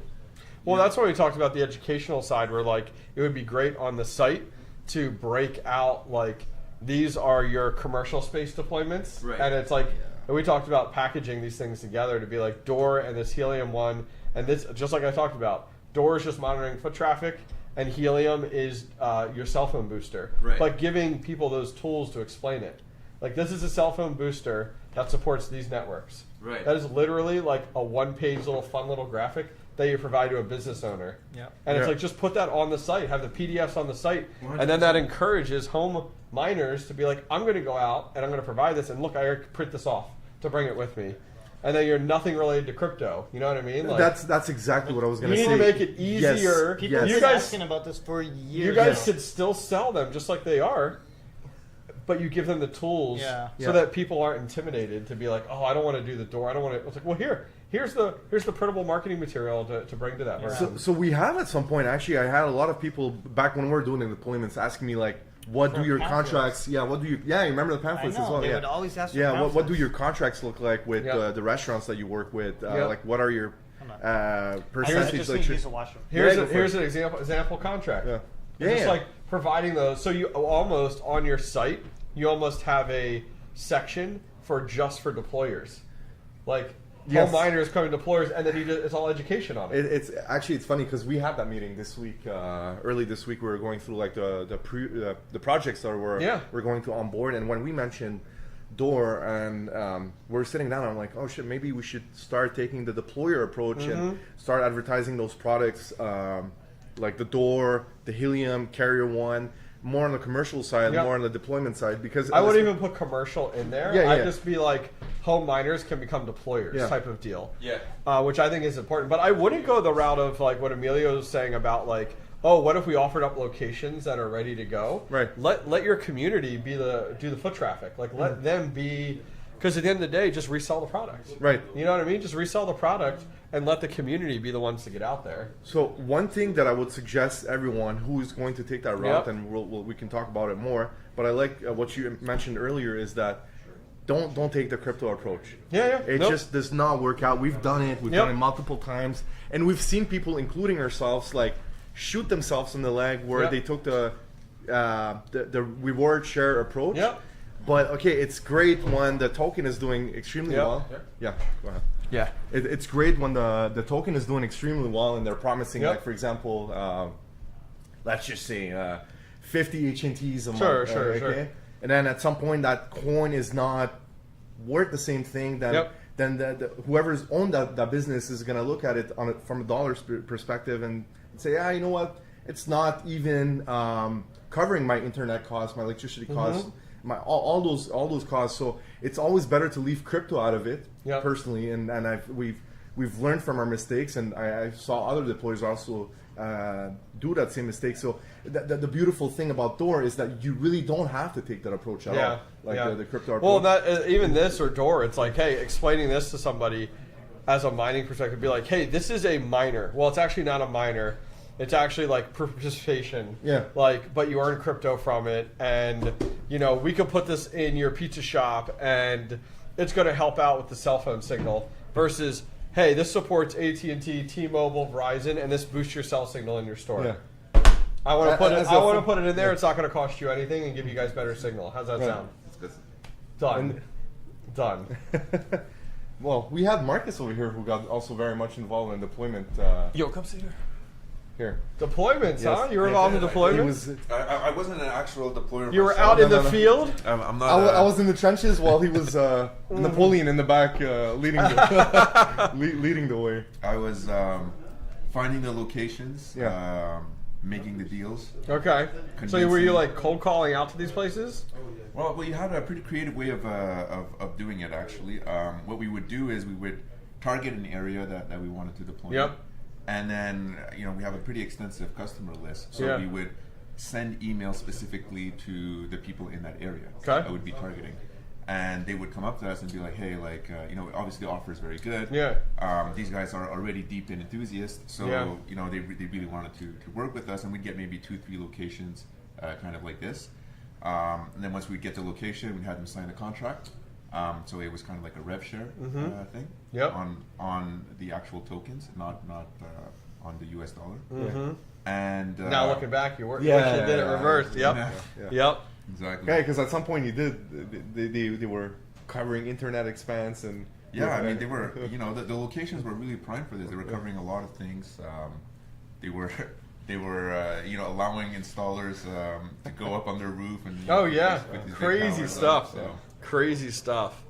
But he was asking earlier, like, what do you think were like the most successful locations? I was mentioning the restaurants where we're very successful with. Yeah, we had some killer locations in San Francisco. Really? Yeah. San Francisco. Just because of high density, like high population density. Well, to begin with, it's a tech savvy city, like you. Correct. Yep. And yes, high density. So wherever you would point your especially like downtown San Francisco, I remember he got us some good locations downtown San Francisco. Wherever you put it, there's very good traffic on it. So because I know they launched like in Florida, it was like their launching pad for like the Helium mobile side. Miami, I believe, more specifically. We also had good locations in Miami. I think Miami and San Fran were probably our two best cities. And the installers in those cities, they did killer jobs. We had 2 really good installers there. There was one. I had a unit down in Miami that was 75-25%, like split, which was awesome and did very well. Yeah, so that shout out to Lee. Was with one of was that who it was? Shout out to Lee Hodge. Lee Hodge was very good, man. Okay, we loved working with this guy, and he was actually a miner himself, so he was very tech savvy. Like we didn't have to train him on like how to onboard the devices or anything. He was very comfortable with all that. That's nice. And it was very easy to work with him. So we got some killer location there. He got us gas stations. That was another one. Gas stations. Yeah. I got a lot of gas stations. I kind of had like another company that we were working with.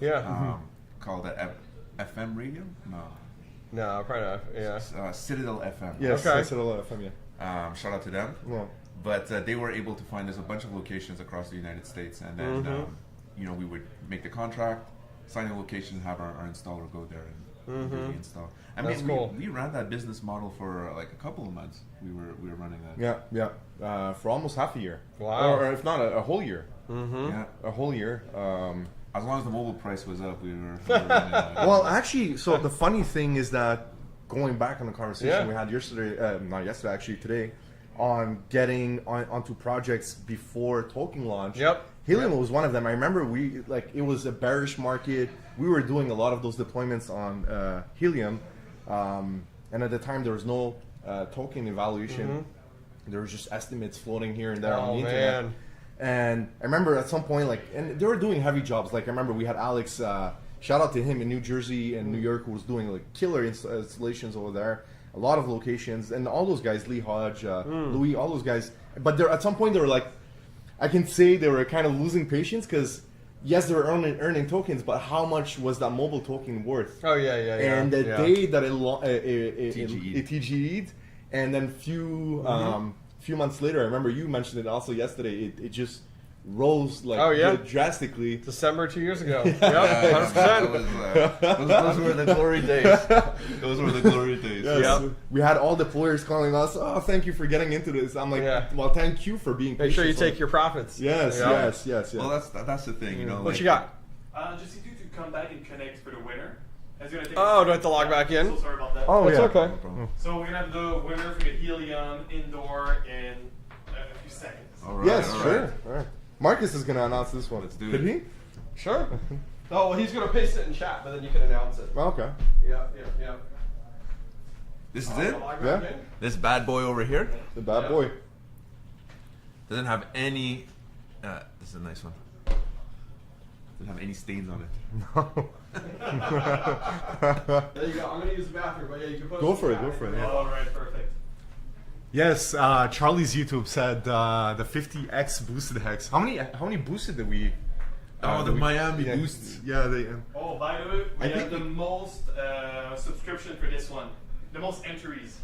Oh, nice, no nice. A lot of subscription for the Helium Hotspot. The competition is fierce, and the winner, we're gonna have it now. Well, okay. Do we have it? Good luck, everyone. Good luck, everyone. Cross your fingers. Drum roll. Yeah. Benjamin from Arizona. Benjamin from Arizona. Benji, Big Bench.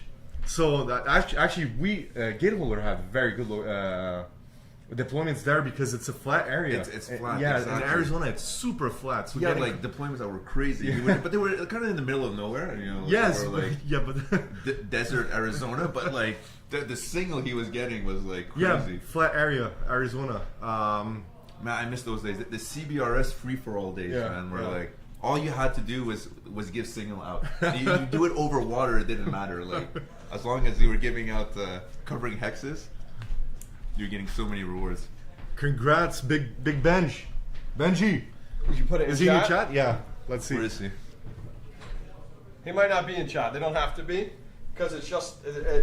The challenge is that their YouTube name might be different. So yeah, that's for sure. Either way, I get the email and then I can email them, which is nice.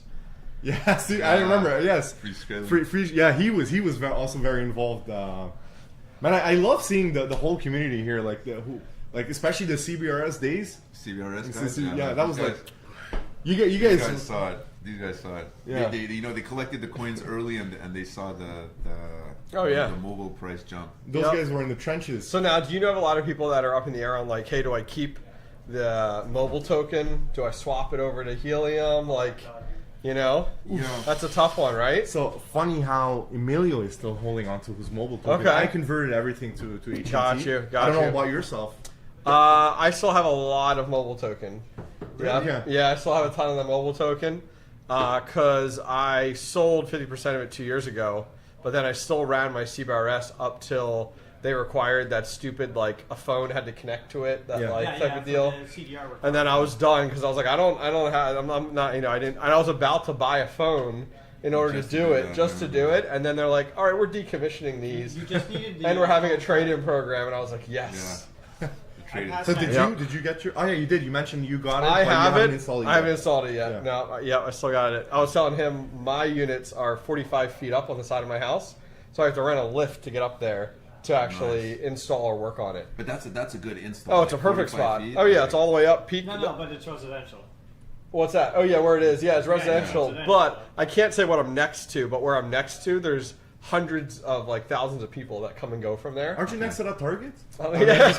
No. But I have a Geonet up there, a WeatherXM, and the original Helium IoT, and then the CBRS radio too. All on the peak of my roof. Nice. And then when you go inside, you can go in my attic. It's all right there, so it all wires right into my attic. Okay. Which is rather slick. Is it the 430 or the 430? 430H. Yep, I had that and the Freedom Pi that I had up there. Nice. Yep, nice. but I got the one in Miami like 2 years before that. Okay. Because Abel had reached out. Abel had reached out to me Right. on the rev share 2 years before that with Moken Yeah. on the 75-25 split, and that was like my big moneymaker. Like that was. Yeah, that was that's a good one. that went well. Big Lee took care of him. Yeah, that's right. Oh, you got one from Big Lee. Yeah, that's right. That's a good Big one. Lee. That's I a want good Big one. Lee. Is Lee Hodge on the stream? I haven't seen anybody named Lee. Where was the? Is it, do you want to put this with that other box over there? I don't want to lose that there. So are you? And what I like about this one is the deployment is very straightforward. It's super easy. yeah. Pretty much plug and play. Oh, I know. Have you guys done the giveaway of that? No, No, this is next. This is next. Next, yeah. So This is the last one. So this is the last. Do you have the giveaway for this up yet, Felix? Yeah, it's already up there. So last giveaway, Goldshell Byte, huh? Yeah. Yeah, it's up there. It's not up there. The Helium one is. Top of chat? Or did you not pin it? No, you're right. Yeah, I'm gonna pin It's all right. I'll keep you in check, Jamie. Yes. All right, yes, Jamie. So this is the Goldshell Byte. This is a home miner. It's USB-C. And this is one of the first of its kind where it is one of the early miners just in the last 6 months that actually has cartridges for the different algorithms. So like this one here is Alio, and then the next one here is the DG card, which is script mining. Yeah. Come on, there we go. We get it. So what do you think of this Can guy? you mention that there's a? Can we mention that? What's that? The card that. What, the lithium one? Yeah. Well, yeah, the lithium. They're also working on Caspa and Bitcoin. So the value of this is so this is, as I've talked about on my channel, this is not going to make you rich in any way, shape, or form. But it is going to give you an introduction on how to mine at low watts, only like 140, 160 watts over USB-C, and you can mine different algorithms based off of the card that you put in. Mm-hmm. So you could collect these cards over time and then swap in the cards based off of how the market is going. So we're giving one of these away. The link is up top there. It's been posted in chat. And there's also the product link there as well. So the big challenge with this is, have you heard about the news with Alio? No. So Alio has just made an announcement that, see, someone says, fuck hit 139. So what that means is they put a change in that requires to mine, you have to stake Alio. Yes, I heard that. Yes, and so yes. now that Yes. horrible. Yes. I heard So that. you have and here's why. They are finding that people are liquidating a ton of Alio. Obviously. Because it's a newer project to everyone, and people just don't have a lot of faith in that, so they want to take their rewards. Mm-hmm. Like for me, I liquidate 50% of my Alio every week because it's like I put it right into Bitcoin versus that. So in order to slow that liquidation, they are requiring miners to stake. Well, in order to do that, the only way to do that is to put it on the pool. So now pools are reaching out to people to say like, hey, we need to, based off of your hash rate, we'll determine how much you need to stake. So you have two ways to stake your Alio. You can deposit that Alio, or they will start to accumulate it. So you check a box and you won't earn anything, it just gets staked. No way. Yeah. And like you talk about, so you talk about like the fact of like, you want to kill a project, that's an easy way to like kill your miners. This is like the equivalent of like demo charging subscriptions. Mm-hmm. It's just such a nuclear option. Yeah, so some people in chat, side note, we're talking about like, does Goldshell offer a fork card? Or do they get into a rack mountable? Mm-hmm. You know, imagine this, but 19 year across. Yes. And then like you can use it in a server rack type of deal, Right. which would be really slick. So there's a lot of different avenues to go with these cards. And they're about 60 watts each, you know, so you end up about 120. But it depends on the card and the algorithm and stuff like that. But yeah, it's pretty slick. I think it's pretty cool how you can load up the cards like. Yep. It almost looks like a rifle or something. You know? Yeah. Just, like, putting it in Loaded it your- in. Carbine, yes. Yep. But you guys don't know what firearms are up here in Canada. Come No, on we now. don't. We don't. But no, it is nice being able to pick and choose what you mine, which Yes. is convenient. And then, when I was talking with the Goldshell guys, they were talking about when they released this at Mining Disrupt last time, Caspa, because these are all algorithms Goldshell already has miners for. But Bitcoin is one where they don't have a miner for, but they're talking about making a Bitcoin card, which would be cool. And then, they just started talking about the Lithium one, too, as well. So, it'll be pretty slick. You know, what I like about it, again, you mentioned it earlier, don't expect to become rich with this one. Nope. Like, it's a very good entry point to ASIC mining. But like you mentioned, what I really like about it is that you're not locked to one token. So I've had this conversation with, I don't know who you work with at Goldshell. James and Sabrina. Okay, I work with Louis, who's honestly the most transparent and honest salesman I've seen ever in my life. But I've been telling him, like, the great thing about it, like, I've been encouraging them to come out with other tokens. Other tokens. And I mean, to be fair, Goldshell are probably the first ones to come out, like, with first to market. Yeah, first to market altcoin miner. So whenever a new coin is going to come out, I mean, you just swap the cards and that's it. You don't have to buy yourself another device. And based off the market, you can swap your cards. Yeah. Like, the market's doing well. Yeah, I push this. I released an article the other day on the Goldshell Byte, and, like, this is the ideal miner for a beginner that knows nothing about mining. And you're like, I want to get started because it's super easy to set up. It's basic and simple. You can run this on your desk, USB Type-C. Like, you know what I mean? Like, you don't need to be worried about, like, what's my electric rate? Like, it's going to cost a fortune to run this miner. It's 140 watts. Like, it's going to cost you close to nothing to run every month, which is nice. By the way, side notes, since you mentioned Joe Rogan multiple times and Jamie over here, do you smoke cigars? I do. Why do you ask? Is it time to open that box? Or I think you guys smoke cigars in here. Might as well. Nice way to put a cap on it. Let me get you. Yeah, let me get your glass. What do you got back there? Look at you playing with this thing. It's the. You know what this is? He's used to it. You know what it is? Yeah, it's the fleshlight. Look how it's short. So this is where you're supposed to put your dip inside. Yeah. I don't know if we can say it on live. It's alright. It's done already. You're good. We talked about it at the top of our. Someone was asking. What did you call it? What did you call it? Antenna cleaner. Antenna. It's an antenna cleaner. No, it's because here. Jesus. It even makes like a little noise when you squish it. It's because we used it on the. Oh, there you go. Oh, there you go. There you go. That's right. That's right. Yeah, I actually did a live stream from a cigar parlor. No way. Yeah, with another guy from the Flux Project, Dan Keller. I'm not sure if you're familiar with him. I think George is, but he's a part owner of the cigar parlor. So we actually did a live stream right from the cigar parlor. No way. Like, they had a room that we could rent, and it had like chairs, lounge chairs and stuff, and it was a full cigar parlor. I feel like that's a good place to do a live stream. It was chill. Like, you're just sitting back, you enjoy a cigar. Yeah. Yeah, it's a toothbrush cleaner, somebody said. Not a toothbrush cleaner. Well, that was part of the video. We wanted to put the toothbrush inside of the... That's right. That's right. Oh, yeah. Oh, yeah, 100%. It's been a long day, guys. Long day. The brush IO. So is this the first time you do a stream this long? Yep. Yeah? Yep. It's been fun, though. It's like 8 hours? Yeah, 10 to 6. 10 to 6. Yep. Crazy. I wonder if there's people that were here since the beginning in the chat. There's someone who said he was here the whole day. Oh yeah, there's a few people that are like, I've been here all day. Yeah. Yep, which is good. Me and hobbyists have been here the whole day. That's right. So the Twitter one may stop or it may start back up. Yeah. So everyone on the Twitter stream, we're not going to restart it, but the Twitter stream is going to end at 6 exactly because Twitter only lets you stream for 6 hours at a time.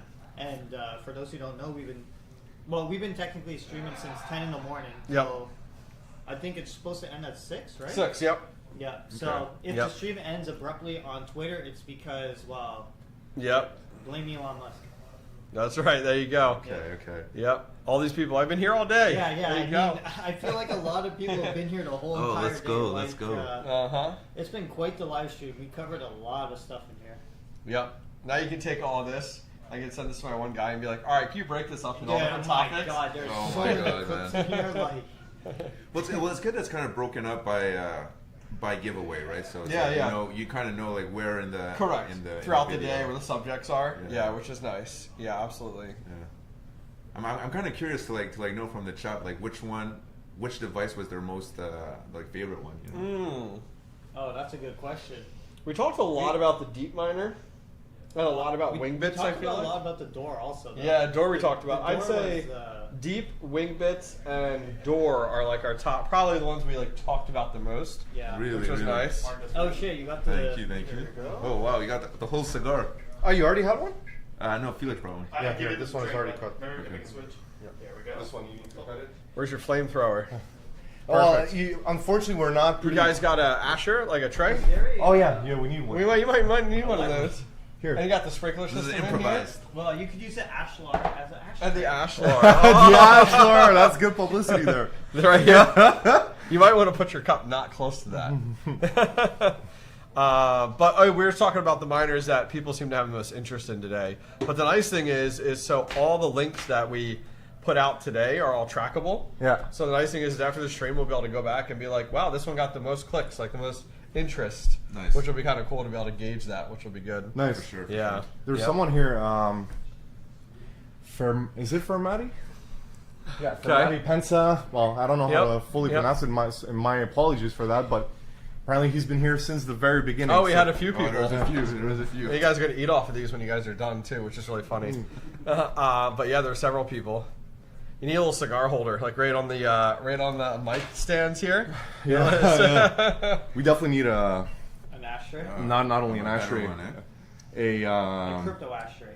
A crypto ashtray, but we need the butane flame. Yeah, I need the butane flames. Well, to begin with, those we're not equipped here. We got gifted a cigar box. One of our inauguration party. Yeah. Oh, okay. Yeah.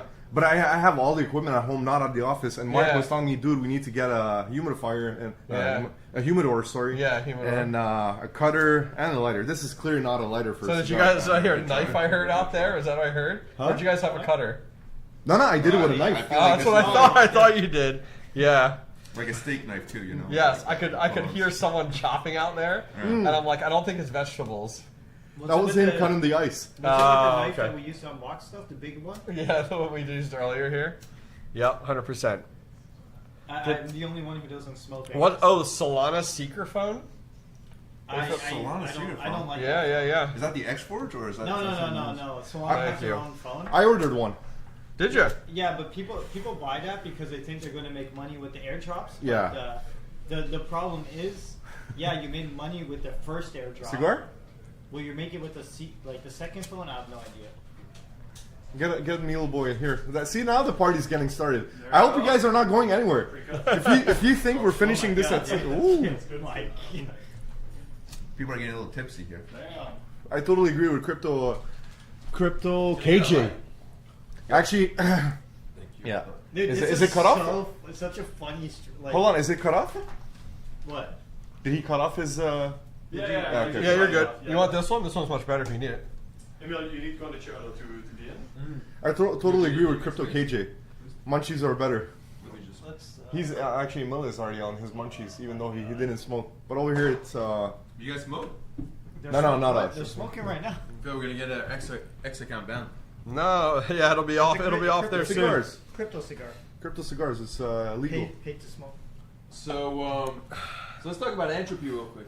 Oh, come on. We already talked about Entropy. You guys did such a good job earlier. On what? On Entropy, so I think that's me and talk to enough. Were eating food, so we were not involved with what happened. Yeah, which is very funny. Did we rank the best project so far on like the top 5? You missed one of your top picks, but you're welcome to pick. Okay. If you had to pick one miner, what would it be? You can only buy one miner. I want to pick From okay, can we bring out the list? Yeah, well, not on here, but you guys will have to.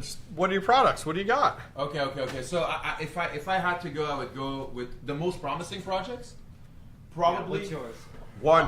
One each. One miner. Yo, I got mine. 2025, one miner. No, I got mine. Dor. Okay. Dor. Yeah, I think Dor's going to be a huge project. I think Dor is gonna be a big one too. Crazy. Why Dor though? Just because you could charge a subscription and it's fiat.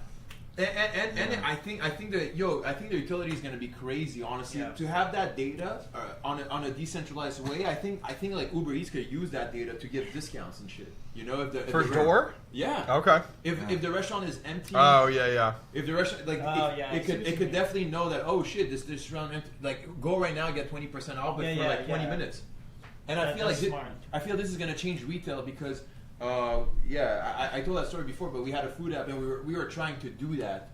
So I feel like there's a huge utility there. However, your sprinklers aren't going to go off, are they? I hope not. No. That would be so bad. That would be the best stream. I don't think there's like a phone detector here. Is there? Not. No, the sprinklers I don't think would go off. Just put it out there. All the place would go down. I'm just saying. No. It would be if there's a. These only pop if it gets hot enough. Not okay. Yeah, not smart. Yeah, it goes by temperature. Yeah. Oh, temperature. I'm sure we smoked here before. Have we smoked here before? I don't think so. Listen, this is your world, man. I'm just a guest. I'm sure it wasn't cigars, though. Yeah. I'm sure it wasn't cigars. Okay, so Dor for you. Yeah. What about you? Where's the lighter? I'd probably say I give it to Emilio. He's got it. I'd probably say Wingbits. I think that's the most real world use case out of anything from finding partners in Wingbits. a traditional. Yeah. Real question. Like Martin was showing me last time, like there's actual apps to actually track flights and shit. Like, how do you think they're gonna fare against like these apps and projects? Well, the difference is so you just need to resell it to the appropriate company that'll jump on board, because I think the difference is it doesn't just, it starts with aircraft, but then what does it get into? So we got into a great conversation on like drones and drone delivery. The decharge drones. Yeah, and all these like Amazon delivering packages via drones and having multiple Wingbits units cable. and so I just think right now where it's at is like the tip of it. And like as everyone knows, data is like the new oil, right? Right. So the more data you can have and the more aircrafts we're getting up in the air and drones and everything, I think it would be perfect. So I think Wingbits. Wingbits. Yep. Yeah. What about you, George? Well, which one did you mention? I went with. I didn't go with one yet. Yeah, you didn't even pick one. I picked one. first. I said Dor, and then there's Wingbits with hobbyists. Pressure's on George. No, I agree with the hobbyists. For me, it would be Wingbits as well. I met with their team, and as a matter of fact, we were lucky enough to meet with a lot of the teams. Entropy's team was awesome, to tell you the truth. I really like those guys. But and they're just like us. Like I find that their culture really matches our culture. But Wingbits, I really like the use case behind it. And again, I'm a plane enthusiast, so I really like the use case behind it. He's mentioned partnerships. Somebody in chat mentions like testnet. Yeah, but that's okay. Like that when you get into mining with DPIN in testnet, that's where you make your money. Yeah, when it goes to mainnet, not like this project's been around for 3 years. Right. Yeah, it's now. Now's the time to buy it. And you know, have you ever used Flight Radar before? No, have any of you guys? Yeah, I used it. But yeah, so and essentially what they're trying to do is pretty much what Flight Radar is doing. So I'm really bullish on that. Great business people, and sorry about that. And the product itself, I know there's been some hiccups recently. Trust me, like I've been seeing those support tickets. We talked about that earlier. Dude, somebody was like, mine was only doing 26 hexes. Yeah. They got swapped out, and now they're doing 40. Yeah, which is cool. Yeah. So again, Wingbits. Yeah. But, all right, what do you got? Interesting. For me, you know, there's a lot of nice projects out there. I do think what Entropy was able to do by selling nothing is quite phenomenal. It's crazy. It's also scary though. It's also because scary. You know that means if they can do it, you're going to have 10 more of those coming out. But they're not. I don't think so. I don't think they'll be able to pull it off. No, those guys did it. There's a few ones that are trying to do that, but no one's buying to the hype. Right. I think it's hard to sell nothing. The guy shows up on stage with a robe and pink and shit. Like it's insane. It's a whole show then. It's a whole show. And the whole thing about the snaking and like if you sell your snake, make your bank getting caught. The whole story and the way that they built it, I think it's quite amazing that something that does nothing and that they're so honest about it doing nothing perform so well and get so much hype in the community. So you're the gambler in the group then, going with Entropy. I'm actually not that much of a gambler. I'm sitting next to two big gamblers here. So you're going to pick a project? Yeah, but as a project, this might be surprising, but I also like to go for product quality. So projects that I think the product is really good. And I tried Brushio the other day. Oh yeah. And I actually thought the quality of the brush was like on point. He asked me earlier. I said I think that looks stupid as shit. But look how white his feet are. If it never works out from a Deepin's perspective, I think at least with that brush, it's a good quality brush. Yeah. All right, what do you got coming around? So I'll go with I like to bet on founders. Okay. I like to bet on founders, and there's one founder that you can look in his eyes and you can see the conviction. No, I'm not talking about. I don't know. I have no idea who. I'm talking about Geonet. Okay. Every time Mike Horton. you speak of Mike Horton, you look at his eyes. He's a killer. Like he has so much conviction about what he's about to do. Plus. The way he did his shit without raising any funds. Yeah. He took it from the ground up with $0 and just grew that whole thing without raising hundreds of millions. Is absolutely mental.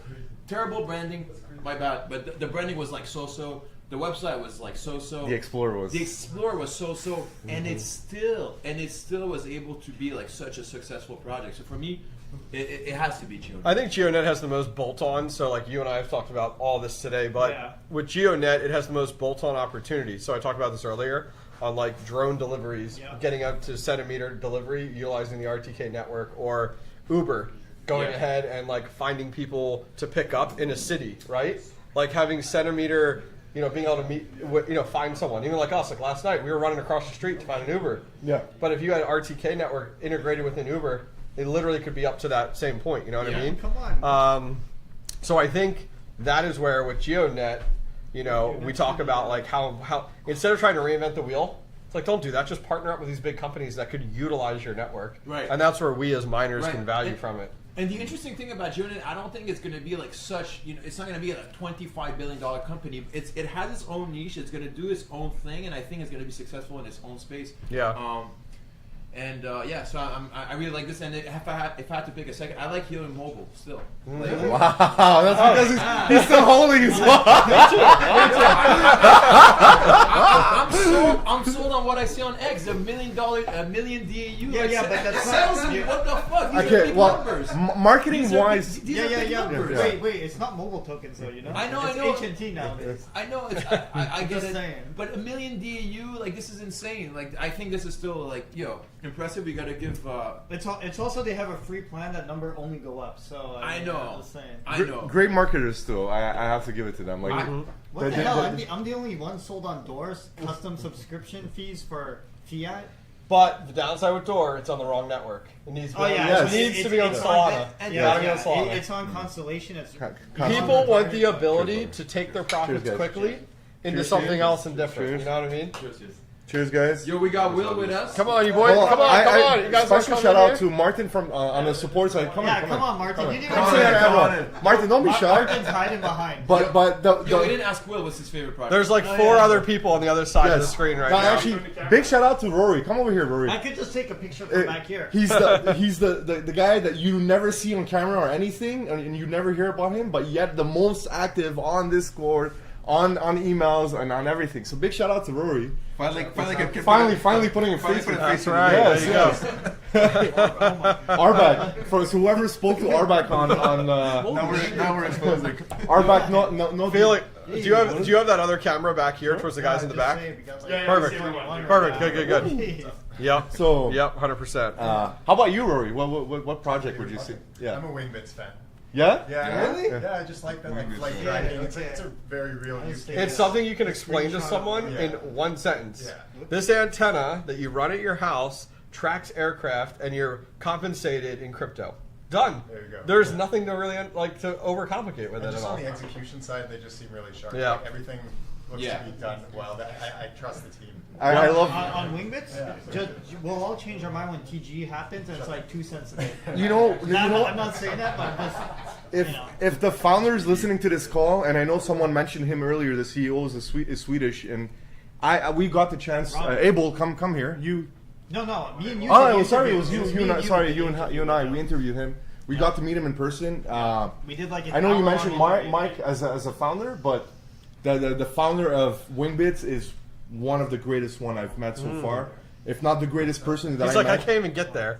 So we should have him here on live stream. Yeah. Well, that's what I'm saying. Yeah, we turn this into a live stream or podcast room. Yeah. And then you have some of these projects in. Definitely. I think ask the hard that's a great questions, idea. do live stream just like this. Yeah. We had Dor in last week as well, paying us a visit, and would have been a great thing to do with. How about the Entropy guy in the funny robe? You know? They come here. They should come back. Yeah. They should come out. Yeah, those guys are greatest marketers, by the way. The marketing is amazing. Our stream ended on X, just so everyone knows. But we're still live on YouTube. Oh, yeah, We're still you're live good. on YouTube. Why did it end? Because we only have a 6-hour stream limit. Twitter's open to 6. YouTube, you're good. Yeah. YouTube, we started back or? Wow, that was insane. Where's Martin? I don't know how to. Yeah. Martin, someone mentioned Crypto KJ said you need a raise for your Martin, someone wants to see you. Yeah, someone wants to see you. So let's pick the winner. We got to pick the winner for this giveaway. It's the last one, which is the Goldshell Byte. Maybe it's not worth it. We went through all this hardware over here today. So you want to load up that giveaway and we'll pick the winner? Just because I know there's antsy people in chat. Damn, we capped that. What? 320? We came now.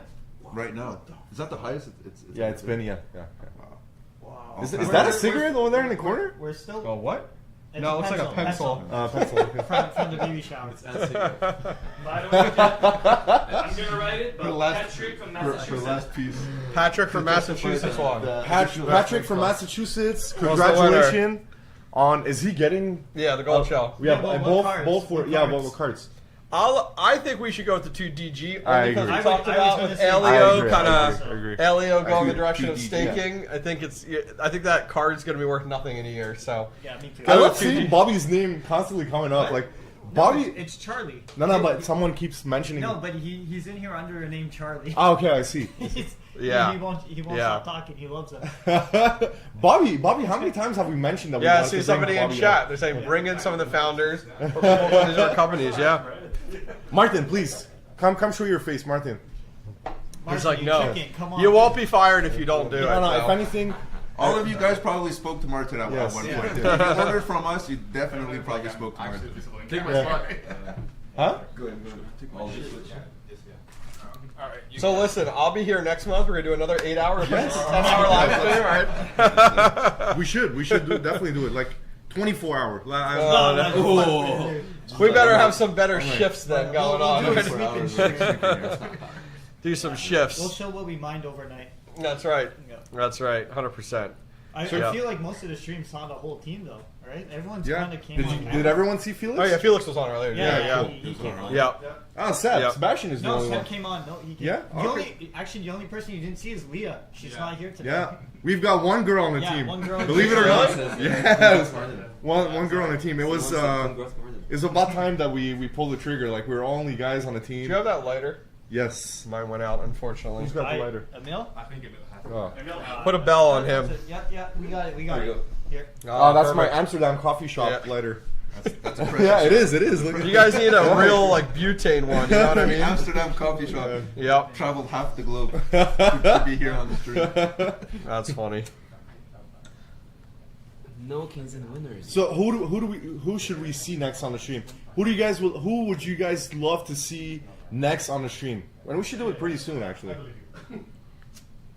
A founder. I would love to have the founder of Wingbits. It's too bad the Dor guy came like a week early. Yes, yes. And he was great. He might be still in town. Yeah, maybe. Because he went up north to his cottage in Chamlain. There's a guy that wants to buy a gold shell. Do you want to put that link in chat? Yeah. We got like Natasha. No way. Yes. Killer team. Killer team. Wait, is that who was Natasha? Somebody you know? All right. Someone we know. Is that who I think it is? Yes. Okay. Yes. We love you, Natasha. We love Natasha. Thanks for the support, Natasha. Always there when we need you. Is Jay asking for Bobby? Of course, when Bobby. Well, actually, funny. Since we saw we need Natasha. to invite Bobby. That's what we Bobby need definitely needs to come on the chat. But since we mentioned Natasha, how many of you guys? Well, you have your wife who's super supportive on your crypto investment and your crypto business. How many of you guys out there have your girlfriends or wife supportive of your crypto investments or projects. We had guys earlier today that was like, my wife hates you because every time I watch you, I buy more miners. Sorry, not sorry. I mean, Rory, your girlfriend is fiance now is super supportive of your crypto investments. The girl I've been seeing for like 3 weeks, she's watching the stream. She's been watching the stream the whole day. So. I'm not going to say her name, but... Mm-hmm. You got called out on this one. Yeah. Someone said you're too old to... I am too old, all right? I got 3 kids, all right? You know? I feel like I'm 21 now, so it's all good, you know? That's right. I love that some people said that they've never seen that side of you. What's that? Well, smoking cigars. Oh my God, yeah, I did do a stream with Dan Keller from Flux at a cigar. At a cigar parlor. Nice. So we actually did, like, right at a cigar parlor, had a private room and everything. So we actually did that twice over the last, like, 5 years or so. But yeah, and I do beers on the channel, you know, stuff like that. But yeah. The Travel says I'm a loser. I disagree with that, man. You're a winner, and you're a winner with us. You're part of our team. You're part of our community. We love you. We support you. Oh, aren't you just quite the cheerleader? Oh my God. All right, man. Always, man. You gotta stay positive, bro. Always. You always gotta stay positive. Thanks, Patrick Murphy. Appreciate it. Yeah, seriously, we appreciate you for coming down here and being with our team. It's fun. And yeah, the first time you said there was free beer, so I flew all the way to Montreal. Montreal. That's true. That's the best excuse. Yeah. That's right. 100%. 100%. So what's up for the night tonight? Marcus over here is the head of party. CEO of party. Head of party at Helium Deploy. That's the title. Co-host Abel Solomon. CFO. Well, we should expect Ringo more. and Zingo. We should expect more live streams now from this office. It sounds like you guys are going to do that more often. Yeah, definitely. I think that'll be cool. That's 100%. Good takeaway from it. Mm-hmm. Yeah. Mm-hmm.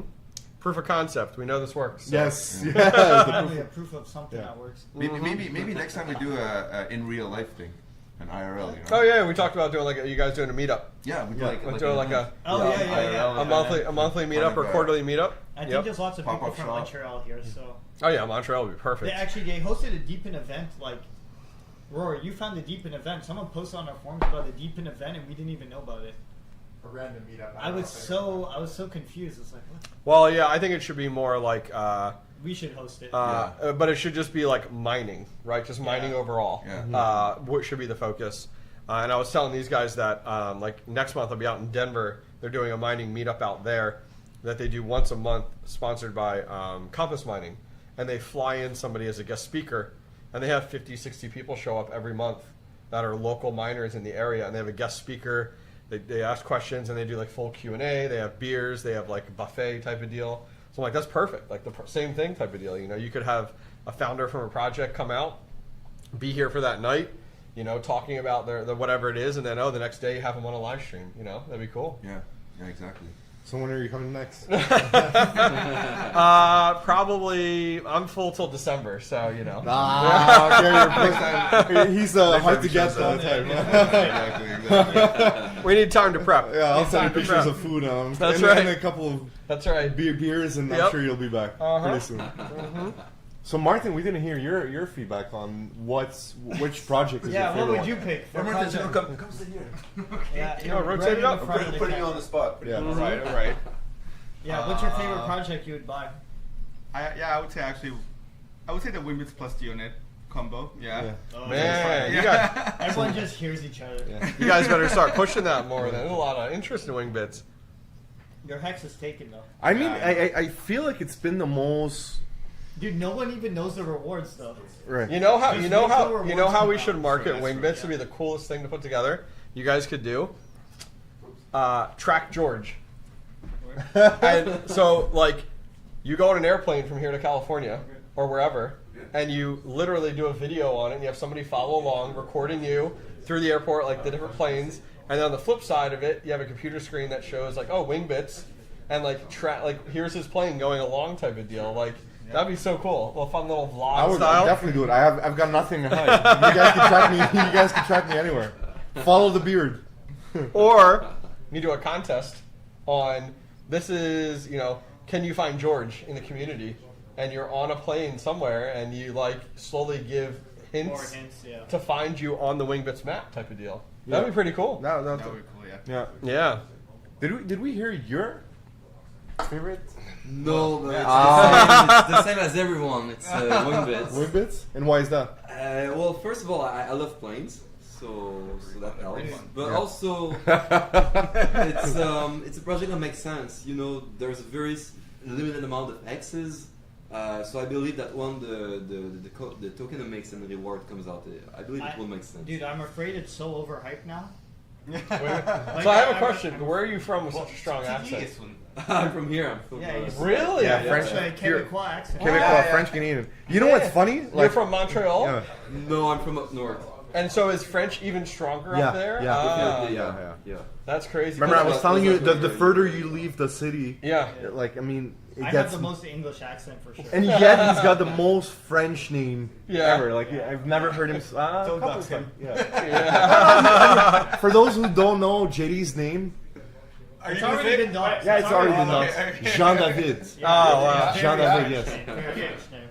I've known JD for 4 months. Every And you day we never work knew? together. I had no idea. It's the first time I hear your full name. Oh, really? Yeah. I feel like it's been leaked so many times on stream. Yeah, and you won't hear me speak a speck of French.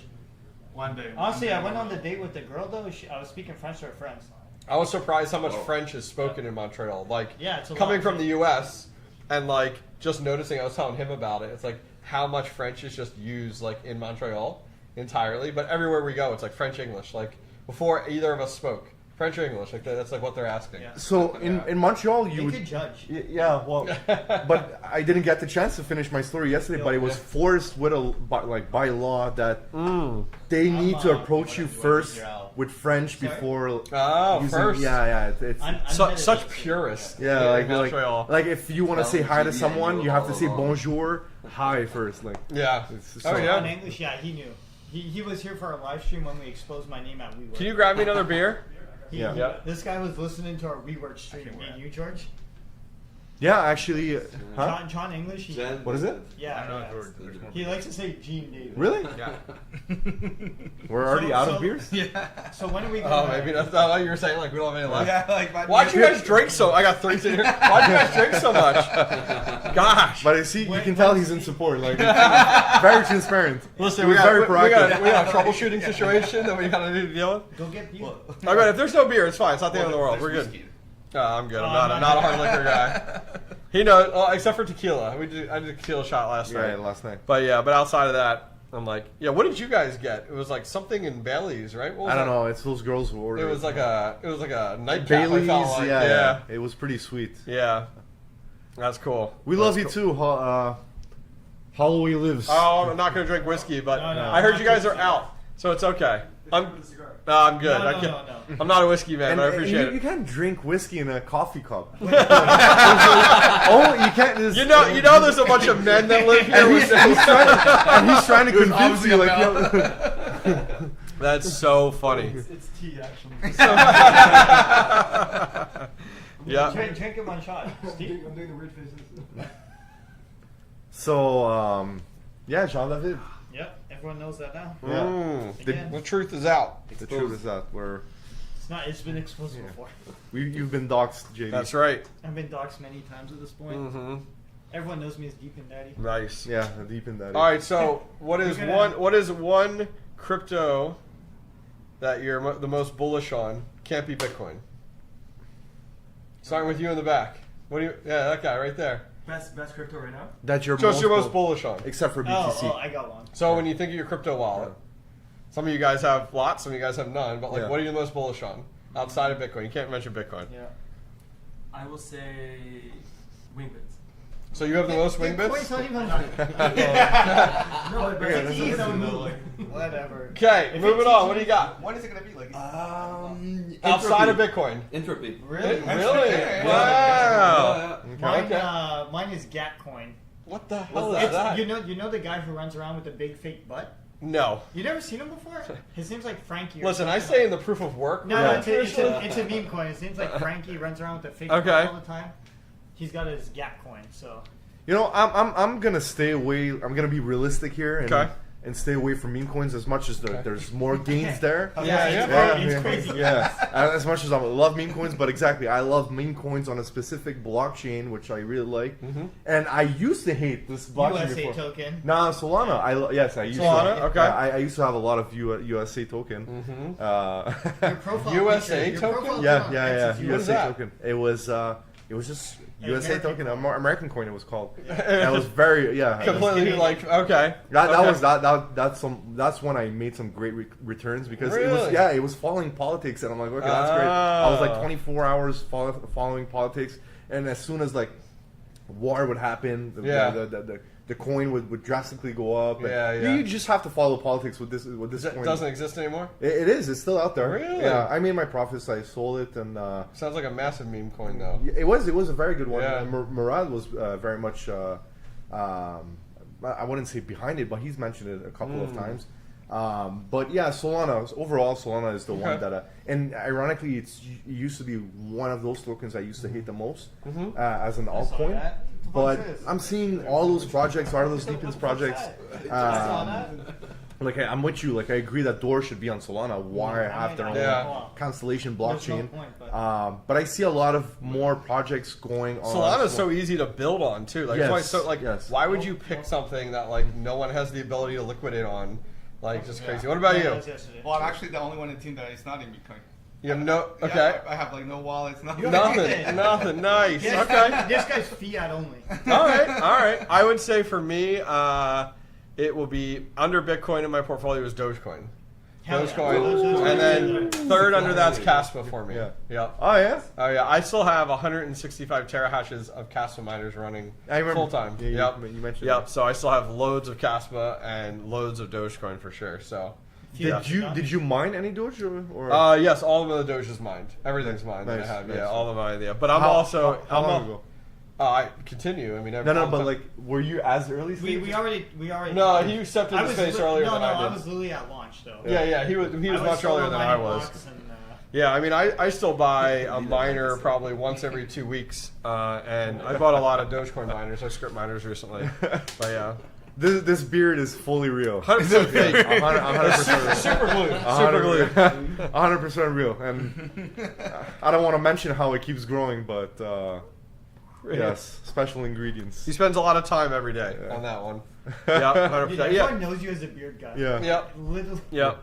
Yeah, I mean, for me, everything is like proof of work. Yeah. And then DPIN came after proof of work. Right. Like for me. So like proof of work is still like through and through. Everyone's dipping out. Tapping out slowly. Peace, you're good? Yeah. Well, you guys all right? You good? I think they're getting out before the sprinkler goes off. So who's getting more beers? No one needs, I mean, whatever. Well, you're a good guy. Love the beard. Yep. All right, so we're going to wrap it up here at 6:30. The next 15 minutes. Yeah. Next 15 minutes for sure. Yeah. Because we've been going for a while. Whole day stream. So what questions do you guys have in chat that we have yet to answer? Yep. And not from John English. we can't listen to him. What questions? Okay, John's got Costco hot dog he's holding. Okay, they're good, man. They're good, man. No, it's a token. Oh, okay. Oh, yeah. Yes, I remember. Yeah, the Costco hot dog. Because it's like pegged to a.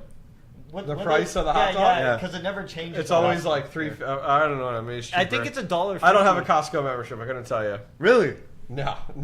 As an American, I'm surprised. No Costco. Okay. Well, that's a stereotype. The future. Well, like Costco, Sam's Club, those are two like massive big box types of places for sure. Yeah, which is good, which works out well. I'll see myself out. That's right. You won't be missed.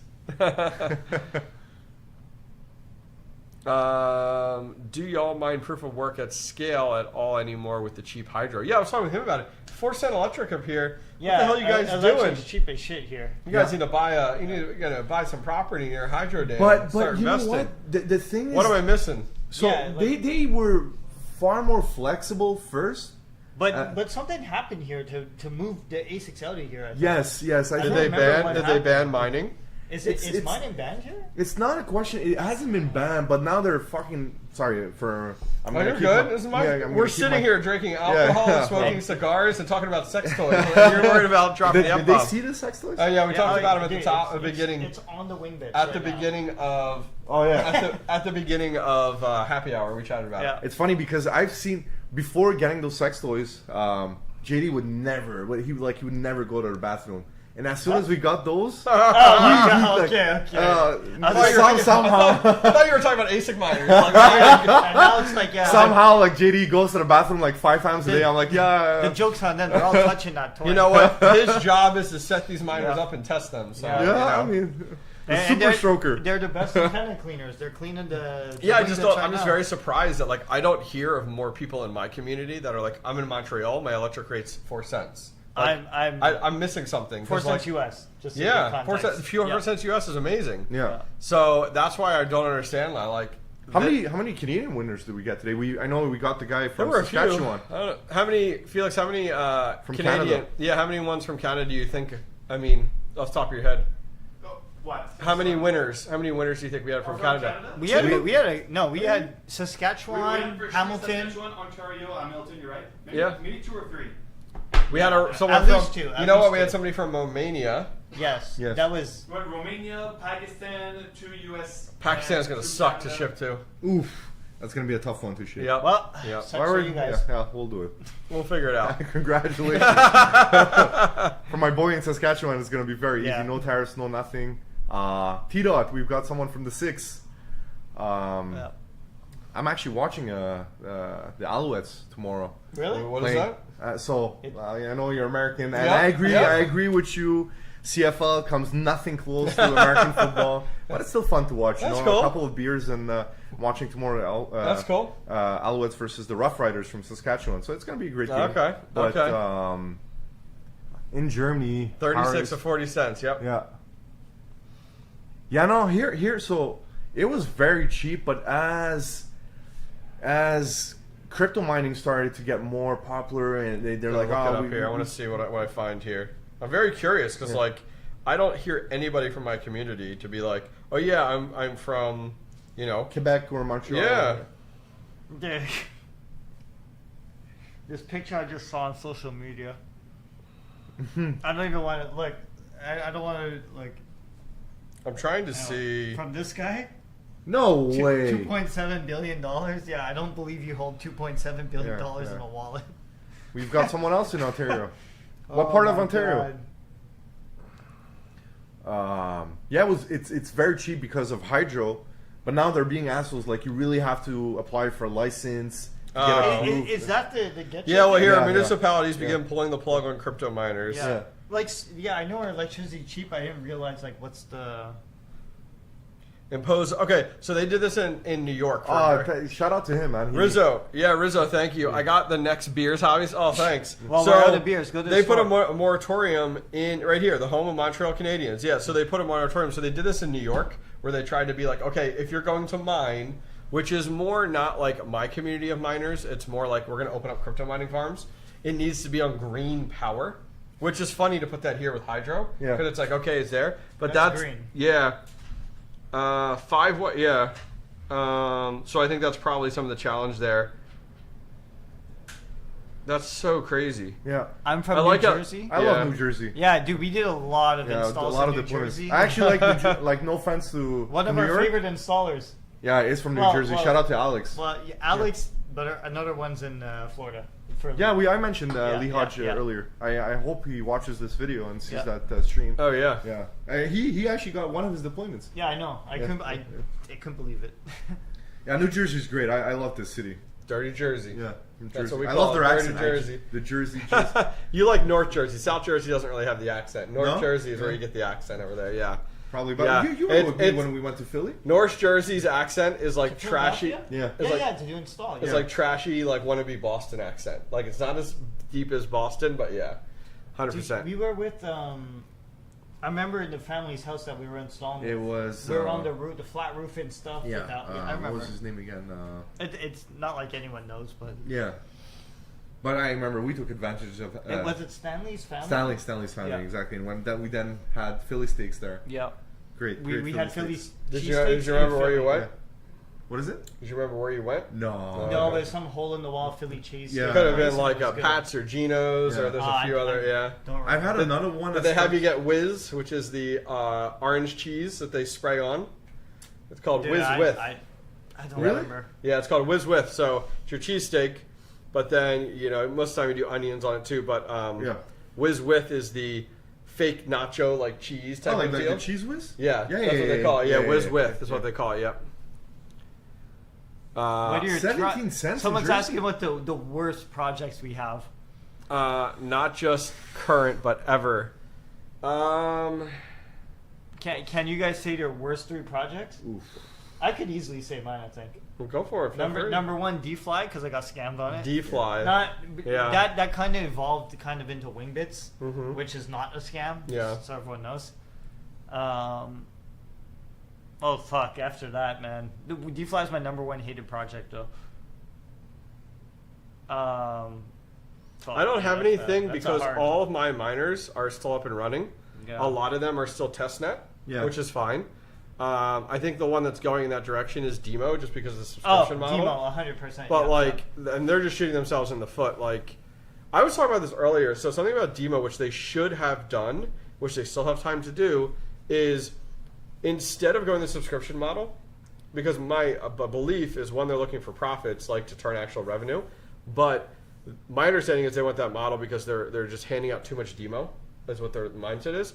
So why would they not move to an avenue of like, okay, on these models, the year, so pick a year, like 2017 and back, you would get half the rewards. But then 2007, so then you can continue to tier it based off of the year.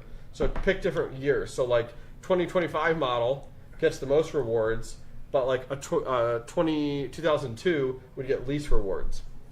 Tier it off versus being like, oh, we're going to do a subscription model to it. I always thought that was the better avenue to go than just like, oh, we're going to charge you money to use our miner that you already paid for. Like, I don't know anything else. I don't know any other ones that come to mind. No, I think I got my 3 projects. Yeah. It's going to be controversial as shit. Mm-hmm. Okay. D-Fly, Demo, and unfortunately Helium right now. What? Because I'm afraid. Okay. I'm afraid the brownfields. are going to. You think it's going to be the natural evolution? Like, I think Helium's going to work, but I think the brownfield deployments are going to take over everyone deploying hotspots, and I think everyone deploying hotspots is going to get screwed. Because it makes a lot of sense. It makes so much sense in my mind with brownfields only, and I think a lot of people are going to get fucked. Yeah. Unfortunately. Could be. But yeah, other than that, I like Helium, but I'm not going to pretend like I don't feel like I see this coming. The only challenges with those is like you still have like people that buy, like homeowners. Well, I guess the difference is like that want to get into it that don't have a wire, like a router that or like an access point that supports it, right? So like they want to buy the standalone. Yeah, but at the end of the day, the target audience is in like apartment buildings or wherever, you know what I mean? And Hotels. All these. Yeah. The commercial, every enterprise location has these compatible hotspots. Yeah. That's why I'm scared that, like, I think Helium's gonna work, but I think it's gonna work at the expense of everyone who's buying the hardware, unfortunately. Sure. Yeah. Yeah, I don't know. We'll see. Were you invested on other telecom decentralized networks? Did you guys want to end at 6:30 still? Yeah, 6:30 is fine. Next few minutes. 2 Yeah. minutes? Yeah, it's fine. I mean, I'm cool. I can run this all night. No, I don't think he hasn't been here all day. I know. He's old and you know. Oh, get the fuck out of here! I all right, time out. He's the youngest, I think. So we're sitting at Emilio and Abel's house last night having drinks, and I'm the only one that's still awake. And this guy's eyes are closed. Yeah, and Abel's snoring. And I'm sitting there. I wasn't. I wasn't. I didn't get. And you know what I said? You know what I said? In the conversation, I said, all right, it's time to get going. Yeah, so I had to be the adult. I was still, and this was like 1 a.m. and I was like, all right.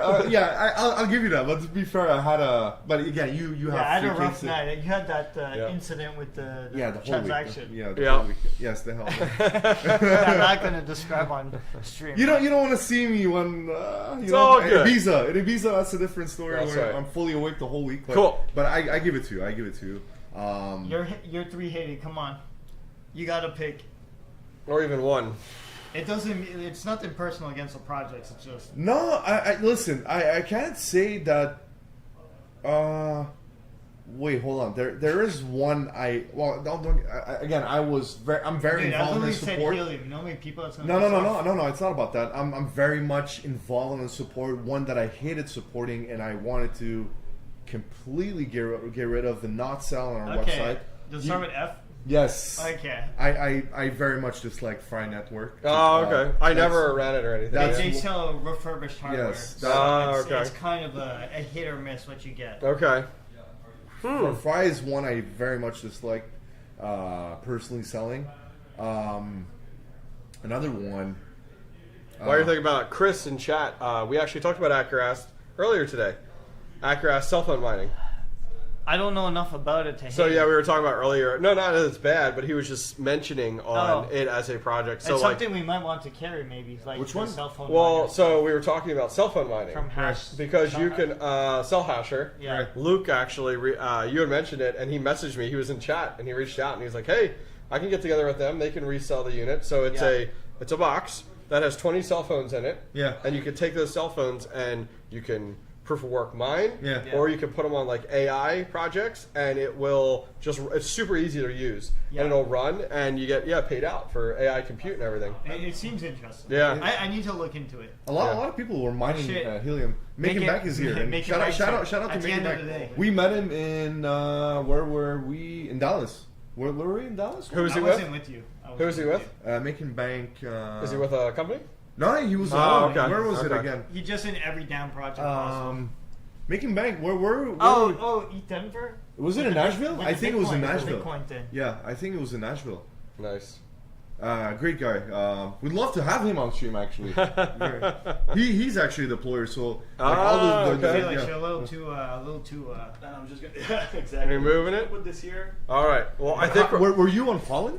No. Have you heard about it? 6:31, George. Yeah. We're right. We're gonna wrap it up. Yeah. We've been going for 8 hours today. Yeah. We're going 8 hours and 30 minutes. 8 hours and 30 minutes. Thank you guys. So guys, thank you guys for joining us today. All the giveaway winners, I will email you guys later this weekend. We have all your email addresses, which is perfect. Thanks to Helium Deploy for having me, which has been a blast. We had a great time. Yeah. We've had all the links that are out there. If you guys are interested, Felix, do you mind putting this up? If you guys are interested, go over to the hobbyistminer.io, go to where to buy, and then go to Depin Miners. You can see most of the Depin Miners we even talked about today are over there. Links to it as well as videos on them. So if you guys are interested in finding your next Depin project, you can find it over there. And other than that, from myself and the Helium Deploy team, you guys have a good day. Yeah. Thank you. We're done. It's been a fun stream. We're done. I'm done. So, Peace. so Felix, you can mute it and cut it to black. The top scene.